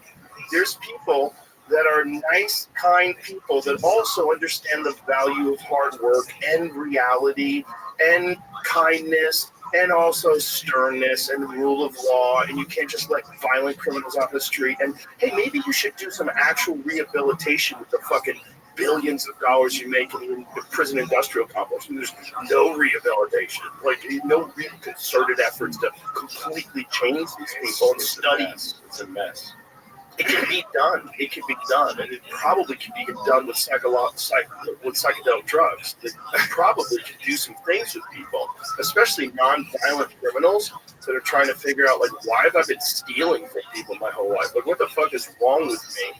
That unless they're a legitimate psychopath, they have no empathy. There's people that can be kind of woken up to why they're in this horrific pattern of continual abuse in their life, and there's ways to do it. And Rick Perry has been really like brave in this case because he's a former Republican governor of Texas, and now he's advocating for ibogaine therapy, particularly for veterans. The guys who come over, they've seen the most horrific shit. Their brain is in shambles, and they want to do something, and they have no help in these pills that just dull their mind and make them feel detached from reality, and all these fucking antidepressants and things they give them, and they want to fucking end their life. And they can go and get therapy that cures 80% of them with one dose, and it's like 95% with two doses. It's fucking nuts, man.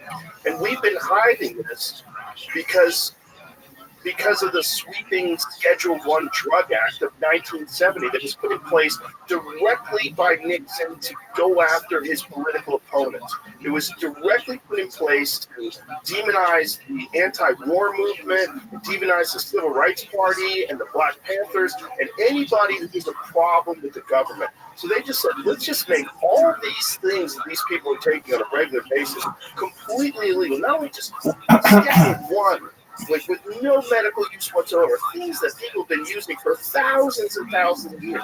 And it's all the same shit. It's all psyops. It's all psyops. Have you ever heard of the audience effect? It is a psychological theory that behavior changes when we know we're being watched. Here's the thing. We are being watched. When you use the internet, data brokers watch and record everything you do online, even if you're using a private browser. But you don't have to become a slave to the digital surveillance state. You can free yourself with ExpressVPN. With ExpressVPN, 100% of your online activity is rerouted through secure, encrypted servers that hide your IP address.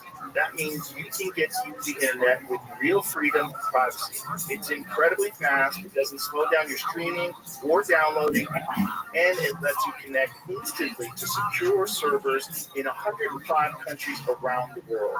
ExpressVPN is easy to use. It takes just one click. It works on all of your devices, even smart TVs. Use it on up to 8 devices at the same time and protect your whole family with just one subscription. The best part? Podcast listeners can get 4 extra months of ExpressVPN for free at expressvpn.com/Rogan or by tapping the banner. That's expressvpn.com/Rogan or tap the banner. If you're watching on YouTube, you can get 4 free months by scanning the QR code on screen or by clicking the link in the description. Well, the number one thing that happened around that time, of course, during Kennedy, is we realized that television was a big force. Television and radio, and if you listen to some of the debates, like it would sound on the radio like Nixon did better. I mean, it's amazing how this worked between radio and television, but then newspapers. We know the intelligence agencies were all writing stories. And you look at CNN, you still see ex-CIA guy shows up. A little story. When I saw you sitting at the inauguration, and I think I texted you, I'm like, dude, I can't believe it. I see you sitting there. You text me American flag emojis and stuff like, and you and Trump. I'm like, oh, look at him. He's in a tuxedo. And I thought, so my life in 1983. I was still a teenager, and I grew up in Amsterdam, socialist country. The airwaves were controlled by the government. It was horrible. It was almost like Russia. Your phone was a gray phone, and that was your phone. You couldn't get a different phone. It was illegal to unplug it from the wall. And I was doing pirate radio at a place called Radio Decibel in Amsterdam. And we were playing Christian Slave. In a way, you know what I mean? In a way. Oh, yeah. What was that called? What was that movie called? I don't. Maybe it was called Pirate Radio. It was crazy. They were trying to arrest him. Do you remember? Well, so we all got arrested several times, and we were playing 12-inch imports from Chicago warehouse. Arrested several times. Oh yeah. They would always get. They'd always come to arrest us. We literally had the station name on the door. People would come around. We'd be smoking weed. We're hanging out. We weren't making any money. We were basically paying to do it. We had this huge antenna on the roof. Did this ever come up when you got hired by MTV? Did they get nervous about that? Like, did they have to do a background check? This guy got a record. No, I'll remind me to tell you my USAID story. So no, but this is 1983, and I felt it was so. First, I was a gawky, awkward kid. I got tics, I got the wrong hair, everything. I get the wrong moped, everything was wrong. But on the radio, people were like, "Wow!" And I was doing it in English. You can do that in Amsterdam. They're like, "Wow, it's so cool! You got that black guy on your station." I'm like, "Oh, cool." So I was John Holden, the 23-year-old black guy who drives a Harley. But the point was, it was liberating. I could speak my mind, and everything felt so stifling. Now we go forward, 1993, and I'm on MTV. I'm What up, Generation Pam? X. I'm on C100 in New York. And Watching my robots work. Set up NTV. How about you? It's very, very. I love Mo. There you go. It was so restrictive. You can't. They let me do my own material. Viewer discretion is advised. Censorship called a line producer. Like, in that segment, you said something bad about Richard Marx. Oh, you said something that was off color about Madonna. Oh, we can't do that. The radio was the same. It was, like read the liner card, and then always end was E100. And there was a guy in Sun Microsystems in San Francisco, and he said, "Adam, I see what you're doing with MTV.com on the web. That's going to send you a computer." So he sends me this big Sun Spark workstation. He said, "What year?" 93. So this is pre-Windows 95. So this is yeah, that's right. Windows, what is it, 3.8? Well, this was Solaris OS. It's Unix basically. So it wasn't Windows back then, right? Like what came Well, before Windows? Well, I had a Mac. No, I had an early Apple II. 3.1. Yeah, 3.1 and an Apple II. I was more Apple guy at the time. And so I hooked it up to my 56K mode, dial in. He says, "Watch this," and he says, "What?" I'm on the phone with him. He says, "Watch this," and up on my screen pops a little player, and he's streaming in PC. We have MP3s back then, PCM, pulse code modulation, 9-inch nails. I'm like, this is broadcasting. I'm going to figure out how we use this thing for broadcasting. Because think about how we can use this outside of all the systems. And so 2003, now we're 10 years later, I've been very involved with RSS feeds and blogs, and I see my first iPod. It's like, snap, crackle, pop. Hold on a second. This is amazing. We can combine. This is a radio. This is not a music device. It's radio. So I cobbled together this program that basically takes this RSS feed and then puts a program onto, so the show was an album, and then each track was an episode number. And then I immediately started doing a show. What I do is just try to get people involved. That's how Daily Source Code started, because I was trying to get software developers in. And then 3 years later, Steve Jobs is having a private conversation with me about putting this into the iPod and making it official, making a podcasting thing in iTunes. And I'm like, this is so perfect, because now you have this RSS feed which you control. No one else can control what you do with your RSS feed, and anybody can slurp that up and subscribe to your radio show. And then 20 years later, I see the President of the United States wrapping up his campaign with Joe Rogan on a podcast, completely being himself, being a dude. By the way, props for you sticking to your guns. I love that. Now it's got to be here. No restrictions on time. Well, he didn't impose it. He was more than willing to do it exactly how I do it. He understands it. But at that moment, then I see you sitting there. I'm like, we just broke the elite messaging machine. Phase 1 complete. All because of you, dog. No, you dog, man. All glory to God. I think I was just used. I always give you your props. I think you were the first. I was just a vessel. It makes sense to me. Well, I'm just a vessel too. I think that's the case with all of it. Absolutely. I say that to the guys at my comedy club. They're always like so thankful that I built this comedy club. I'm like, I think this thing built itself. I think it was just, I was a thing that it did through me. It caught me because it knew that, I was capable of doing it and impulsive enough and brash enough to say, fuck it, let's just dump a bunch of money in this spot and see what happens. You were given gifts. I was given gifts. And you stuck with your gifts. And I know you're a very generous guy. I know you help a lot of people with all, not monetary necessarily, but just helping them, getting them on their feet. Like even, Parker, I'm like, can I bring this kid? He's a big fan. You're like, absolutely, bring him in. You're a gracious guy. And so when you get whatever word it is to build a comedy club, You did. I think you have to do that. I think that's the universe is testing you. If you pay attention to yourself, you feel like what's the right thing to do. Like what's the thing? What is the greedy, impulsive thing to do? What is like the miserly thing? Save it all. It's my money. Save it all. Well, that's the that usually doesn't end well for most people.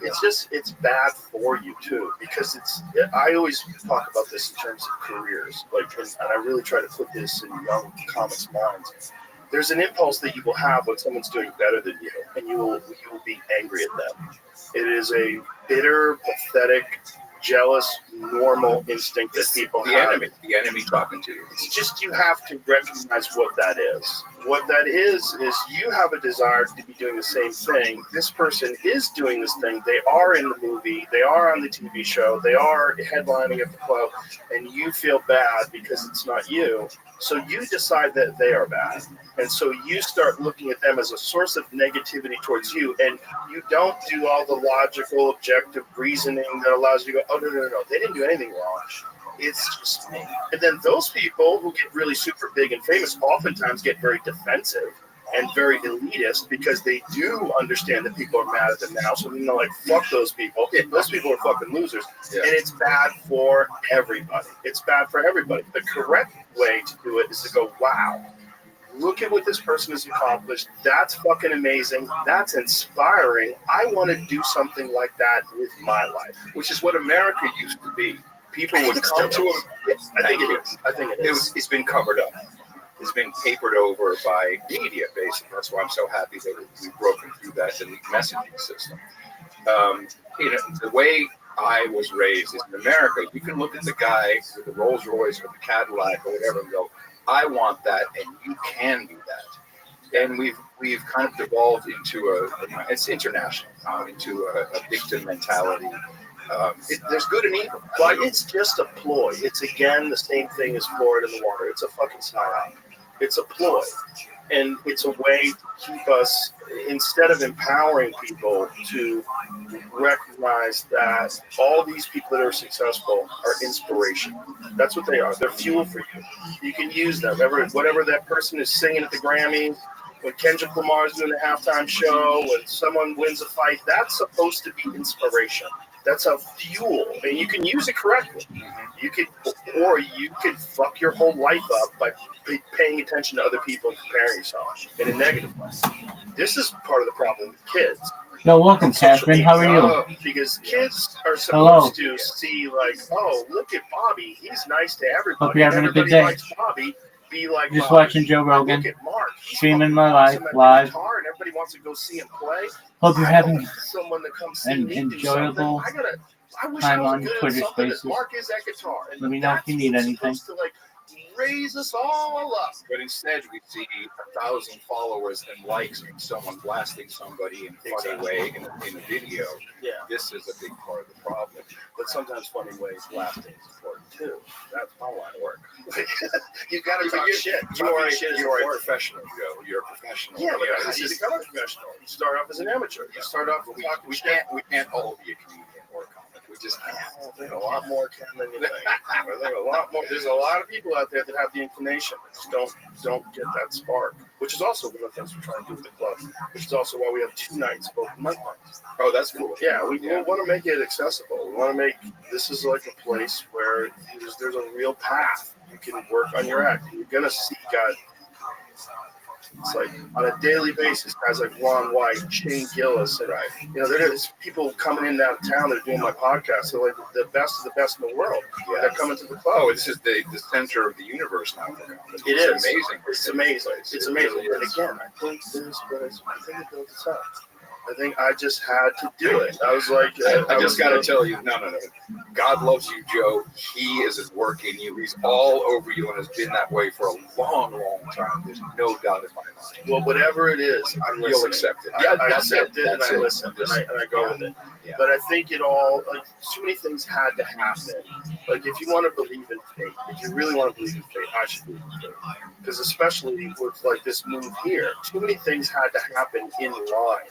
It had to be the pandemic, and it had to be me with young kids who just was very uncomfortable with the direction that LA was going. And then it had to be the George Floyd riots and the lockdowns. And then I had to come to Texas and go, oh, there's other ways that people live. And I known you for a long time, and you lived here. And you spoke very highly. And then my good friend Gary Clark Jr., he came here like before the pandemic, and I remember talking to him on the phone, like, why did you move back to Texas? He's like, man, I just cannot fuck with this man in LA. And Gary's like the realest dude I know. It's like one of the realest. He doesn't give a fuck about fame, about that guy cares about playing that fucking guitar and playing songs as good as he can. And that guy just locks himself up in a studio. He's got a studio on his house. Yeah, that's what you want. Locks himself up in there for 12 hours a day. And it's just that guy only gives a fuck about the art. It's like he's about the craft. And like so all the bullshit that came along with living in Hollywood, he would just come hang out at the Comedy Store all the time. That was just because it was like, oh, you guys are real. Like I can hang with you. We just be cracking up. So when he came out here, I was like, fuck. And then Ron White came out here. I'm like, God damn it. And then he was like, oh, I fucking love it. It's fucking airports, a breeze, no traffic, everyone's nice. It's the middle of the country. Oh, fuck. And then the pandemic happened, and it was like it all pulled me to the spot. And then it had to be the Spotify thing, and then it had to be the Comedy Store shutting down for a year. Yeah. And then it had to be all the Comedy Store employees that I loved were all unemployed. And so then it was like, okay, let's fucking do this. Exactly what I'm seeing. I'm seeing that with it. That's why it started in 1983. I'm like, I see where the path is. Yeah, I've always see been the doing path. it. You've always been doing this stuff. And that's the thing Makes about so much sense. podcasting to me too. It was oddly compelling. Like it didn't make any sense. I was making no money, and I was busy. It was costing you money, probably, and bandwidth. So. It was definitely costing some money, and I had young kids, and it was just like, why am I spending my time doing this when I should be spending my time maybe doing something to make more money? Because especially back then, it was like I wasn't doing Fear Factor anymore, so I wasn't really making the kind of money that I was making when I was on television. So I had to tour a lot. So I was doing stand-up, and I was doing like way too many dates with the UFC. The UFC, although I love it to death, I mean, that's the only job I still have. I still work for somebody. That's because I've been there for so long, but it was like 22 dates a year. Do they send you a W-9? I think I'm an independent contractor. What's W-9? How does that work? I have accountants. I was just messing with you. I'm like Joe Walsh. I have accountants to pay for it all. Yes, right. I got a Maserati. That's 285. 185. I lost my license. Now I can't drive. Yeah, I have a limo, ride in the back, lock all the doors in case I'm attacked. Yeah, great song. Life's been good to me so far. Yeah, that's right. Great song. I use that song all the time. Everybody's so different. I have a change. You know, he's a ham radio guy. Is he really? He takes his rig out on the. He doesn't go on the road that much anymore. When he's on the road, he has this huge ham radio rig, and that's like him. I've been a ham for a long time, and that's like if you have as we call it a QSO. That's ham code for a conversation. Oh, okay. With Joe Walsh. Oh man, there it is. Look at that. Joe Walsh is the fucking man, dude. He's awesome. Life in the fast lane. That's what changed the Eagles. The Eagles are on the way to killing your testosterone and making women cry all day. And then all of a sudden, Joe Walsh comes around, and now you got Life in the Fast Lane. Yeah. Give me that riff. Give me the beginning of Life in the Fast Lane. Joe Walsh. It was wild rock and roll guitar attached to this beautiful voice and lyrics and songs and songwriting. Give it to me. Let's see how accurate it was. But there's a guitar, like I was talking about Gary, like here. Oh, close. Bam. Oh, all right. That's all we can do. Right? Yeah, we get in trouble. Get in trouble. Is that already going to get us in trouble? Probably. Because here we have all these podcasts. There's 4.5 million podcasts. Really, only 400,000 update regularly. So it's not even that much. That's global. Dave, we can't play music in podcasts because of all these different entities that own it. And so, if you perform something on the radio or in a live stream, that's a performance right, which the club plays for that too. If you're playing in music, that's ASCAP EMI. Then you have the publishing right. Now, because you download a podcast, well, all of a sudden now you've made a copy of it. So that's another group over here. You have the publishers and the record companies. You have and they just could never agree, and they've locked themselves in so tight that the biggest opportunity for music will be to play it on podcasts. They've painted themselves into a corner, and it's so. And we all know now that most artists, you get 10,000 streams on Spotify, and you get a penny after a couple of years. Did you see with Sneak Dogg when he was going over this? Oh, it's horrendous. I'm sure it's horrendous. He got $1,000. Billions of streams. You got to check for and Taylor Swift gets all the rest of the money. I mean, it's very. Isn't that because Taylor Swift owns her music? Isn't that the whole deal? Yes, you own your music. If you're the publisher, and this. I don't want to get too deep into Spotify and all that, but people are starting to move away from that and what I call the value for value model, where we actually podcasting 2.0.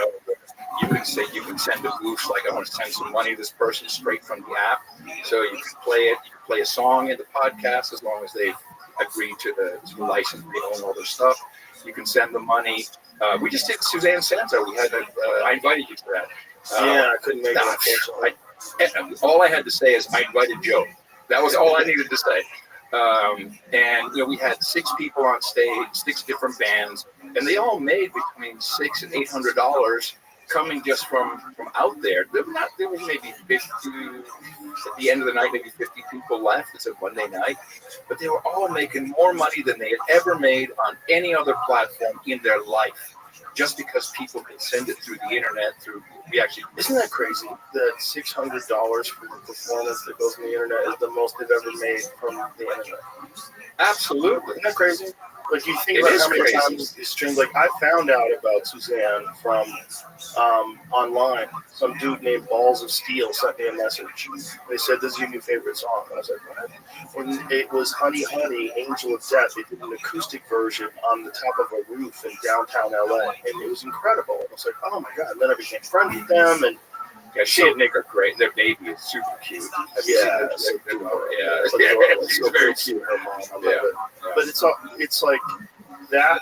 There's been so many streams on the radio, and the fact that you never made more than $600 is crazy.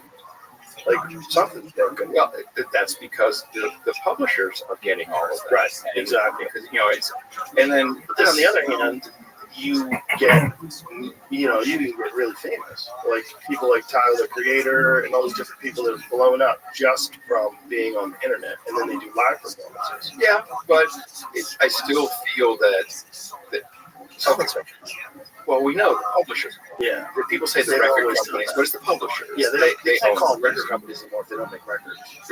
Thank you. Records. I was in my garage the other day, and I put my wall of fame in the garage, and I'm trying to move this out of the house. Like, I'm old enough now, and I'm looking at, like, there's a platinum record with a cassette, with a platinum cassette. Like, do people even remember these days where you got a platinum record with a cassette on it? That's crazy. 5 million copies sold of a cassette tape. Jelly Roll gave us one of these platinum records. We got it out there. That guy is awesome. He's Jelly Roll. What a story. He's such a sweetheart.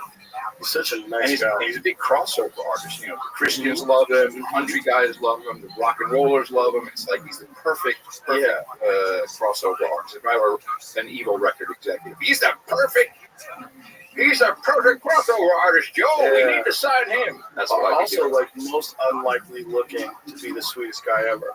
Fucking all the face tattoos and everything. Just goes to show. Yeah. You can't tell the book by its cover. No, you cannot. Ever. So, anyway, back to that. It's a shame that the music industry has moved it into this protectionist place. And even if you have a spin studio, the Gestapo comes around like, you got more than 75 people a day here. You need to pay us more. And it's that they're very litigious. The whole thing is just a mess. Yeah. It's a mess. Yeah. I mean, laws break protects you from scumbags, but laws. Yeah, but who's it protecting now? Because the artists are making no money. Exactly. Although it's become easier to do your music at home. I remember going to the Hit Factory in New York and hanging out and watching people record records. And that was amazing. Big machines and lots of people running around. That was cool. I think YouTube and social media presents very unique opportunities where a guy like Oliver Anthony can all of a sudden explode out of nowhere with one song. Yep. He's another sweetheart. Yeah, you had him on. Yeah, he was at the club the other day too. Oh, We were really? hanging out. Where does he live? I think he's still Is he down south? Maybe he doesn't want people to know it. Okay. Well, he lives. I don't want to say around, but he was. I mean, back was he was in Virginia? West Yeah. Virginia. Okay, yeah, West Virginia. Richmond, north of Richmond. was the song. Yeah, it's where he was. I don't know. And God bless him because he stayed away from the system. Yeah, we had a phone call. Yeah, I called him up. When it all started popping off on us. I'm going to sign you, boy. I'm going to sign you to my Rogan Records. You're going to make millions. Here, take this Cadillac. It'll be great. Yeah, I sent the Cadillac right to his house. That's the last thing you want to give that guy. You want to give like a 1983 Chevy that's redone, a pickup truck. That's like an F-150 from the 80s. Nice. That's like redone. Those boxy ones. Yeah. That's Eight-track in the dash. Yeah. No, he's a genuine guy. He's a really nice guy. And we had this conversation over the phone and said, people are offering me millions of dollars for this and that and this. I go, stay independent. And he goes, they keep saying I got to strike while the iron's hot. I go, no. Listen to me. You've already made it. All you have to do now is just keep doing what you just did. And you can do that, right? I'm sure you have other songs. I got a bunch of other songs. Then he sent me some of his other songs, which are just as good, if not better. And I was like, dude, you have talent. Talent is that's what everybody needs. All this other stuff is people just trying to take advantage of your talent. Stay in the. That's what I mean by Joe. You're a good guy. But I was already, I was already past that spot where he's at. Like I've been in that spot before, where people are offering you deals and stuff like that. I know what the trappings of that is. You're broke. And then all of a sudden you have money. And like for me, it worked out great. That happened to me in 1993. I got this big development deal with Disney.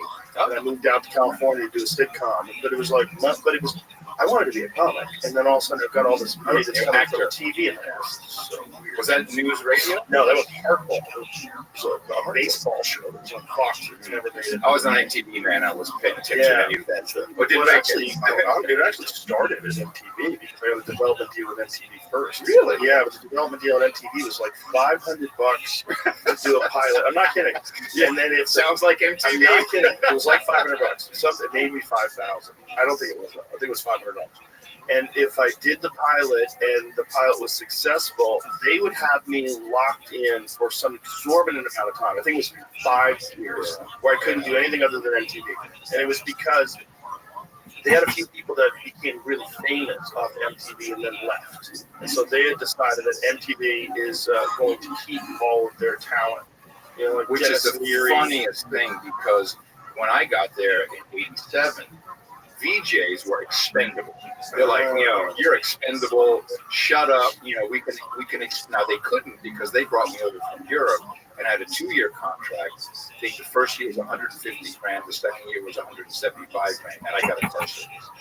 And I could do radio. If that's what you think you need to do. Radio. Somebody wrote songs. All right, we're going to take a picture of the refrigerator. Now, this refrigerator I'm taking a picture of is in the garage. Okay. New creative direction for the channel. I'm like, no. And, I had different lengths of hair throughout the years, but I'm like, have you seen the artist we're playing? No. Photo of Adam Curry. It's glorious. I have the hair of Generation X. Don't call me a boomer. Look at that. I'm going to tell you to cut that Farrah Fawcett. That's a beautiful head of hair. That's an amazing. Good times, brother. Imagine someone telling you that probably that was like a huge hook too. Like, of course, a lot. Well, you know what Merv Griffin always said? Merv Griffin always said, people with big heads are successful in television. That's why he had Pat Sajak and, of course, Jay Leno. Big heads, right? I don't have a big head. So I had big hair, so I had a big head. Exactly. The formula worked. Yeah, there's no like little tiny headed dudes. No. No. That works on YouTube now, but on television, Does it work on YouTube? I That attorney has I killer think on YouTube. anybody can be successful on YouTube. Right. I mean, it's all kinds of. Doesn't that show you that the formula's bullshit then? You know, like you got a guy like Mr. Beast, who is not like a classically good-looking guy who's got the biggest show in the world. That guy has. I mean, so I don't. People say he's a creator. I think it's creation. He is a creation of YouTube and how it works. You don't have this because you're so established, but his team, he's talking about this, micromanage every second of each video, every cut, the poster images, all these things, and it's all about time spent viewing. If one video does 1:38, the other one does 1:40, that other video is more successful. It's really, in order to like hook the algos, get everything rolling, you have to bring that down to a science. And of course, and this is not for you and I don't think, you have to always keep feeding the machine. You got to keep feeding and feeding and feeding. You have to make your life a part of your YouTube channel. Otherwise, you drop off very quickly. Yeah, well, I just think he has a different approach. I mean, his approach is very like scientific. He's very intelligent about it, and I'm a feel person, which is why when I get people as guests, I never think like sometimes people think, oh, you try to get like the biggest name guests because that'll be the most popular videos. I don't do that at all. Who do I want to talk to? That's exactly how I've always done it. That's how I'm gonna always do it. Do I want, and if it happens to be Mel Gibson, and he was great. He was. I mean, I'm like. That's for me. He's always Mad Max. When I was a kid, we play hooky from school. We go back. And someone have a VHS. And I had Betamax. We had Betamax. And like we're watching Mad Max, and then Diana Ross in the round. I mean, Diana Ross in the round. We love Diana Ross. We're like, oh, she's so awesome. But the Mad Max, man, that original, and he's standing there with his boots in the desert. Beginning, he had a bunch of bangers, but he's an interesting guy, and that blower on top of the engine. I mean, the whole thing is just, we just love that.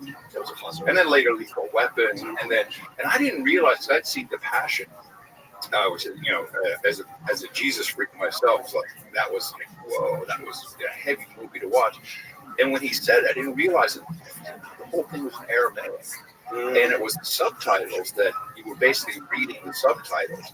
And his theory that it penetrates you differently, the story, I think is so spot on. I think so too. I mean, really, really interesting. Well, he's a very underrated filmmaker, and I always point to Apocalypto as another example of that. Yeah. There's no English in that movie, and it's a masterful movie. It's a great movie. That guy has a calling, man. He's doing talent. And he fought the system. He really, really fought the system. So that was what was fascinating about talking to him about what happened when he made The Passion of Christ, because it wasn't that it was an anti-Jesus reaction to that film. It was an anti-Jesus reaction to that film that was really made by the motion picture industry because he had gone outside the normal distribution system. Yeah. So in creating that movie, he financed it himself. He went outside, he got a smaller distributor, and it did really well. And they were like $800 million. Exactly. So they're like, we got to make sure this doesn't fucking happen again. And that's where the attacks came. And that's also where Jim Caviezel, his career completely stalled out. You would think the guy's in a gigantic blockbuster movie like that, like he's going to be a blockbuster movie after blockbuster movie after this. No, they kind of blackballed him. Yes. Well, and so you have smaller studios now, like Angel Studios, and they're in Utah. They crowdfunded this The Chosen, which is the story of Jesus, and it's unbelievable. They're in the 5th season now, completely outside the studio system, completely away from it, and it's all crowdfunding.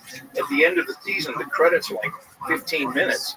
Everybody who donated, X amount, they get to be extras on the set. I mean, it's a whole new way of looking at producing stuff. Interesting. Yeah. And then, of course, they went on to do an apocalyptic movie called Homestead, which is a dog. It's so horrible. It's like, what is this? I mean, what's a bad movie? Oh, bad acting. Is it bad enough to watch it? No.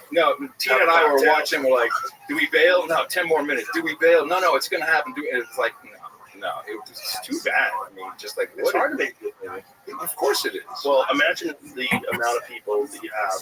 If you have a bunch of idiots telling you to cut your hair, imagine how many dumbasses you have in the background of the movie that are telling you what to do. All the money people, all the executives. Like it must be so hard. You have to be like a Quentin Tarantino, who's like they just leave him alone and do his magic. He's an interesting. Have you met him? Oh yeah, he's been on a couple times. Interesting fellow. We hung out with him the other night. We went out to dinner with him and Roger Avery, who's also awesome. And then we went to the club. We hung out at the club. He's an interesting guy. And that's what he like. You were like requested to come to. Was he wearing his tracksuit? No, he was dressed normal.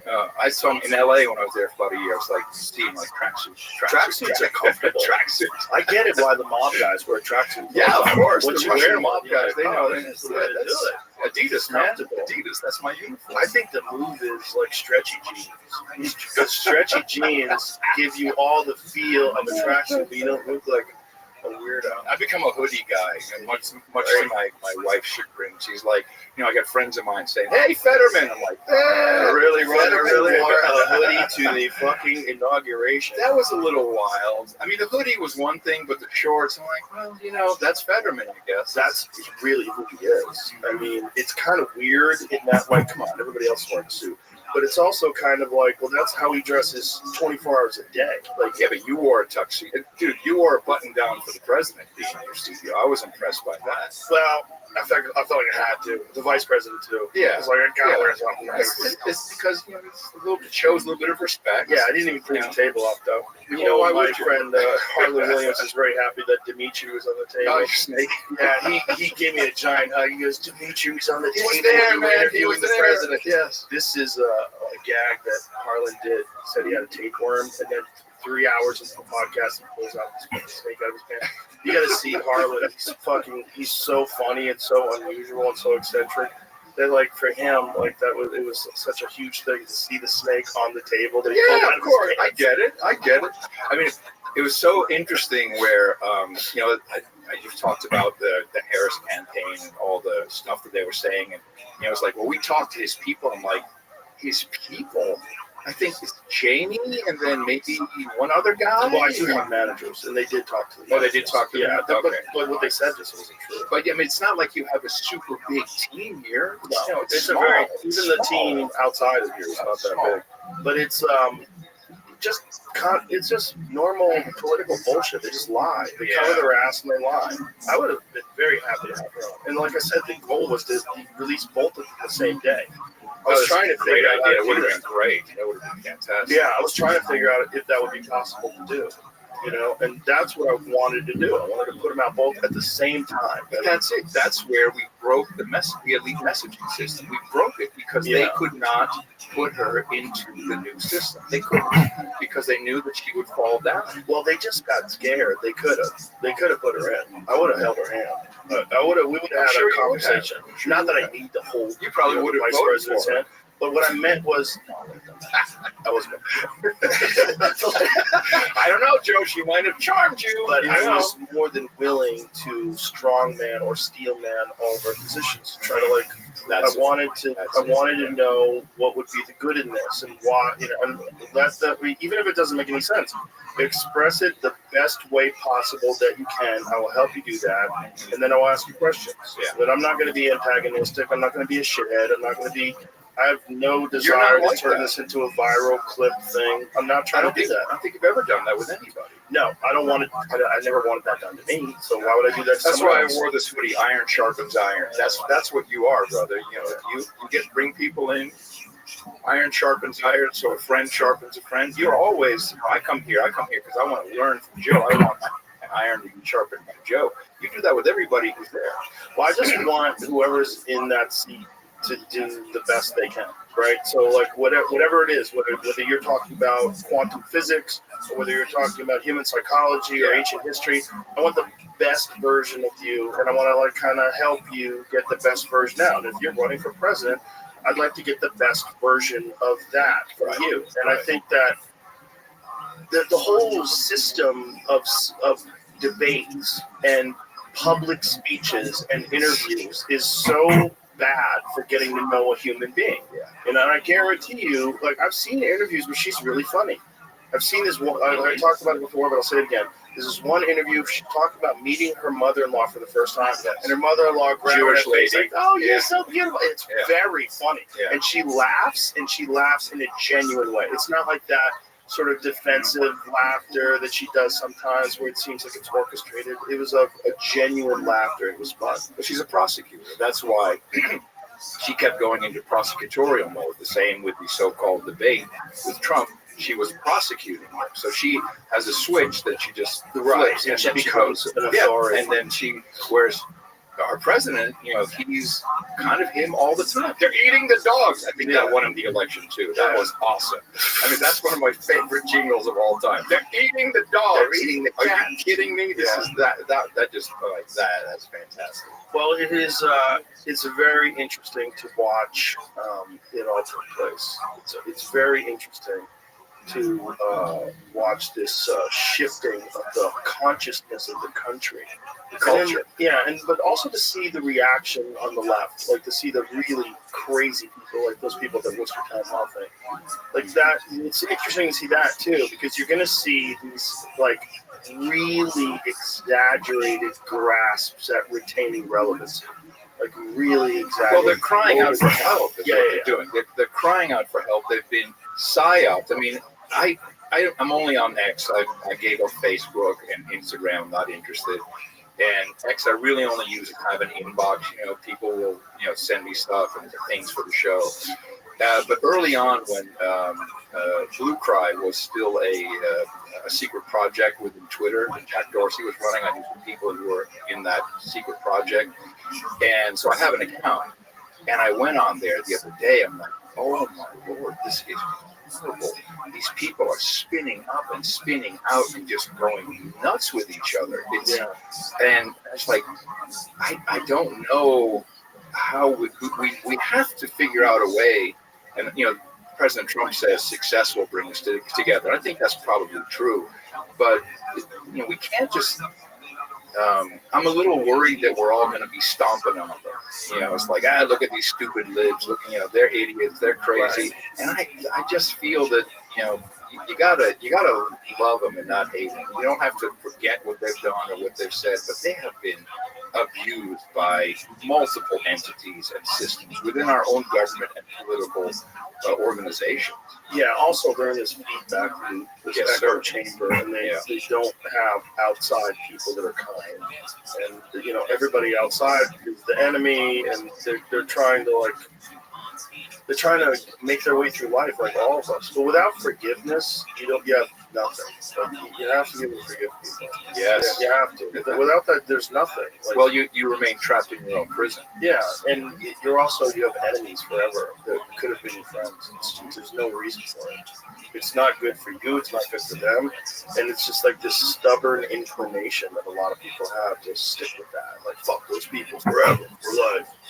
You really shouldn't do that. It's not good. Well, especially if those people feel bad. If they apologize and they realize they've made mistakes. Yeah, like that's what life's about. You got to be able to understand that in the past you've made mistakes and grow. And if we, the people that have made mistakes and grown, do not accept the people that are currently making mistakes and growing, well, then we're hypocrites. Well, that's the same with COVID. I know many people who either lost their job or were forced to take something they didn't want to take, and they will never forgive them. Like, I won't forget. Now, forgiving is not the same as forgetting, obviously, but they can't bring themselves to forgive those who were caught up in a massive psychological operation, and they're held in their own prison of anger. And it's with their own family members. I mean, it's almost like, did that happen? That just went. We're now back. What are we doing? All these things have gone so fast.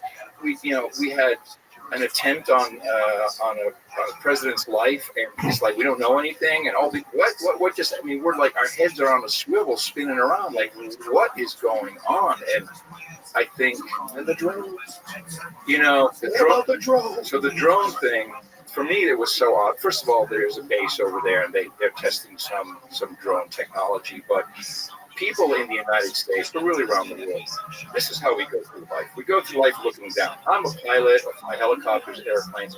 I'm looking up at the sky all the time. There's a lot going on. There's a lot happening in the sky. And then the minute all kinds of things show. I've seen the Starlink satellites go over my house. That's those how trip people out. it's amazing. It's like, whoa, and like 8 or 9 year old, like, whoa, that's very fast. And they seem pretty low, actually, like 60 miles up.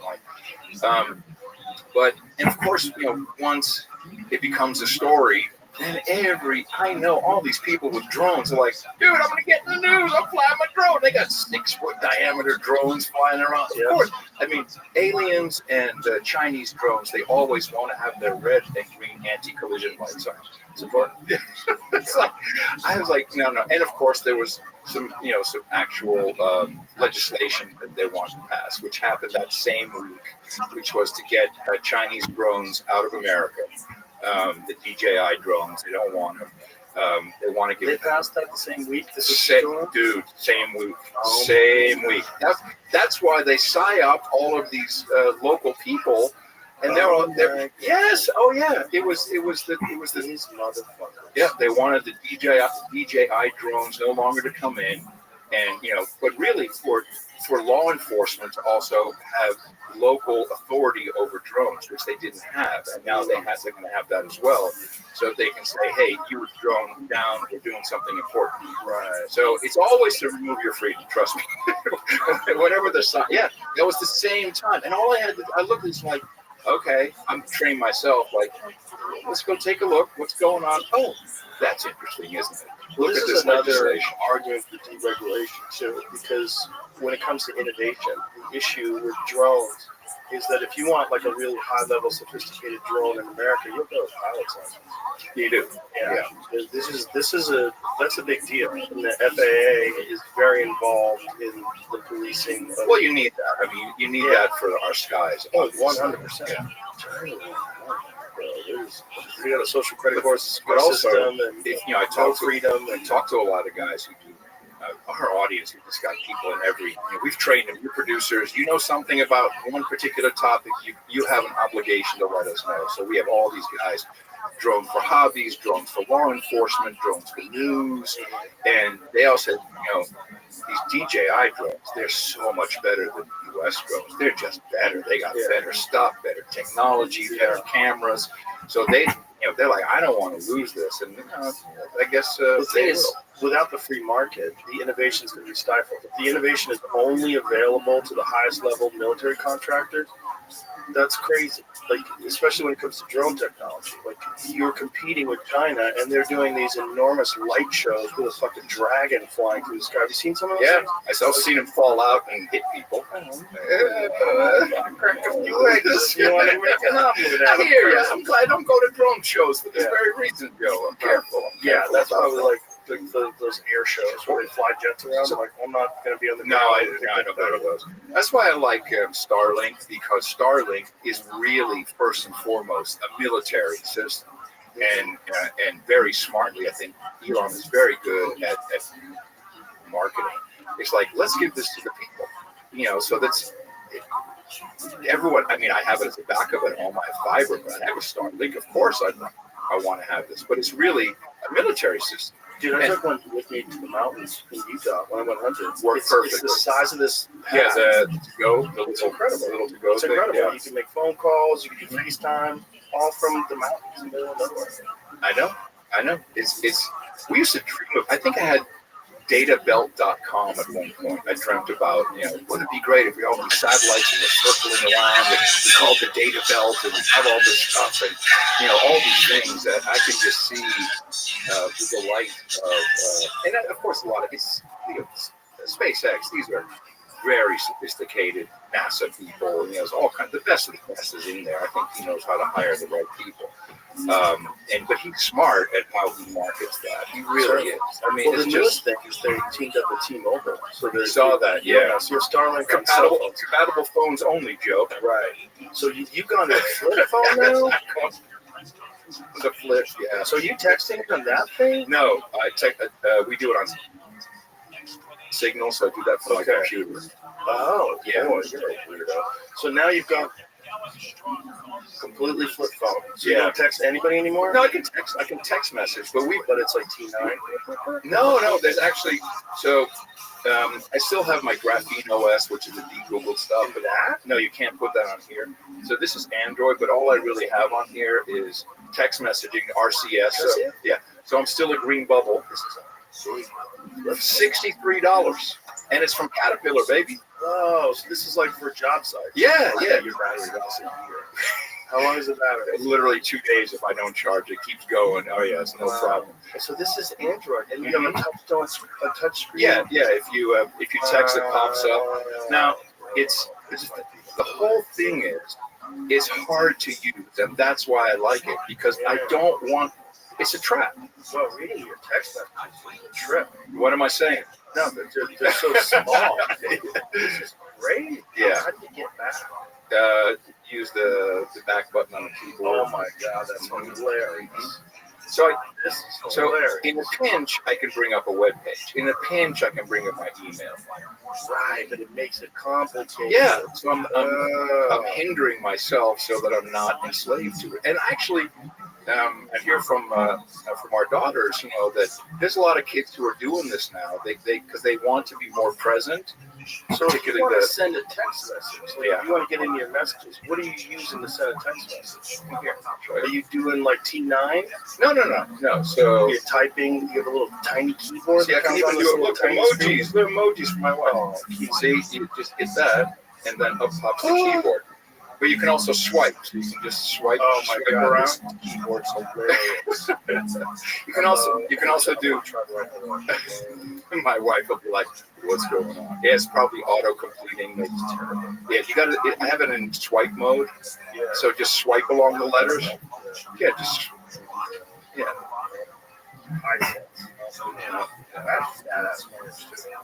It's not easy, and but it's like I just need to.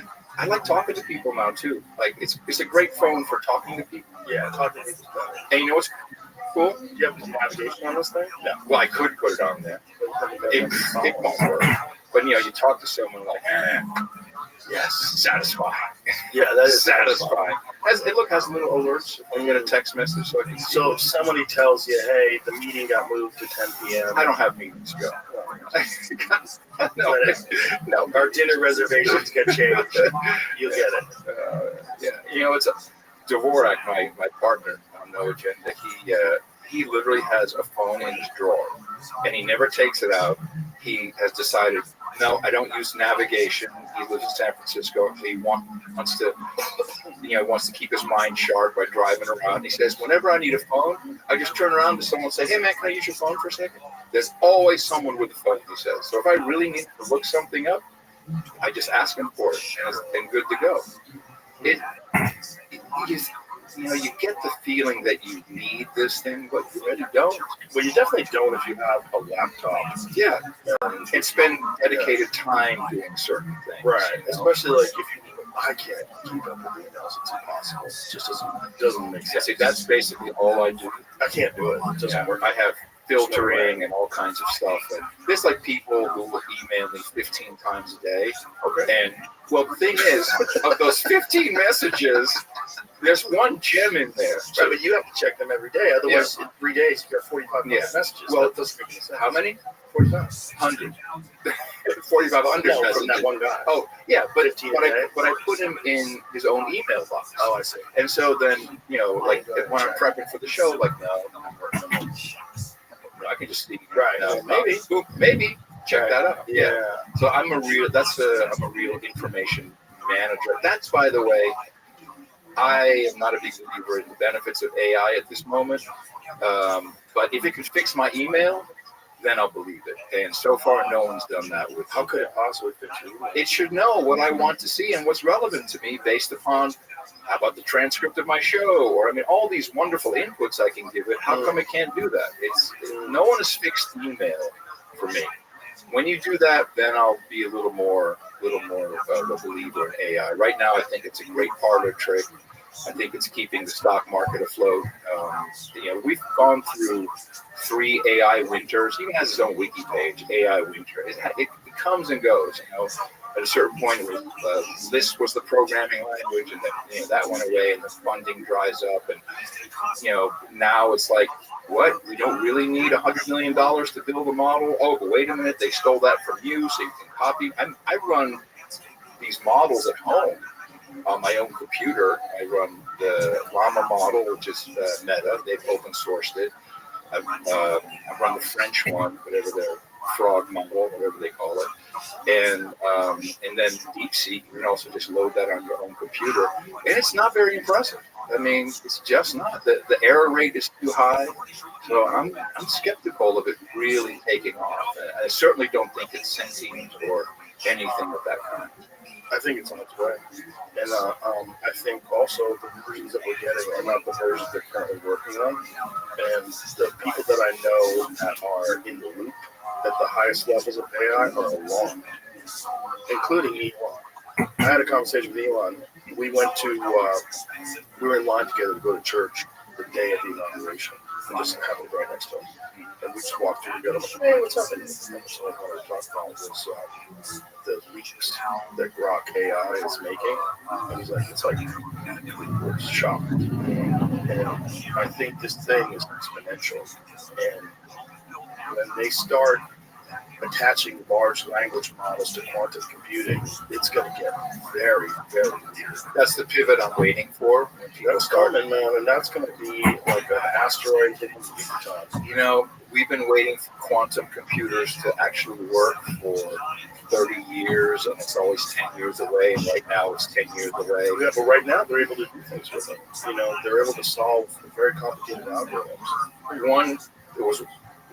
I'm not an expert in this, but there was one computation they did, and that may be the computation it could do. It's not necessarily give it any computation. But you know that the computations that it's doing are so insanely complex and it's proof of the multiverse. Yeah, I've heard this. Yeah, you're not. No, not at all. Really? Not for a second. How come? Because I'm a Luddite.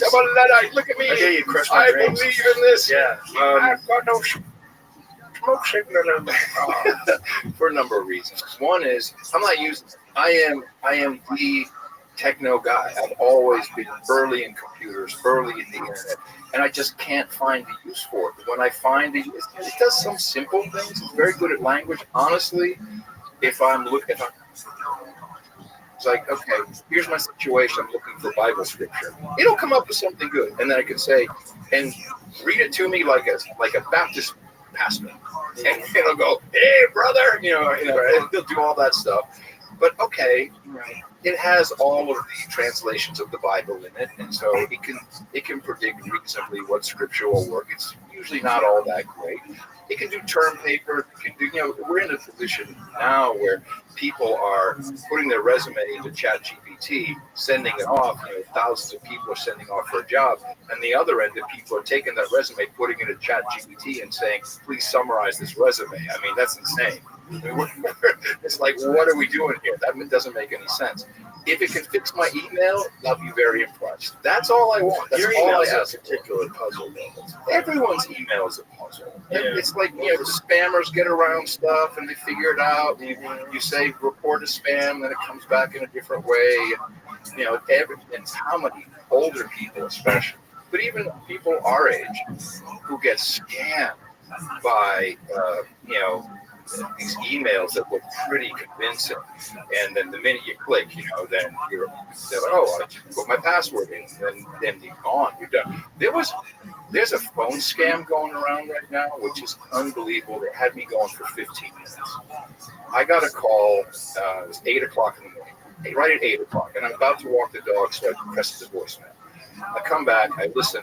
This is the sheriff from Travis County, and had a 512 number, and I need to talk to you urgently. I'm like, okay, this is kind of messed up. I call back, I get someone. Oh, I want Sheriff so and so. Yeah, hold on a second, we'll transfer. I'm hearing like police radio chatter in the background. The guy gets on, and he's saying, well, you were an expert witness. You were called to be an expert witness in the case. I just happened to, and maybe this is not coincidence, I was asked to testify on someone's behalf in a case. And you were supposed to be an expert witness in this case. you didn't show up. So, you've basically broken federal law, and, we have to come and pick you up, and we have to, or you can pay a fine. And then I'm like, okay. And it just kept on going. And I'm like, whoa, hold on a second. It sounded so real. And then at a certain point, he's like, well, you need to get a coupon to send this money. I'm like, I'm going to call my lawyer. You can't call your lawyer. I have a do not hang up order. I can't have to walk you through the whole process. I'm like, okay, now I got it. But that was 10, 15 minutes later. And a lot of people have fallen for this one. It's good. Super sophisticated. Huh? Very so sophisticated. So is that overseas? Are they like spoofing a number? I mean, these were American voices. It sounded like a sheriff. It really did. And the deputy sounded like a deputy. I mean, it was sophisticated. It's good. It's really. How much was the fine? Like $3,000 for this infraction and $2,000 for that infraction. For two different things. And then you're going to bank transfer, so they're going to get your bank numbers. But, I mean, at that point, I caught on. Like, hold on a second. How'd you get off of it? I said I'm going to call my lawyer. It's like, no. Yeah, I'm like, you can't tell me I can't call my lawyer. This is bull crap. And I had to calm down. I'm like, I said, Tina, listen to what just happened to me. This is crazy. Some people I know in our Fredericksburg actually went all the way. Wow. Yeah, older people, and they were afraid. They're like, oh, of course, authority. That's how they get you. Yeah, I'm sure you've got the one that says, this is my favorite Bitcoin scam. Like, okay, I've installed the spyware on your computer, and I saw what you were doing looking at that porn site, and I recorded everything, and I'm going to release it all to your friends and on your social media. If you don't send me $2,000 in Bitcoin right away, don't even think about contacting the authorities, or you're not one of them. They've sophisticated it even more now. They'll use your name and your address. Like, I know you live at this address. It's freaky, man. So that kind of stuff would be nice if we could have AI to protect us from that. Yeah. If it can do all these wonderful things, focus on that. Help people, save people now. Yeah, cut out the scam. Yeah. Speaking of scamming, what do you think about shitcoins? Like, what's your take on like Haktua coin? Okay. Melania coin, and those are more Trump coin, more meme coins, shit coins, right? Isn't that what a meme coin is? The only coin I believe in is Bitcoin. We've talked about this before. Right. In fact, I looked it up, hoping you would bring it up. 2 years ago, when I was here the last time, Bitcoin was around $40,000. Today, it's close to $100,000. This will continue to go up until we're long gone. It's very interesting. I don't believe in shitcoins at all, because if you have Bitcoin has no CEO, there's no one in charge of it. It's literally tens of thousands of people around the world who run these nodes that make it open and make it run and keep it at least 21 billion. I'm totally down with Bitcoin. Okay. I'm with you. Good. But I think the shitcoin thing is fascinating. That anybody can create a coin. Yeah. Like Jamie has a pull it up Jamie coin. I don't know if you. Don't put that on me. It's something now. I mean, now that you just said it, now that we just said it, because we brought it up yesterday with the Boneyard guy, with John Reeves, and we said, you should have your own coin. Get it the Boneyard coin. And now apparently someone made one. So you bring this up in context of scams, because they are scams. The way it works. So if I wanted to make a quick amount of money, I'd have a shit coin. And I'd have my bots ready, and I'd say, hey, Joe, have you heard about my curry coin? And you'd be like, no, wait, and it would come out, and it would skyrocket. My bots would sell it, it would make a lot of money, and it would be dumped right away. It's a scam over and over and over. But what if you don't sell it? Yeah, then you'll have empty bits worth nothing. But so it's only available for pump and dumps. That's the only thing it's good for. It's not good for anything else. What about if you wanted to use it to finance charities? Is it possible? Bad idea. Is it a bad idea? Yeah. A lot of charities now, they will accept Bitcoin. Why is that good? Because people have Bitcoin, and I have some Bitcoin. I've been saving my Bitcoin for a long time. Instead of selling it, which I then have to pay capital gain for the difference between what I bought it for and sold it at, I can give it to the charity. I can still take my tax deductible write-off. They can do one of two things. They can convert it right away into dollars, no capital gains, because it's the same minute. So I've actually been able to give more than I would have, or they can sell some of it and hold some of it for a longer term. I really believe in Bitcoin, and what we're seeing now, there is something interesting going on. Our dollar is in big trouble. And President Trump knows this falls into kind of the tariff talk. Have you heard about stable coins? No. Okay. Do you mind if I just give a little? Our monetary system, it really started after World War II, 1944.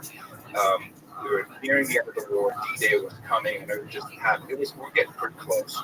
And Europe in particular was very worried that after the war they would fall into the same Great Depression that happened after World War I. We had the Great Depression. So they brought in all the economists and all the money, and people got on Queen Mary and went to the States to Bretton Woods. You've heard of Bretton Woods? No, the Bretton Woods system. Okay. So Bretton Woods is just this resort. They all got together and they decided that they would have a new monetary system for the entire world. I'm not an economist, but I've just well enough to understand it.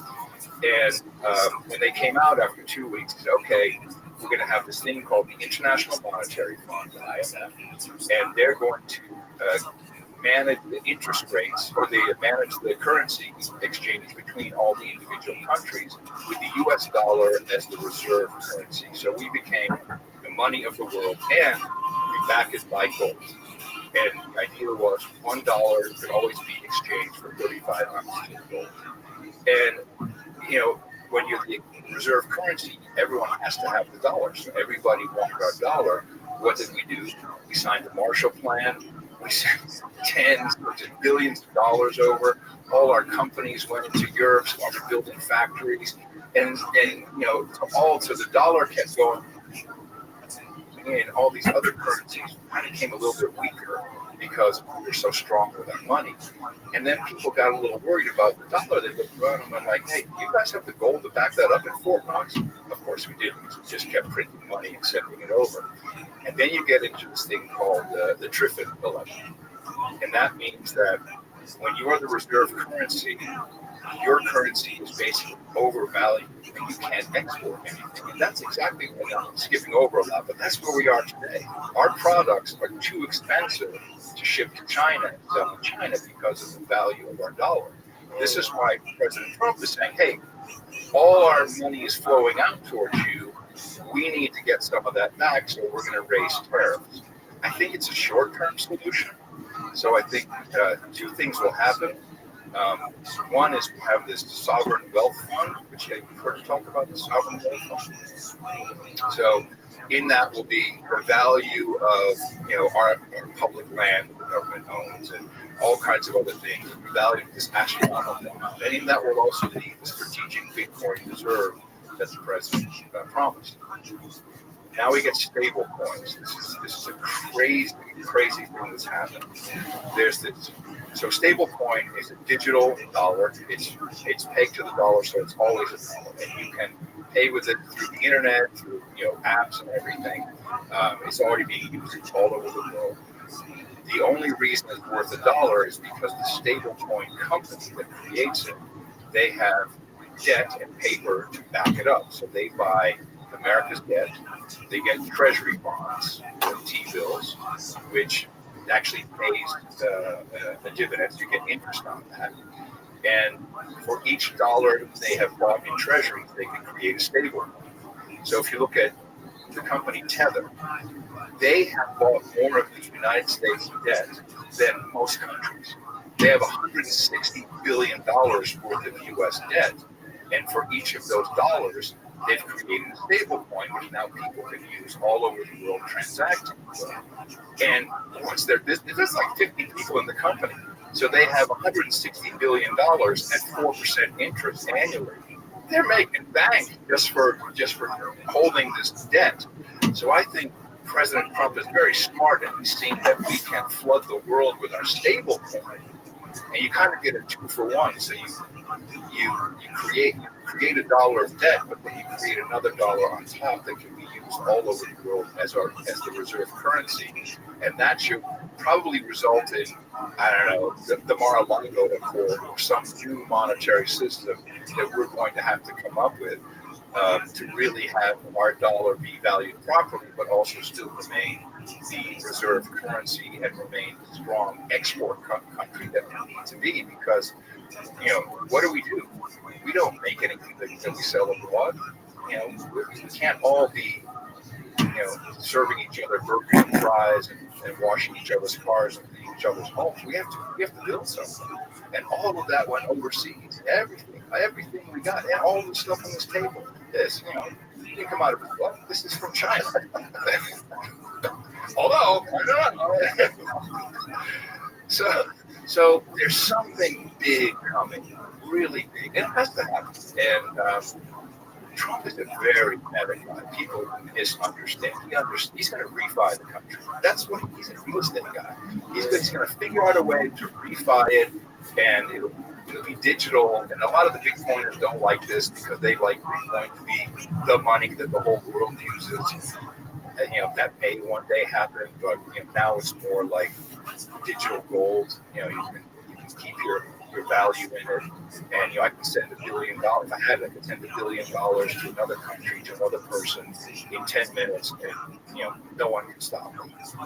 So it's a very useful tool, but it hasn't quite turned out to be money or currency the way it was originally intended. But it's going to be a very important part of it. I think you'll see Bitcoin be a part of that strategic reserve. It's easier than sending gold, and then ship you $1 billion worth of gold. I need, armored cars, dudes, everything, security, the ship, whatever.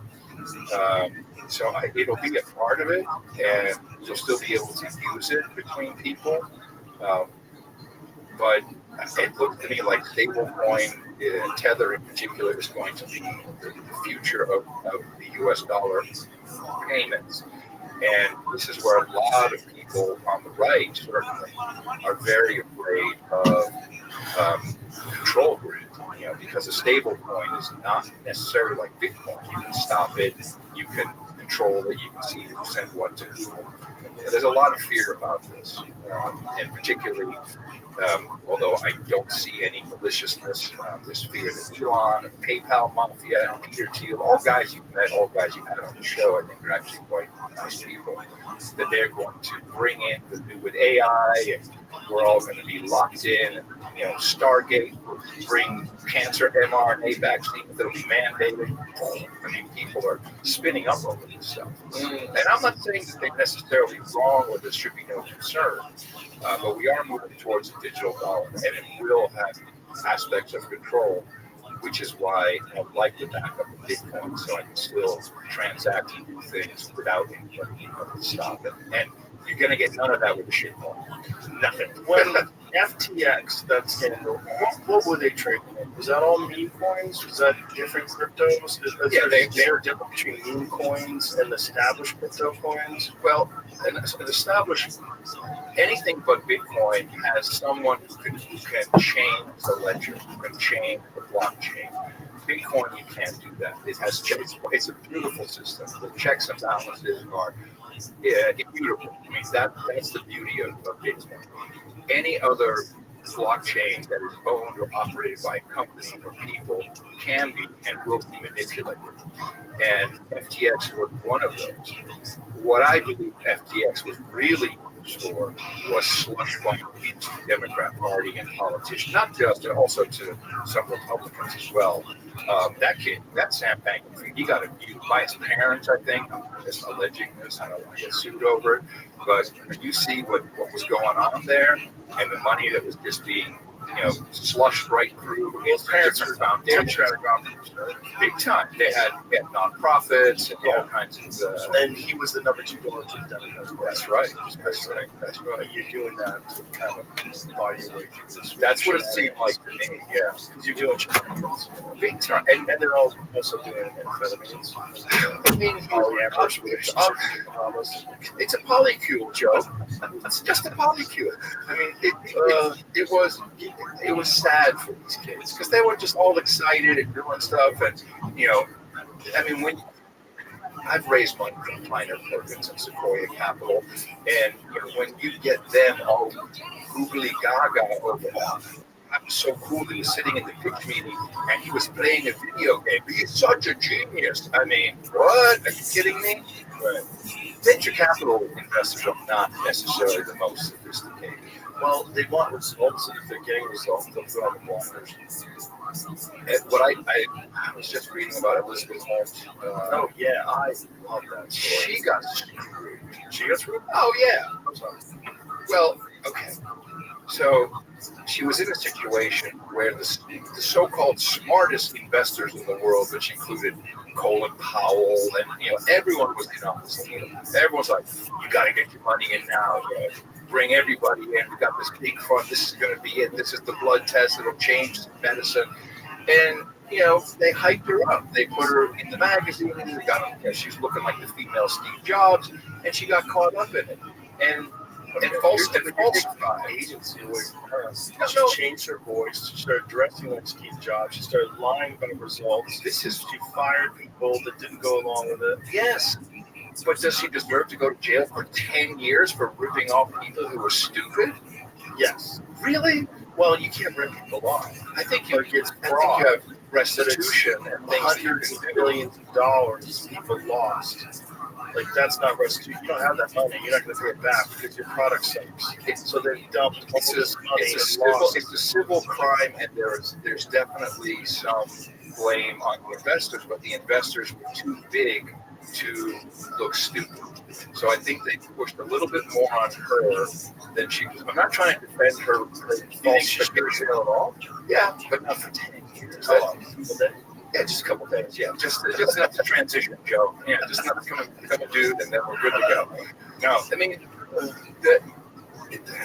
it's just another example of big money being stupid, and maybe they could just admit that. Like they pushed her. I know how it goes. I remember we had Pod Show, which was a lot of sophisticated investors, Kleiner and Sequoia, just like same people. I met Elon when they launched Tesla. I was at the hangar where they did the first test drive. It was interesting. And I was like, this guy seems like on the spectrum. He's not really talking much. like, what's going on here? What's happening with this? So we were doing podcasting. So this is right after, maybe a year after Steve Jobs put it into iTunes and the iPod, and so there was money coming in. And the first thing they said is, you got to be in San Francisco. Well, if you want a media company, where's the last place you want to be in San Francisco? You could be LA or New York. No, you got to be here. And so they can come and see the office and check out the operation and make sure the money's being spent well. And how often are they going to do? Oh, no idea. They're always dropping by. So you're doing reports. No, they just want to hang out with the cool guy. Yeah, well, that too, maybe. But then, it was definitely a struggle. We were actually kind of profitable for a bit there, but it was, like GoDaddy ads with promo codes. Code Bongino. I mean, it's like, it was like, are people really listening, or are they just using the codes? And there's always a lot of scams. The honey scam? Well, no, not like that. No, there's scams that, when companies we didn't do this, but when companies need to raise more money in Silicon Valley, then they'll buy some traffic for bots, and I'm sure it happens with comedy videos too. I need some traffic on this video, and we buy some bots. And so you definitely can do that, right? Right, of course. Yeah. But then at a certain point, YouTube had come out, on YouTube, everyone has to do video now. You got to do video. You can't do audio. Got to do video. And then it got even worse. Like, we sat in a board meeting, like, have you seen Juiced? Juiced. You remember Juiced? Jost. Oh, yeah. It was the guys who built Skype. They built this video platform that was basically a peer-to-peer streaming television show. And there was no doubt about it. You've got to go video, be more like Juiced, make your interface like Juiced. So at a certain point, you're like, well, what am I going to do? Am I going to risk running out of money? Am I going to listen to what they say? Do they really know what they're talking about?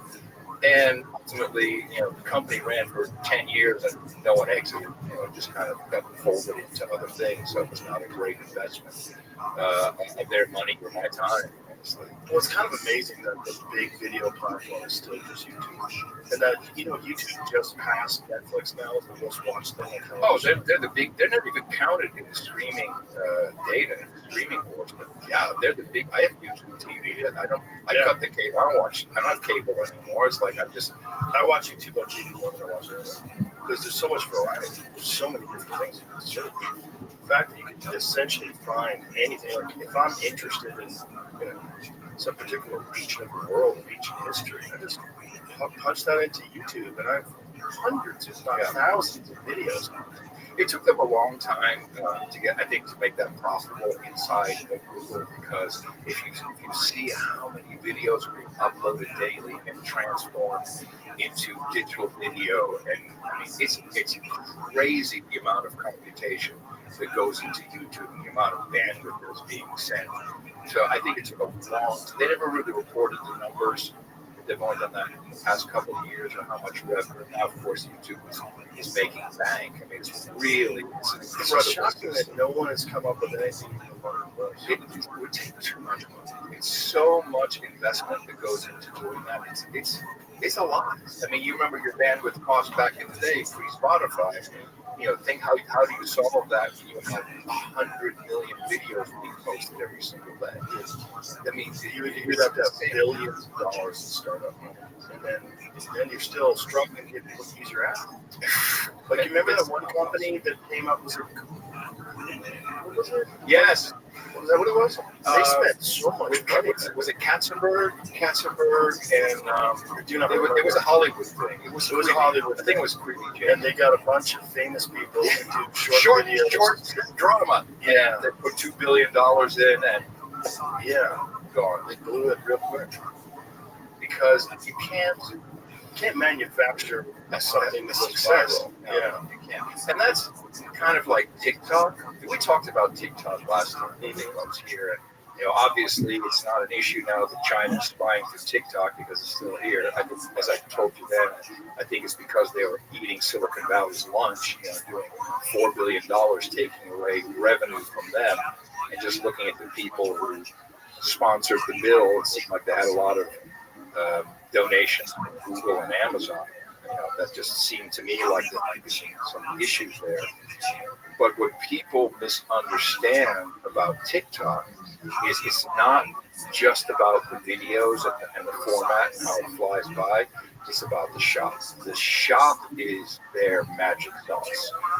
If you look at the back end, the influencers who get paid on TikTok, they have this whole back end with rankings and who sold more stuff. Half the videos on TikTok, once you get out of your algo, half of them are about products, and people are just selling products, and it's all from China, and it's all been coming in under the $800 de minimis tax regulation. So there's no import duty or anything paid on it. They actually have, I think Temu now has warehouses in America. So it's just Chinese crap that we're buying over and over again. It's wildly successful. It's not really about the ads on. You get ads on TikTok? A lot of ads. I don't use TikTok. Okay, good.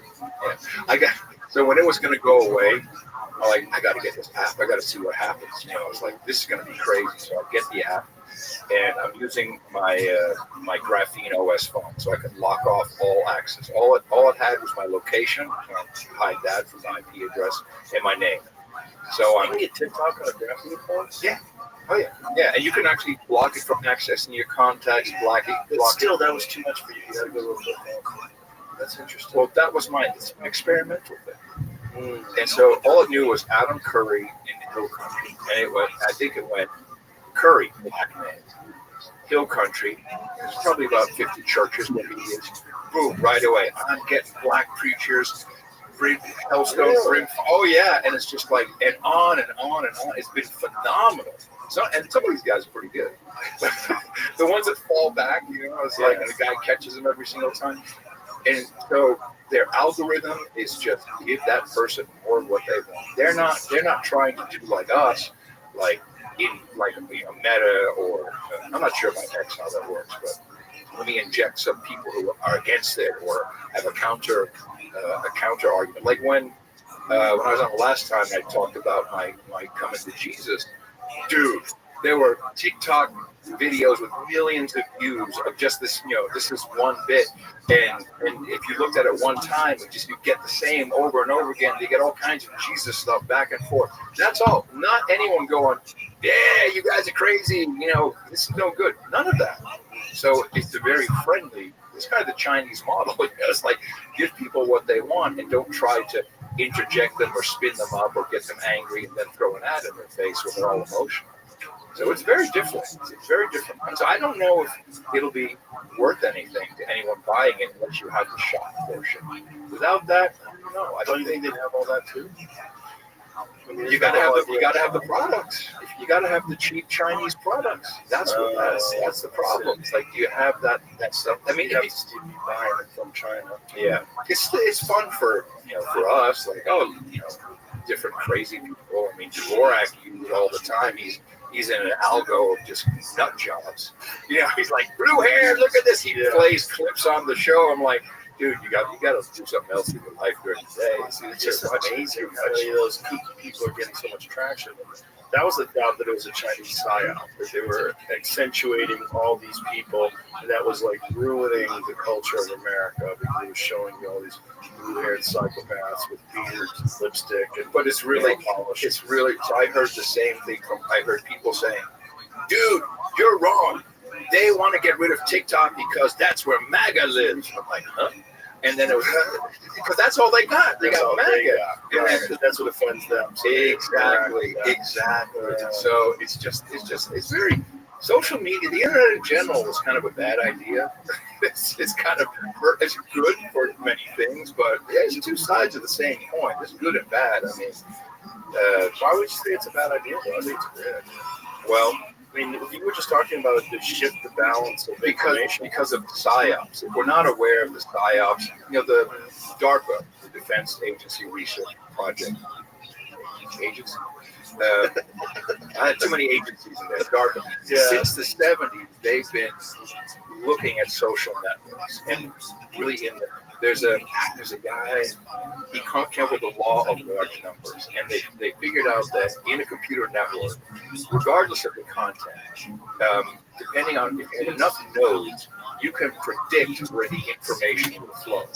So if I'm talking about something here, if they boost the right nodes, they can predict where that information will go. And that's how I don't think even Elon can stop that from happening. It's not an algorithm thing. It's literally like a law of nature thing. That that's the way it will flow, and you can start injecting things to the right nodes, and you'll propagate some message. And I mean, I think it's happening all the time, everywhere. I mean, once you start looking, it's like, oh, where's that coming from? Well, I think we need to educate people on how to digest social media. And, I think you should treat it the same way you treat junk food. And I think there's certain aspects of social media that are really interesting, and I like them. I mean, most of what I get on social media is what my friends send me. So that's how I do it. Sure. This is how I stay sane. It's like my friends send me wacky things, and I go, oh my god, what is this? Like my friend Christina Pazitsky, she sends me like the nuttiest, like transactivist screaming and nutty guys that think they're women. And then me and Tim Segura, we exchange murder videos, and car accidents and animal attacks. And then before breakfast. Yeah, I try not to in the morning, but sometimes I have to check my text messages because I have business stuff. I have some things going on, guests and this and that. So I do check, but it's very intoxicating to just sit there on the toilet and just start scrolling. But you gotta you know, you got to develop discipline. And discipline's important for every aspect of your life. You have to know like when you've had too much. That's not easy for young kids, Right, it's not, but I think they can learn just like they've learned everything else in this world. And But you need parental guidance, and most of the parents are hooked on it themselves. Well, I think they need a message, you know, and I think this conversation is part of that message. You know, I think kids need to realize, like, you are wasting time. Like, if you spend 2 hours just scrolling through TikTok, you have wasted time. And there's stuff that you probably should be doing, and you're going to be depressed if you don't do those things. You're going to feel weird. You're not going to feel satisfied. You're not going to feel like you're on a good path. You're going to, like, not have a lot of respect for yourself. If you just, like, sit on the couch all day and scroll through TikTok, which many people listening to this have done. A whole day. Just sitting there eating chips, scrolling through TikTok, and just wasting your day. That is possible to do. I think there's ways that you can incorporate it into your life where it's interesting. You know, and I've got good algorithms now, especially on YouTube. But pretty good algorithms on Instagram too, where most of the stuff it's showing me is stuff I'm actually interested in.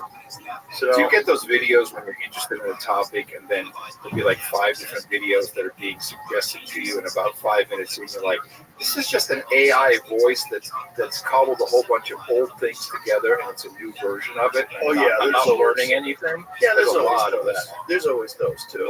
I think YouTube is the best because, like, I'm interested in specific subjects, right? Like I'm a car guy. I love old cars in particular. This, by the way, lots of people love restored things. People love restored cars. You have. I think you still have your car. Which one? The Corvette. Oh yeah, beautifully restored. Just peak. The last time I saw it was in LA. This is what I think the president is doing. He's trying to restore us back to being that great American muscle car. And I think everybody loves a beautiful restored muscle car. You know what I mean? Well, America's making real muscle cars right now. Like, this is one of the rare times where America's got very exciting automobiles that are out now. You know, we've talked a bunch of times about the Corvette ZR1, which is breaking all these loud. Is that the mid-engine? Is the mid-engine 1,000 horsepower Corvette. Tina won't let me buy one. No, I'm good. No. She's like, that's a douchebag car. So yeah, for me it would be kind of douchey. Why? Yeah, I mean, it's awesome. Don't think that. Ever since I started flying 350 miles an hour, I don't care about how fast I go on the ground. It's not even how fast you go. It's just, well, that's why I like old cars. It's not even how fast. I had a C5 though. I did have it a long time. Those are cool. Yeah, they're a little shitty actually. They really got good around C7. C7 was that heads-up display was cool though. Oh, C5 heads up. Yeah, it has a heads-up display. That's the new one. That's the ZR1. Come on, son. That is not a douchebag car. That's a goddamn American car. Yeah. That's a fucking American car. Yeah, that's nice. Can I get my dog into that? How big's your dog? 95 pounds. What is he? She is a Great Pyrenees Akbash rescue mutt. Oh, that's completely white. I didn't read this gender.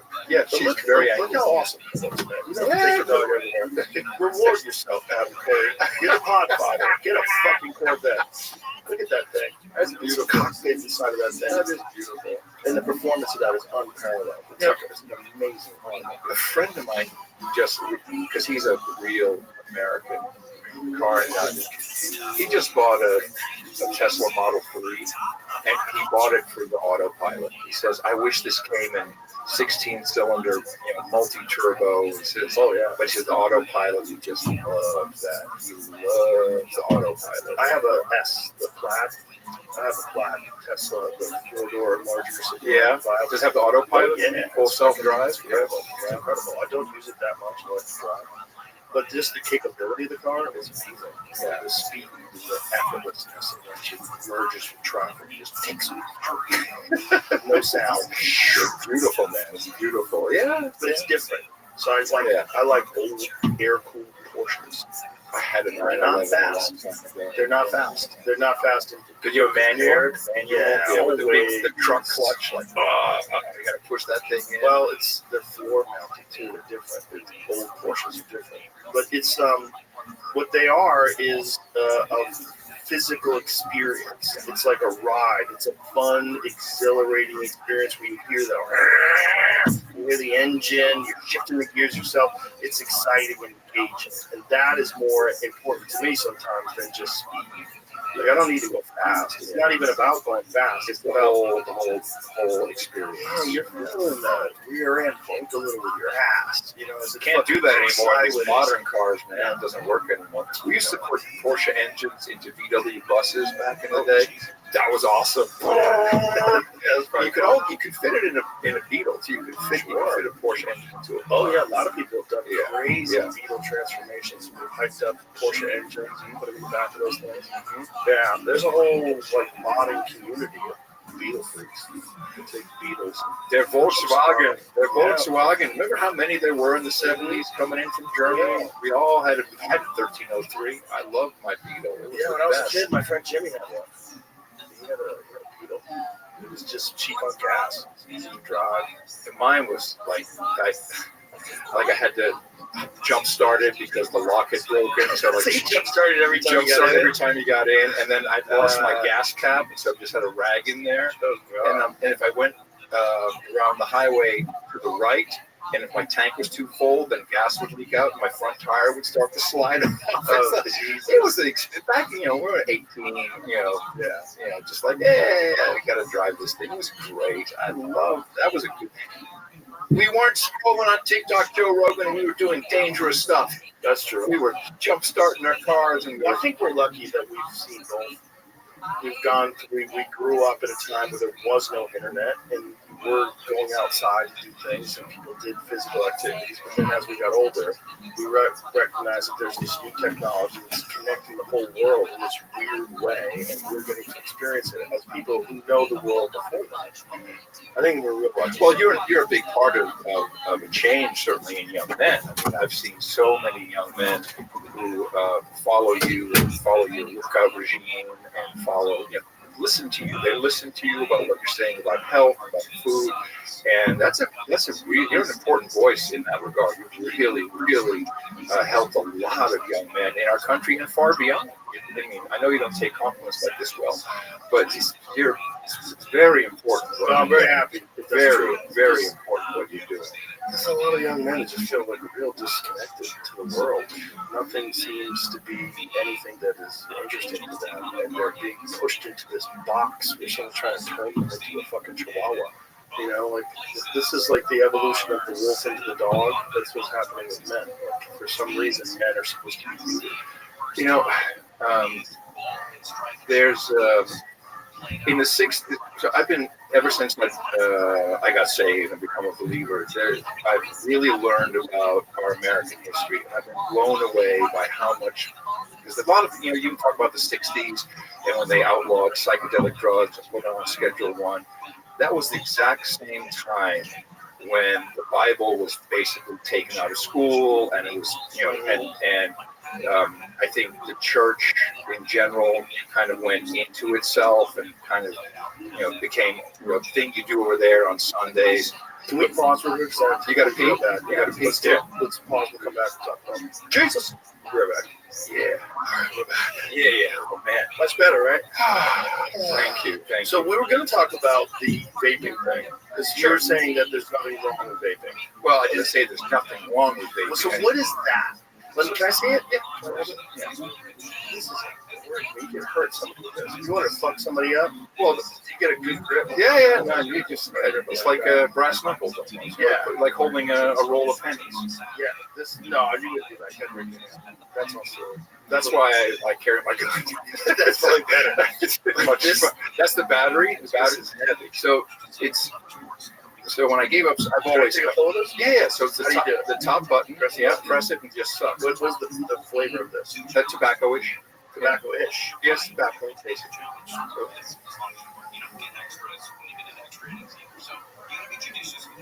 So, That was a little hit. Yeah, you kind take of a big one, right? let it warm up a little bit. Let it. Yeah, press the button. Yeah, there you go. It's cracking. Yeah, go. There you go. Oof. That's definitely different than the gas station ones. Oh, you don't want those. This is organic juice. It's got 0.3% nicotine. I wind my own coil made out of silver. The cotton is American-made cotton, not from China. No, I've got into this. Yeah. Cotton? What's the cotton for? So if you look at the, see, so the cotton sucks up the juice, and then the coil warms up. No, the cotton has the juice in it, and then when the coil warms up, it creates the vapor from the juice that's in it. So do you have to constantly refresh the cotton? Yeah. So you just dump your cotton in the juice? No. It's in the tank. Yeah, it has little wires in there, so you it just crawls put new up. cotton in every now and again? Yeah, and wind new coil from time to time. How long do you have to wait before you put your cotton in? Yeah, it depends. I do it usually once every couple of days. That doesn't give me the weird head rush that the gas station ones do. That's Chinese crap. That's the one I like, though. I like All right, well, good luck to you. I would like the first hit. That's what you like off the gas station vapes. It's like you're chasing the dragon. You get that first hit, and you're like, first hit's like, so there was relaxing, and then after that, you never get that again. So I really got into this. There was a store in Fredericksburg called Vaporlicious. They've retired now. They've retired, Jerry and Kathy, and they're two old hippies from. Why did they make it so unwieldy? Well, you can get all kinds of different versions. But I'm a serious user, so I have this whole battery. I have a whole kit with me, man. I got a screwdriver to open this up. And that doesn't fuck with your lungs or your health or anything like that? No, I've never felt this good. Okay, and so this is different juice. So what is the juice? Because the thing about the actual oil is the issue, right? Yeah. And this is the thing, like a lot of these cheap ones that you're buying off the gas station. You don't know what's in there. Right. This is glycol, which is it's essentially the same stuff that's in the theatrical mist machine. Okay. But only much watered down. And all it does is just produce vapor. And so what is vapor? Well, it's mainly water. And of course, you're mixing it with nicotine.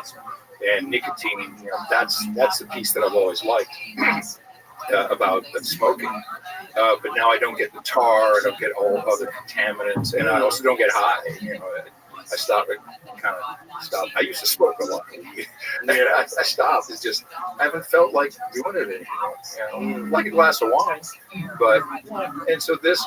Yeah, I do have Gorilla Grip on. It's like everywhere I go, I'm like, where's my vape? Where's my vape? So I'm fully aware I'm addicted to more the motion of it because I would roll up, I could roll with one hand behind my back. I've been doing it so long. It's a real split with tobacco, with weed, and then it would go out and I put it down, and I'd come up, pick it up again. At a certain point, it was like 3 a.m. I'd wake up like, I think I'll go roll a joint, and smoke a whole spliff, go back to bed. I mean, it got to be a little. I was smoking a lot, and without it, I'm very productive, Joe. I gotta tell you, I'm super productive. Nicotine is very good for productivity. And for me, it can work well. Those are my two drugs, caffeine and nicotine. I kind of dig it. I really do. They're very good for productivity. Yeah. Is there any bad stuff? I mean, I know it constricts your blood flow in your mouth and in other parts probably. I mean, obviously you're putting something in your stomach, so I don't know. But you like those pouches? Yeah, I do. But I wanted to see what happens if I took time off, and I went out of the country for 5 days. Didn't bring them, and that was fine.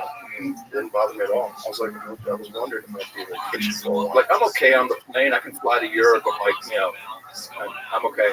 I don't need to date. This is a very bad idea.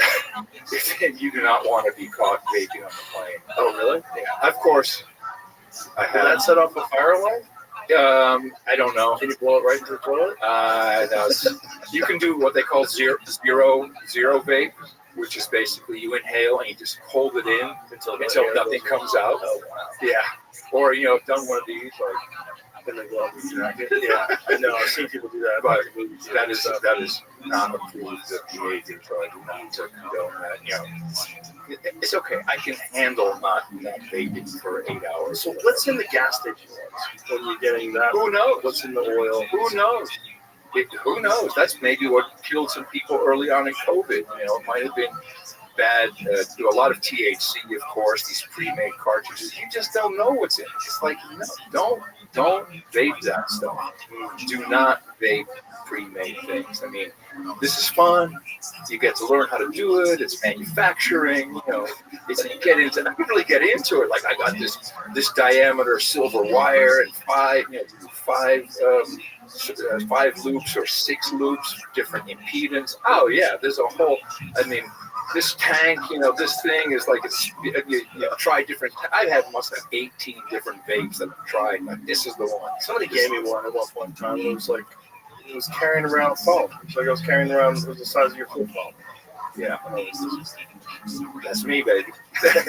That's me. I don't want to have another heavy thing in my pockets or in my fanny pack. So yeah, no, this is okay.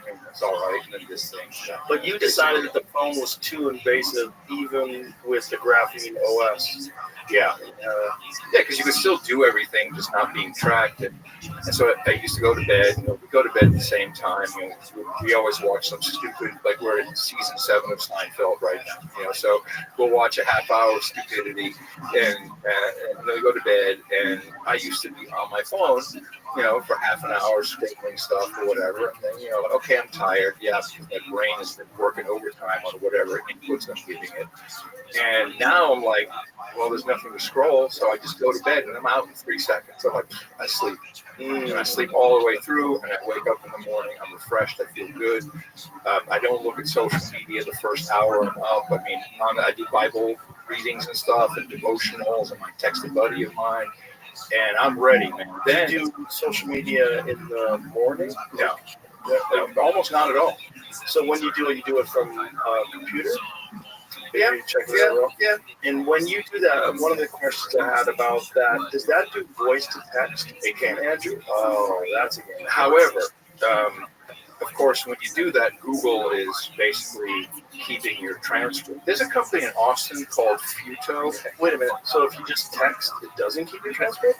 Oh, I'm sure it does. But I'm not sure how much of that it does, but when you speak into it, it goes to the Google servers. The Google server then transcribes it and sends it back to your phone. It's not happening on the phone. It's happening on Google servers, and they probably keep all of that, or my voice, or whatever. There's a company in Austin called Futo, F-U-T-O, and they have an open source voice-to-text system to don't keep your transcripts. And they're some good guys. I've been messing with that. It's not quite as fast. Will that work on that phone? Yeah, you can install it. Yeah, this is like extra. But do you ever send messages with Google Voice or with voice-to-text on that phone? I've been using Futo. Oh, you have? Yeah, on that phone? Yeah. So I use it on my phone all the time. Like when I'm in my car, I press the little button. So that goes. Yeah. So you know, who knows what Apple's doing with that? You don't know. Maybe. I don't know. It's all right. It's okay. So I went to Boston. You live in Boston, didn't you? So we went to go see the Doobie Brothers, and when was this? Last year. Really? There were a lot going on. Yes. And it was wild. It was in Massachusetts. It was one of these, like amphitheaters that's half covered. And we were the youngest people there. And people were sparking weed. You could smell the whole place. They're like 80-year-old dudes smoking doobies. It was like amazing. And the Doobie Brothers played, and it was the first 45 minutes is them do it. This is from our album from 5 years ago. Dude, we want China Grove, give us Long Train Running. So eventually they get into that. But then they would, like Michael McDonald, What a Fool Believes, I love that song. He would do it syncopically, like instead of doing the song, like we all remember, he'd do What a Fool Believes. Like, no, don't do that. It was really disappointing. But the opening act was Steve Winwood. Steve Winwood's now almost 80 years old. And I get goosebumps just thinking about it. He wailed. He did, Mr. Fantasy for Traffic. Sure. It's that 3/4 of that song is that guitar solo. And he's just like and go, and the crowd is going nuts, and he has all these young kids with him, and you see the close up on the screens, and they're like, dude, look at what he's doing. It was amazing.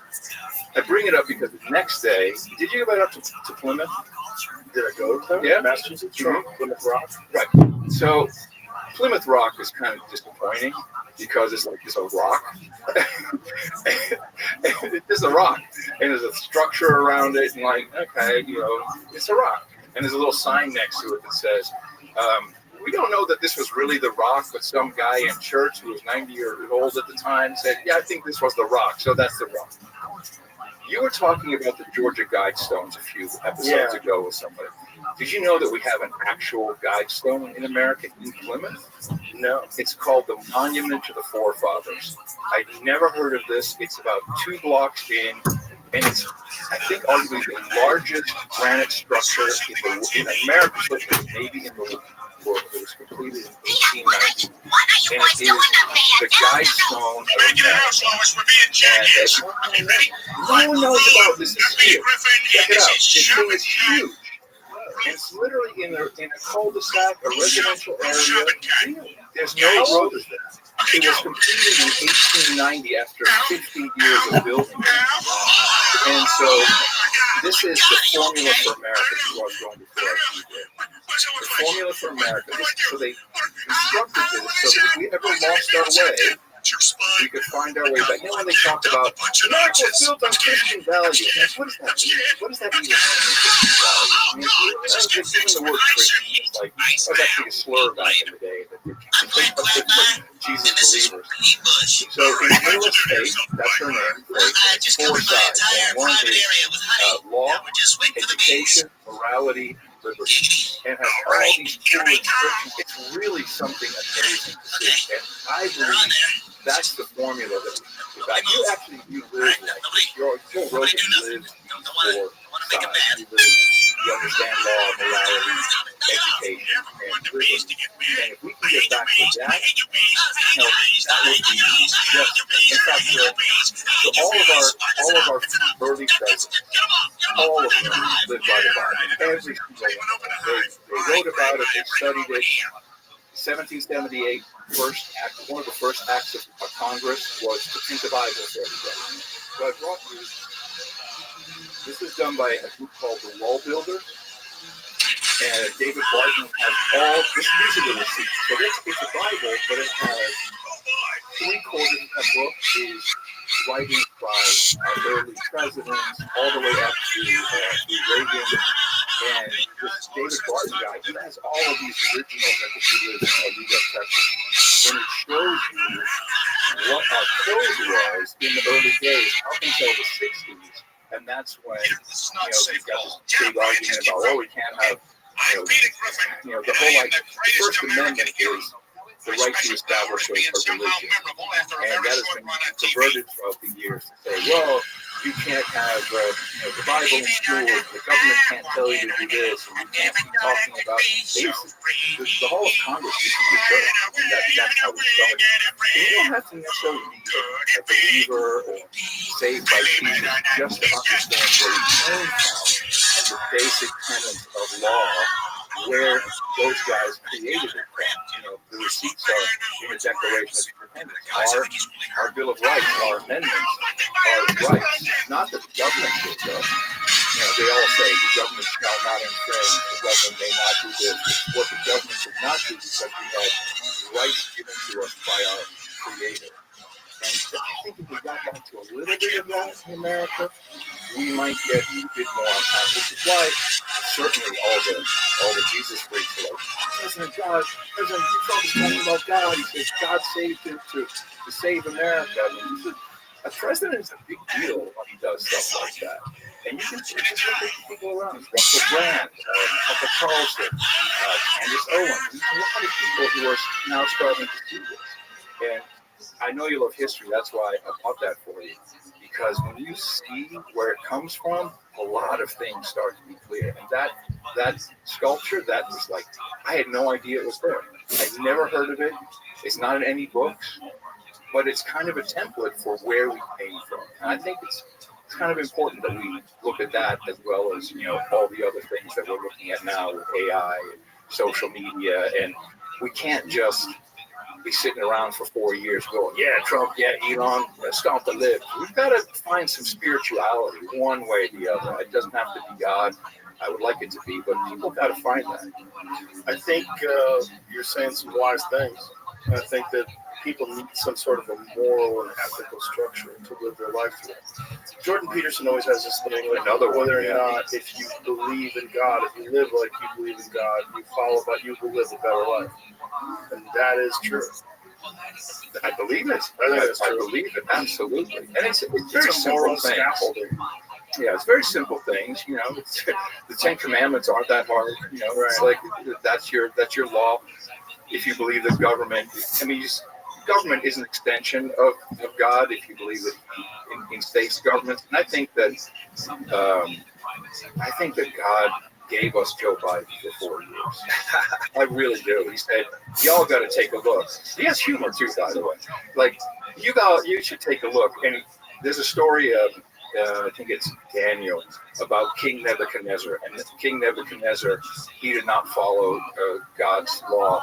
And so God turned him into a donkey, basically, and he was out grazing for 7 years, eating grass. I'm like, that sounds a lot like President Biden, that he just turned him into a grass-eating donkey who had nothing left, So this, well, you have to see what happens when things go sideways to really understand it. That's why people who grow up in poverty really can appreciate success a lot more than someone who's a trust fund kid, right? Of course. You have to know what it's like when things go bad. And our country just experienced 4 years of being governed by people other than the elected leader.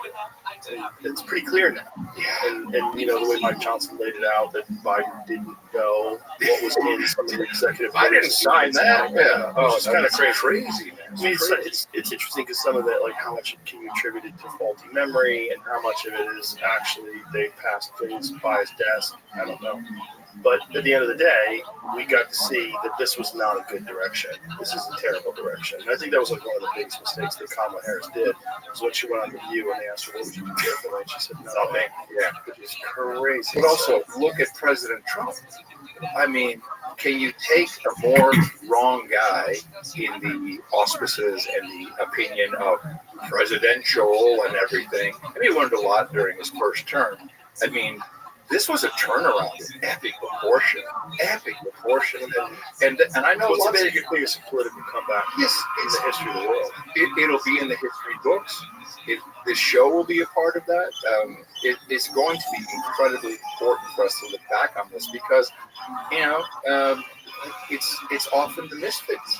That's what we've got to love the most. So when I see the blue-haired people, I'm like, right, I really want to love them. Yeah, they probably all that understand it, but crazy, chaotic energy. If they just found something they loved and pushed them into that, they'd be better off. But it's like what damaged them up to that point. Like what kind of a life did they live that left them in this place where they're 35 years old, weeping in front of a city council meeting.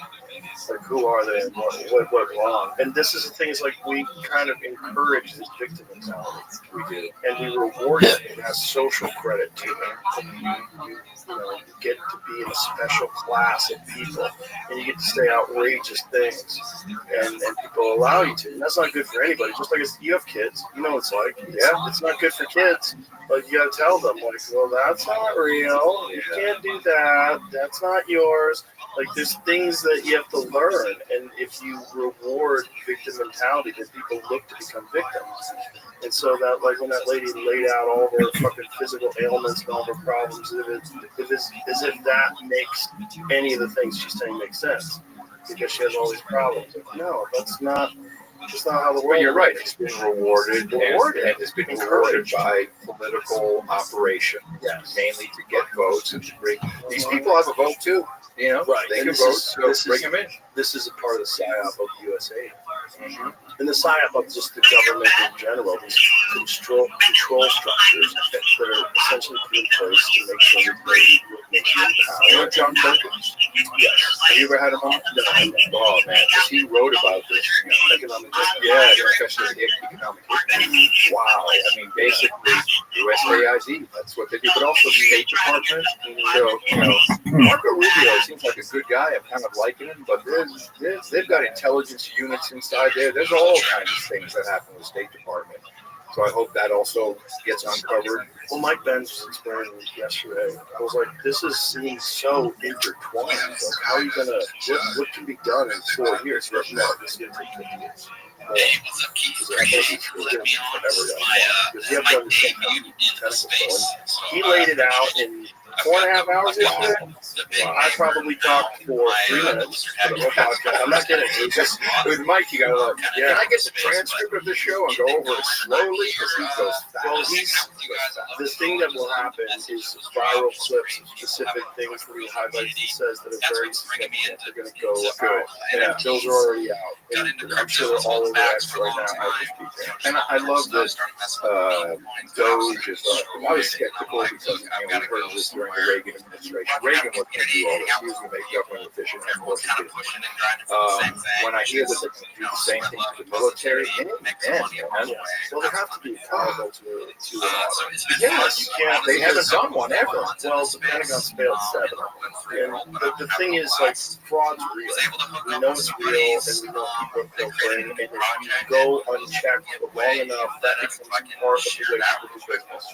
And once that's established, and it's been established for decades, then it's very difficult to stop. Because as soon as you start investigating it, people go to jail. And so they're going to try to stop you from investigating it. They're going to try to carry records. And it's going to get wild. As I'm sure Mike told you, and I can't wait to see it, it's not just fraud. It is the actual system. Instead of us being open, and I think like Trump is doing, like, hey, we're just going to have tariffs on you. NATO, you don't like it? Boom, we're not going to protect you. We got to be fair about this. You can't just be ripping us off. We've been doing all these subversive things with money that's been going to NGOs and nonprofits. And the whole Ukraine thing. Did he play the Victoria Nuland phone call? No, he said my showed the brand new guys. We don't have anything minted. We barely are just trying to Right. Son of a bitch. Well, Victoria Nuland in 2014, the Russians, I think, they recorded a phone call, and she's literally talking to the ambassador. Okay, we want to put this guy in the government, that guy in the government, this guy in Senate. Clicks, leave him outside. He can be the mayor or whatever. I mean, that's not cool. We should have some stuff to repent for when all this comes out, and we should pick ourselves up and move forward and just be honest. I think we can do it with a lot of honesty too. I hope so. But the problem is, there's a lot of people that are in trouble, and they're going to try to stop that from all this. Was Mike bullish or terrorist? No one knows exactly what's going to happen in the middle of the hurricane. That's what he is right now. I asked him how he's sleeping. He's like, no. He needs prayers. Prayers. I'm sure he needs that. And I think his fight is very noble. And he's right. He's right, and he's accurate, and the amount of information that guy's got in his head is astounding. And he can turn it all off about his head with all the darkness. He's written this constantly. I'm sure the State Department uncovered all this stuff, been chasing it down forever. And it's a legitimate story. And thank you for giving me that platform. Thank you for giving me the platform and all the things you've done. But people, when they think of CIA and these types of agencies, they always think, shotguns, secret stuff. But it's really subversive, writing articles. And my whole family kind of comes from military and intelligence background. So I've looked, what I learned, this is crazy. So my uncle was big in the CIA. He was a national, he was basically Tulsi Gabbard to Bush Senior and then, Iran-Contra happened, basically became ambassador to Korea. He was exonerated, but he was moved out to a different post. My aunt passed away a couple of years back, and when my cousin was doing her eulogy, She said Aunt Meg actually outranked Uncle Don in the CIA. She ran the Russian desk, spoke fluent Russian, but had promised never to tell anybody, not even her own kids. I'm like, what? Aunt Meg spoke fluent Russian and ran the Russia desk for the CIA and outranked Uncle Don? Like, that's some crazy stuff. Crazy. And all those folks, they remember Russia as the real bad guys. I mean, I went to this is my own USA ID story. So in 1988, I think it was, at the Moscow Music Peace Festival. Do you remember that?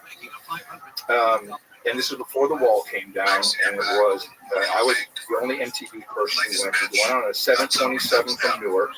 It was Ozzy Osbourne, basically Black Sabbath. It was Bon Jovi, Motley Crue, Skid Row. We stopped in Germany to pick up the Scorpions. What was that? So, dude, this you'll love this. There you go. Oh yeah, there you go. Wow. So the reason filming things even back then. So the reason this happened was Tico Torres from Bon Jovi. I mean, so Doc McGee, who was the manager of Bon Jovi and Motley Crue, I'm paraphrasing the story, but I'm pretty sure it's correct. That was Ozzy. Oh, really? I just realized that was Ozzy and Sharon Osbourne. Oh, yeah. Look at Sharon. Look at Sharon. She's like a kid. And like a British housefrau, nice roly-poly. She's not no old face for her. So, is that big? Yeah. So, look at Ozzy. So Doc McGee's Learjet had been caught smuggling in bales of marijuana into Florida, and his get out of jail free card was he was supposed to organize an anti-drug and alcohol concert in Moscow. Right. So this is where I'm pretty sure USA ID came into it, and the CIA. And so this was supposed to be a complete drug-free, alcohol-free. We're all going to go there and do this huge one-night concert. We're there for a week. On the plane, Ozzy is so drunk. He's so drunk.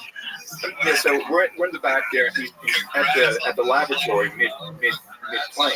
And it's someone else is in there, and he's like, Sharon, and she goes, oh, and he pees his pants right there in the aisle.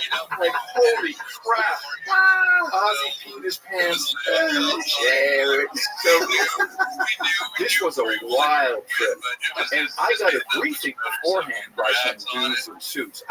It's 88, so I wasn't thinking USA, CIA, and they're like, here's the deal, you're going to be there. Do not talk to any women. Don't go to any hookers. Do not take any hookers to your room. They're all going to be KGB, and you don't want any part of this. And there's going to be our people that are going to be watching you, and you're making a hooker. We actually did go to the hooker boat, which is pretty wild. Yeah, the prostitute boat, the ugliest hookers in the world. Was like, no one's going to do it. We all kind of went to go check them out. We're in the hotel. They actually literally, this is, so they literally turned on the heat in that part of the city with winter. And the mattresses were made of straw, and you had to bribe the lady for a phone call. You reserve it 24 hours in advance, get your tuna fish and toilet paper rolls. It was wild. Middle of the night, I'm with Sebastian Bach from Skid Row. We're outside. We go to Red Square. We're drinking vodka on Red Square at 3 in the morning. Walk back to the hotel. There's the Moscow Hell's Angel show.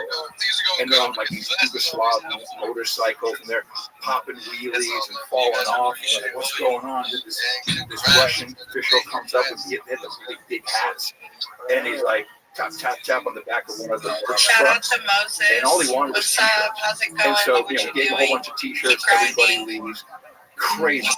So we had this concert, and the kids they went nuts. Of all the bands, Bon Jovi, Motley Crue, Ozzy. They all knew Ozzy. They were all singing phonetically. They hi, they didn't know the words, but the Crazy Train comments came out of their mouth. And what was, look at this. Yeah, it was, you could see all the U.S. Ryan. This is military in front, I think, there. Look at that. and set standards of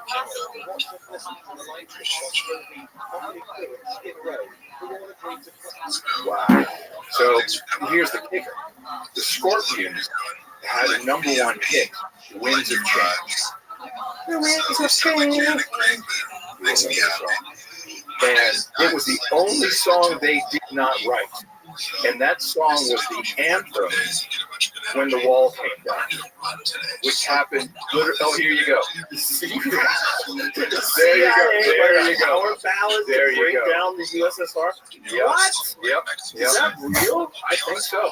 I think so. I don't remember that song. Can we play some of the song and cut it out, Jenny? Play it for us and cut it out. We'll cut this part out of the show, folks. Just go listen to Scorpion. What a shame, man. We're going to try out more Germans. 1990. Yeah. Yeah. Good fucking song. Yeah. A CIA writes hits, baby. That's crazy. The CIA wrote a banger. A huge banger. A huge. And here's the funniest part. So when the wall comes down, this is number one. Like, you know, it was 1990. And I can't remember. I think they might have been phonetically singing along with it in Lennon Stadium when we were there, because it was a number one hit. It was everywhere. This is a year before the wall. Says the song was written after the concert, like in response to it. Okay, yeah, okay, there you go. Okay, don't have it all right. But the CIA wrote. They probably had it in the archives. The funniest thing is, so huge in Europe at the time was Baywatch. You know, hear the whole. Have you ever had Hasselhoff on? No. There's a funny guy. This guy, he was on Fear Factory. He's a celebrity. Did you like him? Yeah, he was a nice guy. I mean, I've met him a couple times. You know, I get to go to the bathroom a lot of the time. But, you know, whatever. MTV Beach House, like his manager would be like, David, I think you need to go to the bathroom. Oh, yeah. Anyway, but so, you know, the story of Baywatch is phenomenal because he self-financed and nobody wanted it in America. And it became this monstrous global hit everywhere except America in the beginning. And, you know, it became wildly successful, rich. And Germany is where it was number one. It was just for years, number one Baywatch. And so Hasselhoff, or as they say, Der Hoff is, hello, Deutschland, it is the Hoff. Everyone knew him. He was standing on top of the wall with a sledgehammer, and he claims that he brought down the Berlin Wall. Was Baywatch a psyop? Is that where you got that? I don't know. Oh my God! Well, this is also part of the thing that Mike Benz got into with the music business, that they do sort of finance these, you know, disruptive kind of songs and political movements. Yeah, of course. Yeah. Well, that's the powerful tool. That's that the book about. Well, there he is. There he is. He's bringing down the wall. You could just buy an NFT for $50 and get an entry into the He had these disco hits, he had these poppy hits, yeah. Freedom, baby! I did it. He got the glittery jacket on and everything. Awesome. American icon, ladies. It's not even glittery. It's an LED jacket. It's a jacket on the back. Of course, Club and Night Rider, you know. Oh, yeah. Cool, dude. Yeah, we all wanted a kid watch. We now have. The prices are going up to $2,500. That's it. That was it. Because of Baywatch. Had a music career going on. Oh, yeah. Prizes for the other good times in the old days. Good times. We had so much fun back in the early days. So crazy. That song was written by the CIA. That Laurel Canyon thing is really interesting because I really dismissed it at first. I was like, and so it's a good example of the seating setup. What is this? Strange Times in the Canyon? What is that book called again? You have to pick the team. Is that it? Yeah. Something along those lines. Yeah. It's a weird book, man. Yeah. I read the book and I was like, what the fuck? How much of this was, you know, when in the 60s when the agents were infiltrating Europe, it was all literature, art, music, they were bringing everything they could, art especially. And that was really the time to make sure that inside the canyon, to make sure that the Russians didn't take over Europe. There's all these things that they were doing. Well, they also did it with the modern art. Absolutely. Jackson Pollock, recreation, which totally makes sense. Those are like, who's paying for this? Yeah. Help me out. That's why we're all questioning you, Joe Rogan.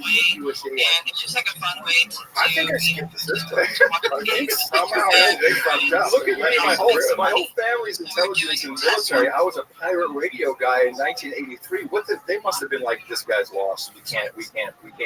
He'll be no good. I mean, the real cookie people probably think you're my hand or something. You created podcast. That's right. Because there's that thought that, like, this is one of the things that comes up now all the time. And we talked about this on CNN. We're saying that there's a whole finance backed right-wing ecosystem that's created these podcasts. Where's my check?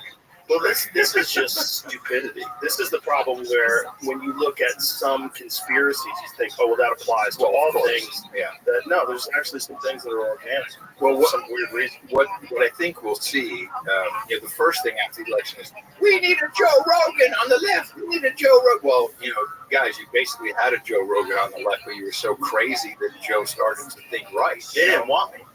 That was the thing. Like, but that's all the psyop working against them. Because in the past, they could take someone like me and demonize them, and it would be effective. And they could just remove you from the airwaves, right? And then remove you as a problem because you're not playing by the rules. But now people go, oh, you know what? I think he's the one who's actually telling the truth. Let's stop listening to them. And so then CNN crashes, and then faith in mainstream media crashes, and faith in podcasts rises. I think what we'll see, though, is, and it may come from YouTube, we'll probably see them try to hype someone up to become the Joe Rogan of the left. Oh, they're already definitely doing that. But the thing is, I don't care. Just let them try. But the thing is, it's not going to work unless that person's authentic. Because without authenticity. If you hear a person long enough, you know what the fuck they're really saying. You know whether or not, I'm wrong all the time. You might not agree with me. That's all great, but I'm not going to lie. And that's the difference. And a lot of these people are just propagandists. And they're also trying to make an argument for something without looking at the other side, which instantaneously I know now you're propagandizing. Now you're not. You're bullshitting me. I always try to look at the other side. Everything. I know you do. As a human, I think it's an important quality. As a person who's like broadcasting to millions of people, it's a very important quality. But it's an important quality for human beings. Like, know why you think about something. Like, no, is this just a knee-jerk reaction, or is this well thought out? Are you being objective, or are you captured by this ideology that you're a part of, to the point where you're just ignoring? Like, this is the thing that I find fascinating about all this USA stuff, because there's so many people that are so against Donald Trump dismantling the organization that they're not looking at the craziness of all the propaganda that's being exposed. They somehow or another are gaslighting themselves and all their followers to say that, no, this is aid. People are going to starve to death. There's food that's rotting. Meanwhile, I'm pretty sure, even when they passed this thing where they were trying to put a stop on USAID, they gave exemptions for food and medicine. Yeah. So you're hearing these bullshit stories of like food that's rotting now, people are going to go starve, and everyone's dying of AIDS. Well, you have figures who people see as authority because they have 1 million followers and likes, and then they'll believe that. And it typically doesn't work. I mean, it's like, whenever it works, it works with less people. There's people that want to be lied to. They want to believe the cult. They want to do it. They want to. And that is where the dug their heels in, and now this is where they stay. When you see Rachel Maddow, who come back for the first 100 days, she's doing a show every single day, and she's blatantly lying. Literally, like, factually, clearly lying. A lot of people won't watch anything. They've been told Joe Rogan is part of the broadcasting and this right-wing conspiracy, all funded by whatever, to propagandize, and people are going to go over this, and they're going to believe the two shows. And I mean, I have family members who truly believe the president will take away their Social Security. But he's saying quite the opposite. By the way, he can't take it away.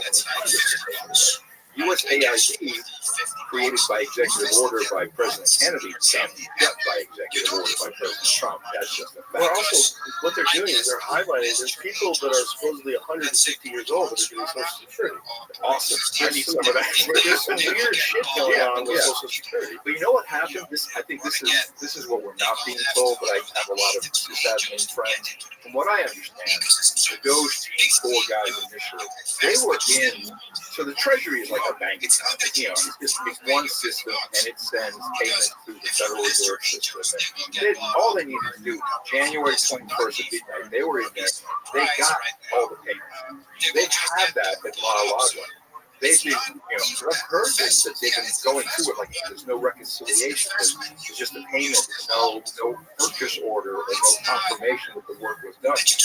I think at this point, they just sit back going, they can release more information whenever they want. The Department of Education is going to be next. You see a lot of core craziness. Remember that kind of work? The Pentagon. I hope they do take the part too, because there's a lot going on there. It's going to be interesting. They have a resistance. Well, the people who are squealing are the ones going crazy. Right. Well, that's the thing. First of all, we were talking about this the other day. Me and my friends were saying part of the problem is these people can't conspire right now because all their phones are down. Everybody that, for sure, like if they're investigating you, if they're investigating things, like the power that they have is astronomical. It's crazy. The power that they have to look at people's emails, look at people's phones, find out what text messages they're sending, they can look into your signal, all that. Pegasus. Yeah, they look at everything. So the idea that they're not doing that, if they're in the middle of some fucking multi-trillion-dollar investigation into rampant fraud, so they know that this is going on. So they can't conspire, and then they also have to worry about people making deals. So there's got to be something that can squeal. And so then you don't know who's your fucking enemy and who's your friend, and everywhere you talk, you go to have a lunch with someone who's wearing a fucking button camera. These people are fucked. And so they're not united right now. And this is why it's working. And this is why they're able to release all this information, and everybody's in this hot panic right now. So they're squeezing it because they have it all. But thank God for James O'Keefe too, man. He's done some interesting stuff. He certainly has over the years. He like gets people to. It's amazing how many guys will open up when they think they're on a date with a hot chick or a hot guy, whichever one that happens to be. They're like, oh yeah, I'm doing all this. Yeah, we do. We don't care. We just hated Trump. We do all this. Like, wow. People, they need to shut up. He just got another video that he released today. Oh yeah. There's another video today about people going around the dope system to try to still do the same way. Bro, there was an issue with up reveals, Joe. Yeah, wasn't there an issue with FEMA releasing? No, that's true. Well, so FEMA paid $59 million for illegal entrance into our country for them to stay at the Roosevelt Hotel, which is double the room rate. Have you ever stayed at the Roosevelt Hotel? I did way back in the day. And the Roosevelt Hotel, by the way, is owned by Pakistan. That's right. And it was a dump. Everyone was smoking weed in their rooms. I mean, I was there 10 years ago, 11 years ago. I stayed at the Roosevelt. It was very cheap, right there on 42nd Street. So they were paying double the room rate. But this isn't just in the United States. This has been happening all over the world. This is a gigantic scam. 4 federal employees were fired Tuesday over payments to reimburse New York City for hotel costs for immigrants.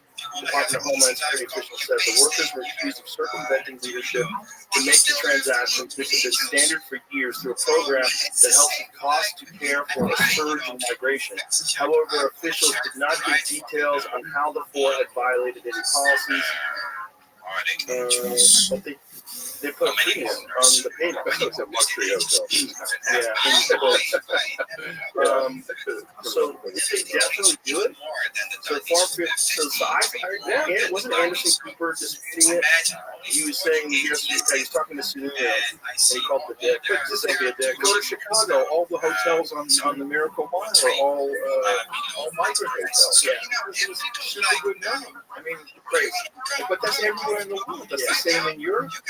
Big hotel chains, like you can't get a hotel room because they've got migrants for double the price. Well, this is also something that the Biden administration lies about. Some people are. I'm with President Trump that it's better, when Helene happened, what happened there was really stupid because everything fell down. Even the whole North Carolina, their own state government, no one really was doing anything. And it was funny enough, the first time I was seeing Trump operate was actually successful. But the helicopter guys were all going out there. Everybody was pitching. People were driving from all different states to come in and help people. I don't have a helicopter anymore, but I literally called up the airfield and said, fill them up. Here's my credit card. Fill that one. So just fill them up. Fill up until this limit that I have.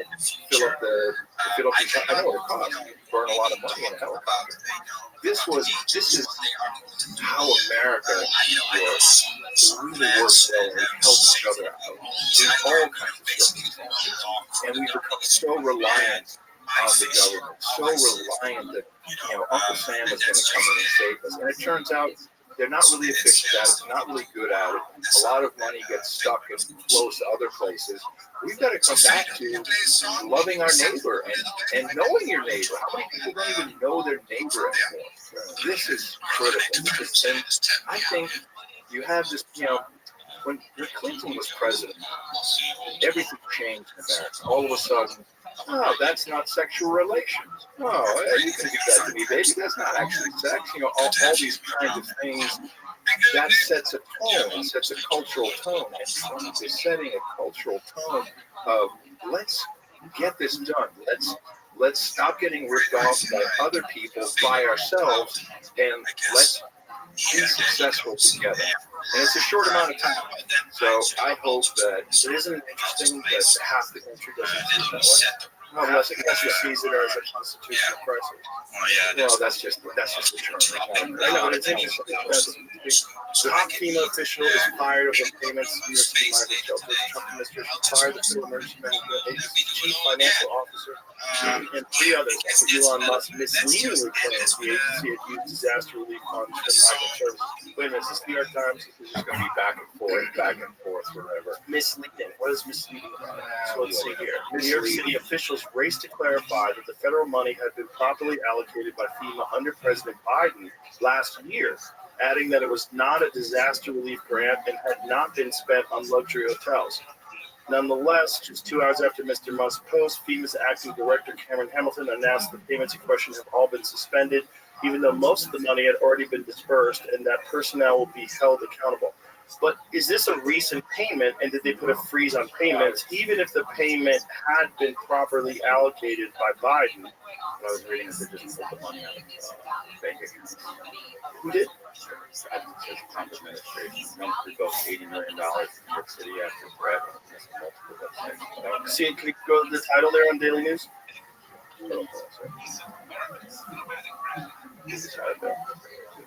Trump revokes $80 million from New York City after threat to claw back FEMA cash used to care for migrants. But it's still money to care for migrants. You sat in a space on your own like a couple of billion no-mates.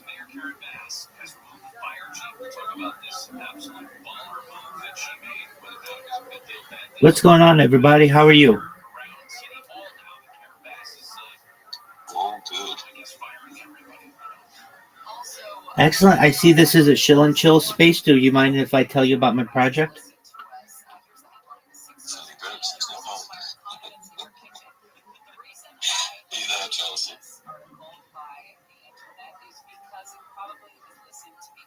Can you guys hear me? Yes, can hear you. Okay, good. Hello, how are you? I just got rugs, of course, because why wouldn't I get rugs? Good morning. You're proper sat here like a billion no-mates. I felt sorry for you, so I came in. You're amazing. Thank you. I know. You know what? G was supposed to be co-hosting with me, but I don't know where. I know his wife is sick, so I think he's probably taking care of her right now. How's it going, Nick? Hey guys, if you could repost the space, that would be awesome. I'm gonna run this by myself today. So thanks for being here, thanks for coming up and chilling with us. And we'll hopefully have a good conversation today and hear about some projects. How's it going, Nick? What are you guys doing? Just about to start working on a new website. Maybe start on Nice. tomorrow. Nice. So you're at the point where you guys may be getting it together and getting. Sorry, I cannot talk today. Getting it together and just getting it back out. I think you need to get it together. I only had 1 cup of coffee this morning, so I feel like when you don't have enough caffeine and you're a little behind, but I feel like if I have that next cup, it's gonna like put me over the edge. So that's where I am today. I think he's had enough coffee. Step away from the cup. How is the Saturday space up or the Sunday space? I'm so sorry I missed it. Do you have a lot of people come through? I actually don't know. I didn't look to see how many people came through. You seem to have a decent amount of people. Yeah, like those numbers like never really match anyway. It's like, 450 people came through, but like the ones that matter are the ones that sit in the room, like that are there the whole time. Yeah. Other than that. Yeah, but like some people come through and do a shell and bounce, and some come in, listen for a bit. Someone comes in to show and they bring some of their community with them. I get that, but for me, it's more important that I walk away from the space being we had a good time. There were good people. Exactly. I felt like something was achieved. It was a good conversation. But yeah, the numbers are down at the moment anyway across the board. I mean, well, and I think that so many people are just. It's so weird because there's so much bullish news right now with like all of the court cases being dropped, like the Robin Hood thing today, the SEC going a little bit lighter on Ripple. Like there's so much bullish news that just doesn't seem to be moving the charts at all. And actually, it's moving it the opposite way, right? Yeah, but the thing is, though, and I keep saying this in every space, stop selling your fucking Bitcoin for cheap to Michael Saylor. I know. He's just bought another 20,000 Bitcoin. And it's like, are you guys serious? You're claiming doom and gloom, and this geezer's out buying 20,000 Bitcoin every month. Like, what are you doing? Yeah, it's like taking from a baby, right? Like you bought it. I know. And if you zoom out on the chart, like I think Miss Team Crypto was saying it this morning. She's like, if you zoom out, we're only 13% away from the Bitcoin all-time high. We have gone pretty much. I know it seems like we keep going down, but we are not that far down at all, and not that far from all-time high. I know. Like $96,000. Like, where were we 12 months ago? I know. It's amazing that people get so spooked out, and what's weird is that it's not new people getting spooked out. It doesn't seem like retail's not in this market right now. Do you think? Some yes. From the Trump stuff, you think? Trump took a look at liquidity out and absolutely shafted people's backs. There's no two ways around that. His missus as token. She absolutely everybody. So it's a strange one. It really is. Yeah, I don't know. It just is weird that people that have been in the space for a while. I mean, it can't be all new people that are dumping their Bitcoin, right? So that means people who've been in the space for a while know what happens here. They're the ones that are dumping their Bitcoin, which doesn't make any sense to me. Well, it's like some people like that who dump it and buy it back cheaper. It's like, well done, you've just sold Michael Saylor your Bitcoin. You fucking idiot. Do you know what I mean? I know. Like, these people, even the whales aren't playing their games anymore. They don't have to. No, they know that if they do, Michael Saylor will buy them out.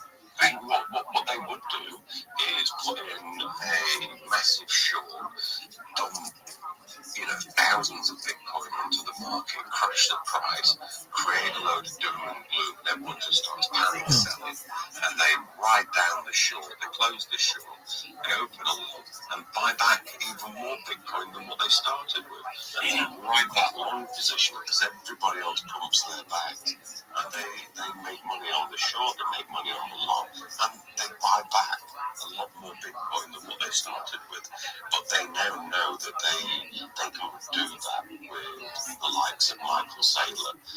That geezer comes in and buys 20,000 Bitcoin. I just picture him like Scrooge McDuck in like the old DuckTales, where he's just like sitting on a pile of money. It's not like swimming. I know. Just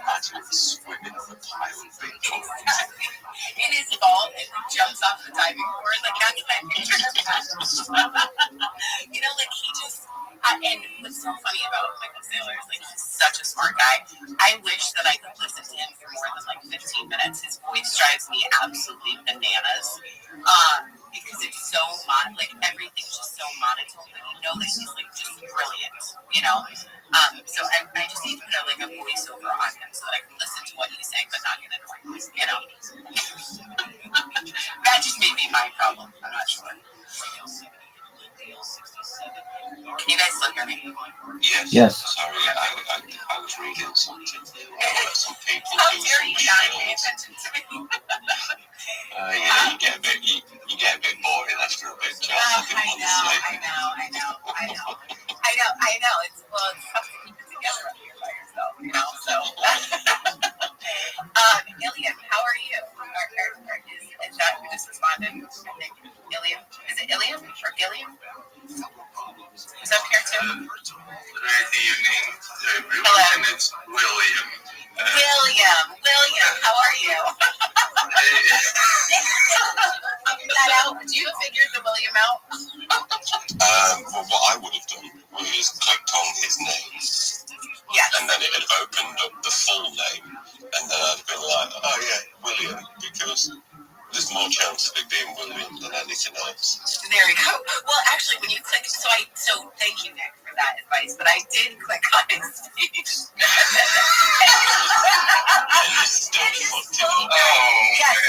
Because his full name on his page is Eric's Modnick. Spell full name, just stop butchering his name for the love of God. I'm so sorry, William. How are you today? I am believing the fifth on that one. Oh no. How come? Yeah. Let's not couple any with whatever to say. No, yeah, another project, right? The sixth one I have to be about Hashem. I mean, yeah. Oh no, the project that you're wearing the PFP of today. Master. Not really, yeah, pretty much still over. Yeah, slowly taking